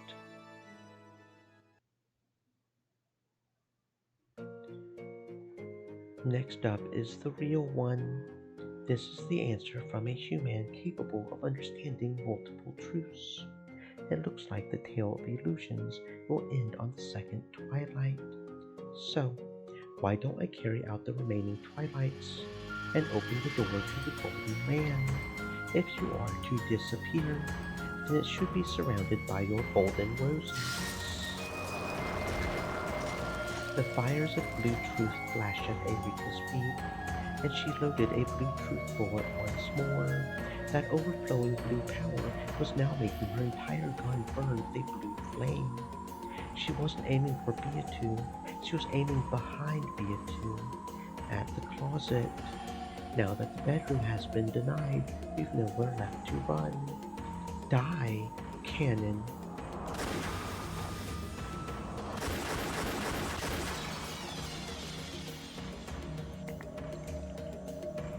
The 5 wedges of blue truth she released shot right past Beatitude's cheeks, hair, and shoulders, then pincushioned the door to the closet to gouge whatever human was inside to death.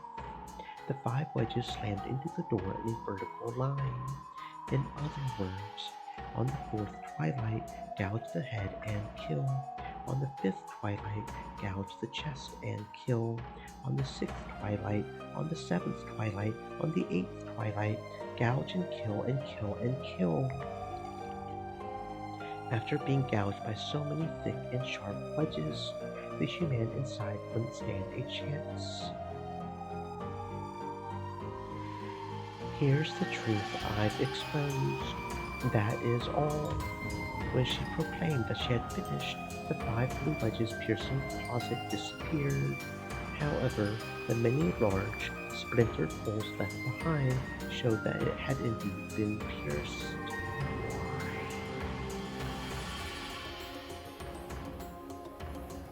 Then, as though this completed the ceremony that led to the golden lamp, the room that had been created around them became countless golden flower petals and drifted away.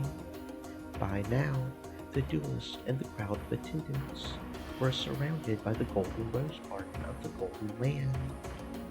However, the closet behind Beatitude remained. It stood there all by itself, like a coffin.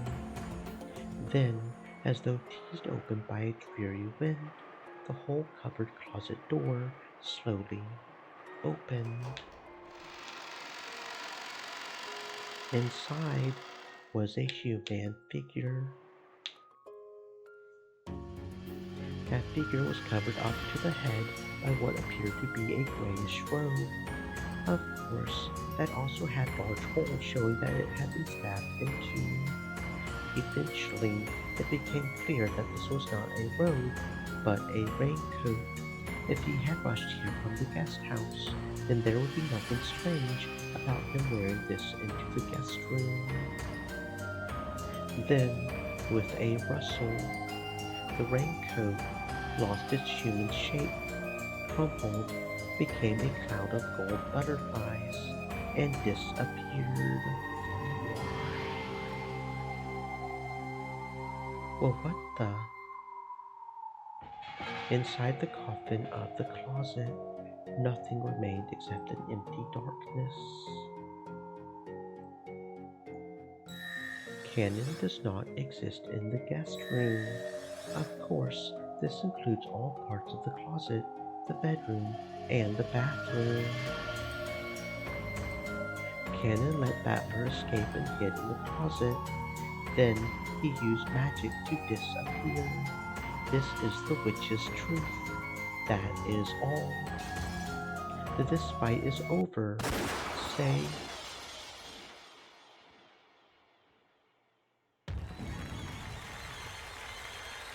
And the winner is Beatrice. The attendants let out a cheer. Virgil Ea's group couldn't help but scream and shout in joy.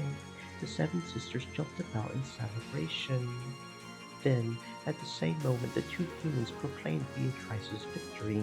The head ring worn by Erika was slowly crumpling to the ground, and the first ring on Battler's finger. Both burst. At the same time, Battler coughed violently. Battler was starting to regain consciousness. Battler! Battler-san! Beatitude latched onto the coffin Battler in joy. Then Virgil gasped, and Renaud did the same. All the 7 sisters also crowded about him in delight. What a nasty trick. Are you sure something like this will count? With a trick like this one, those humans will start complaining again about how this is no mystery. No, it was a splendid trick. People without love cannot see it. Battler-san, Battler-san! Lady Erika, Lady Erika, someone help her quickly! The rows of blood in Erika's chest wouldn't stop opening its petals. Third-degree conceptual denial syndrome. Use of continuous neutralizer impossible. Neutralization only possible by an emergency approval for resurrection. The piece's master must provide approval for resurrection. Lady Berncastel, give your approval for her resurrection. Lady Berncastel, well, where did she go? Search request for to ceremony guards. Find Lady Berncastel. Understood. All Chysters data link search format. How cowardly to think that someone's master wouldn't watch her pieces duel until the end. Know that it is far too cowardly. Erika, who was being held by Delanor, had already realized that her master was nowhere to be seen. But she didn't feel lonely. On the contrary, she was relieved that she wouldn't need to be brutally sculpted in the last moments of her life. Gods and demons, please pass on the story of her noble passing. Noble? The bad guy is supposed to die pathetically and make the main character look awesome.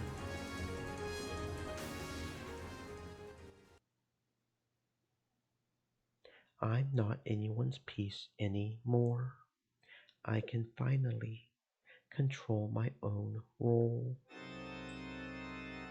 The Lady Erika, you mustn't move. Stand back, stay back. When Erika yelled with all her soul, those who surrounded her were forced back and fell on their butts. I am the Witch of Truth, Furudo Erika. The Witch of Truth is the witch who can withstand the truth. Now, I can finally accept the real truth about myself. The toxin of her own concept being denied raced through her. Her vision was already starting to blur. At the other end of her twisted range of vision were Battler and Beatu, hugging each other and looking at her. Their expressions are firm. That's okay. Pity and sympathy would only make me look more pathetic. For a loser, that sort of expression is the best. Lady Erika, the duel is already over. It isn't. Not until the pair is separated by death. We won't let anyone disgrace her final moments. The two demons grabbed Delanor's shoulders and held her back. Dripping blood, breathing heavily, and with an awkward gait, Erika walked towards Beatu and Battler despite it all.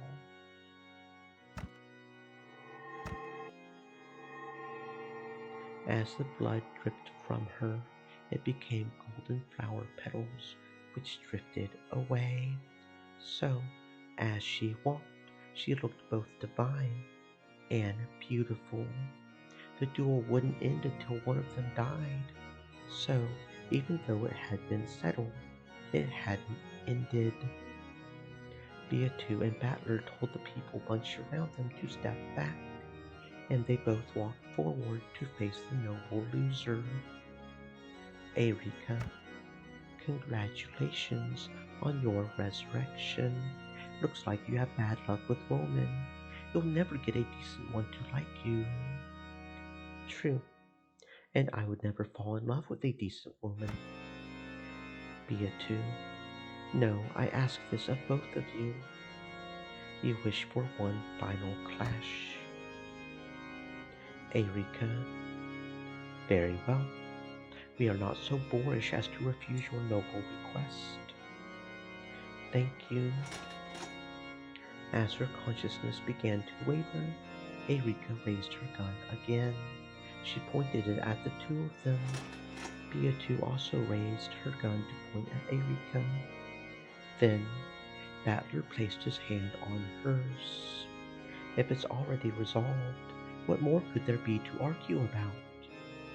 Erika-sama, Why is there nothing I can do at a time like this? Watch until the end. That's your job as her friend, isn't it?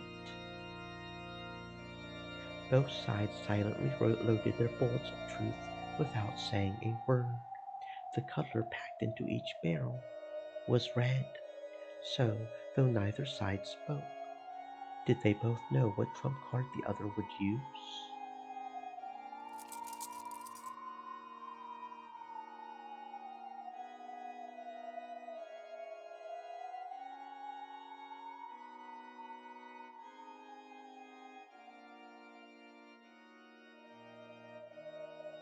Now, at the end, I would like to finally introduce myself. What's she saying this late into the game? No one could imagine the red truth Erika had loaded. Beatu, are you sure? Yes, I don't mind. I understand. Let's at least pull the final trigger together. I know. Battler placed his hand on top of the finger that Beatu had around the trigger. Battler Sam, I'm glad I met you. We will be together for all eternity. You just had to flirt right in front of me. It's pissing me off. You know, I really can't stand teary farewell scenes. Yes, the bad guy really does need to wear this face at the very end. That's a nice look. Married life with you would probably have been fun enough to make me vomit. Of course, I would spin you around every day, locked up in a world of pleasure that would make you forget Beatrice in a second. It's 1,000 years too early for you to capture Battler's heart, little girl. You've never looked cuter than you do now. I guess both of us really do need to finish it this way. Come. This is Detective Furudo Erika's final parting line. Hello, Tele. Welcome on in. I hope you're having a fantastic existence.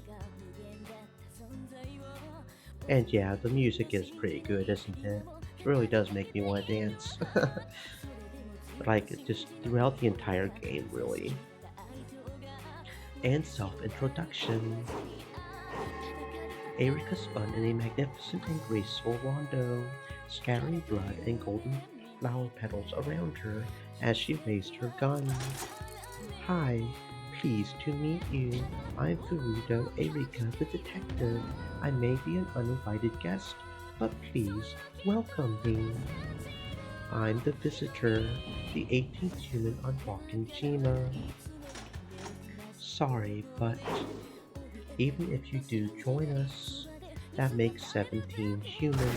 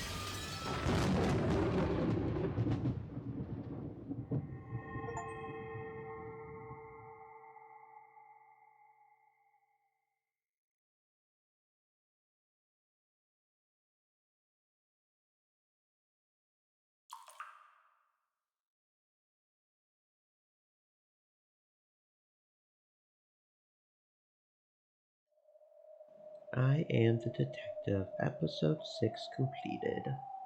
That's what's up. Now we've got the tea parties. Episode 6 Tea Party.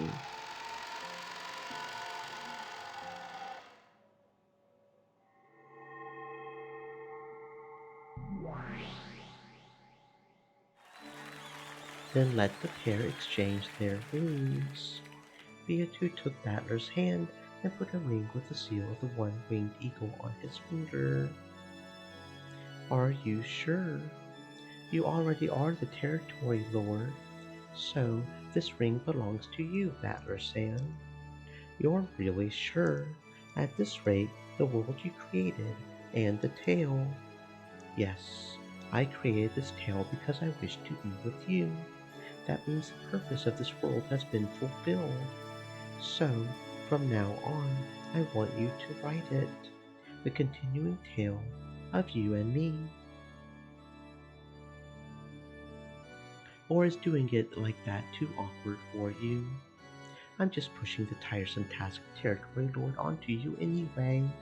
It's much easier being the wife where you only have to brag. I just need to play around and wait for you to write a new tale. And for each new tale you write, I'll play any part you need, be it an evil witch or a rival, a lover or a wife. My tales are pretty intense. You'll be busy from dawn until dusk. Indeed, bring it on. Beatu's hand relinquished the ring of the territory lord. From Battler, she received a silver ring with a crest that could only be worn by the wife of the territory lord. They exchanged their rings, and their wedding was complete.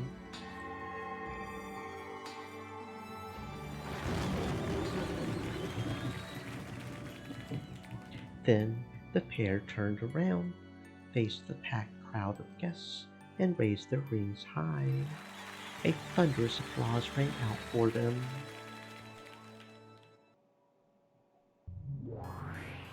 As a memorial to this night's events, the great territory lord will now recognize the accomplishments of certain people.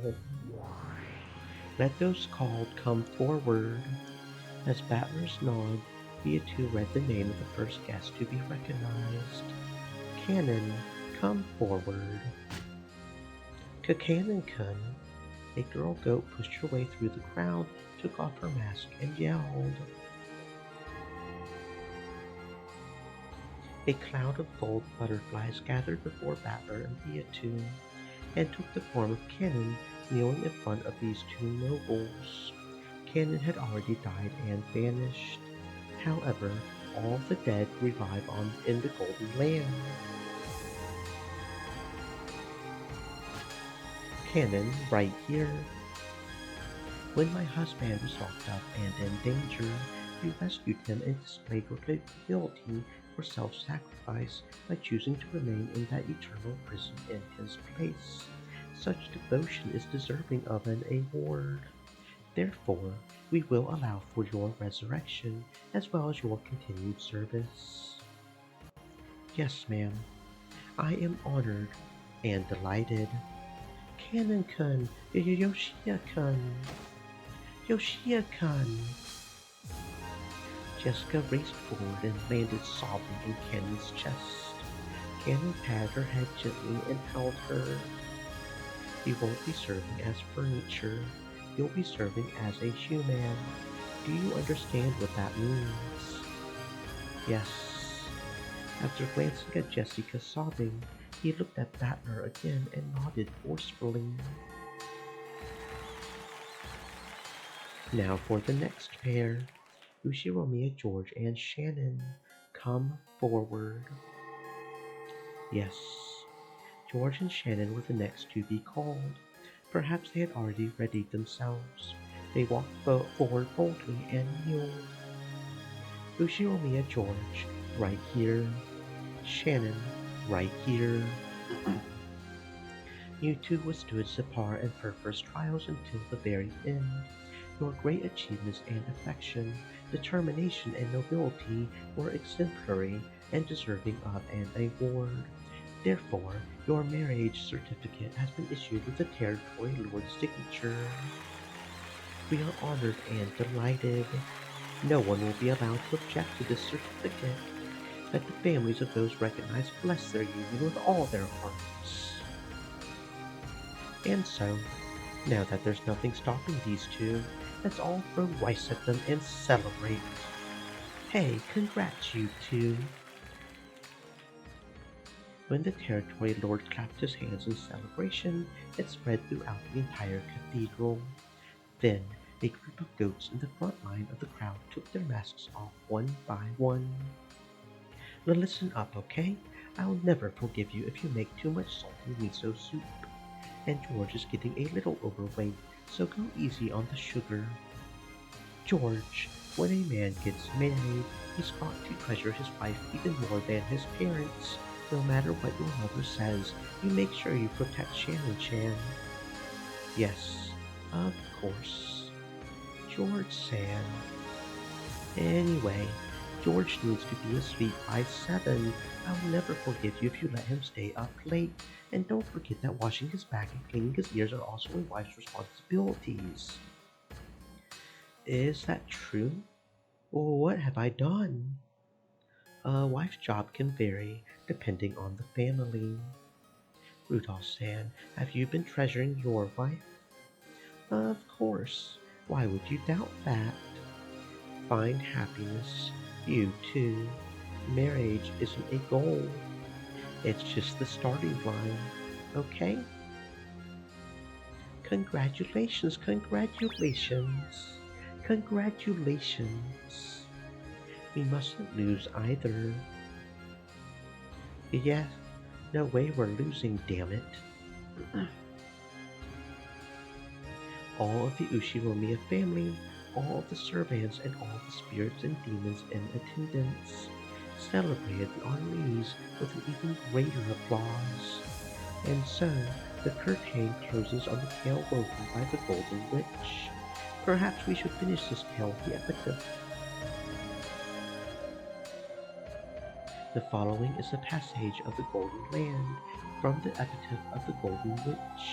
The witch shall praise the wise and bestow 4 treasures. One shall be all the gold from the Golden Land.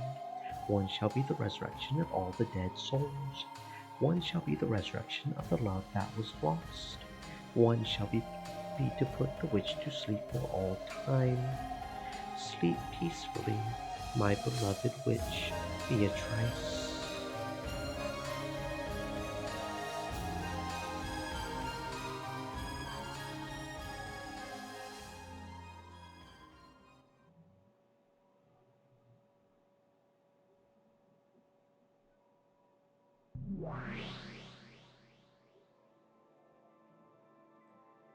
So, this means Beatu was satisfied and put to sleep. That interpretation is probably appropriate. And, now that the game's over, Oni-chan will be released, right? What will he do next? Who knows? The book of this fragment tells no more of the story. So, in the end, we don't even get to see what comes next for him. Nothing comes next for him. In the end, Oni-chan and the others never came back. They reached the Golden Land and had a great time together there. Even if the tale tells us that, the truth is that everyone died in that huge accident.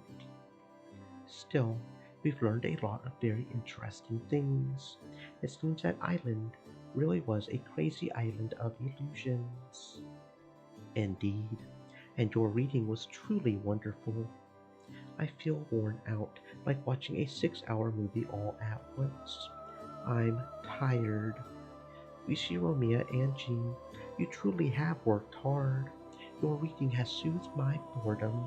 I, Feather Eye, am more than grateful to you than I have been for so many years that I cannot remember.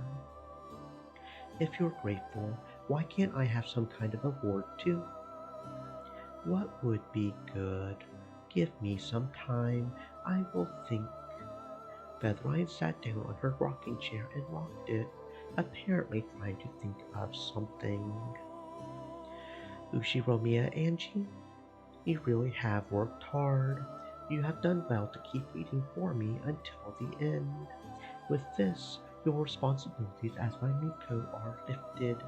You may return to your original world and be reunited with the fate you have been given. Feels like this was one hell of a side trip. Do not pout. I am thinking of a reward now. Yes, that's something I haven't done much, or rather, at all, for quite some time. I imagine the ink from the bottle has dried up by now.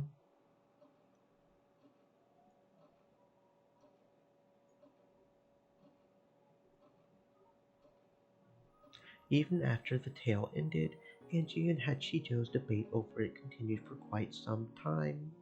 It had been very serious and fiery.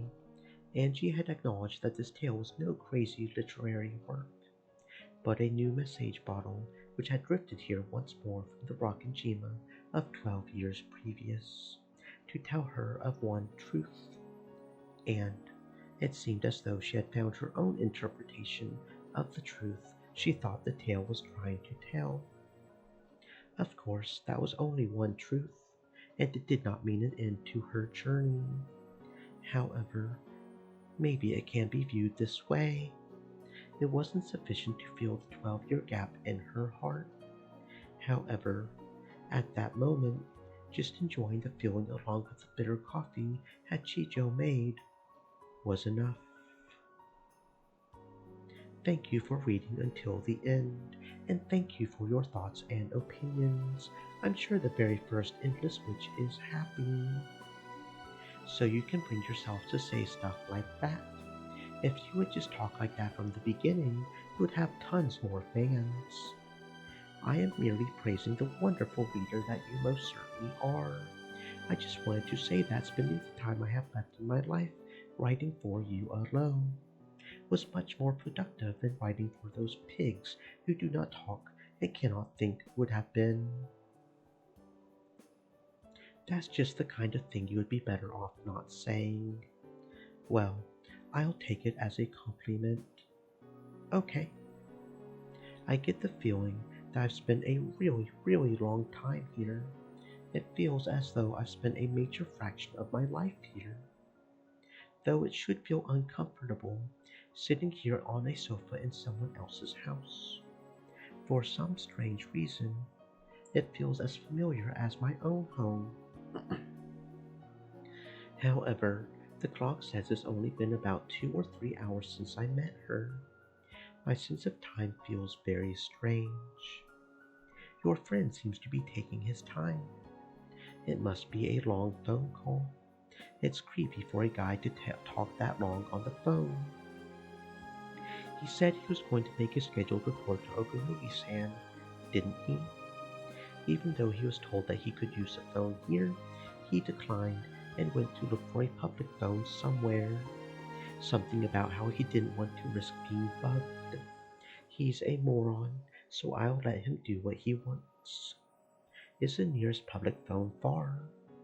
If you go out onto the street, there's a store on the corner a short ways down. Then I'll be on my way. You can use this to pay for food or whatever.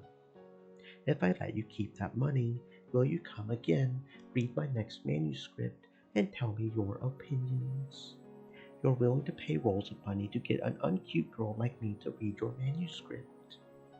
No, you really were a good, clear-thinking reader.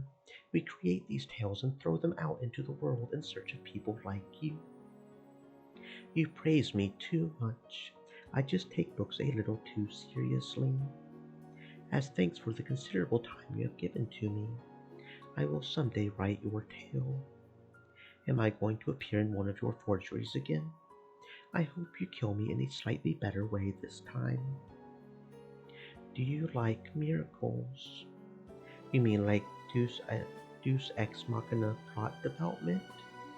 I used to hate them, but recently I've become a big fan. Still, I've become a bit of a picky eater, and simply falling from a skyscraper ending up unharmed doesn't quite qualify as a miracle to me anymore. Then perhaps one day I will write a tale that you will consider a miracle.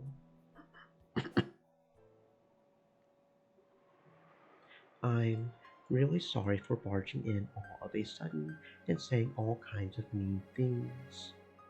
No, it was a worthwhile conversation. I wonder if my head editor will set up another meeting between the two of us. Sure, if there's another chance for one. See you again. Have a nice day. Yes, it may happen again sometime.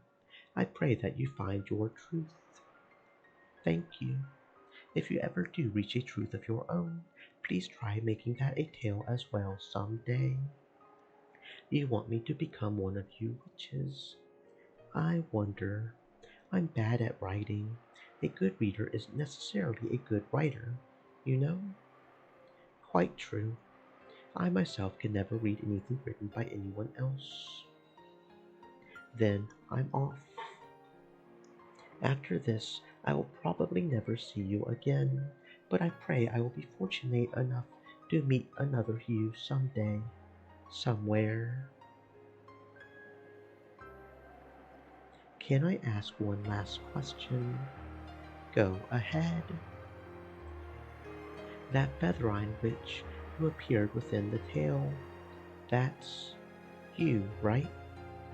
It may be presumptuous to say, but that was my intention. This might be a strange question, but are you Featherine, or is Featherine you? Well now, what might you be talking about? That mysterious woman was mysterious to the last. And so, the day of which I had no memories ended, and on the following day I would take a boat to Niijima. I'll probably never meet her again. However, that just means that I won't meet her, so some other me might meet her somewhere down the road. Just as I have reached several truths, they must also want to reach the truth. So long, Featherine. If you ever write a decent story, please call me again. If I'm free, I might drop by.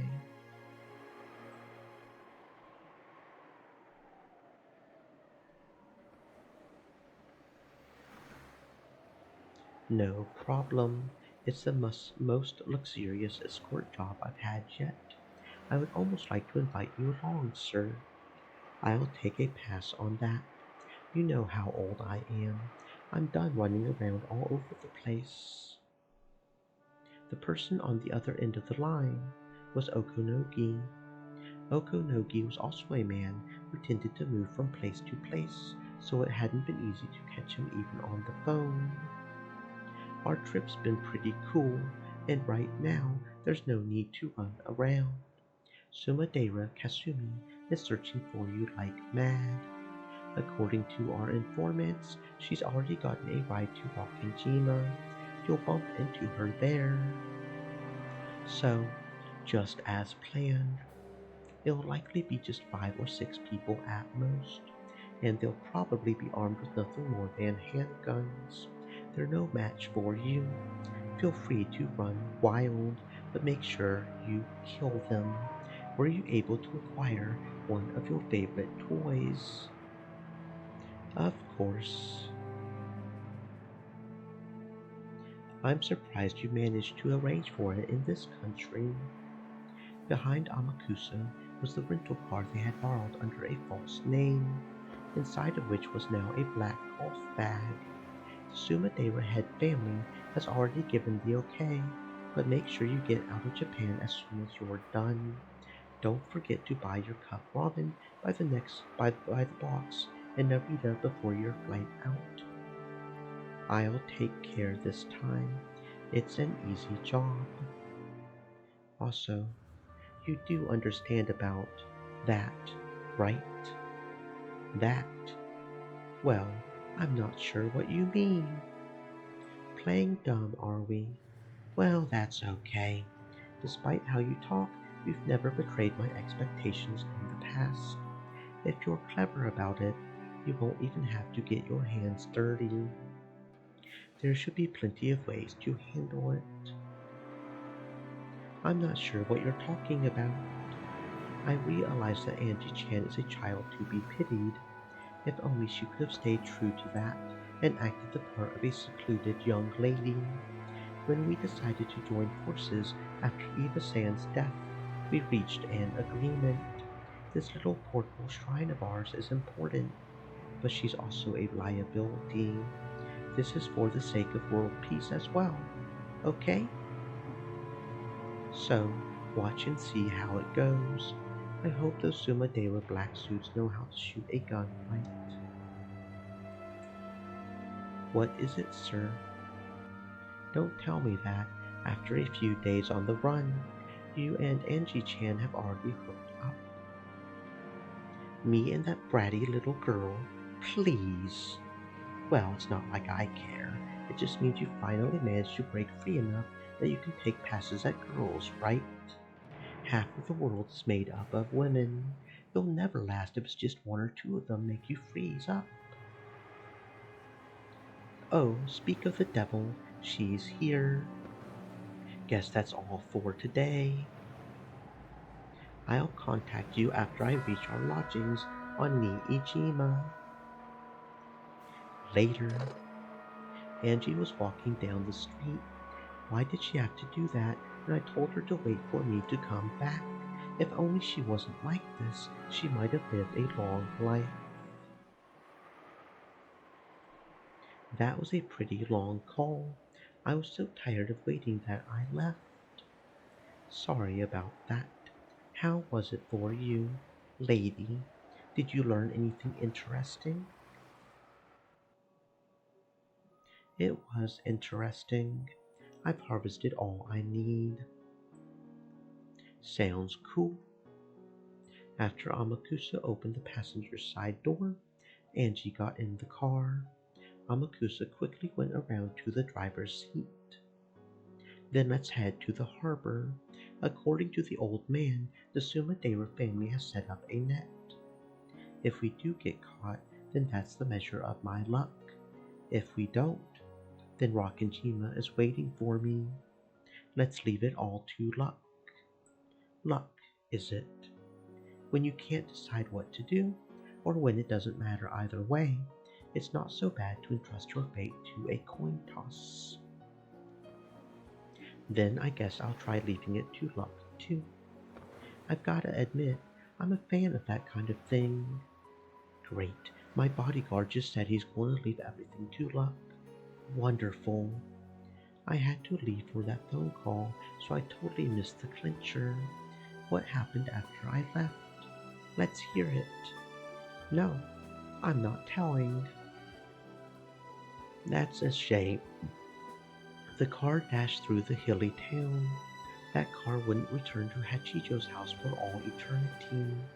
However, Angie didn't get sentimental about it. For now, she just wanted to silently consider the new message bottle that the current endless witch Hachijo Tata had given her. In the rearview mirror, the town where a witch lived faded off into the distance. However, that scene wasn't reflected in Angie's eyes.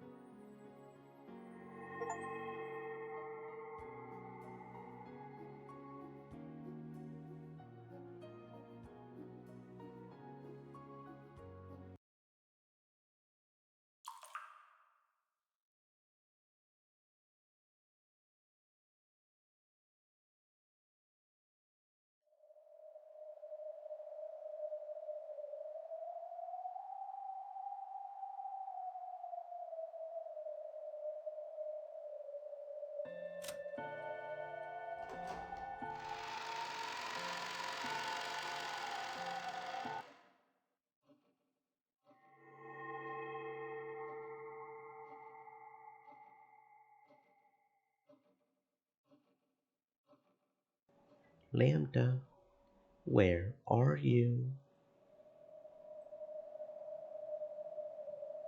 Just having to say that felt like admitting defeat, and I didn't like it.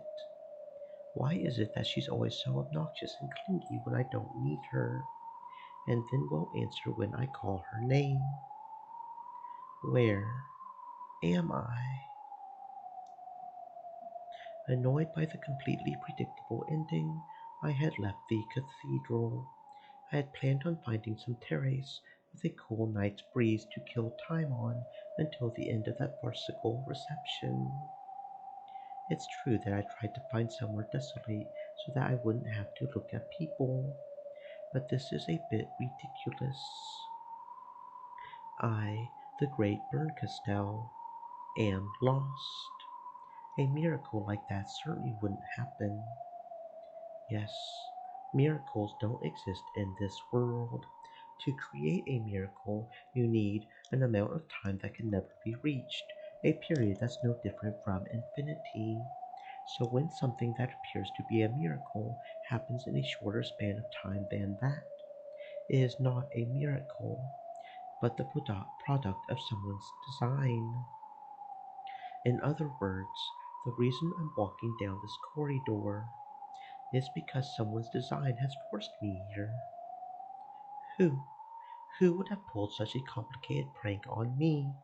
It looks like you're quite the shy one, calling me out to a Stream desolate place elements, like this. said. Stay moist, my friends, hydrate. Then, from the other end of the dark corridor, I heard a sound. It sounded as though some small animal, or like a dog or cat, was walking at a quick pace. No miracle could cause a dog or cat to be in a place like this. Such a miracle would not be allowed. Since it isn't a miracle, that means I'm being guided in that direction. Very well. This might be some new thing to keep me entertained. If this is some new joke of Lambda's, I'll cover her whole body with honey using my tongue as a reward. And then I'll stick parasol chocolates into her eyes and tell her to never do it again. In the direction the noise had come from, it was not only dim, but shrouded in complete darkness. However, I could sense something in that darkness. There were two emerald green glints, probably cat eyes. The eyes of a black cat appeared through the darkness. Are you the one who called me here? Or are you just the messenger?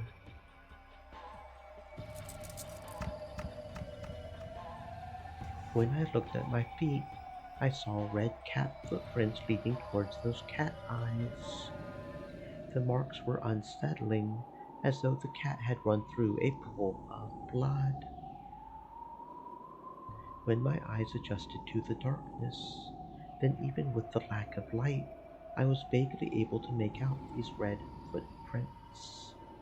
They weren't actually glowing or anything, but they served perfectly well as a signpost leading me onwards,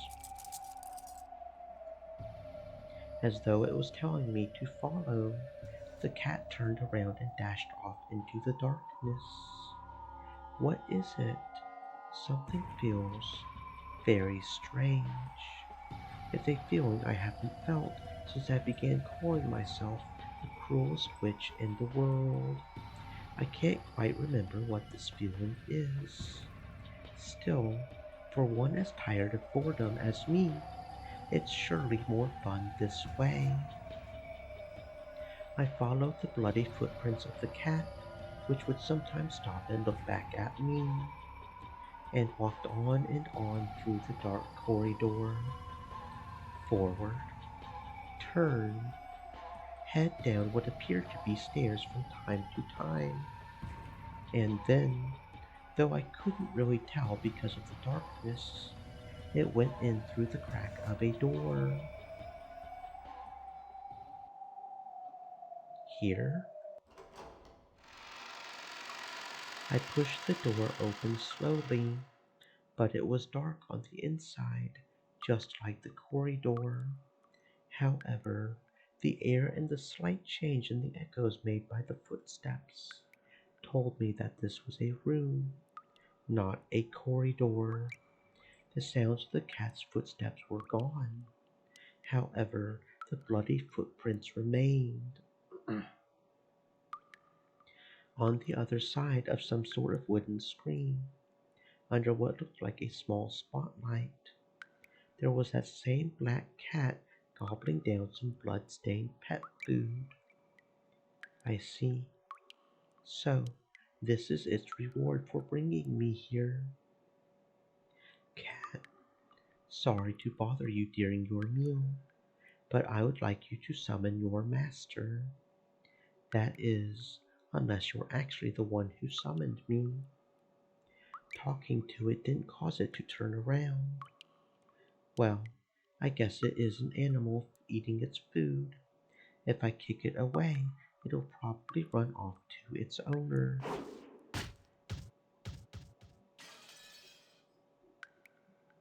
When I did kick the cat, it sailed away like a stuffed animal, hit the wall, and fell to the ground. Then it vanished, melting into the darkness. What's with this cat?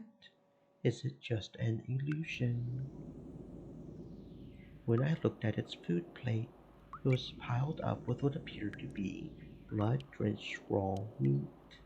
It was as though someone had torn apart living flesh on the spot and piled it up on there. Come on, what's with the creepy reception? That was a mean thing to do, kicking it. The instant I heard that voice, the hairs on the back of my neck stood on end. Then the surrounding area finally brightened. However, Berncastel had already guessed where this was before it grew bright.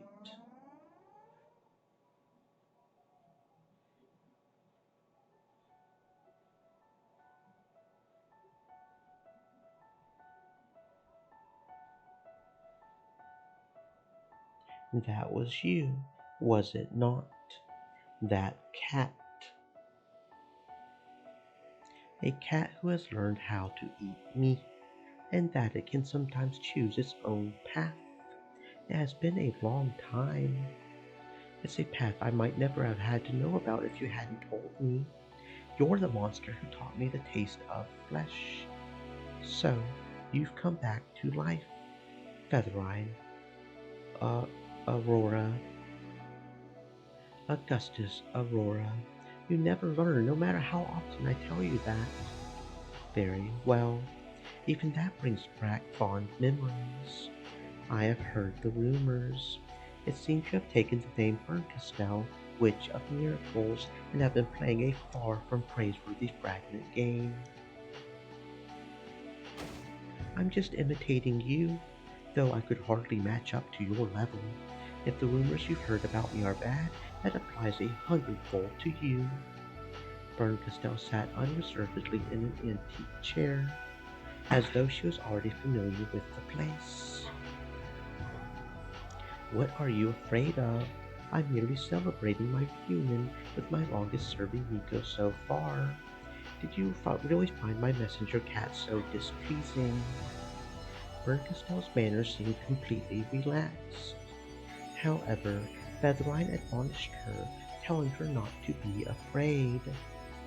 And, judging by the expression that had risen to Burn's face, Featherline had been right on the mark. Did you really have to make such blunt insinuations against me? A cat leaving behind bloody footprints and stuffing its face with blood-stained meat? Have no fear. Look closely. Do you see any cat stuffing its face with meat? I just gave it a plate of biscuits as a reward for going to get you.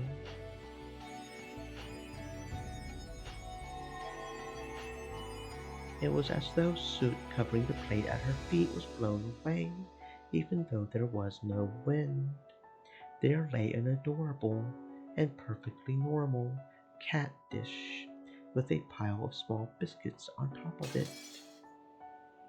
Berncastel didn't even hide her displeased grimace. Featherine shrugged and muttered, "You haven't changed, child of man," as she rocked her rocking chair. "I see you're as unpleasant as ever, but I'm happy now. Imitating you really has been far from boring." "Scold me as you please. It is the parting gift I gave you when we last met. You liked rude Mikos because they kept you entertained, right? Ridiculous. If talking will only please you, I'll shut up. So, what do you want with me?" "It seems Beatrice's game has ended with Battler's victory. I observed it. It was quite entertaining. I'm sure you like seeing me fail miserably." "Nonsense. It was a splendid performance. I'm sure Beatrice is very grateful to you." "And if you want me to read the fragments of Beatrice's game aloud for you, I refuse. I'm not your Miko anymore. I have observed all of Beatrice's games. I also watched Lambda Delta's game and Battler's game with great interest. I believe I have formed an answer for all the riddles in my own way. The culprit, the motive, the individual tricks. I'm not yet clear about the very last part of the epitaph's riddle, but I have enough of a theory that if I actually went to Wakajima and investigated, I should be able to resolve that part as well. And, of course, since there is no single truth, my theory is probably only one of many possibilities. However, that is only a question of possibilities, a trivial problem. What are you up to? Do you want to debate Beato's game with me?" "Wrong. What I want is to look at the answers, child of man." Those words of Featherine's made Berncastel straighten up. Her old master did not fail to notice that small reaction. "So far, you have spiced up this tale as an actor. In doing that, you have probably come to know many truths. However, even you are unaware of the truth behind several riddles that Beatrice has cleverly kept hidden, correct?" "I see. You want to use me to chew apart and spring out the guts of something again. After watching a play, reading the pamphlet and learning what goes on behind the scenes is similar to, as you would say it, enjoying some black tea after a meal. The enjoyment cannot be left undone. You like to play with them and love them while they're alive, then eat their flesh when they die. So, cats are doubly useful to you. Just die, monster." "I want to look at the answers. I'm sure you want to know them. Think of it as a burial for Beatu's corpse, where you are in charge of the service. What do you say to that, child of man?" "Now, you're starting to speak my language." When Featherine snapped her fingers, a thin spotlight appeared on the table, which was covered with cluttered books. There lay a folded version of the game board for Beatu's game. The Witch of Fear going spun her finger in a circle, and the game board opened up by itself, showing the black and white pieces lined up inside it. The game board and all the pieces are gathered here. The records for the previous games are all present as well. With a rustling sound, the book flipped through all its pages of its own accord, front to back, shut itself, and flew to the side of the game board where it waited. Inside it, all of the movements of the pieces during previous games were recorded. "I see. So you were short a player and commentator. We're also short on black tea. Similarly with dried plums. Of course, I will find some." "Okay. If you add on some mustard rice cakes, then we have a deal." The negotiations are concluded. I have one condition. Oh, and what is it? I'm going to be the reader, okay? I have no love, so a few things might be interpreted in an odd way. However, the reader is free to read things in a manner and with an intonation of her choosing. I only want to check the answers. I don't particularly care about the tale itself. I'm not deeply interested in what sort of tale you'll create. Ah, yes, now I see what you're after. Will you accept that condition? Very well. I want to know the answer. You have your grudge to worry about. The negotiations are concluded. When Featherline snapped her fingers once more, a large chair appeared as though beckoning Burgestelle to sit there. It was a throne, horribly mismatched with the furnishings of this room.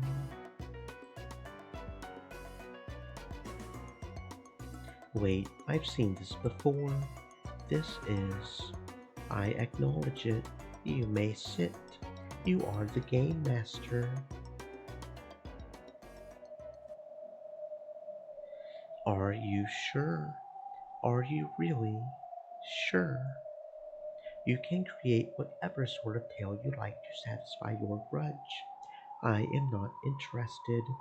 However, I have one condition as well. Answer all the questions I ask. Absolutely no keeping secrets, hiding, or dodging the issues.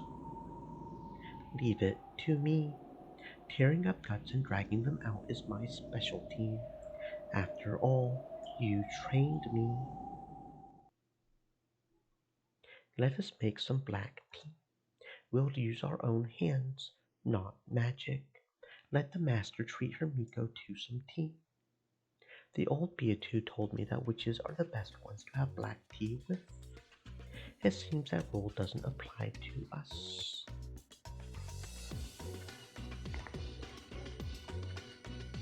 At some point, that dish piled with biscuits had once again been covered with a mountain of torn-apart meat and a splatter of red. No, not just meat, even the bowels. Black tea is best enjoyed with your fellow monsters.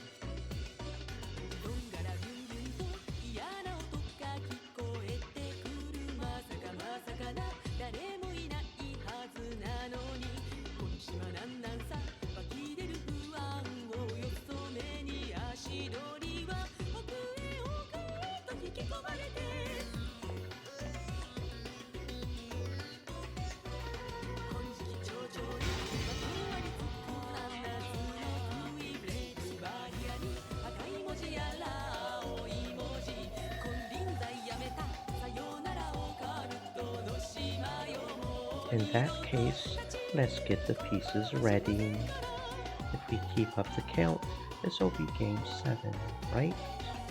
Indeed, a fortuitous number, but not for Beatu, right? Burgestelle slowly picked up a black piece. It was the piece that represented Beatrice. It was sometimes a king, sometimes a queen, and could become a knight. However, that was only if it got promoted. Until then, it was only a trash piece, like a pawn. First comes the placing of the pieces. By this point, the witch's game has already begun. Bergestell took Beatu's piece and raised it high. First move, placement. Beatrice on d8.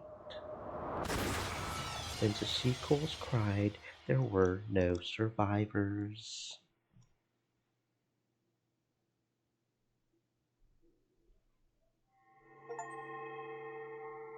Monsters complete the hidden tea party. Mm-mm-mm.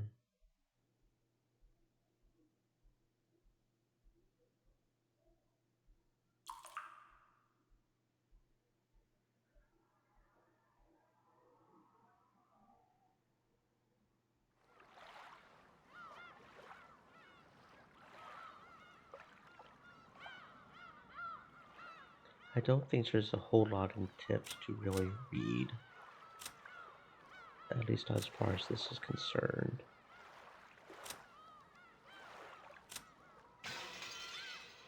Her corpse was found in her room. Gerudo Erika didn't perform a proper investigation, so the details are of the cause of death are unknown.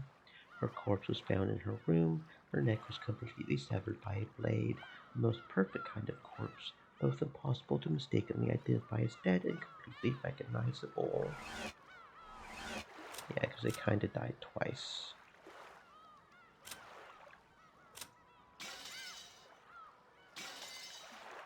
Yeah. And that's like the only death that happened, I think. Pretty much. Oh? Fell from a pleasure boat and is currently missing due to the Wakajima explosion incident that occurred shortly after. Her accident went completely forgotten. Her family says that she might have drifted to Wakajima and gotten involved in the accident, but no evidence suggesting that she was ever on the island could be found. Forgers who know of this accident often theorize that she drifted onto Wakajima and included her in the illusion of the witch. So I guess she really did die, huh? Don't know if she's going to be in chapter 7 if that's the case. Yeah, hers is the same as the others. Yeah. His corpse was found in a guest room. Gerudo Erika didn't perform proper investigation, but he doesn't have the second death because he didn't get his head chopped off. Yeah.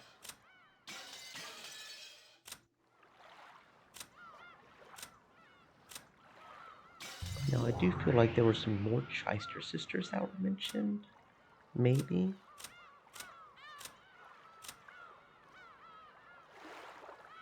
With the victory of the human side, she should have won as well, but she doesn't seem to be satisfied. It appears that she is less concerned with who actually wins and cares more about how brutal an end might be reached. This is why she's hostile towards Battler as he tries to end this peacefully, and why she's trying to use Erika to ruin this final game.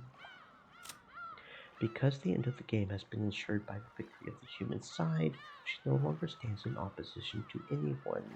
As a previous game master, she also knows the truth and has taken a position of non-interference. Now she is simply acting as an observer and enjoying the way her beloved bird's face contorts itself. Beatrice, the elder sister. Yeah. And then the younger sister.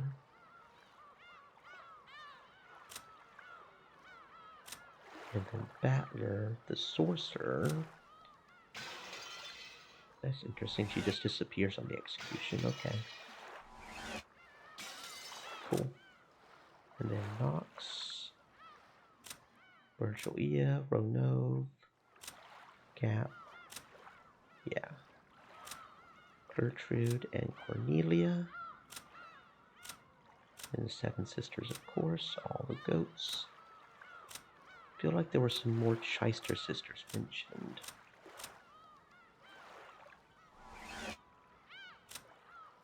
Maybe not. Oh, was that? No, that's 45. Okay, if they were mentioned, but I guess they're still not in here. You know, the ones that can reload a whole lot. Yeah.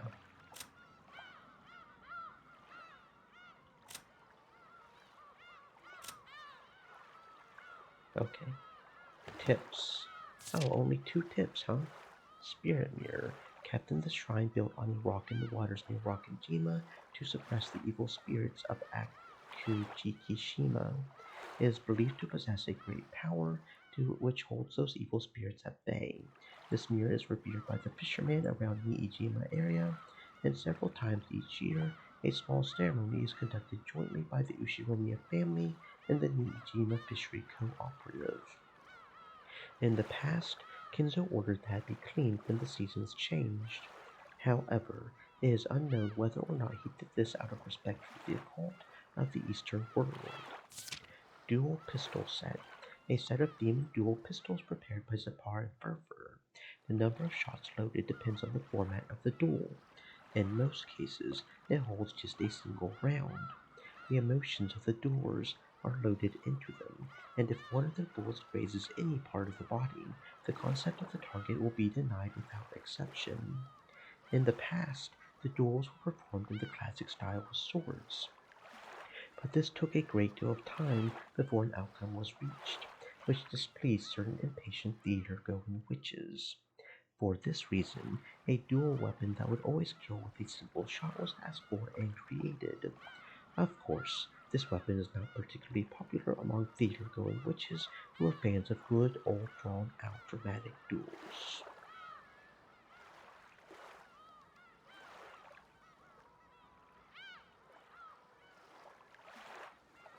Okay, let's get to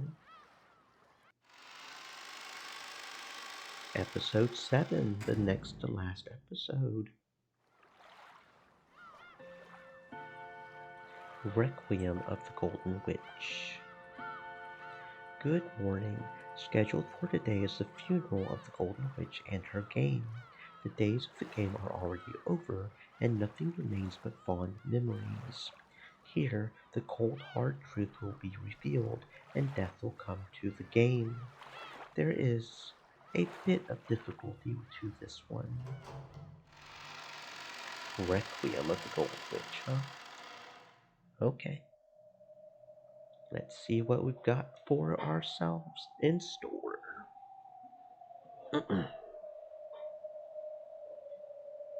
Earth to earth, ashes to ashes, dust to dust, illusions to illusions, and dreams to dreams.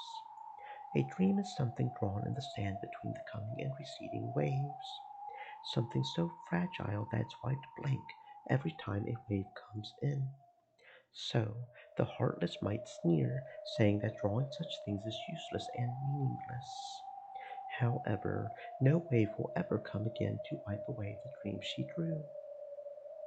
And now, that final, beautiful dream of hers will not disappear for all eternity. Come, try and picture it. It's as though the rays of the gentle afternoon sun on a warm spring day simply forgot to grow dim ever again. It truly is such a wonderful thing. Witness to your final dream. Publius Virgilia Maro.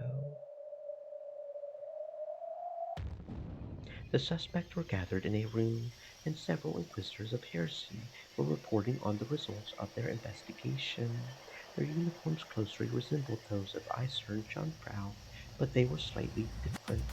Also different were the badges signifying their department. Then came the sound of someone clapping their hands once. It was the lead female inquisitor. She was announcing that all listening had been completed. As has been shown, it is all quite clear. Know that the preceding logic has proven the non-existence of your alibi.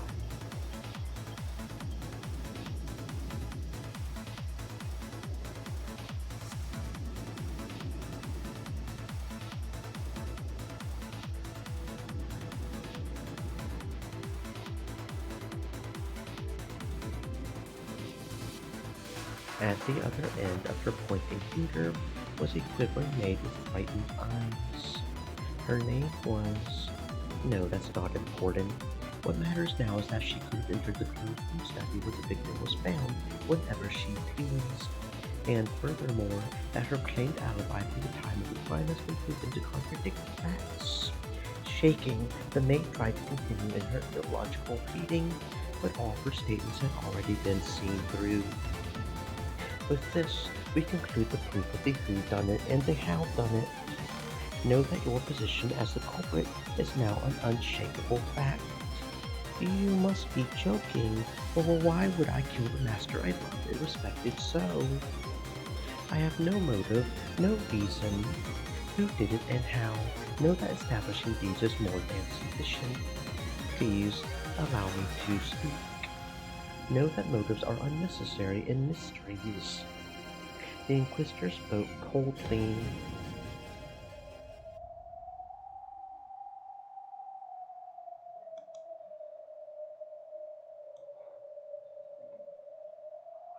After finishing her witch's prayer, Virgilia stepped back from the coffin, which lay on an altar bedecked with many beautiful roses.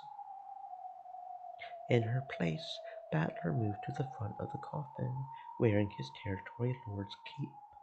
Though the cape was supposed to represent dignity and majesty, it somehow made Battler look smaller. Battler held a book with a majestic binding in his hand. It was a game record that had just been written, or perhaps it was a tale, a game, or else a fragment. Written in it was the dream that would be more enjoyable for her than any other. Battler pressed it against his forehead and contemplated for some time. Then he kissed it and laid it gently in the coffin. It rested upon her chest. She looked like a little girl clutching her favorite stuffed animal as she drifted off to sleep. This is the sole tale I have to offer up you. This tale will be shut up with you in your coffin for all eternity. So no one will be able to read it except for you, there in your coffin. Shut away in that cat box, the only unchanging, inviolable, eternal tale.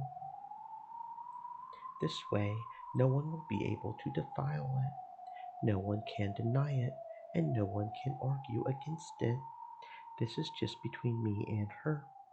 Just the two of us, our one and only certain truth.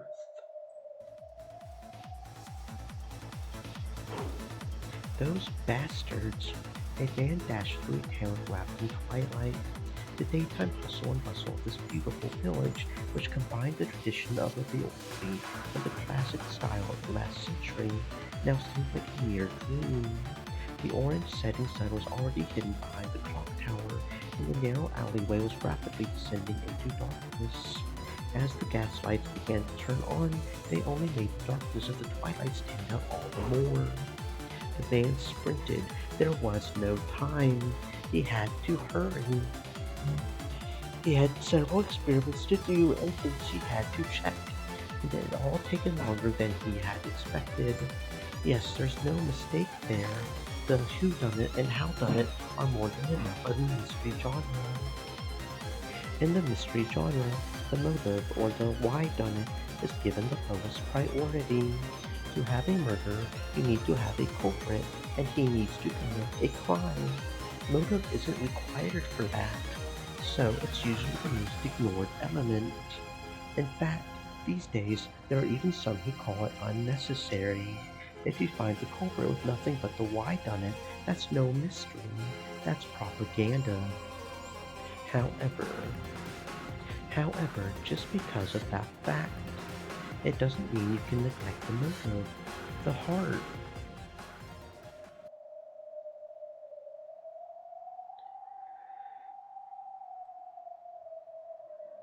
We both know how much fun she'll be having in her final sleep.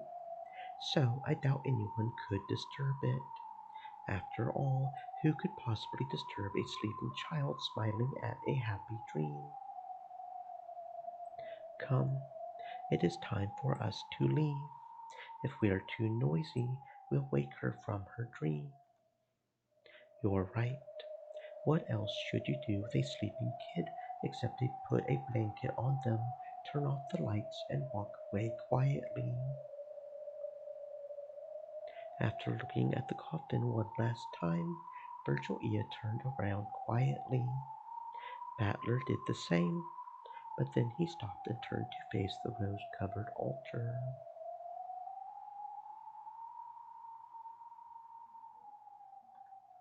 Battler offered up his final words within his heart. As long as those words didn't leave his mouth, no one would be able to know what they were. However, those words of the heart caused Battler's expression to change several times. At first, he frowned sadly. Then his face clouded with remorse, and then changed to a bitter, exasperated smile. It flashed through several varied expressions.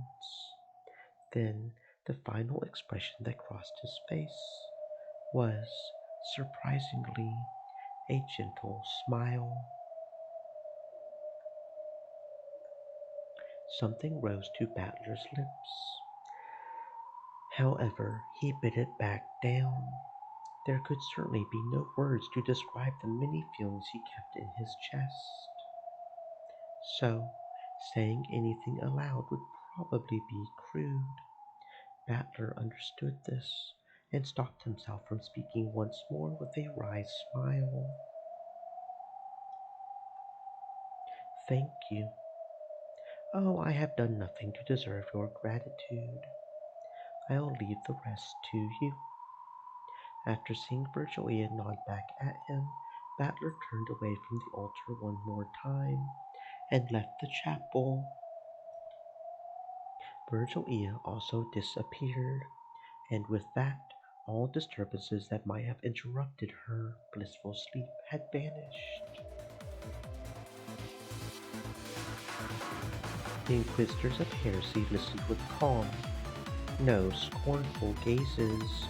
They listened to the frantic babbling of the maid accused of murdering her master. However, nothing she said could bury the fault in her own alibi. They were all mere emotional arguments.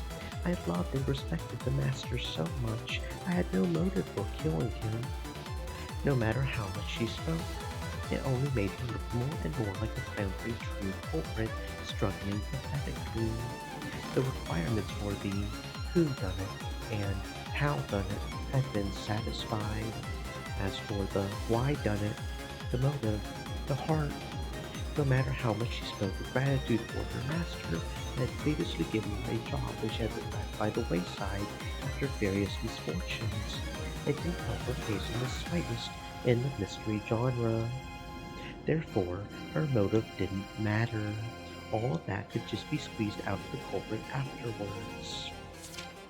An Inquisitor of Heresy took out a roll of parchment and held it forth, cutting off her maid's sobs and protests.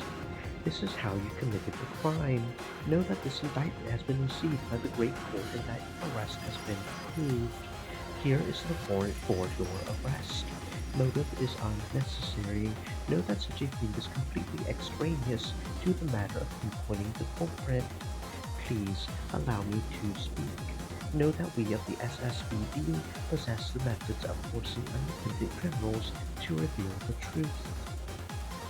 With these interrogation tools, blessed by the powers of justice, we Inquisitors of Heresy will strap up your limbs, burn you, crush you, stretch you, and hang you, and in so doing wring the red truth out of you.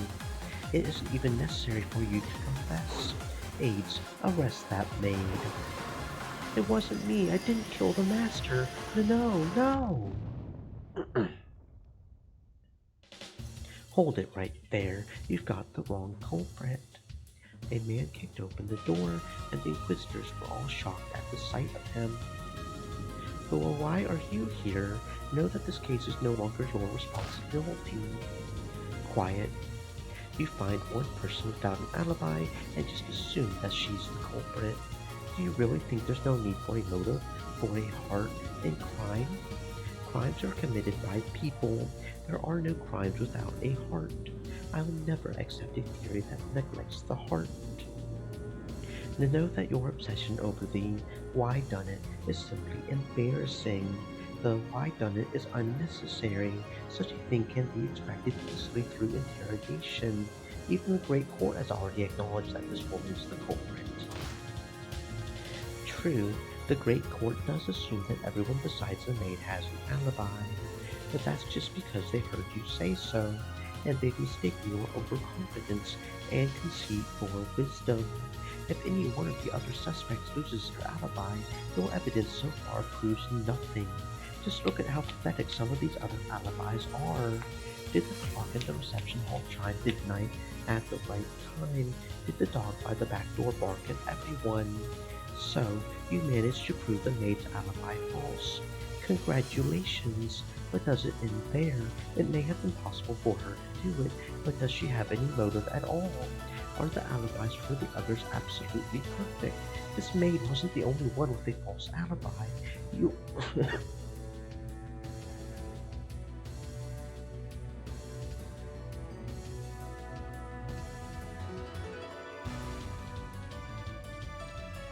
You have to keep on searching if you want to find the others. Was there some sort of grudge against the victim, or some money-related problem? Don't abandon motive. Don't abandon the heart. Try mysteries where the motive can just be figured out later aren't worth anyone's time. If the maid isn't the culprit, then why did she fake an alibi? Even asking such a question is a waste of time. Know that we just have to interrogate her, bring out the red truth, and have her sign in red blood to everything that happened at the time of the crime. Yeah, you can probably do that. You can just use that torture of yours to squeeze out everything frankly and objectively as seen from the eyes of God. But you know what? I'll never accept mysteries and theories that lack heart. I have already taken over responsibility for this case. I even have a decree right here. Come now, aides, know that there is no reason to hesitate. I order you to arrest this maid. When she gave this order, her subordinates hesitated, looking back and forth between their superior and that man. I won't let you. The real culprit's a different person. It's possible to use motive to find them, and their alibi trick is an old one. You can't neglect the heart. But there's no need for that. We just have to find the suspicious ones who could have committed the crime, interrogate them, and squeeze out the red truth. On the off chance that they aren't the culprit, then we just have to interrogate the next suspect. You call that reasoning? Stand back. We will arrest that woman. Know that this maid is the culprit. It is forbidden for a servant to be the culprit. What did you say? The words of power blasted away the aides trying to arrest the maid. Van Dyne's 20 rules. Rule number 11. If you want to torture this maid, make sure you double check the alibis for the second wife and her lover first. Those two already have a clear alibi for the time of the crime. That an alibi? Damn it, a fool like you couldn't understand no matter how easy I make it for you. If you want to call yourself a head inquisitor, try and figure out at least that much for yourself. Until then, I will be taking that maid's arrest warrant. But then what about you? Can you prove that this maid didn't commit the crime? Know that she was clearly away from the kitchen at the time of the crime. What was she doing then? And where? She can't prove it. I can't prove it. And you can't prove it. No one can. That's why we have no choice but to use these torture devices to interrogate her until the red truth is squeezed out. You can squeeze as much blood and truth from the true culprit as you damn well please. However, I won't let you interrogate or torture anyone who isn't that culprit. This is why everyone says you are too soft. All the suspicious must be interrogated. That is how we Inquisitors of Heresy conduct our witch trials. That's right, we are Inquisitors of Heresy. Felling evil witches is our job. However, we mustn't risk hurting the innocent. We mustn't put them under suspicion. All humans have their own personal truths. Those should only be exposed when they commit crimes. We've been given the right to expose them, but there's one thing we can't do. For what? No one, not even God, has the right to expose the innocent truth of those who have not sinned. The maid finally realized that he was trying to protect her. I don't know who you are, but th- thank you very much. I'm really not the culprit. Yeah, I know. Your boyfriend said he would be willing to give up everything to prove your alibi. You should thank him. That kid said that honor and reputation are worth nothing compared to you. But if he does that, it won't come to that. Exposing the secrets between lovers is a job for third-rate magazines. That's not mystery. I'll never allow for heartless reasoning. Then, for the first time, the man's sullen expression relaxed, and he patted the maid's head roughly. I'm sure you two will be happy together. Still, meeting together in secret while on the job is hardly praiseworthy. Try to keep that to a minimum. But thank you so much. Thank you so much. These words were heard only by the two of them. The man had learned of her innocence, which could only be proven by exposing the secrets of a pair of young lovers, and he had rushed about in search of a solution, resentful of the arrogance of those trying to expose this by forcible means. The point of theory making is not to create a culprit or to trample the truths that lie in the hearts of those who have not sinned. If you want to play the detective, don't neglect the heart. Otherwise, we're just intellectual rapists. Don't forget it. When the man spoke, the Inquisitors no longer had any way to argue back. This man's name is Will, and yet that's not what everyone used to call him. Head Inquisitor of the Heresy of the SSVD, the 8th District of Repentance, Enforcement Agency of the Great Court of Heaven, Wizard Hunting Right. This is the last thing I have to pass on to you guys. If you want to be the next Wizard Hunting Right, remember it, no matter what.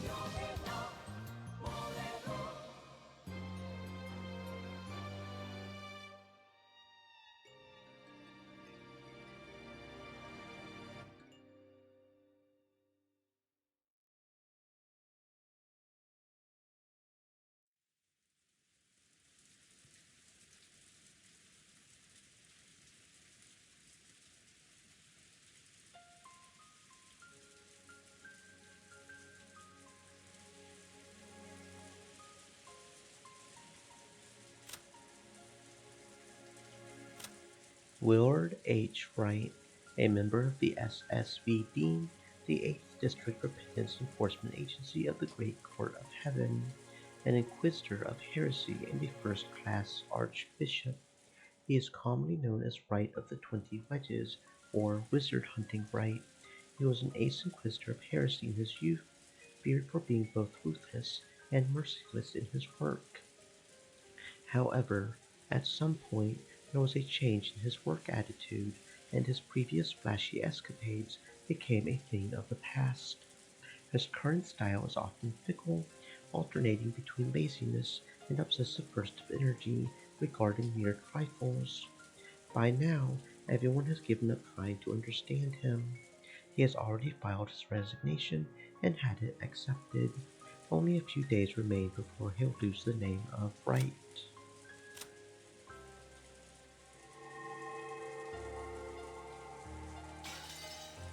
Quietly, quietly, the rain fell down. The rain of sadness dripped down the outer walls of the chapel, quietly washing away the dust of the world of the living. The chapel doors were open. During a wedding, only those with invitations are allowed inside. However, during a funeral, the doors are open to all who remember the deceased. So, this must be a funeral. A shadow holding an umbrella approached the chapel. It was Will. A new visitor approaches. Something's different this time.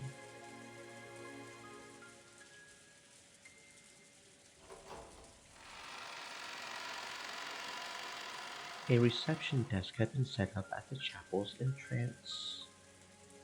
As the shadow approached, Cannon, who had been sitting at this desk, stood up and welcomed him with a bow. This is the reception desk. We are collecting the names of all mourners. If you would sign in here. Sorry, but I'm not a mourner. I'm here to meet with someone. You came to a funeral to meet someone. A dubious expression rose to Cannon's face. Will pulled an envelope from his pocket and showed him the sender's name. My apologies. Please enter. Thanks. Could I at least have one of those? Thank you very much. I am sure she will be pleased. Cannon handed him one of a set of golden roses, which were being handed out to all the mourners. Will took it, silently bowed his head, and entered the chapel.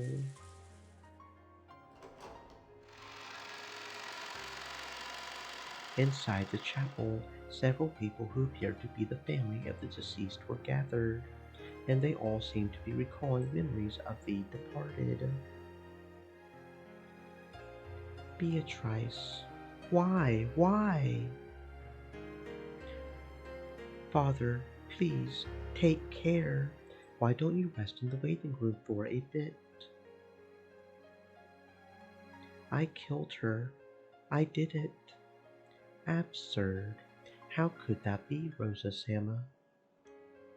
Father's really bawling. Yeah, Beatrice. I'm sure he didn't cry this much when Mother passed away. Hey, now's not the time to say things like that. Some sobbed, unable to conceal their tears, and some spoke softly of old memories. They were all remembering the dead in their own way, it seemed. When Will approached the altar, several people turned around. Of course, none of them knew who Will was. Paying this no mind, Will walked in front of the casket on the altar, which seemed to be buried under golden roses. Inside the casket there was no corpse. Instead, as though it lay there in place of a body, was a single, thick book with an extravagant binding. The space all around it was filled with countless golden roses. There were words printed on the book's cover. To my beloved Beatrice, October 5th, 1986.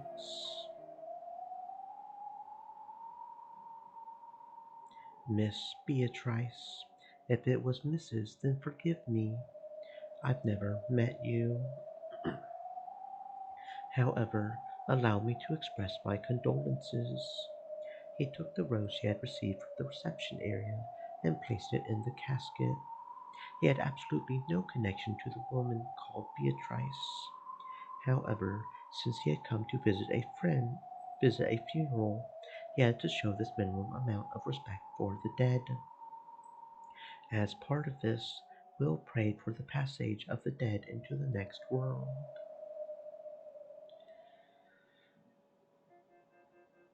Pardon me, but who might you be? I am Ushiromiya Kraus. I'm serving as the chief mourner. This is my child, Lion. Nani? Pleased to meet you. Ushiromiya Lion, the first child of Kraus and Natsuhi. Jessica is their second child, was given the silver ring of the successor to the headship and will succeed the position of family head upon turning 20. Mild, polite, and without any clear faults. Except for being too young, Lion is more suitable successor than anyone else and is adored by Kinzo.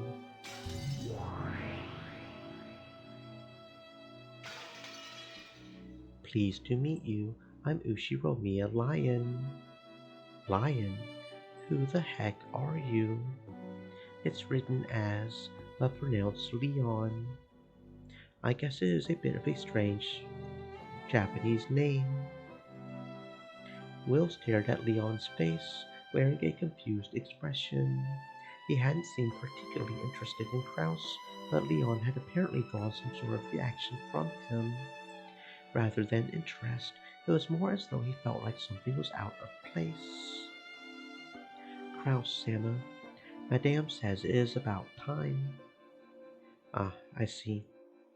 Ladies and gentlemen, if we are too noisy in here, it may disturb the dead. I've been told that the waiting room has been readied. Shall we move over there? When Kraus called out to everyone, they began to move towards the chapel waiting room. My apologies. Leon, could you entertain our guest for now? I will guide the others to the waiting room. Yes, Father. It looked like a natural conversation with no awkwardness for either father or child. Father and child, is it? Yes, but why do you ask? Ushiromiya Kraus's child is supposed to be Jessica. Jessica's my little sister. Do you need me to call for her? No, that won't be necessary. Apparently, some sort of game was already being played right off the bat.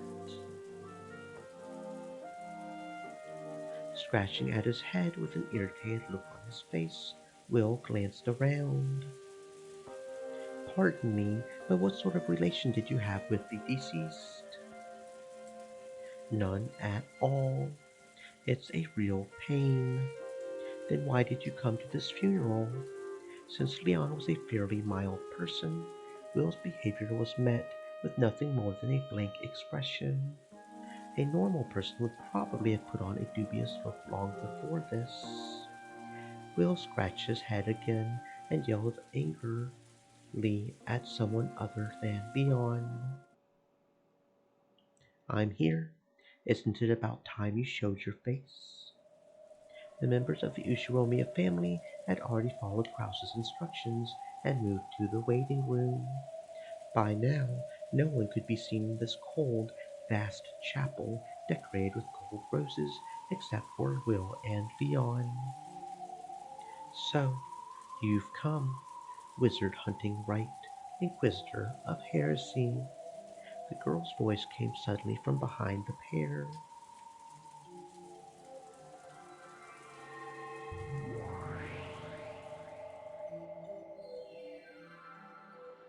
When Leon turned around in surprise, a girl had appeared out of nowhere and drifted down on top of the altar. She had landed softly on the sacred funeral altar as though this was perfectly normal, crushing the golden roses under her shoes. Of course, Leon didn't know this girl. Just why on earth were there all these people unrelated to the funeral popping up one after another? I'm already retired. If you have a job you need doing, go ask the new right. No,